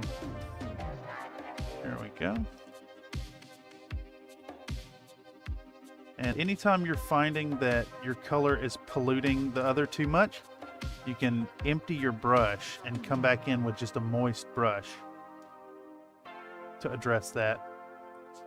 And actually,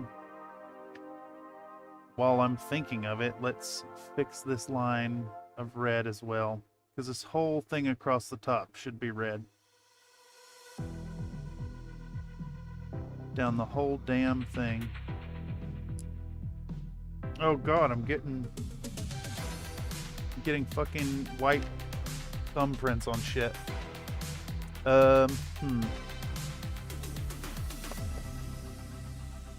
Where's that alcohol? Where'd I fucking set it? There it is. Spared no expense on those windows. Yeah, exactly. My house has custom-made windows that I dread eventually having to replace. Let's see if alcohol will get rid of this.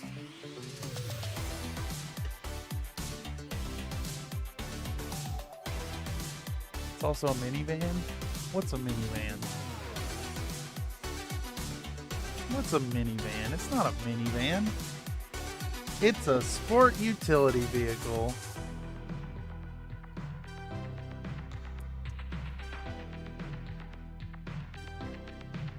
All right, let's get rid of those white thumbprint.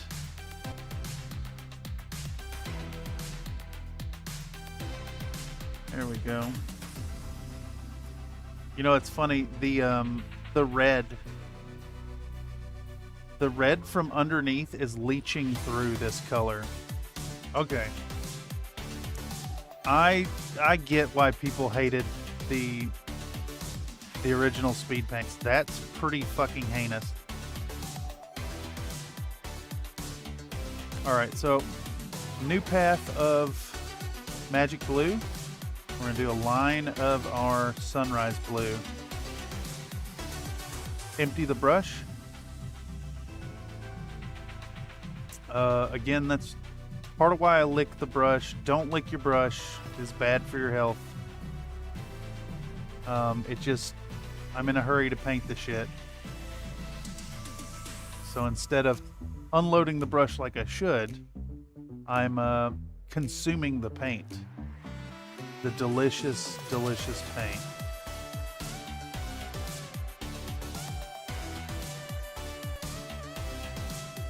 Banana, banana, banana, banana, banana, banana, banana, bam, banana.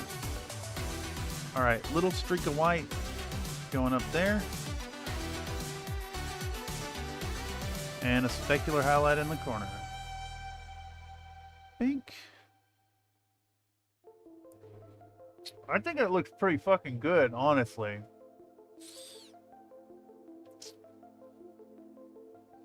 So this is annoying me though, that this is like a pink color. I need this to not be a pink color. I need you to not be pink, blue. I need you to be blue.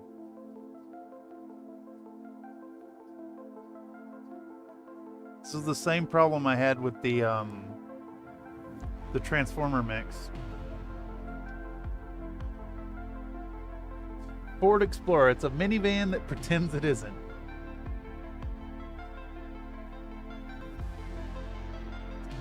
Yeah, I guess so.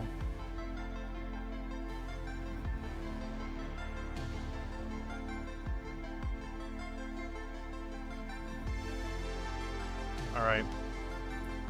We need to fix a little bit of the red on the roof here, or on the top of the front. There we go.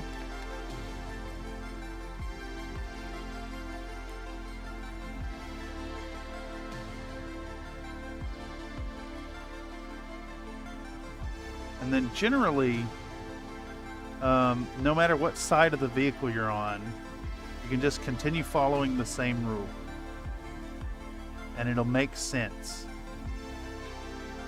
So our rule now is specular highlight in the upper left,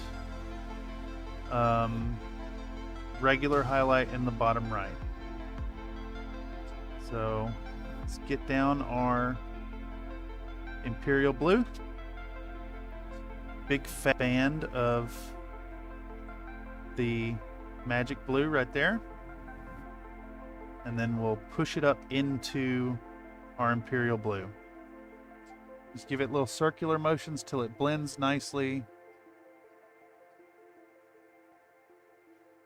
Remember, what we want, like a broad area of the dark color crashing down into the lighter color quite swiftly. All right, so now we're going to go down here with our magic blue again. And I want this whole dang thing colored in. All of it. All the way down. All the way down to where it meets the hood.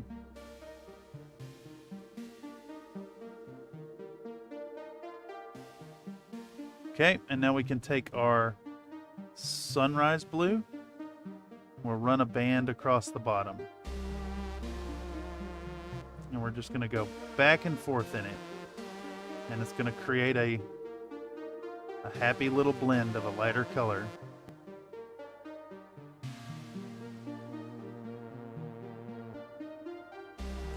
I like this little bonus highlight that's happening in the corner. It's visually pleasing to me, so I'm going to leave it there. And now we're going to go back in with more of our sunrise blue. And we're going to push those highlights brighter. And we're going to grab it again and go even brighter. Even brighter. Just want some of that there. Okay. And once it's kind of there where we want it, we'll take our bright white.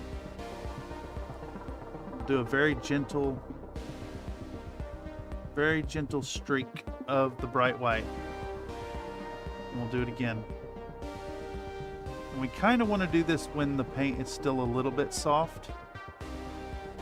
Like, I don't think you necessarily want stark white there, but you do want stark white for that specular highlight up in the corner. And I actually think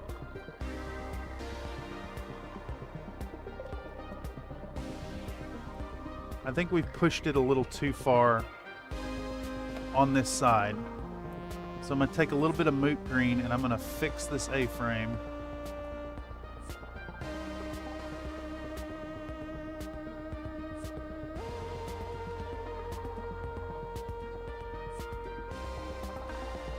Till it calms itself down. There we go. And we have the other problem right here. There's a little bit of window that should be window. There we go. Front is highlighted.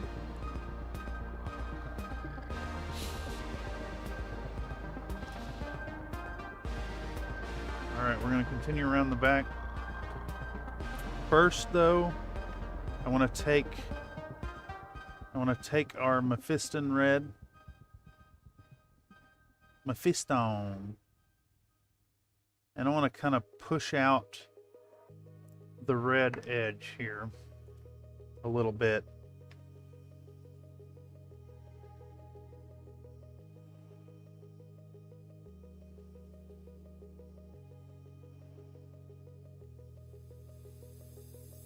Just want to make sure it is fully up against the window. I also see we have this little window up top, so let's hurry up and just do that. Let's do this thing.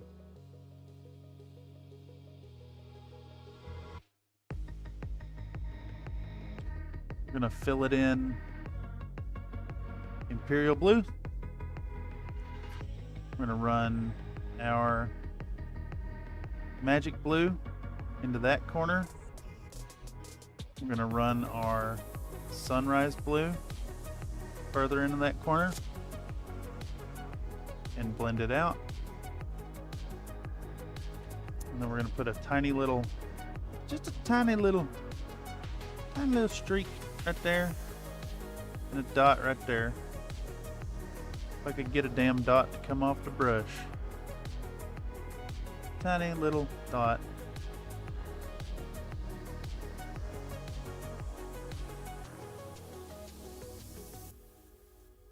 Woof.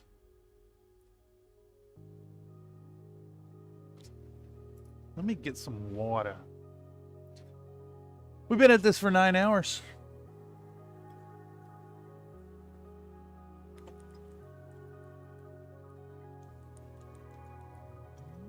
I apologize if any drinking noises are coming through the mic, but I was thirsty. Eating all that paint done made me a little parched, you see. Okay, let's find a good way to hold this, and we're gonna get in here with the same thing. We're almost done with this guy.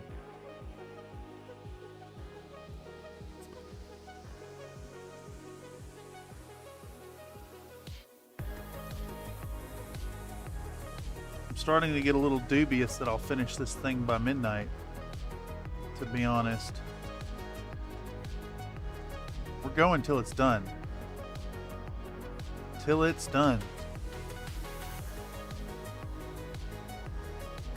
All right.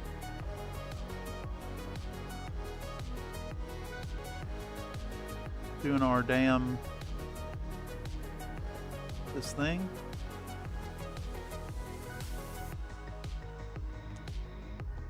Blend it up into the darker color.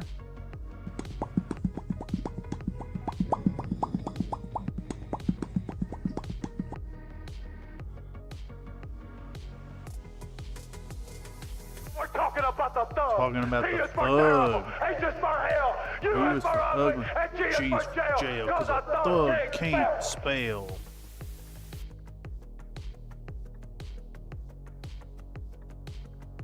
Hear that Smoky Mountain accent.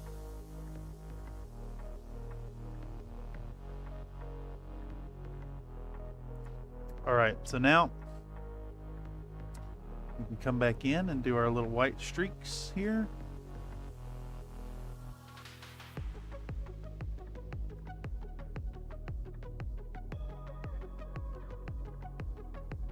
White streak coming up.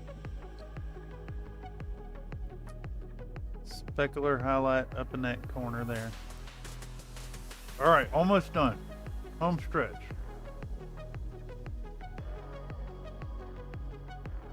And this thing is looking pretty fabulous, I gotta admit. To blow smoke in my own asshole, but damn, it's a fun little car.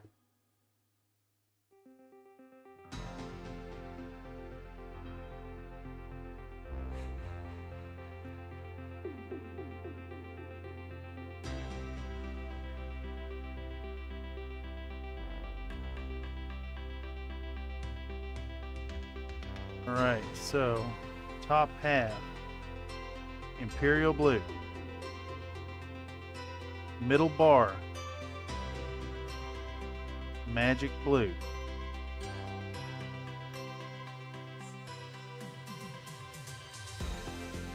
Make sure to screw up and get some of the blue on the red. Naturally. Alright, we can fix it up in a moment.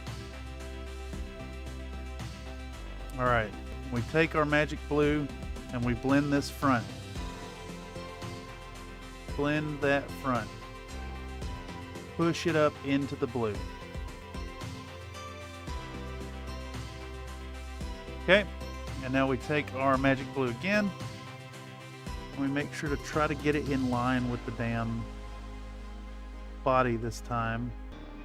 This back window does not have any, like, sculpted detail keeping it there.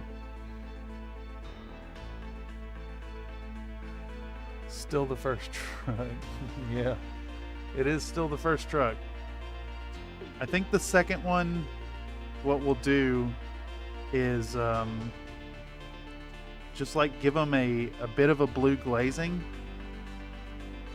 Not actually a glazing, but like hit them with a perfunctory bit of blue. And then do the rest of the work with the mud. Because it needs to be like pushed into the mud on the base. Plus I think the way we're going to aim it, you're not going to really see it on the base.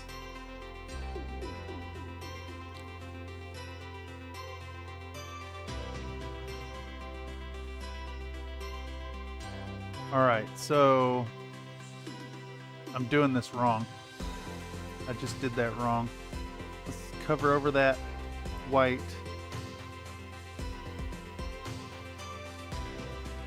And mix back in a little bit of magic blue, because the highlight is supposed to go in the bottom right. Got to follow the same rules. Otherwise, your inconsistencies will show, and it'll look odd.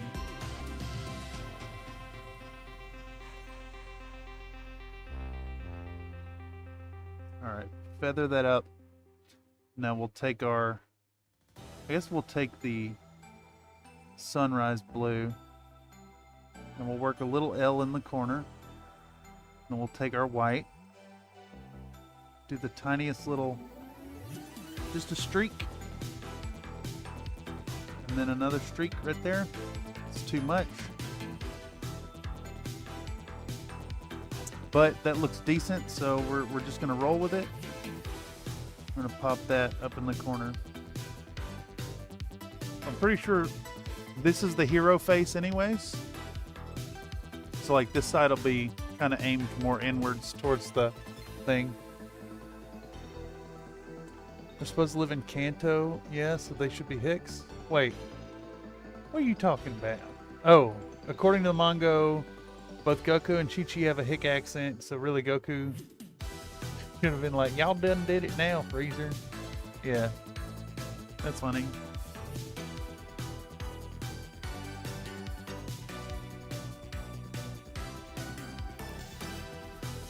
Okay, so realistically, what do we have left? I need to dry brush this.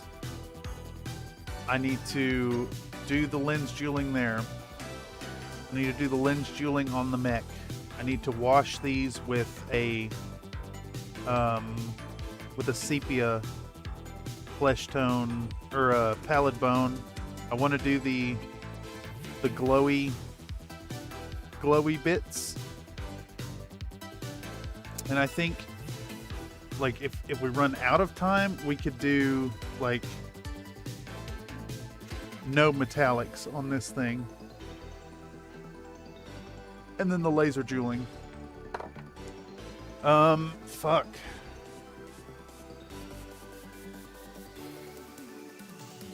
Gohan and Goten are noted as speaking proper language.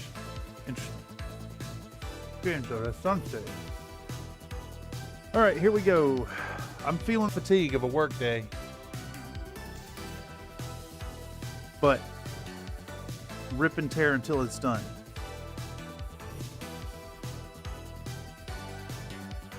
Competition entry in 1 day. Let's fucking go.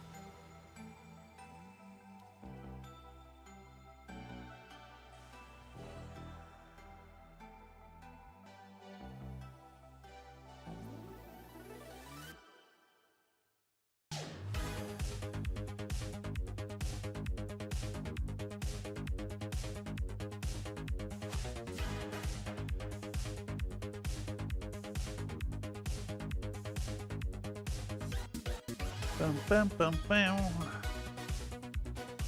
Bum bum bum bum. Ba-da-da, ba-da-da.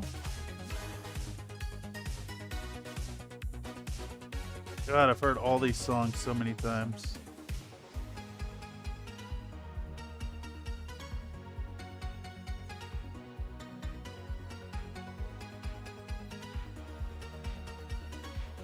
Some of y'all have too.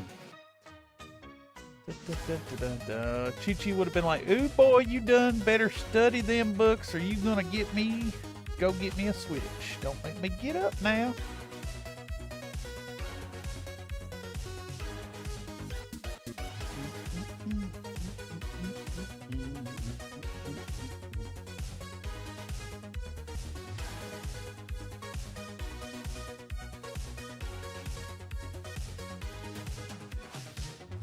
That's funny.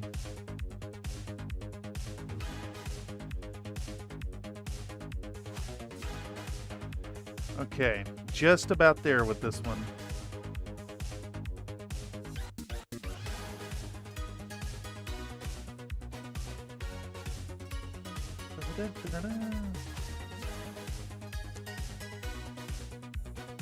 Almost.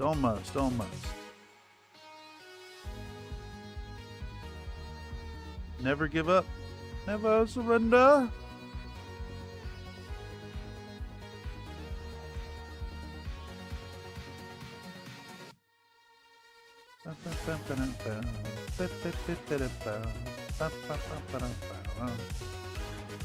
All right, specular highlight. Bink.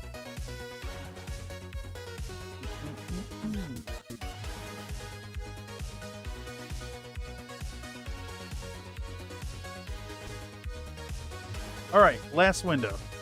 Let's fucking do this. Let's not lose nerve. Let's not let our eyes cross.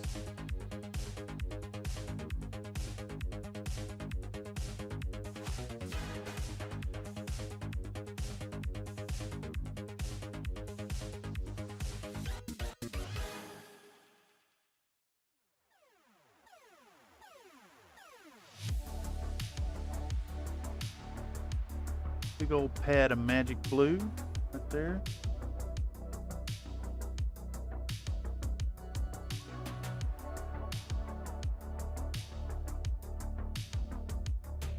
I very nearly named this stream, oh fuck, I only have one day to enter a competition piece.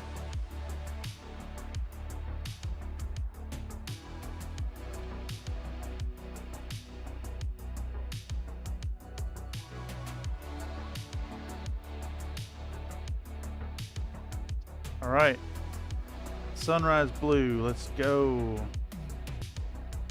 And run it right there.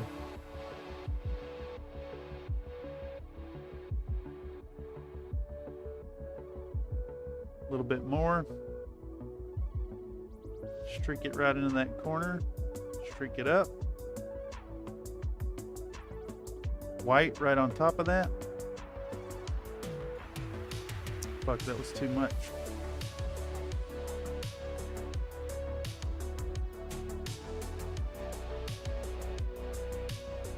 The white is not flowing like I would like.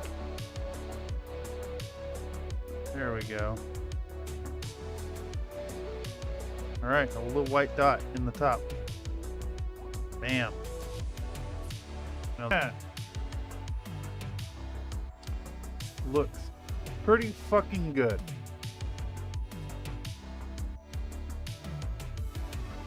A lot of glass. Okay. So here, I think what we do... Country Fried Minis would have been better or worse to paint it larger or smaller, which would get done faster. You know, I think they'd honestly be about the same, because it's the same amount of blending.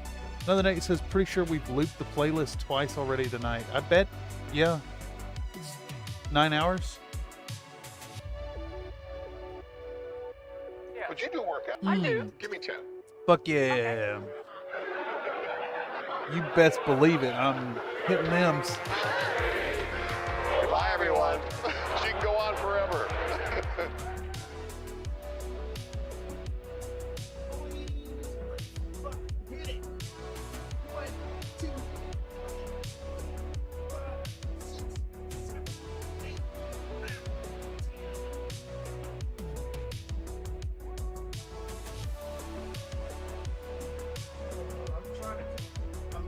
Shutting the fan off. It has cooled off considerably in here.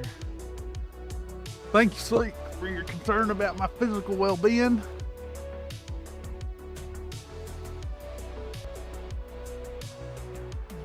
Is this thing playing? It sure is. I've left my headset on this whole damn time. It sure is. I've left my headset on this. Power off. All right.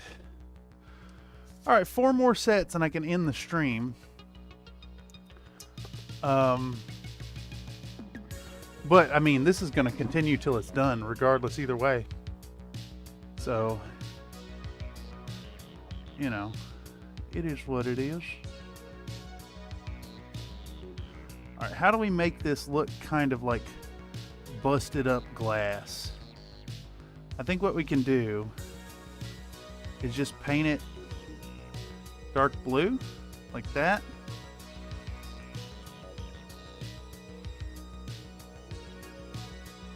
Just put some dark blue in there. And here as well, because you maybe will see a little bit of it hanging out the edges. So we might as well, just for, you know, just in case.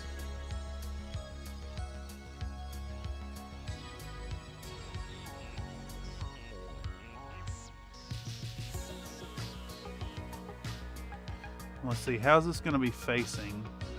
It lays down this direction away from the monster. So that means the highlights should go up at the top, or the top left. But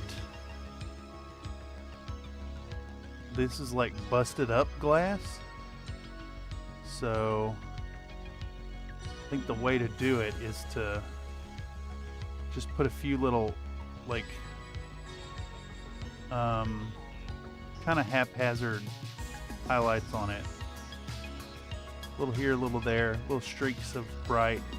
And then I'm not going to worry about it too much, because when we glue this thing down, I'm going to fucking hit it with mud all around it. Because that is in after all. That it got squished down into the mud. So let's get this going. Get all that blue. I guess the windshield might be a little bit... No, I guess it's the same deal. It's kind of smashed up. A lot easier when this thing's going to be upside down. In theory, it's easier. Okay, so we'll just get our blue on. A little bit right here as well. Alright. So now it wants highlights that would be down here. So what I think we'll do is like this. We'll just do like a few little streaks. A few little streaks of color to look like the windows are like cracked and smashed up. So like right here. Dig that into the corner. We'll blend it just a bit. Not much. I'm not trying to kill myself here. We'll do a few little like streaks of white.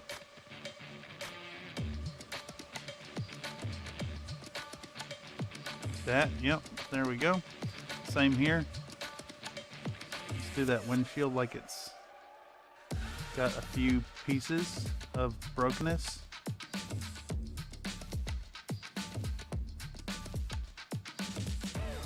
We'll do like a bam, bam, bam, bam. Kind of impressionist version of what we were doing before. We'll even put a little specular highlight up underneath there, I think. You see what I'm going for? Like, just streaks of color. Black them out, no highlights at all. Yeah, that could work too. think the one that's kind of important here is this window. So we're gonna treat it like it's like 3 pieces of window.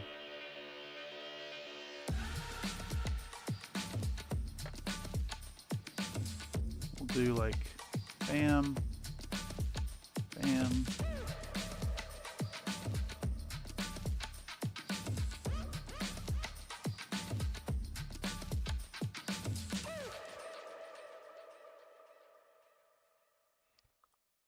There we go. I like this kind of look that we got going on here. Very simplistic. My fingers just dropped that. They were like, nah, you ain't holding on to that, dog. You the man now, dog. And then part of this is because I'm not really sure where the mud is going to be. I'm just going to jam some fucking mud over top of it as we put it down. Come on. There we go. Just streaks, shards. Smash, crack. There we go. I think that's perfunctory. We'll do a little bit of a treatment here on either side, but I don't think you're going to see more than like potentially a sliver of this. So we're just going to do like a few of those, and then we'll fucking zip some of the light blue on there too. Bam, bam, bam, bam, bam, bam. That's enough. That's done. I think that looks fine because we're going to be looking at it like this anyways. All that mud on top. Cool. I'm going to pop my cat too. You'd think this phone would know Popcat in the dictionary by now. Okay, so cars basically done. Basically done. You know what? Just for completion's sake, let's go ahead and just do a reflection on the fucking mirrors. If we're gonna do it, we'll do it. Do it right. It's a tiny little bit right there. This is like doing a Battletech cockpit. Let me put a tiny little fucking specular highlight. Bink. Come on. I need you to come off the brush there. I think it's too wet. Same over here. A little bit of blue. A little bit of blue. Blue. To be confused with red.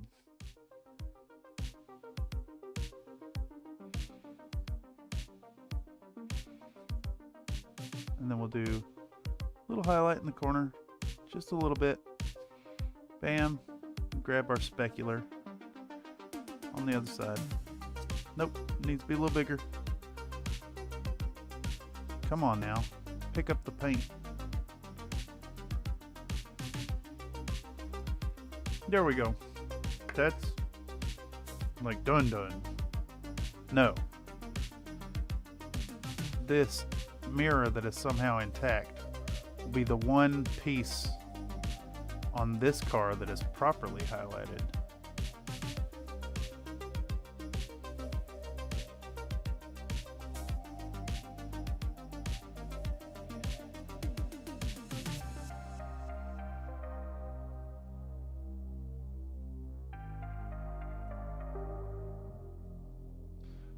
We'll even put a specular on that one. Okay. Cars, done.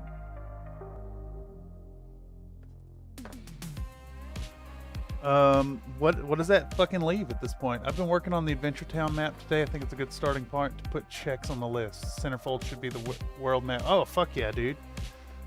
Holy moly. Yeah, we should really dig into that. I really wanted to do a Canopian logo right here, but the mud is just all over the the hood, so we're just going to use that as a convenient excuse to not do that. And from here, what we're going to do is we're going to take a little bit of pallid bone. Where are we at? 9:27, 9.5 hours. Can we do it? I think yes. Maybe. It's possible. My contrast paint on the green guy is still a little wet. But let's get in here with our pallid bone and hit these teeth. Let's see what it does for them.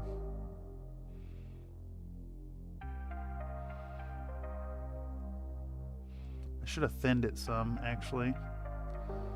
But it's fine. We'll go in and dry brush it with like a Ushtabi boner.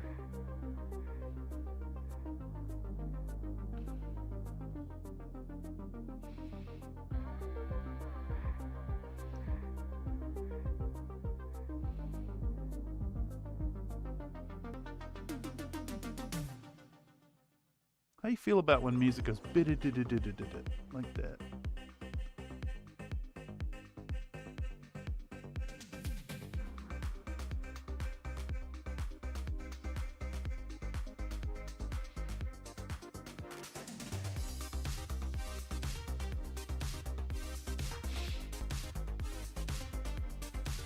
Now the question is, am I putting straight yellow over the white and the red, or am I gonna use Imperial Fist yellow?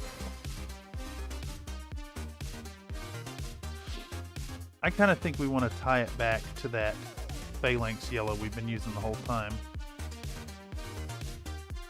Honestly, like limiting the palette some here and there. Alright, so our pallid bone going on the claws and teeth. Something trying to make me sneeze.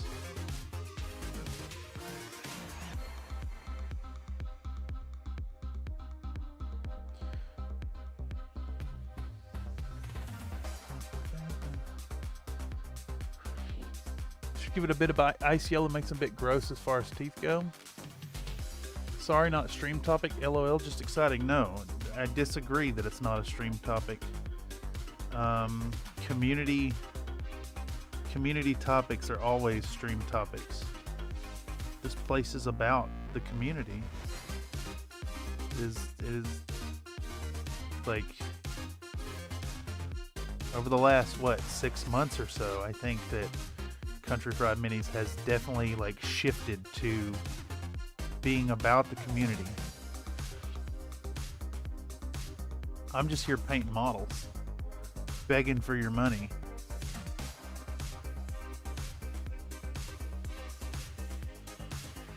Y'all are posting the fun stuff and the helping with 3D print shit and chilling in the Discord and coming up with fucking cool ideas.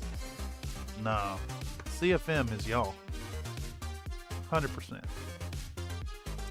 Where'd that damn pallid bone go? It should be easy to find in theory because it has a gray cap. But I don't see the damn thing. This is all the way back there.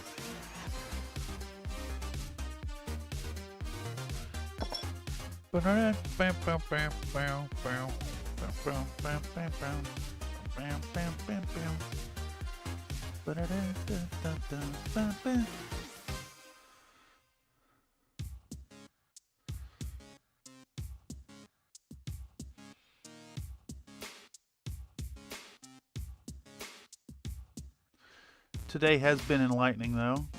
I should really expand the music repertoire by probably 40 to 50 songs at this point.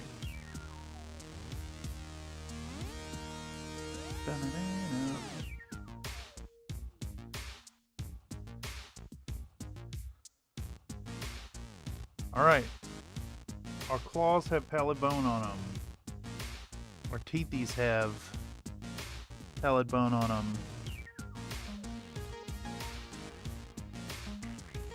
Let's do a second pass on those front teethies.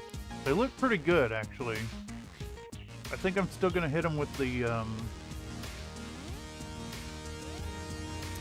think I'm still gonna hit him with the Ushtabi boner, but yeah, it looks pretty good. Let's dig out a little bit of phalanx yellow, and we're gonna go with a. I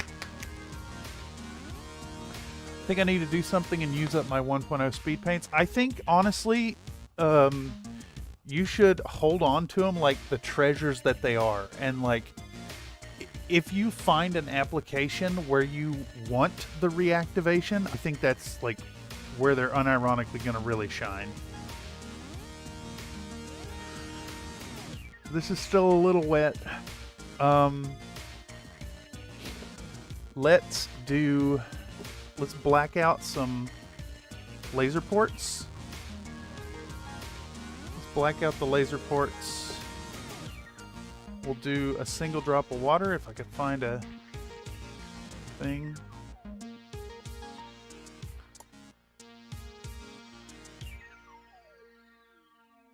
Let's do this. I like 1.0 better. Even though the artwork looks decidedly made for children, it still takes me a couple days to paint each piece. The hamster was a long march. I stayed up way too late. Yeah, that's fair. I got the full 2.0 mainly because of the massively expanded palette, but now I have paints just sitting on the shelf not getting used. Oh, I got a lot of those. You know, if you have paints not getting used, it's a good excuse to pull them out for projects, I think. I kind of want to black in these bits here and make the cooling sleeve a little darker, but I think that's too much. What we're gonna do is we're gonna black out our laser emitters first. Black out our laser emitters. All of them. So that's 4 on this guy. Gal, whatever.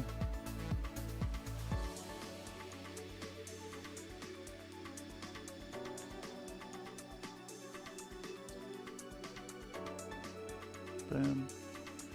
And then how many on this?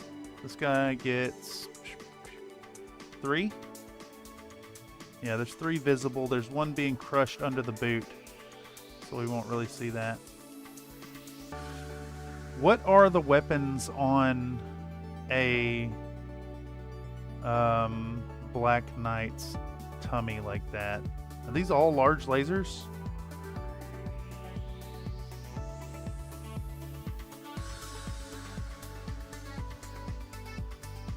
Maybe. The two higher ones on the left and right are covered.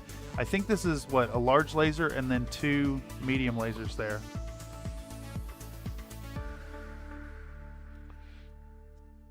I think it's 2 lasers, the other ones are PVCs, yeah.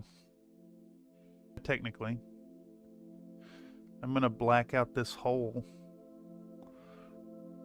before I forget.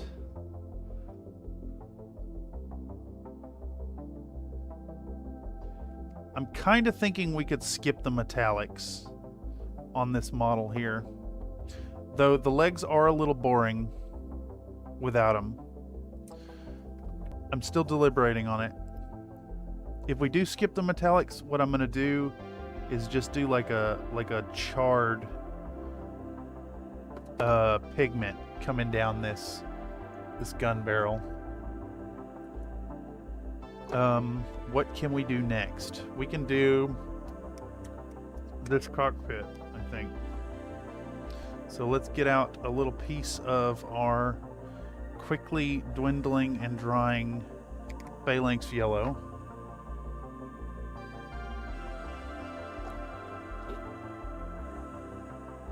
And let's put, just a little bit of water on the tip of my brush. Let's thin this out. And let's start working in our phalanx yellow.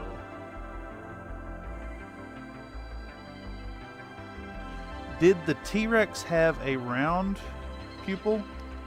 I need that thinner. T-Rex has a round pupil, right?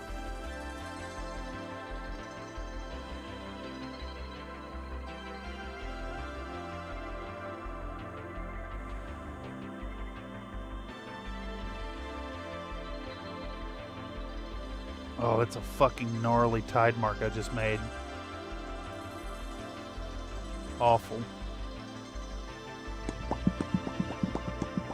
Just awful. Fuck it. T-Rex round pupil, yeah. Large laser, medium laser on each side, sort of medium laser in each arm, small laser in head, PPC right arm. What would be in the center torso? What would be right there, low on the belly? So it's like center torso and then the lower lasers on the left and right. I'm kind of thinking that it's a large in the middle and then the other ones. Let's see. Let's do T-Rex. No, Jesus. T-Rex eye. Image. T-Rex eye. Jurassic Park.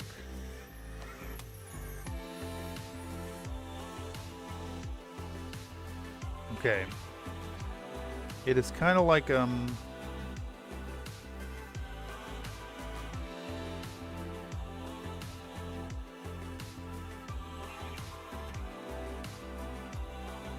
of just like a dot in the middle.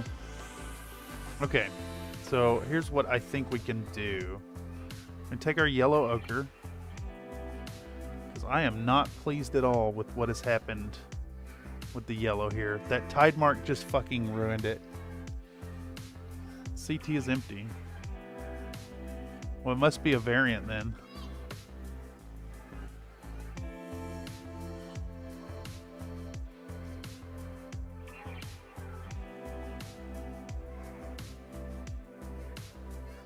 Why is that in the middle of the belly?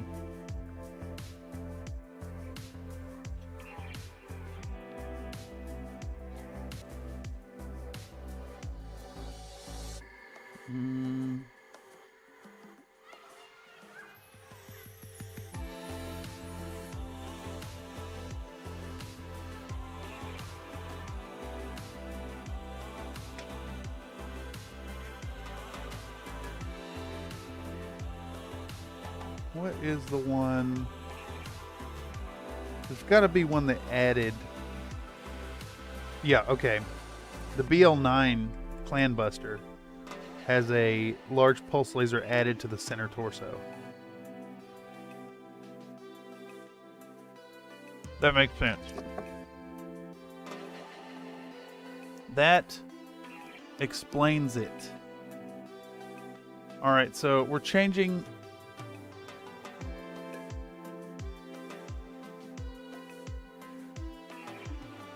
Does this one have a head laser? This one does not have a head laser. So that is the 9 then, for sure. Thank you, Slink. Alright, so the eye has failed me. The eye has failed me big time. That tide mark ruined the eye. I should have just left it pink. So what we're going to do instead, we're going to repaint. I'm going to repaint this eye. I'm going to repaint this dang eye using our colors that we have here on the palette. I'm going to push a little black up into them corners. Push a little black into the corners. Yep. All the way down. All the way around. Alright. We're going to take a black and yellow ochre mix. Not to be confused with an ogre. And we're going to start making a sphere. Or a circle. I mean, it's supposed to, you know, elicit a sphere. So that's why I said sphere. It's ostensibly a circle, not a sphere. Things. Okay. Here, let me do this on. Let me actually, like, focus on this for y'all. For any of y'all who are still here at such a ridiculous hour.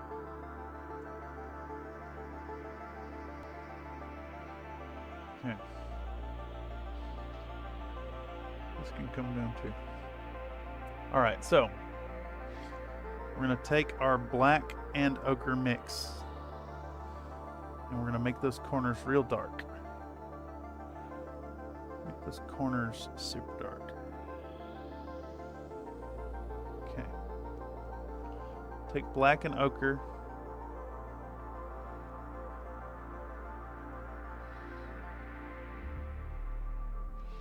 Alright. I'm going to trace out this sphere. The circle to elicit a sphere. Right there in the middle. Okay. We're going to grab our straight yellow ochre and work it into the center.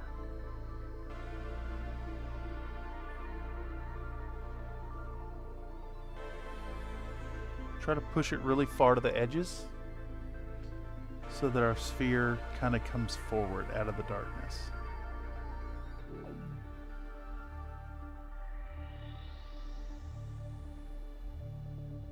Yep. Alright, we're going to grab a little more yellow ochre and some water. We're going to thin it down.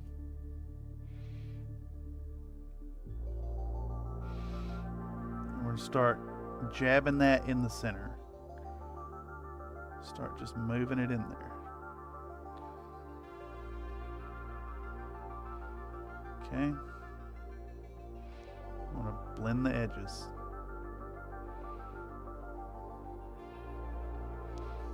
Now we're going to take our phalanx yellow and our yellow ochre and do like a 50-50.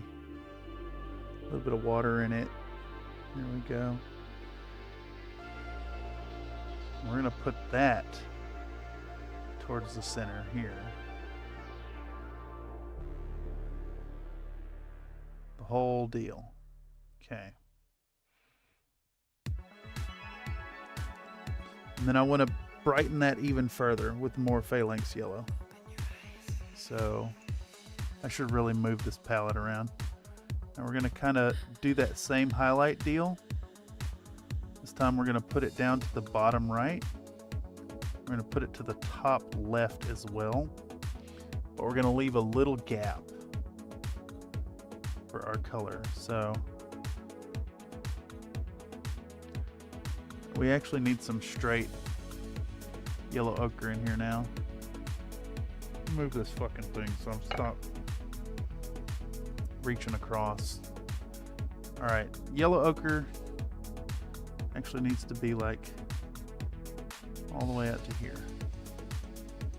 Let's thin it out, let's grab some.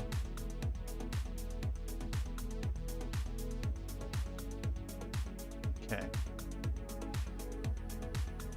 There we go. Alright, now we'll take our yellow ochre and our phalanx yellow mix. Again, we're going to push it to the bottom right and the top left, both, but leave a little gap. Okay? Come back in with straight phalanx yellow. And we're going to do a little band at the bottom and kind of a dot at the top. Now we're going to grab a little bit of our white and our phalanx yellow, and we're going to make like a icy blue or icy yellow color right there. Okay, and now we're going to switch brush to a really, really fine point. Really, really fine point. We're going to come in here. We're going to make a circular pupil right in the middle.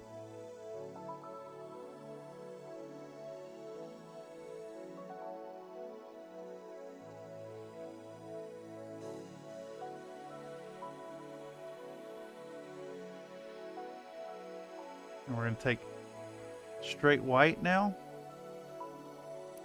And we're going to put a specular highlight that overlaps the pupil. So it's both on the iris and the pupil. I think that's the eye right there.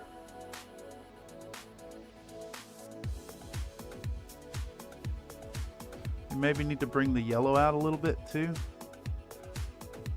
So I'm gonna put the phalanx yellow back on there. Just a bit. There we go. And it's good enough, so I'm not gonna fuck with it anymore. But I think that's an eye. Hell yeah. I am pleased. Would you do a workout? I do. Fuck yeah, I'm gonna do and drop you 10. Excuse me. Bye, everyone. She can go on forever. Here we go. Let's fucking hit it, y'all. Let's hit it.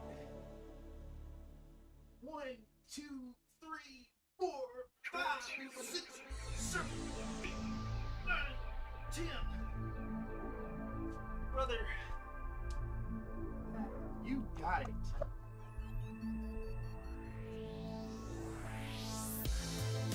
Okay, so let's mark that down. 1, 2, 3. Come on now. 1, 2, 3, 4, 5, 6, 7, 8, 9, 10. 3 more sets and we can call the stream. I mean, I'm going to be here for another fucking 2 hours painting. I mean, honestly, looking at the progress at this point. Contrast paint is almost dry, so I can dry brush this real soon. I think in the meantime, I need to do something about. Let's do the glowy bits. Let's do the fucking glowy bits. Okay. So for that, I want to use Wild Rider Red and that, and then Phalanx Yellow. We'll go all G-dubs for it. We'll go straight G-dubs for it. And what we'll do is, I think we got to use a small dry brush here. A little one. Just a little one. I got one.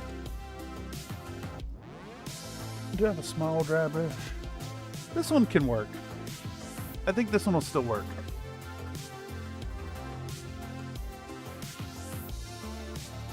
Let's clean up with a little acetone because I left a bunch of damn gray in the brush.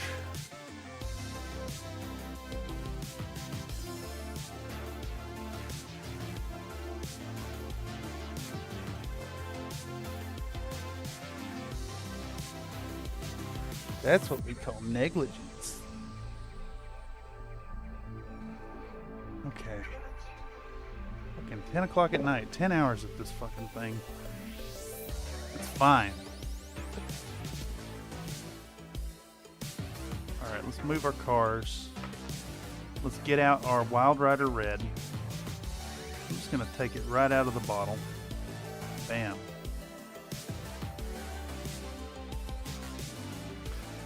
Alright, so we actually want kind of a heavy dry brush here, I think. And we'll start on these ones that are a little more like obscured. And we're just going to straight up, bam, blast them boys. Anywhere that there's a vent. Because, well, shit. I guess this kind of calls into question whether or not we're doing these pistons in a color. I think we can just skip the pistons, maybe? Fuck, okay. We have to do something about these. We have to do something about the joints. So instead of going metallic on them, I'm going gray, and we're going to do it as fast as fucking possible. That's what we're going to do.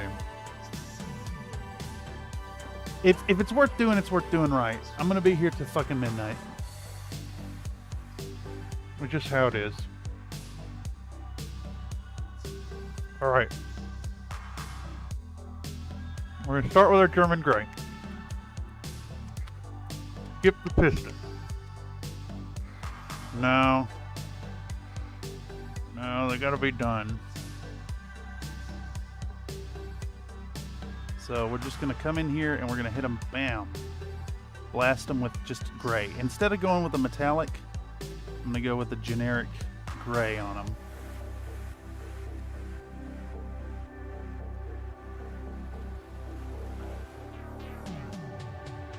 Ow. There's 4 of them, so that's doable. And what has made the decision here is the fact that they will be... Man, here we go with the fucking... My German gray is 2 colors in the same bottle. Just straight up.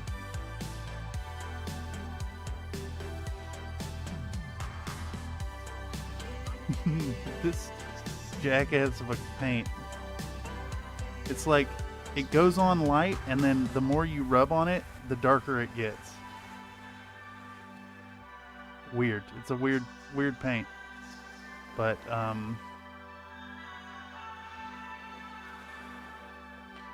we're gonna just use this to pick out a few spots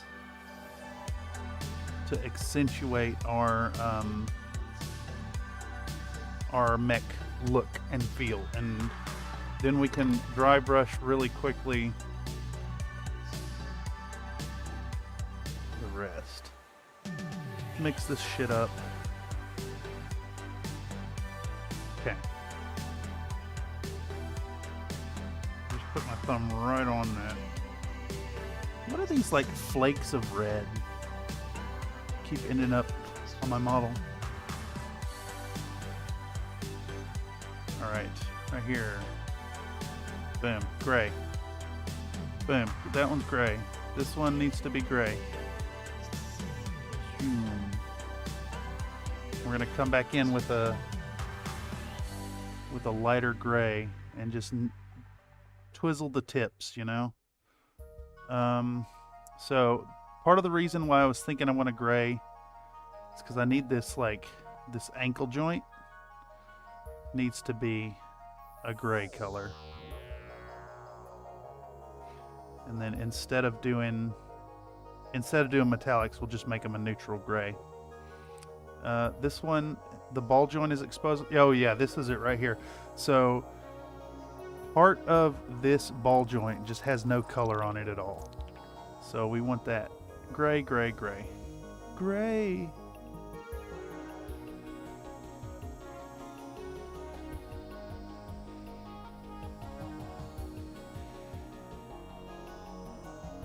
Okay, that's good. Let's hit these ball joints here. Bam.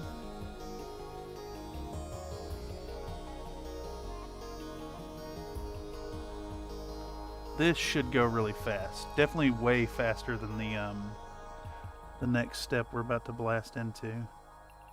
But even that should go pretty fast. A bunch of dry brushing, easy mode. That's still in frame. Now, something I am concerned about, when I split this thing, it did not do a perfect split, and there is material missing. So I may have to fill it with something. Yeah, that gray, the gray is the right choice. It's a nice neutral tone, and it contrasts just enough. Alright, let's put some more gray down somewhere. We'll put the gray in the ball joints going into the arms right here. Bam. Quickly, quickly. Get it on. Get it on, move on. You know how it goes. Put some right here. Some right here.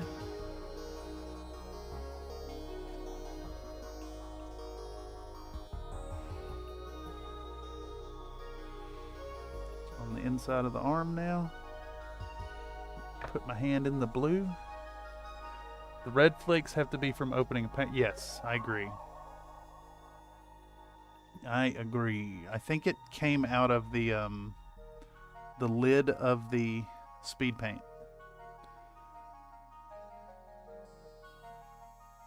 Okay. Got that. little bit more right here. We're going to do the ball joints on the arms right here. And, you know, I'm glad I made this decision because I've been sitting here deliberating about how to make things kind of stand out on this model. We're going to make the tip of that cannon gray. Straight up gray.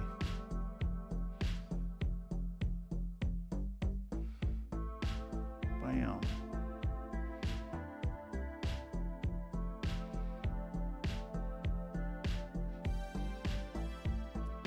It should be just enough to stand off.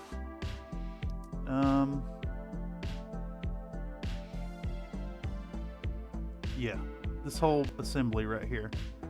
I say just the tip, but everything from this like shroud down going gray. It was kind of the last vestiges of that original tan tone, but that's not enough contrast. I need it to have something a little extra.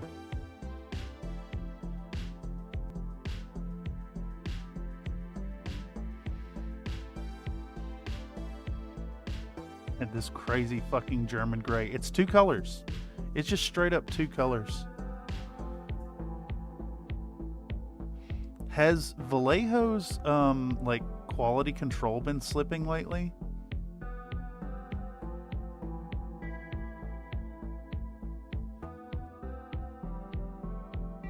I mean, this is just performing like two different, like the pigments move at different speeds or something when you're rubbing the brush.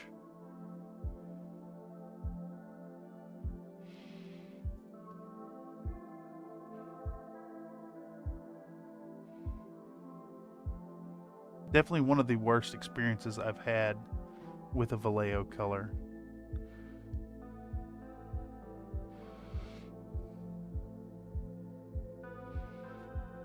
It goes on bright and then you rub it a few times and it turns really dark.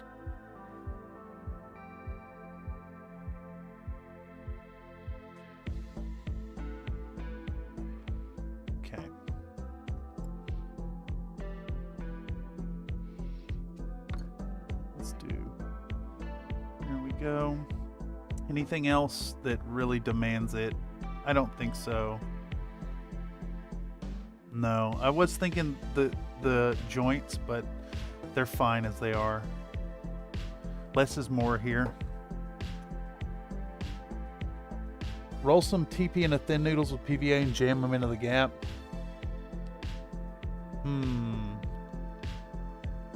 Like have some more goopy shit coming out, maybe. All right, we're gonna go on to neutral gray.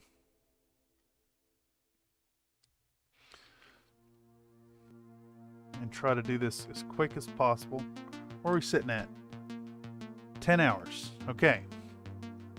We can be done. We can potentially be done in the next hour, I think. I'm almost confident.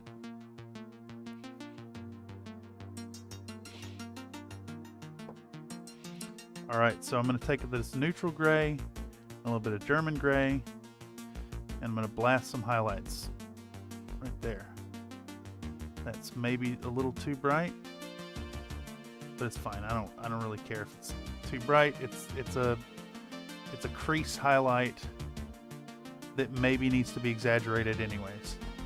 All right, so same here. I'm going to hit the tips of the pistons and then bring the color down. Just zip.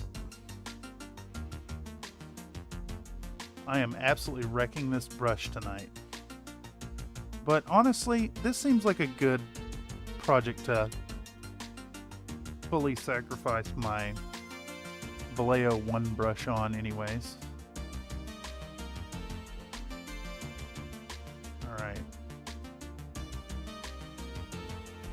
Bring this paint down. Piston down.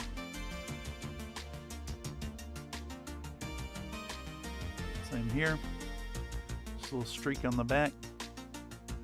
Getting a little of that like two-tone nonsense happening from the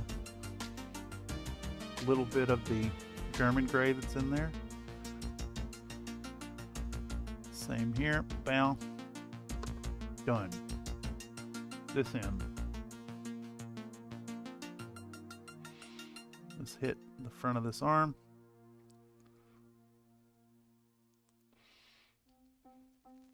Let's hit the front of this one.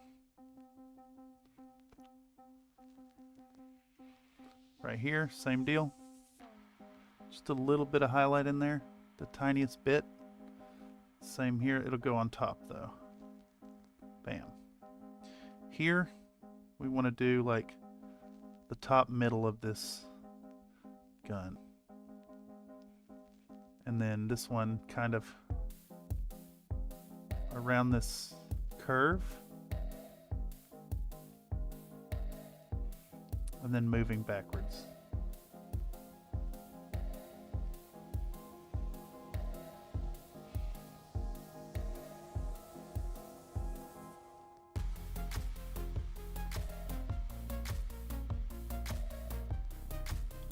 Same here.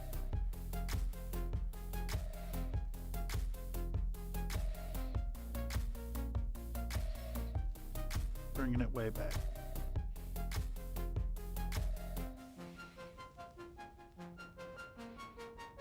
All right. We're going to rub the tip a little bit. Bam. Bing, bang, boom. Okay. Trying to go fast here. Exactly. Goopy, ropey, stringly, dangly bits. And I'm pretty sure German gray is going dark because you're scrubbing the white out of it as it dries while you're working it. But immediately, it's just like, it's like it's two colors. I think there's possibly like some kind of weird batch issue going on, maybe.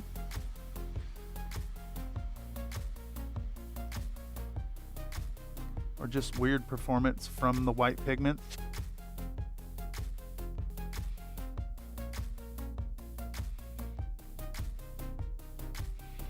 Okay, so we're doing the same thing but less right here.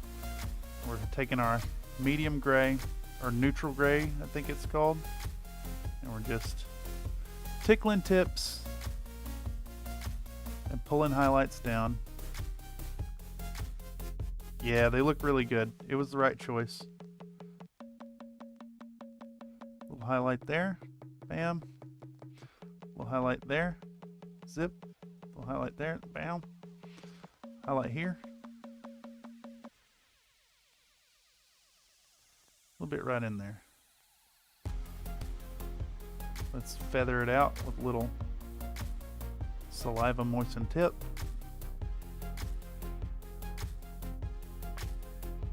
And then we want a little streak of gray right here.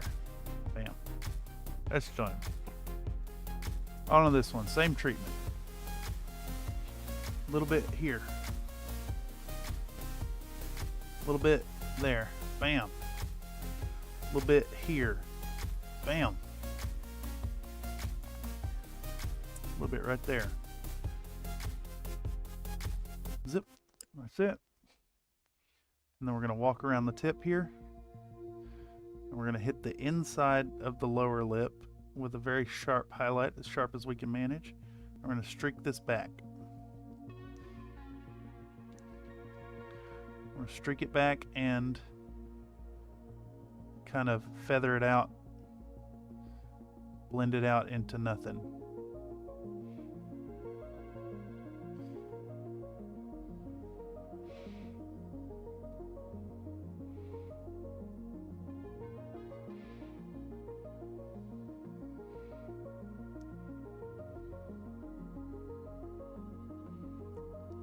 There we go. Same here. Little streaky boy. Wrapping about halfway around. And then coming about halfway down. Then feathered and blended. Till it looks right. Pow. Good enough is good enough.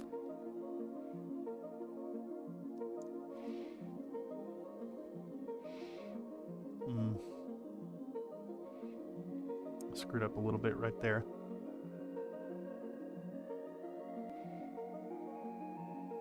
There's a hole in the pigment.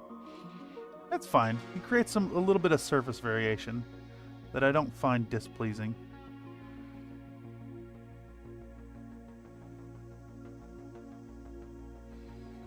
There we go. We'll take this German gray as well and tighten up that line right here. Bam. Okay. I'm happy with that. We can go back to dry brushing. It's worth doing. It's worth doing right. 10 hours on stream is hardcore. Yeah. Yeah, it's fucking... My back hurts. I'm not happy about the length of it today, but you know what? We're getting this fucking thing done. We're going Wild Rider Red. It's been 10 hours, yeah.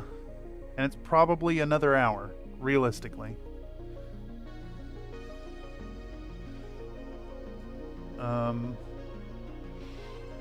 I don't know. We're actually getting kind of close.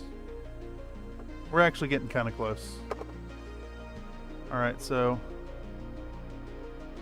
we're taking our Wild Rider Red and we're just like straight up jabbing these spots where we previously marked with the red. Fucking boom, boom, boom, boom, boom, boom, boom, boom, giving it some love. Giving it some real heavy love, because we're going to come in with a lighter touch with the other colors. Same here. Bam. Give it some real aggressive action. Same here. Boom. Real aggressive action. Boom, boom, boom, boom. Hit that shit.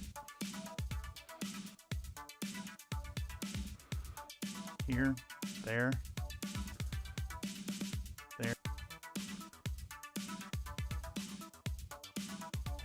Here.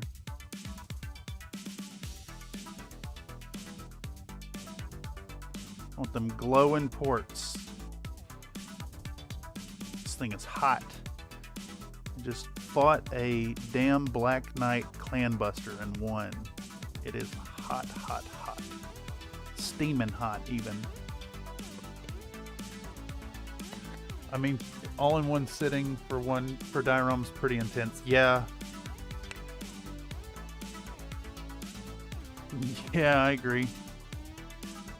This was, like, I should have done this over a few days, but I had other things to do. Other projects that needed time too. And if you want to do all the things, you got to actually do all the things. Even if it means saying you'll do this. This is only happening because I said I'd do it. I mean, just straight up. I said I'd do it, I'm going to do it. And I'm going to get it done. Alright, and then we do a, bam, Wild Rider Red there. Get that glow action happening. Same here. Boom. And then this one. Ooh, this chair just started to fail under me. I think my steel chairs have had it. They lost their like support strut long ago on the front. So they're starting to not be so happy.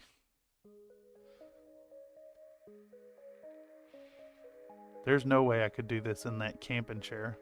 The camping chair is nice and comfy, but you can't lean forward and move around too much with it. It's not really good for that. It is supreme for relaxing. Alright. Glowy ports. Holy shit, still streaming. I went to bed, had my alarm, did the thing, probably gonna fall back asleep. I'm probably gonna stream for another hour, Mr. Mental. Realistically. I'm getting this fucking thing done. It's a beast. We'll do that one, and then we'll do this one.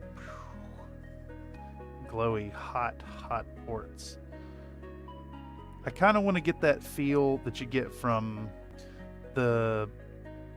Who did BattleTech? The like turn-based game? Piranha Games or whatever. In that, the mechs get like glowing hot and have like the heat waves coming off them and shit. I kind of want to get that feel here with these ports. Oh yeah, the neck. The neck has some hot ports. 6-foot ported foreskin.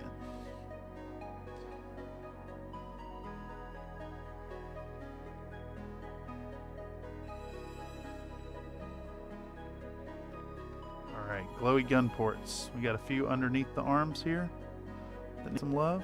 Get that one. I need another dip. Has it been any fun yet, or been fighting you all the way, all the time? After the full-on meltdown tantrum, it has been pretty smooth sailing since. What did I miss? Hetting was mein Freundin pillen führen the first time. Tide?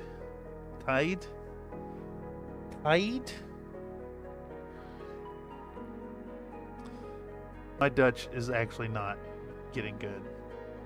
I made that claim in the Credit Covers video. It is not actually getting good at all. Alright, this one, bam, hot port. Right here, bam, hot port.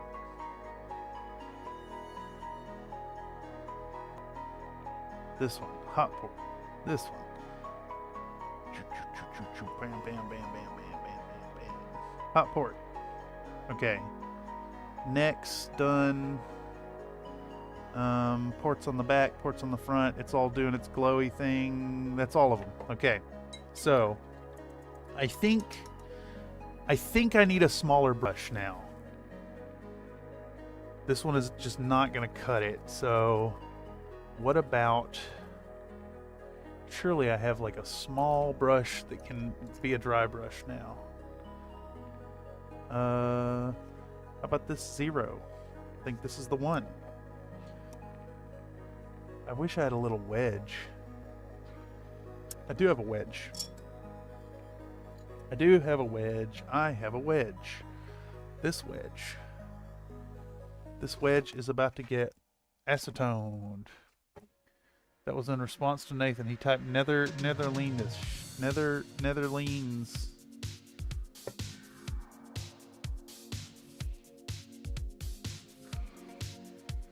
One thing you did miss, Mr. Mental, was this fucking sick lens jeweling on the damn little car that took 1,000,000 years.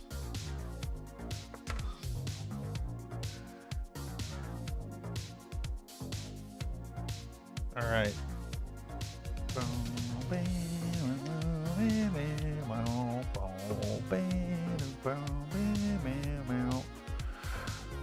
All right, so now we go back in with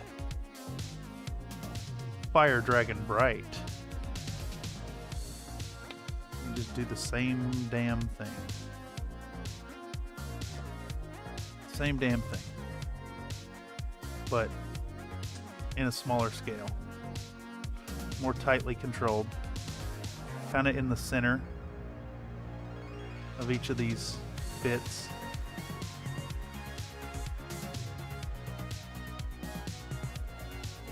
I should probably get a big glop of this shit out, actually. There we go. Hey, like, also, big fucking shout out and thanks to those of y'all who have, like, come and hung out, for so long. I just want to, you know, there's no expectation of it. And this all becomes so much more fun and easy with your input and participation. I'm truly appreciative. Alright, so basically now we're hitting the same spots we just did the Wild Rider Red, only we're being a little more reserved about how aggressive we're going with our dry brush.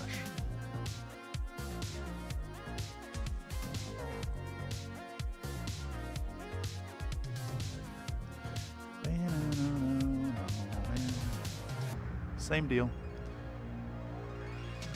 And I think our next layer for this is just going to be straight up yellow without any dry brushing.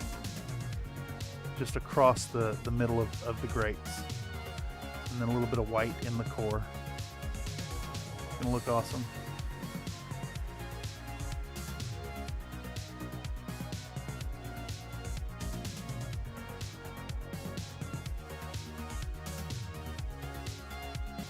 Then we can dry brush the boy. What's that left after that? We dry brush the boy.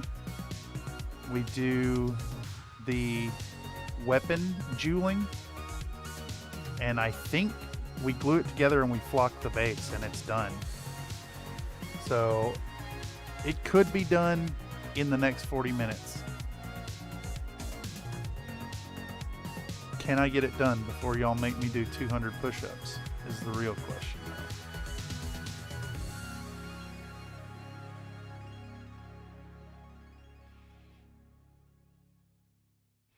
All right, legs done for that step. There's a There's a lot of ports to get through here, so we're just gonna go quick. I still think I want to put some Ushtabi boner on the teeth and claws. Yeah. But you do What, work 200? I do. You Give me wrote it 10. out, Maniac? Okay. No, I'm not there yet.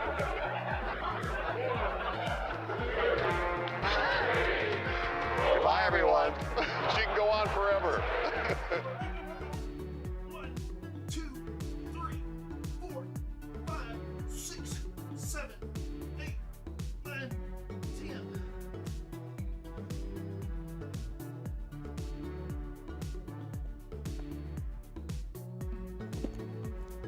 They are sets of 10, so they are considerably easier to do than sets of 20.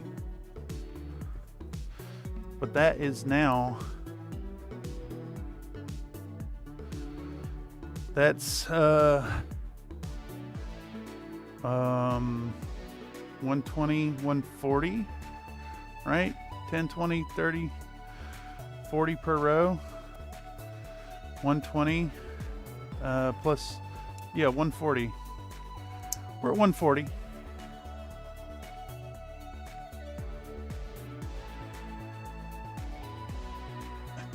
Let's see that butt. I mean, I'm getting strong, but I ain't losing no weight. That ain't what's happening here.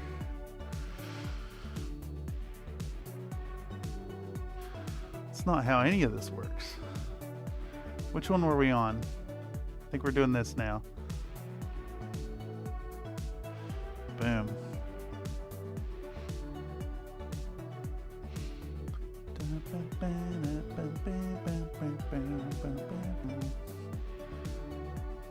Get that Fire Dragon Bright down.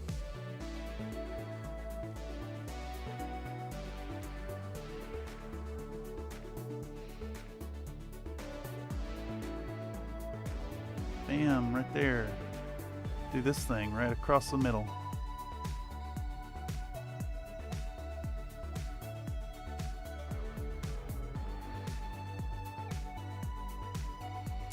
Alright, we'll do this one too.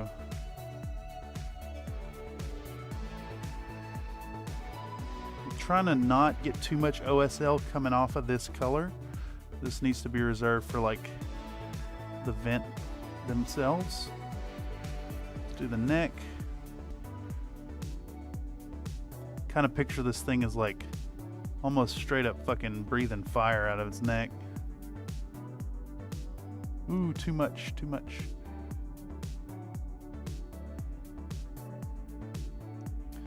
Alright, so that's the neck, the arms. We can move on to the front grates.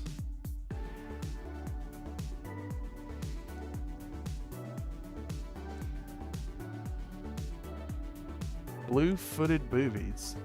You mean the birds?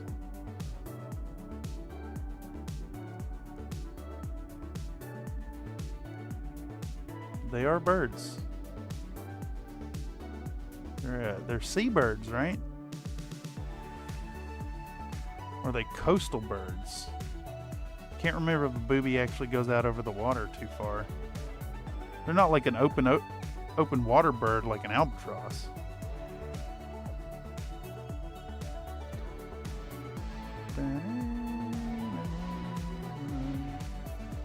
I just realized I missed some vents. I missed some vents that I don't want to miss. Let me go back and do them.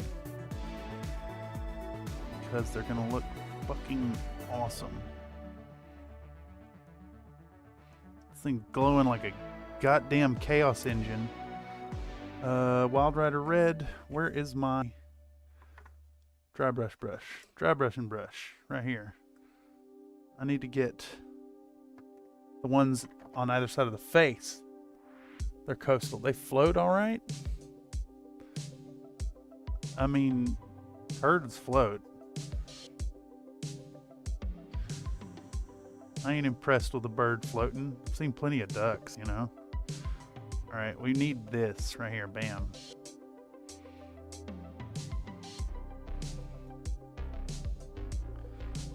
This as well.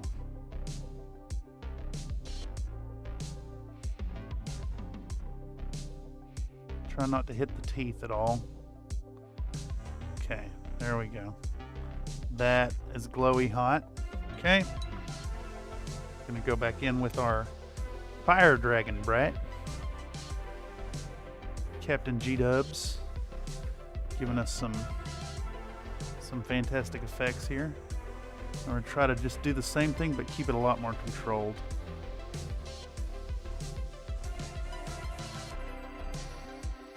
Ooh, too much paint. Bam. So we did the front here, I think. Yeah. Need a little bit more.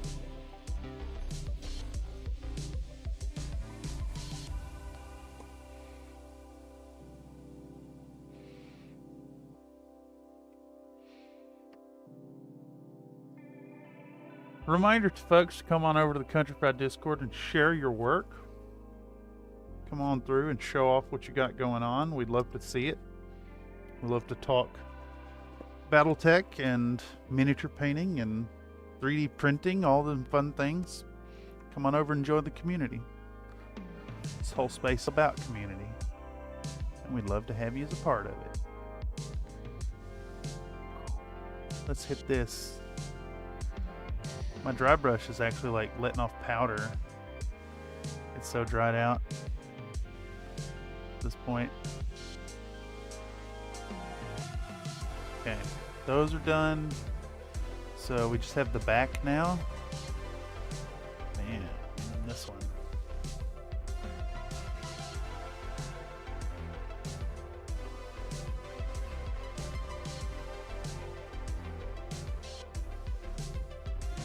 This one, that one, this one, that one. Alright. Now we do the big ones.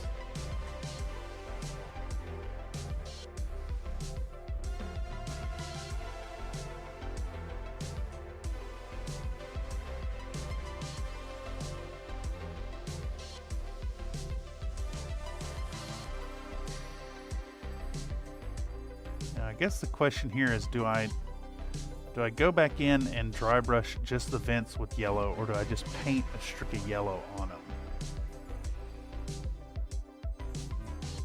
I think we try it with just painting yellow.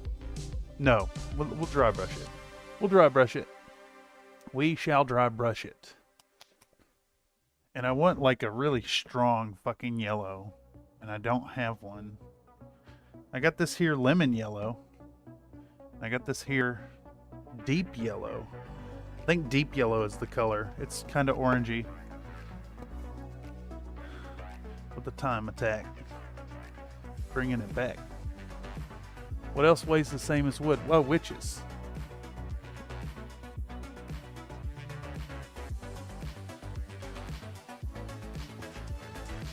Brugfasten, yeah.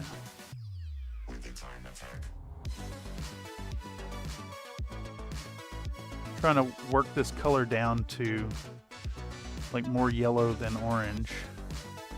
All right, here we go. Back to the legs. Same process. Except we just want it, we want it very targeted.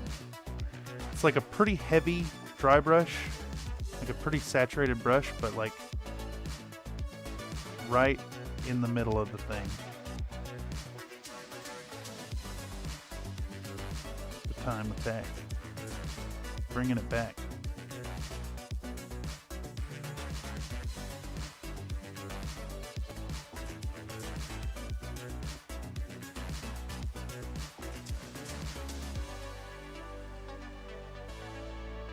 We need this one now.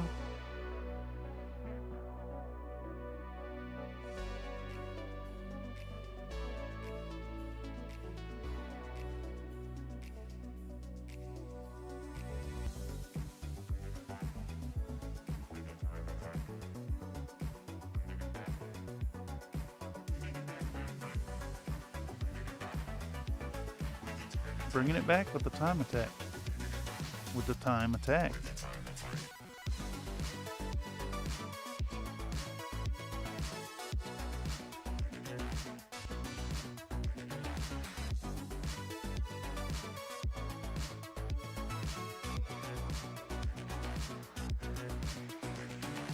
All right. Yeller. Getting that yeller on there. Right in the middle.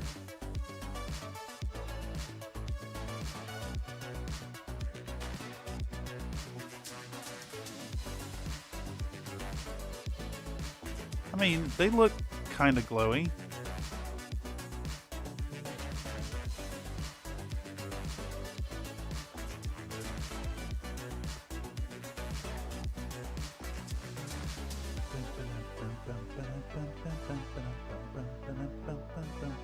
I should have just painted on them. Honestly, now that I'm fucking looking at it, I should have just painted it on. Fine. It's fine.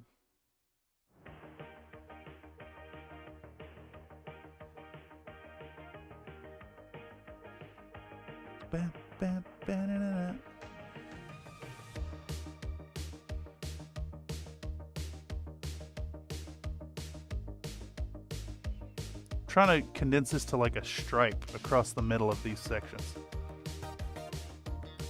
I think someone ages ago said when the guy should turn me into a newt. Did he say he got turned into a little girl? Yes, the kid from Aliens.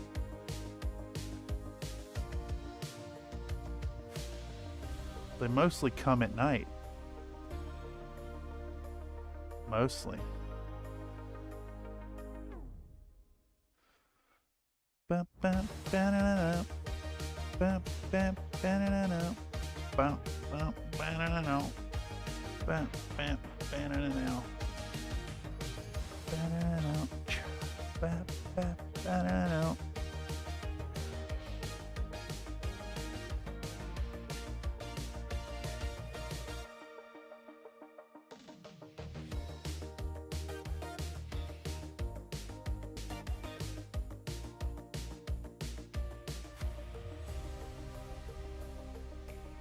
I mean, it looks pretty fucking cool. Just not like as good as it would look if I'd gone like the full painted spectrum on them.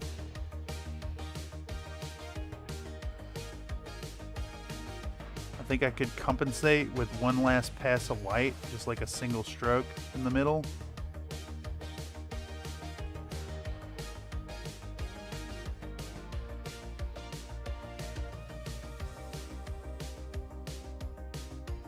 But you do work out. You do work Give out. me 10.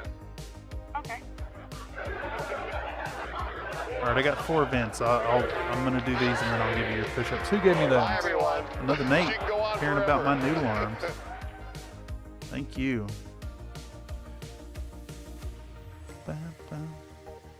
I don't want to risk losing my place. But I'm not going to shortchange you your workout, mister.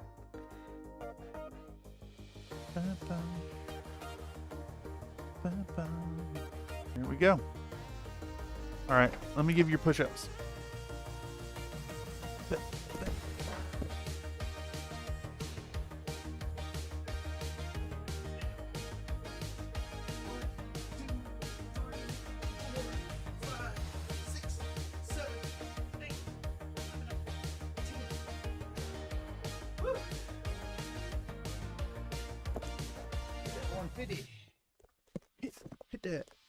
Hit that 150.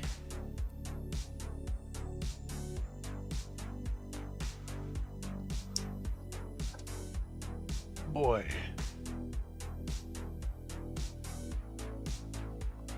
It's more about the webcam glitching. Is the webcam actually glitching? I hope not. I try to fight it. Alright, yeah.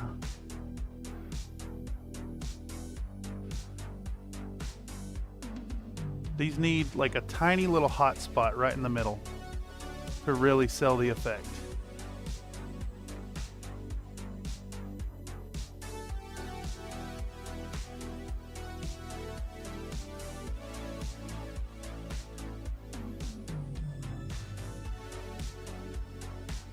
It's like straight up a single stroke across it.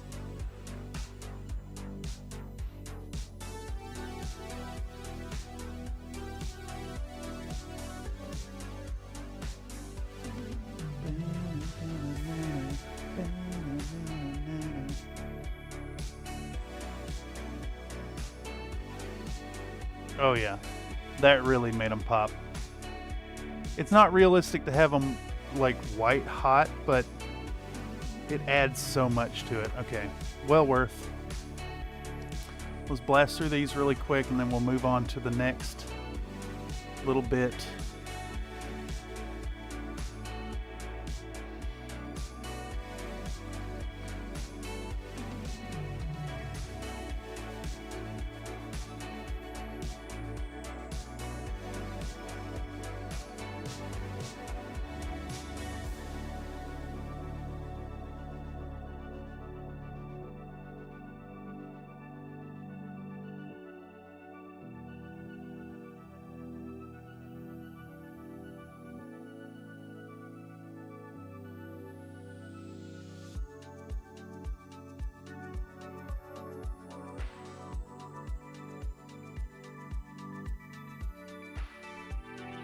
A little bit right here as well. Down, down, down. Zip, zip, zip. All right, down across the back, and then we're done with this step. Holy fuck, it's so late.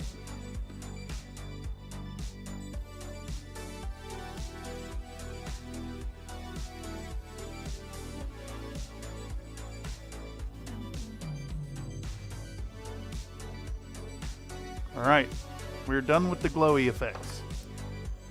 That is complete. Next step. I think our contrast paint is finally dry, and we can dry brush this boy. And that's what we're gonna do. Where is my dry brush and brush? Haven't noticed anything, but I don't know. It's just also having some post-prod. Put in a full day's work. Oh yeah. Now, what do you think of putting a dab of gloss varnish just the pupil eye? It might give the wet, glossy, reflective look.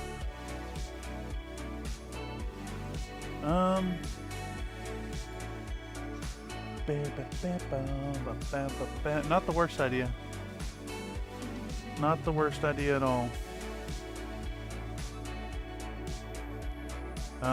It just hit me too that the red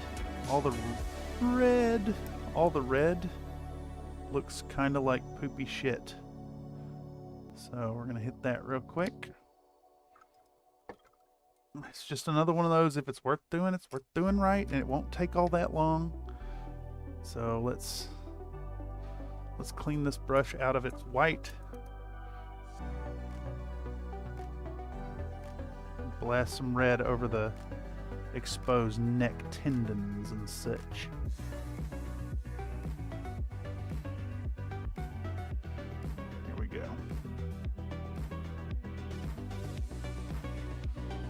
Damn, get that.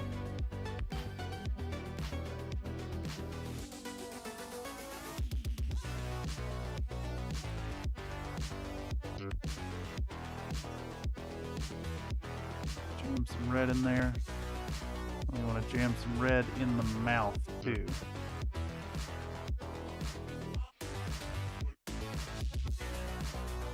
There we go. Way better. Much, much better. That was bothering the shit out of me, y'all. The mouth is just kind of black with a tiny bit of like reddishness to it. Same on the necks.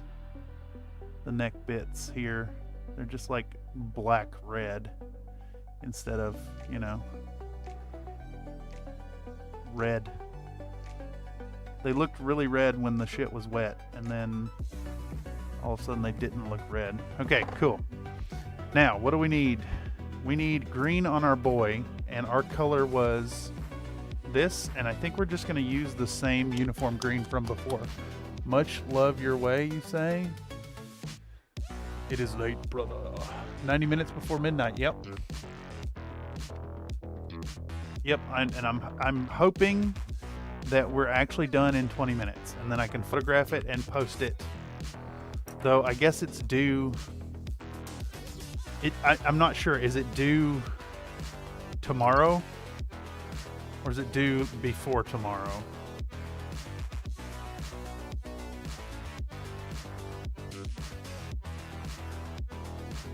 Either way, I think we've churned out a pretty fucking fabulous piece after all. And I'm pretty happy with it. I need to dry brush the green boy, and I need to lens jewel, and I think that's it. I think we're done. At that point, we need to affix it to the base and put in the last of the mud, and we're done. Done. Man, those colors looking good. Dude, did you see this? You recognize this little fucker?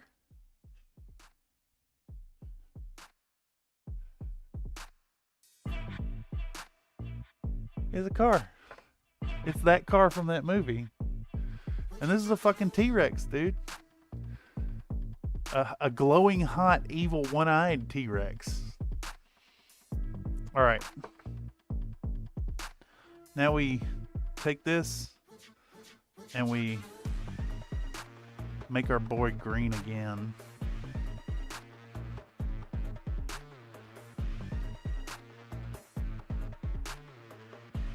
I don't care all that much about the guy. He's a base decoration. Just like a perfunctory ingreening is all I care about here. Just bring it back from the contrast that we put on it and give it a little depth. That's it. I can maybe use that yellow right there for a little bit of a highlight. Do like a second layer.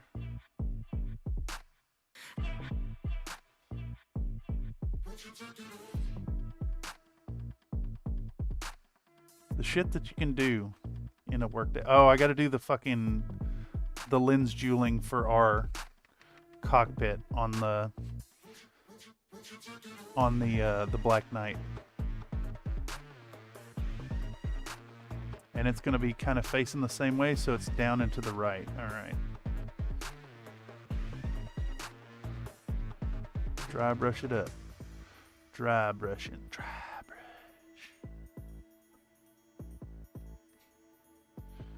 You're cool if you know that reference. I'm giving out cool points over here like it was 1997.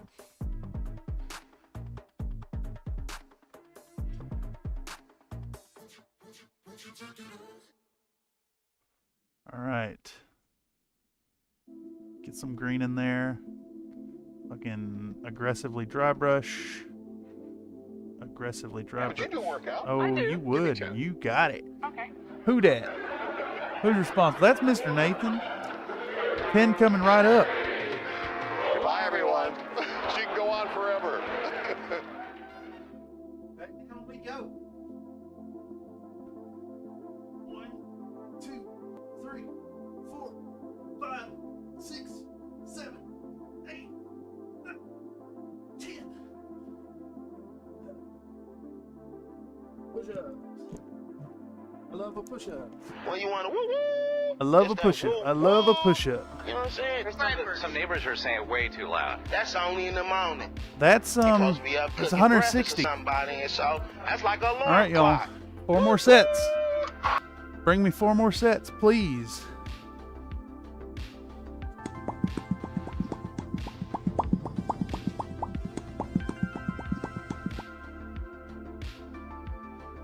All right, so I mixed in a little bit of the yeller, and we're just gonna pick out a few spots with this. Boom, boom, boom, bam. Hit the yellow again, working in the bristles.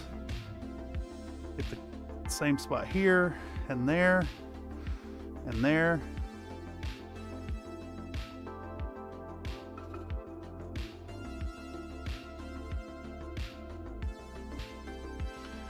All right. Okay. So we're gonna go back to our wet palette, and we're gonna give this that same treatment we did earlier for the car. I'm gonna come in here. Oh, this guy's cockpit shot. I just realized that's fucking cool.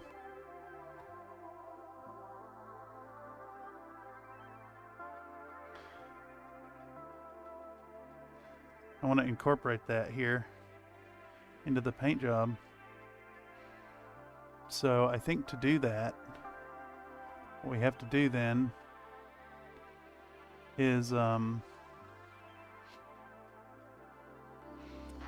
this so I can get in there for one.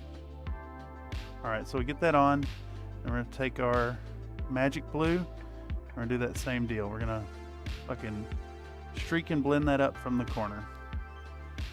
And then we're going to do the same from the other side, because I want to black out and use that cockpit shot piece. Okay. Then we'll take our sunrise blue. We're going to work it in that corner. We're going to bring it up. And the same on this end. I'm going to put that sunrise blue right along that where that cockpit shot is. And we're going to fucking blend it in and down. Right here. Come on. Give me some more of that good sunrise blue. We're going to take a little black. We're going to put it right in where that hole is. Boom. Now we'll take straight sunrise blue. I guess it's mixed with a little white. We're going to put cracks. Well, we'll put a highlight first. A little highlight. A little 50-50 action, I guess. Bet you never thought. Bet you never thought.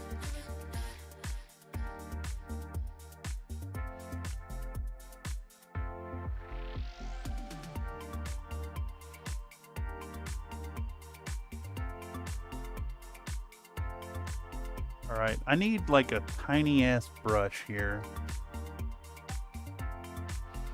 Black Bernard did love head cap and fools. One story double tapped a Phoenix Hot in the face with PPCs.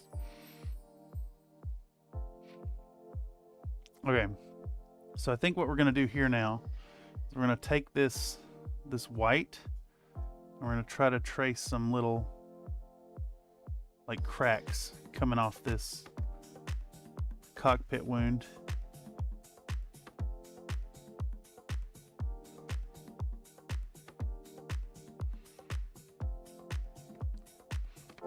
I suck.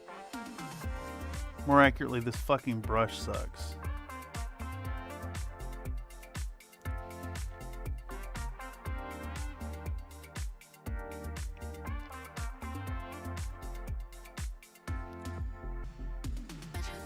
Surely one of these is tinier. This brush. Need 9 total damage to vaporize pH 1 head. I did 20. Sounds about right. Bum, ba-dum, bum, bum. Bum, ba-dum, bum, bum, bum. Do, do, do, do, do. Ba, ba, ba, ba, ba, ba. There we go. Fucking give me them crack lines.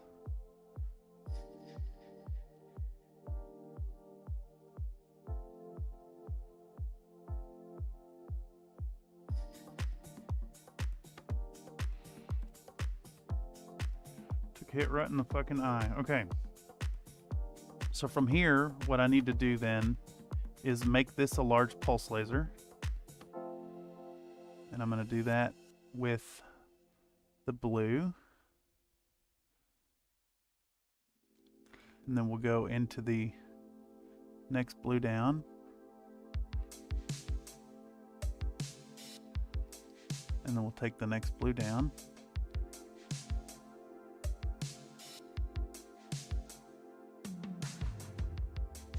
There we go. And then we're going to take our white specular dot and put it right there. And then I'm going to give the same treatment to these laser emitters. I know they're PVCs, like lore-wise, but Locust Labs has sculpted these fabulous rounded ball laser lenses. And I'm going to paint them up blue.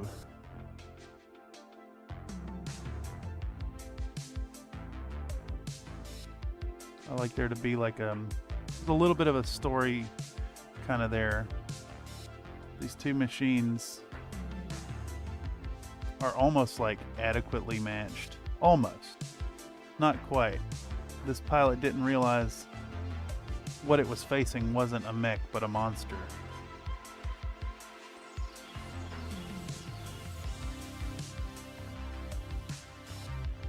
Alright, so this one I should probably go a little bigger with the crescent on it. Bigger crescent this time, kind of like halfway. Alright, then we do the blue. The magic blue, I should say. Need more on the brush.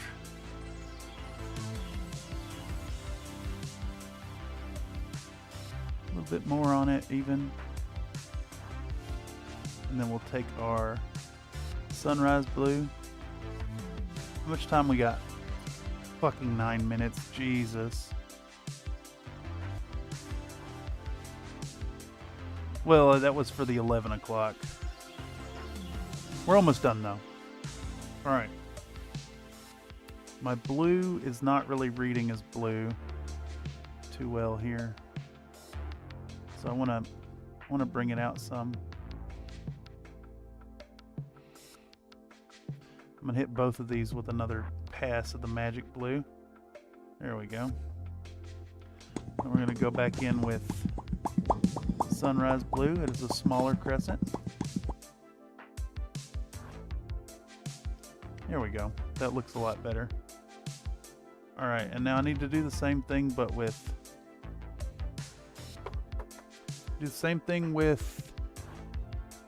Warboss green. We'll take our Warboss green and we'll do 4 green laser ports.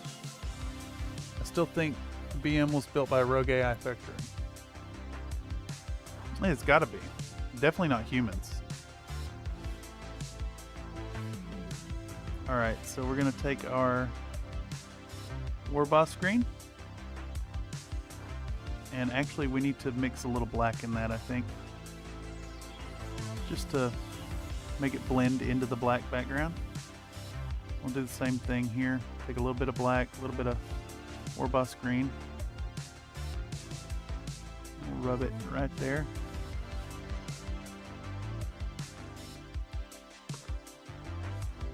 We actually do the same thing here on this mech. Down.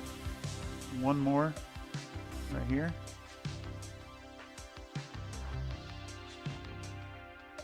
But you do work out. I do. Give me 10. Okay. All right, you got it. Who's that? Slink, thank you. Bye, everyone. She can go on forever.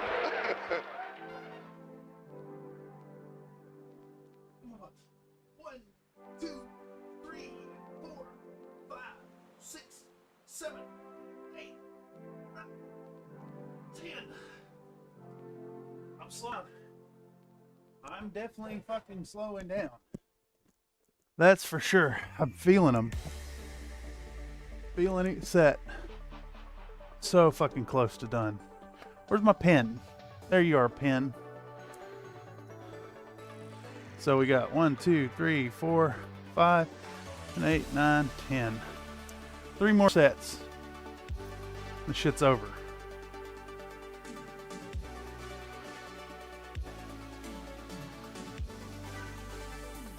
All right, we're going back in with the Warboss green proper.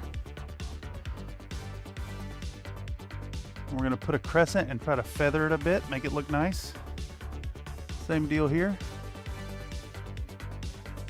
Crescent. Feather the tips.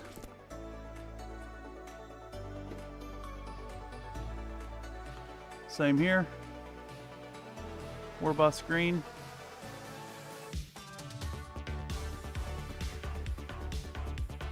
And right here as well. Warboss green. Shit. My phalanx yellow dried out. So we just need a little bit of phalanx yellow now. Phalanx yellow. Coming back in. Phalanx yellow, very thin crescent inside the other crescent.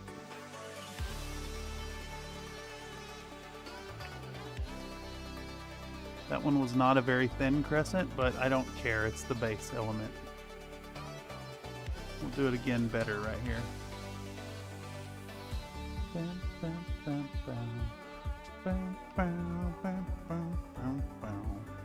Beep bow, bap beep bo bee.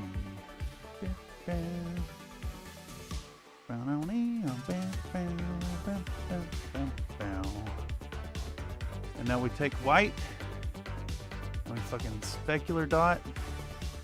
We take white and we specular dot. We do the same over here. Take the white and we fucking specular dot. If I could get the damn paint come off paintbrush. We'll do that one too.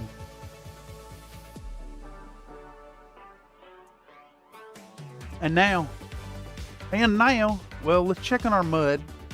Our mud is still viscous. Fucking hell yeah. Hell yeah, brother.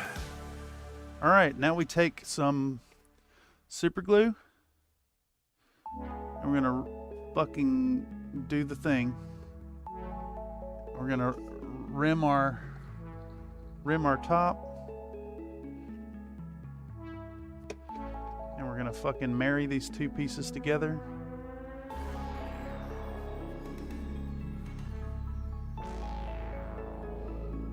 Just like so. And really press them down in there. And get out our accelerant. We're gonna fucking do it up.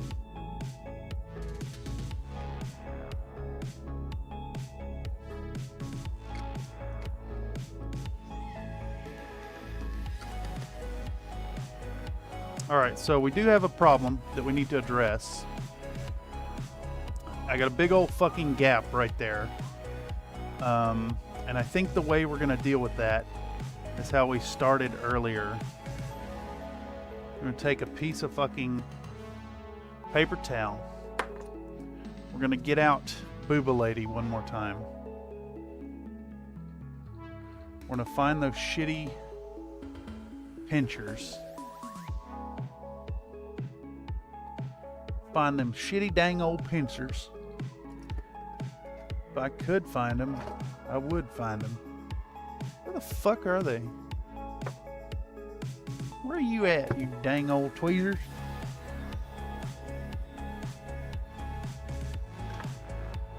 You're hiding from me.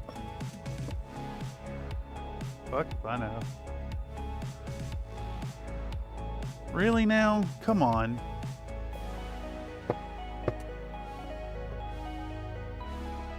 I need that specific pair of tweezers for this.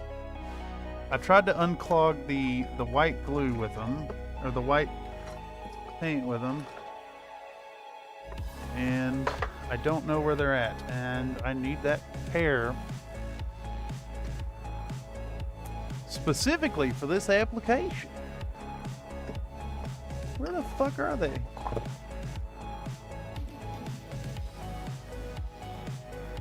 You gotta be fucking shitting me, dude. Where? Where could they fucking possibly be? I just spilled the last of my baking soda. All of it. Where's them goddamn tweezers? Alright, let's just start putting things away one at a time. One at a time, y'all. We do them one at a time. And that one, and this one, and that one, and this one, and this one, and this one. And we'll put you where you go. Fucking asinine. Where the fuck are they? Ridiculous. Ridiculous. Absolutely fucking ridiculous. Where the fuck are they at? It's a finite space. This is a finite space. It's like not an infinite void here. Where the fuck are they?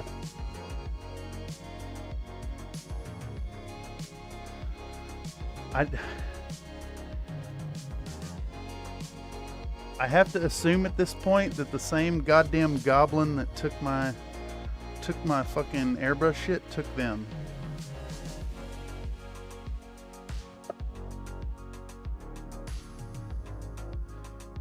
Nathan, if you took them, I need you to give them back, please. You're delaying my completion. You're forcibly making me edge.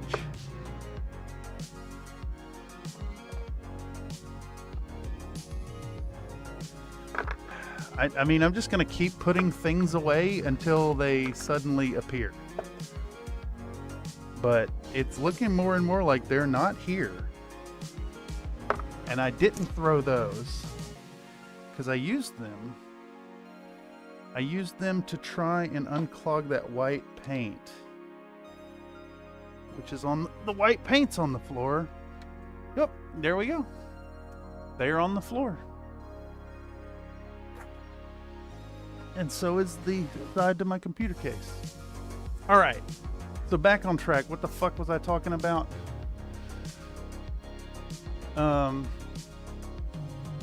We need more goopy goodness on our Valentine's succubus.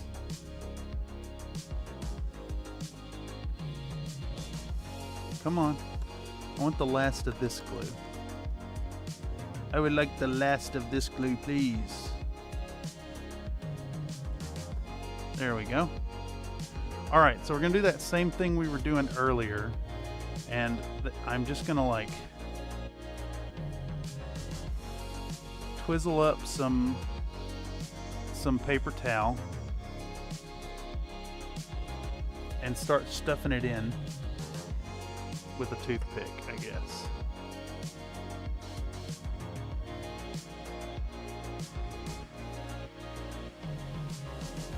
And use that to fill this crevice.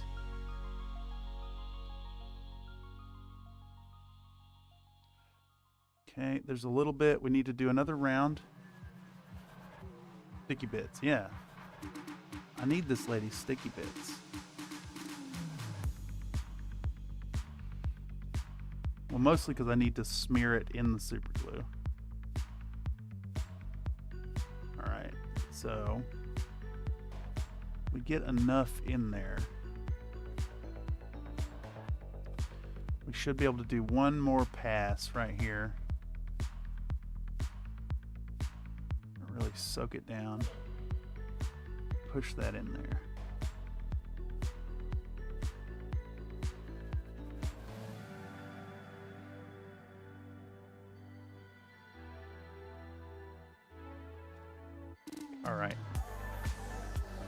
Now I'm going to put a little bit of glue on the tip of this toothpick and smear it over that opening really well. Okay. And we're going to hit this with some accelerator. And in theory, it should harden up. I hear it crackling. Excellent. All right. So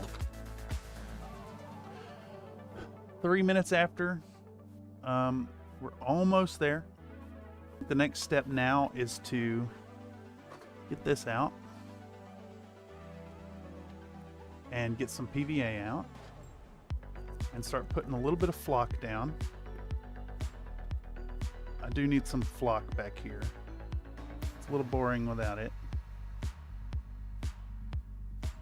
So let's do that. Let's do that.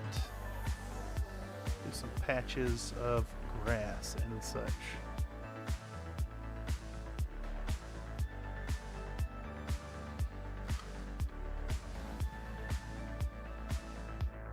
All right, we'll do that. We're gonna get out our like summer mix stuff. We're waiting on our boy to dry out. I'm gonna just I'm gonna flock this over the lid Yeah, here. you do workout. I do. Give me 10. You're gonna have to wait a second on that, I'm afraid. Bye, everyone. She can go on forever. Do a little bit here. I'm not gonna cheat you your push-ups. I want to do them. I'm concentrating. Let's do this. Let's do all that.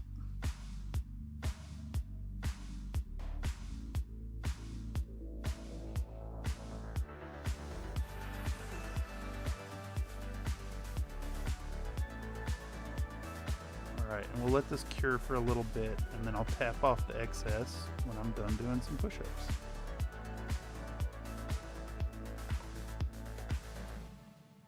Let me cap this so it doesn't, some kind of disaster doesn't happen.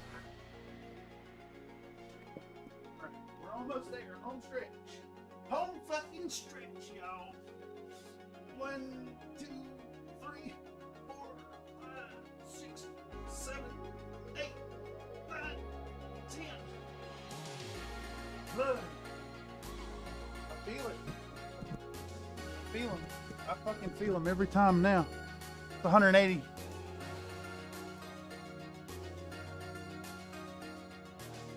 Alright, we are tied for the most done in the stream. Dang it, Buffer, you already moved on.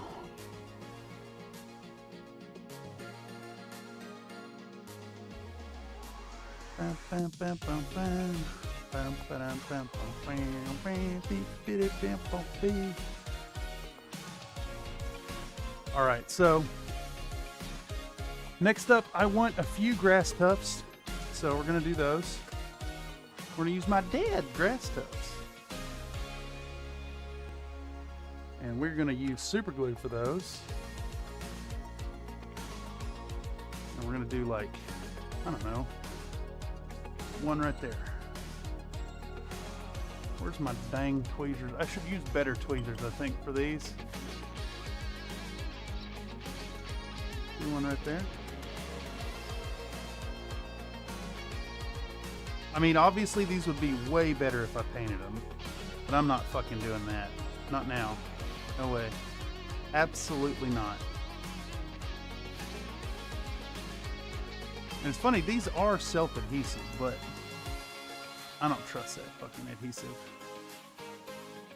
Let's get one of these from back here, maybe. Come on.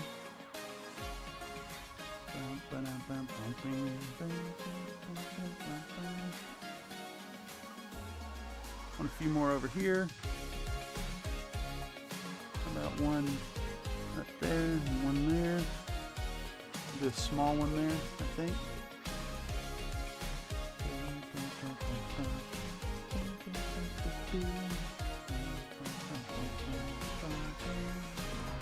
really long piece right there.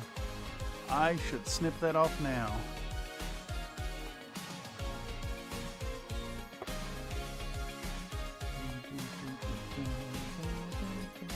You know, the best part, I still would have to photograph this, you know? This composition from today's 11 hours of work.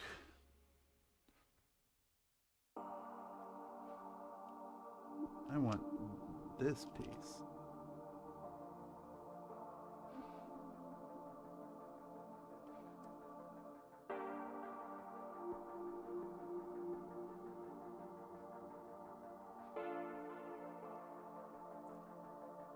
Another one right here.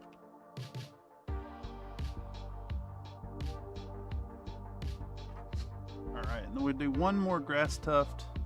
I'm going to come back in with some clump foliage, and then we're going to glue the thing down and declare it done. If you can manage more push-ups before I am done, I would appreciate them. They are well and truly beloved by me.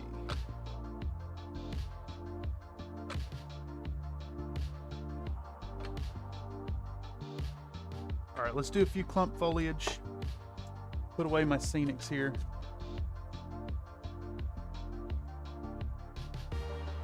Working late. Working hella late. Hella late. Hella late. Very hella late.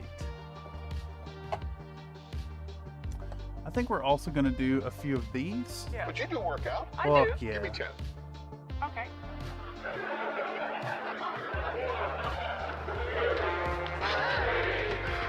Bye, everyone. She can go on forever. 4, 5, 6, 7, 8, 9, 10. Come here.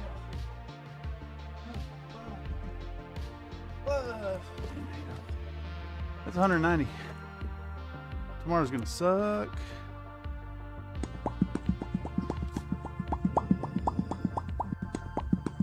Y'all, I couldn't even do push-ups off my knees. Not what? 2 months ago? It's incredible. Alright, so I think I'm going to use super glue here just to get these affixed quickly.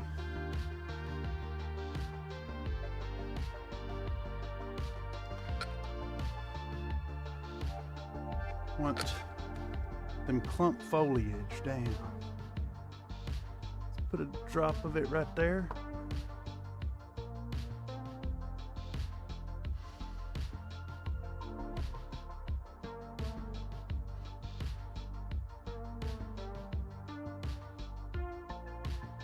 It's important to have a little bit of variety on your bases to create a naturalistic look. Oftentimes when I'm doing Battletech scale stuff, I'm just gonna try to do it with 2 colors because the vegetation needs to be really small at that scale.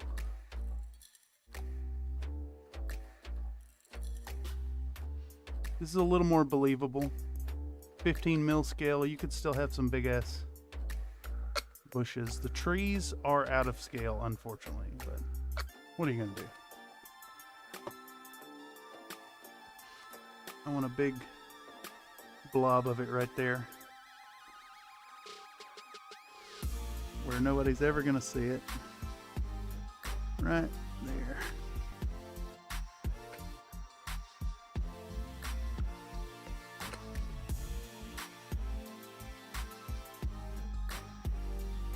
Alright, let's do what the remainder of what I have out right here I think is good.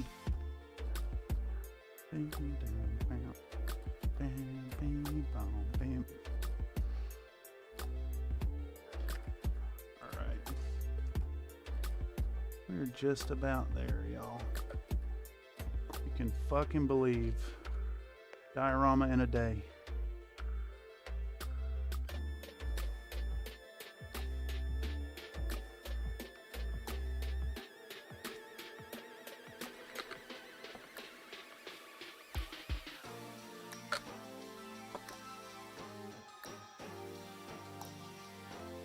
song has mouth clicking of the tongue. Would you call that sound a clop?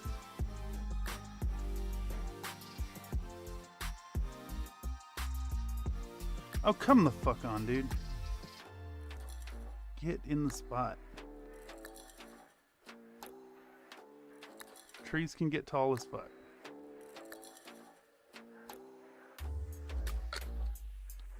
It is true. Tree big, you say. Yeah, I think that's valid. Put this one down in that corner.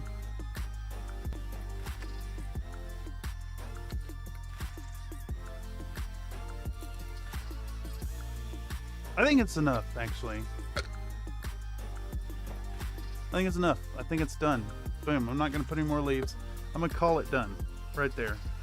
Alright, so now what we got to do is we got to composite our fucking scene.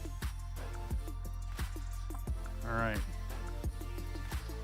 And that's going to involve setting this thing down on the base in its mark, which is right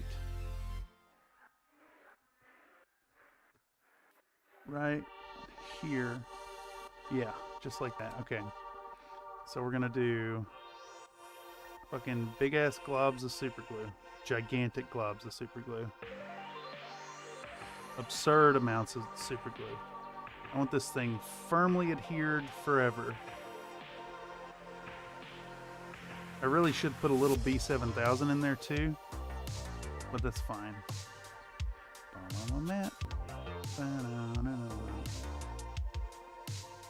Alright.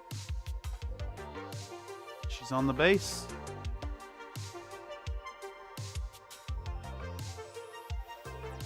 I think I'm actually going to use the pump and spray some fucking adhesive accelerant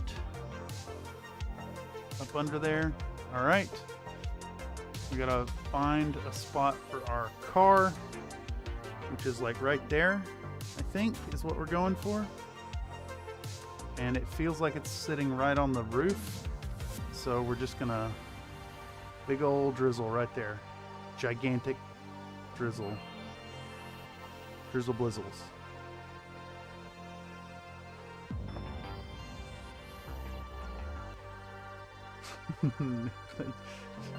Y'all are fucking ridiculous. Alright. That's in place.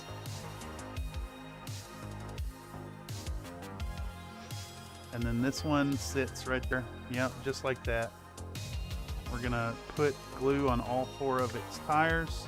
We're talking about the thug. T is for terrible, H is for hell, U is for ugly, and G is for jail. Cause the thug can't spell. And this goes right here. Like that. I'm fucking shaking, y'all. That's a fucking diorama done in a day, dude.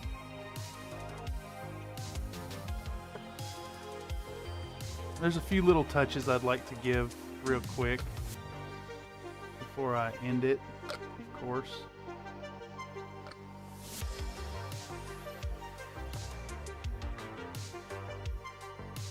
But let's do something and actually call this fucking thing done. One, come on, yeah.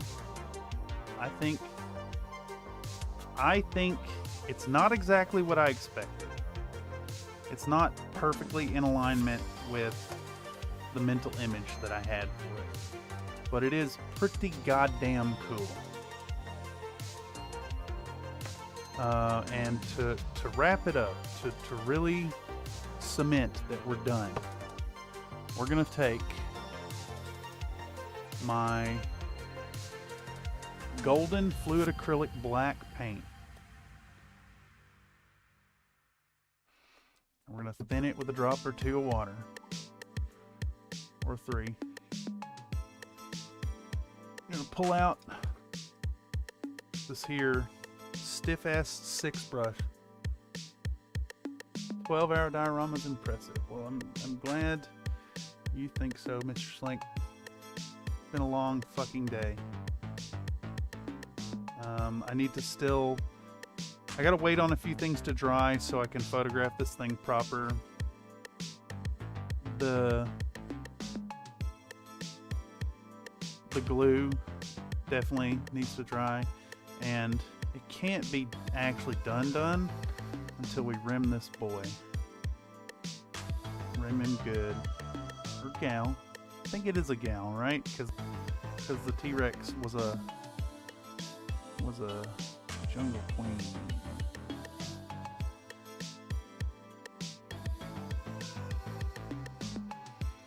We're wrapping it around. Rimming an 8-inch base. I still want to put on some mud to tie these things into the base. So it's going to take a little time to dry.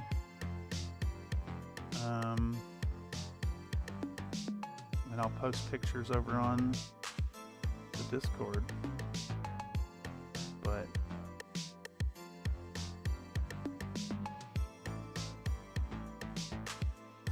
what time is it? 11:19. We lost some time. I wasn't painting the whole time.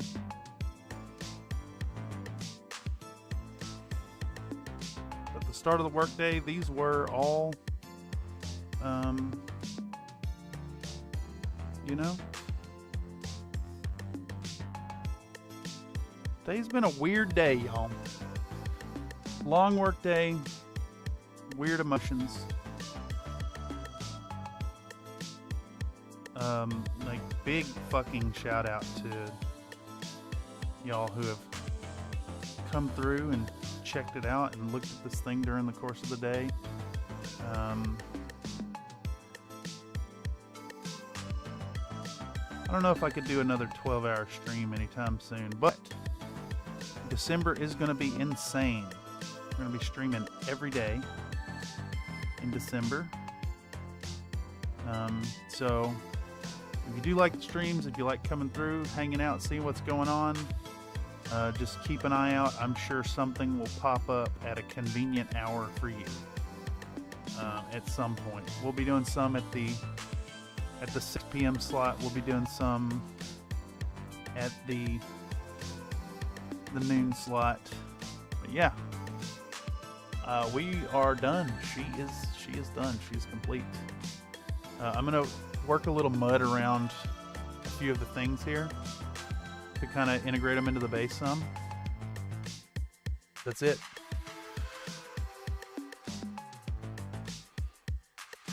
I'm pleased.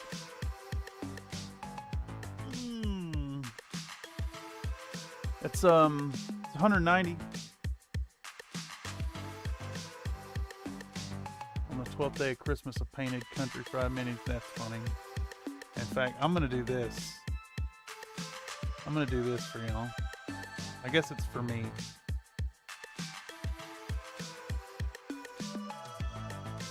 Yeah. Would you do a workout? I do. Give me 10. Yes, sir, Mr. Okay. Country Fried Minis.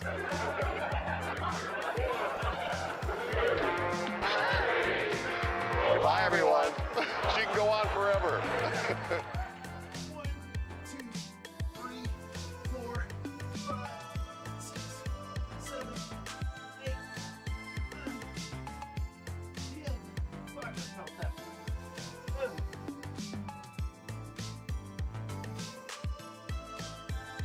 200 push-ups. 200. It's the most I've ever done in a day. Thank y'all so much. It really means the world to me. And I hope you have a fantastic rest of your night, day, wherever you're at. We'll be doing more stuff here soon, right here on Country Fried Minis. Yeah. Keep an eye out for some pictures of this thing soon. Alrighty, y'all. Lots of love. I'm calling it a night. Catch you for the next one. Goodbye. Seriously, y'all are the absolute fucking best. Thank you so much.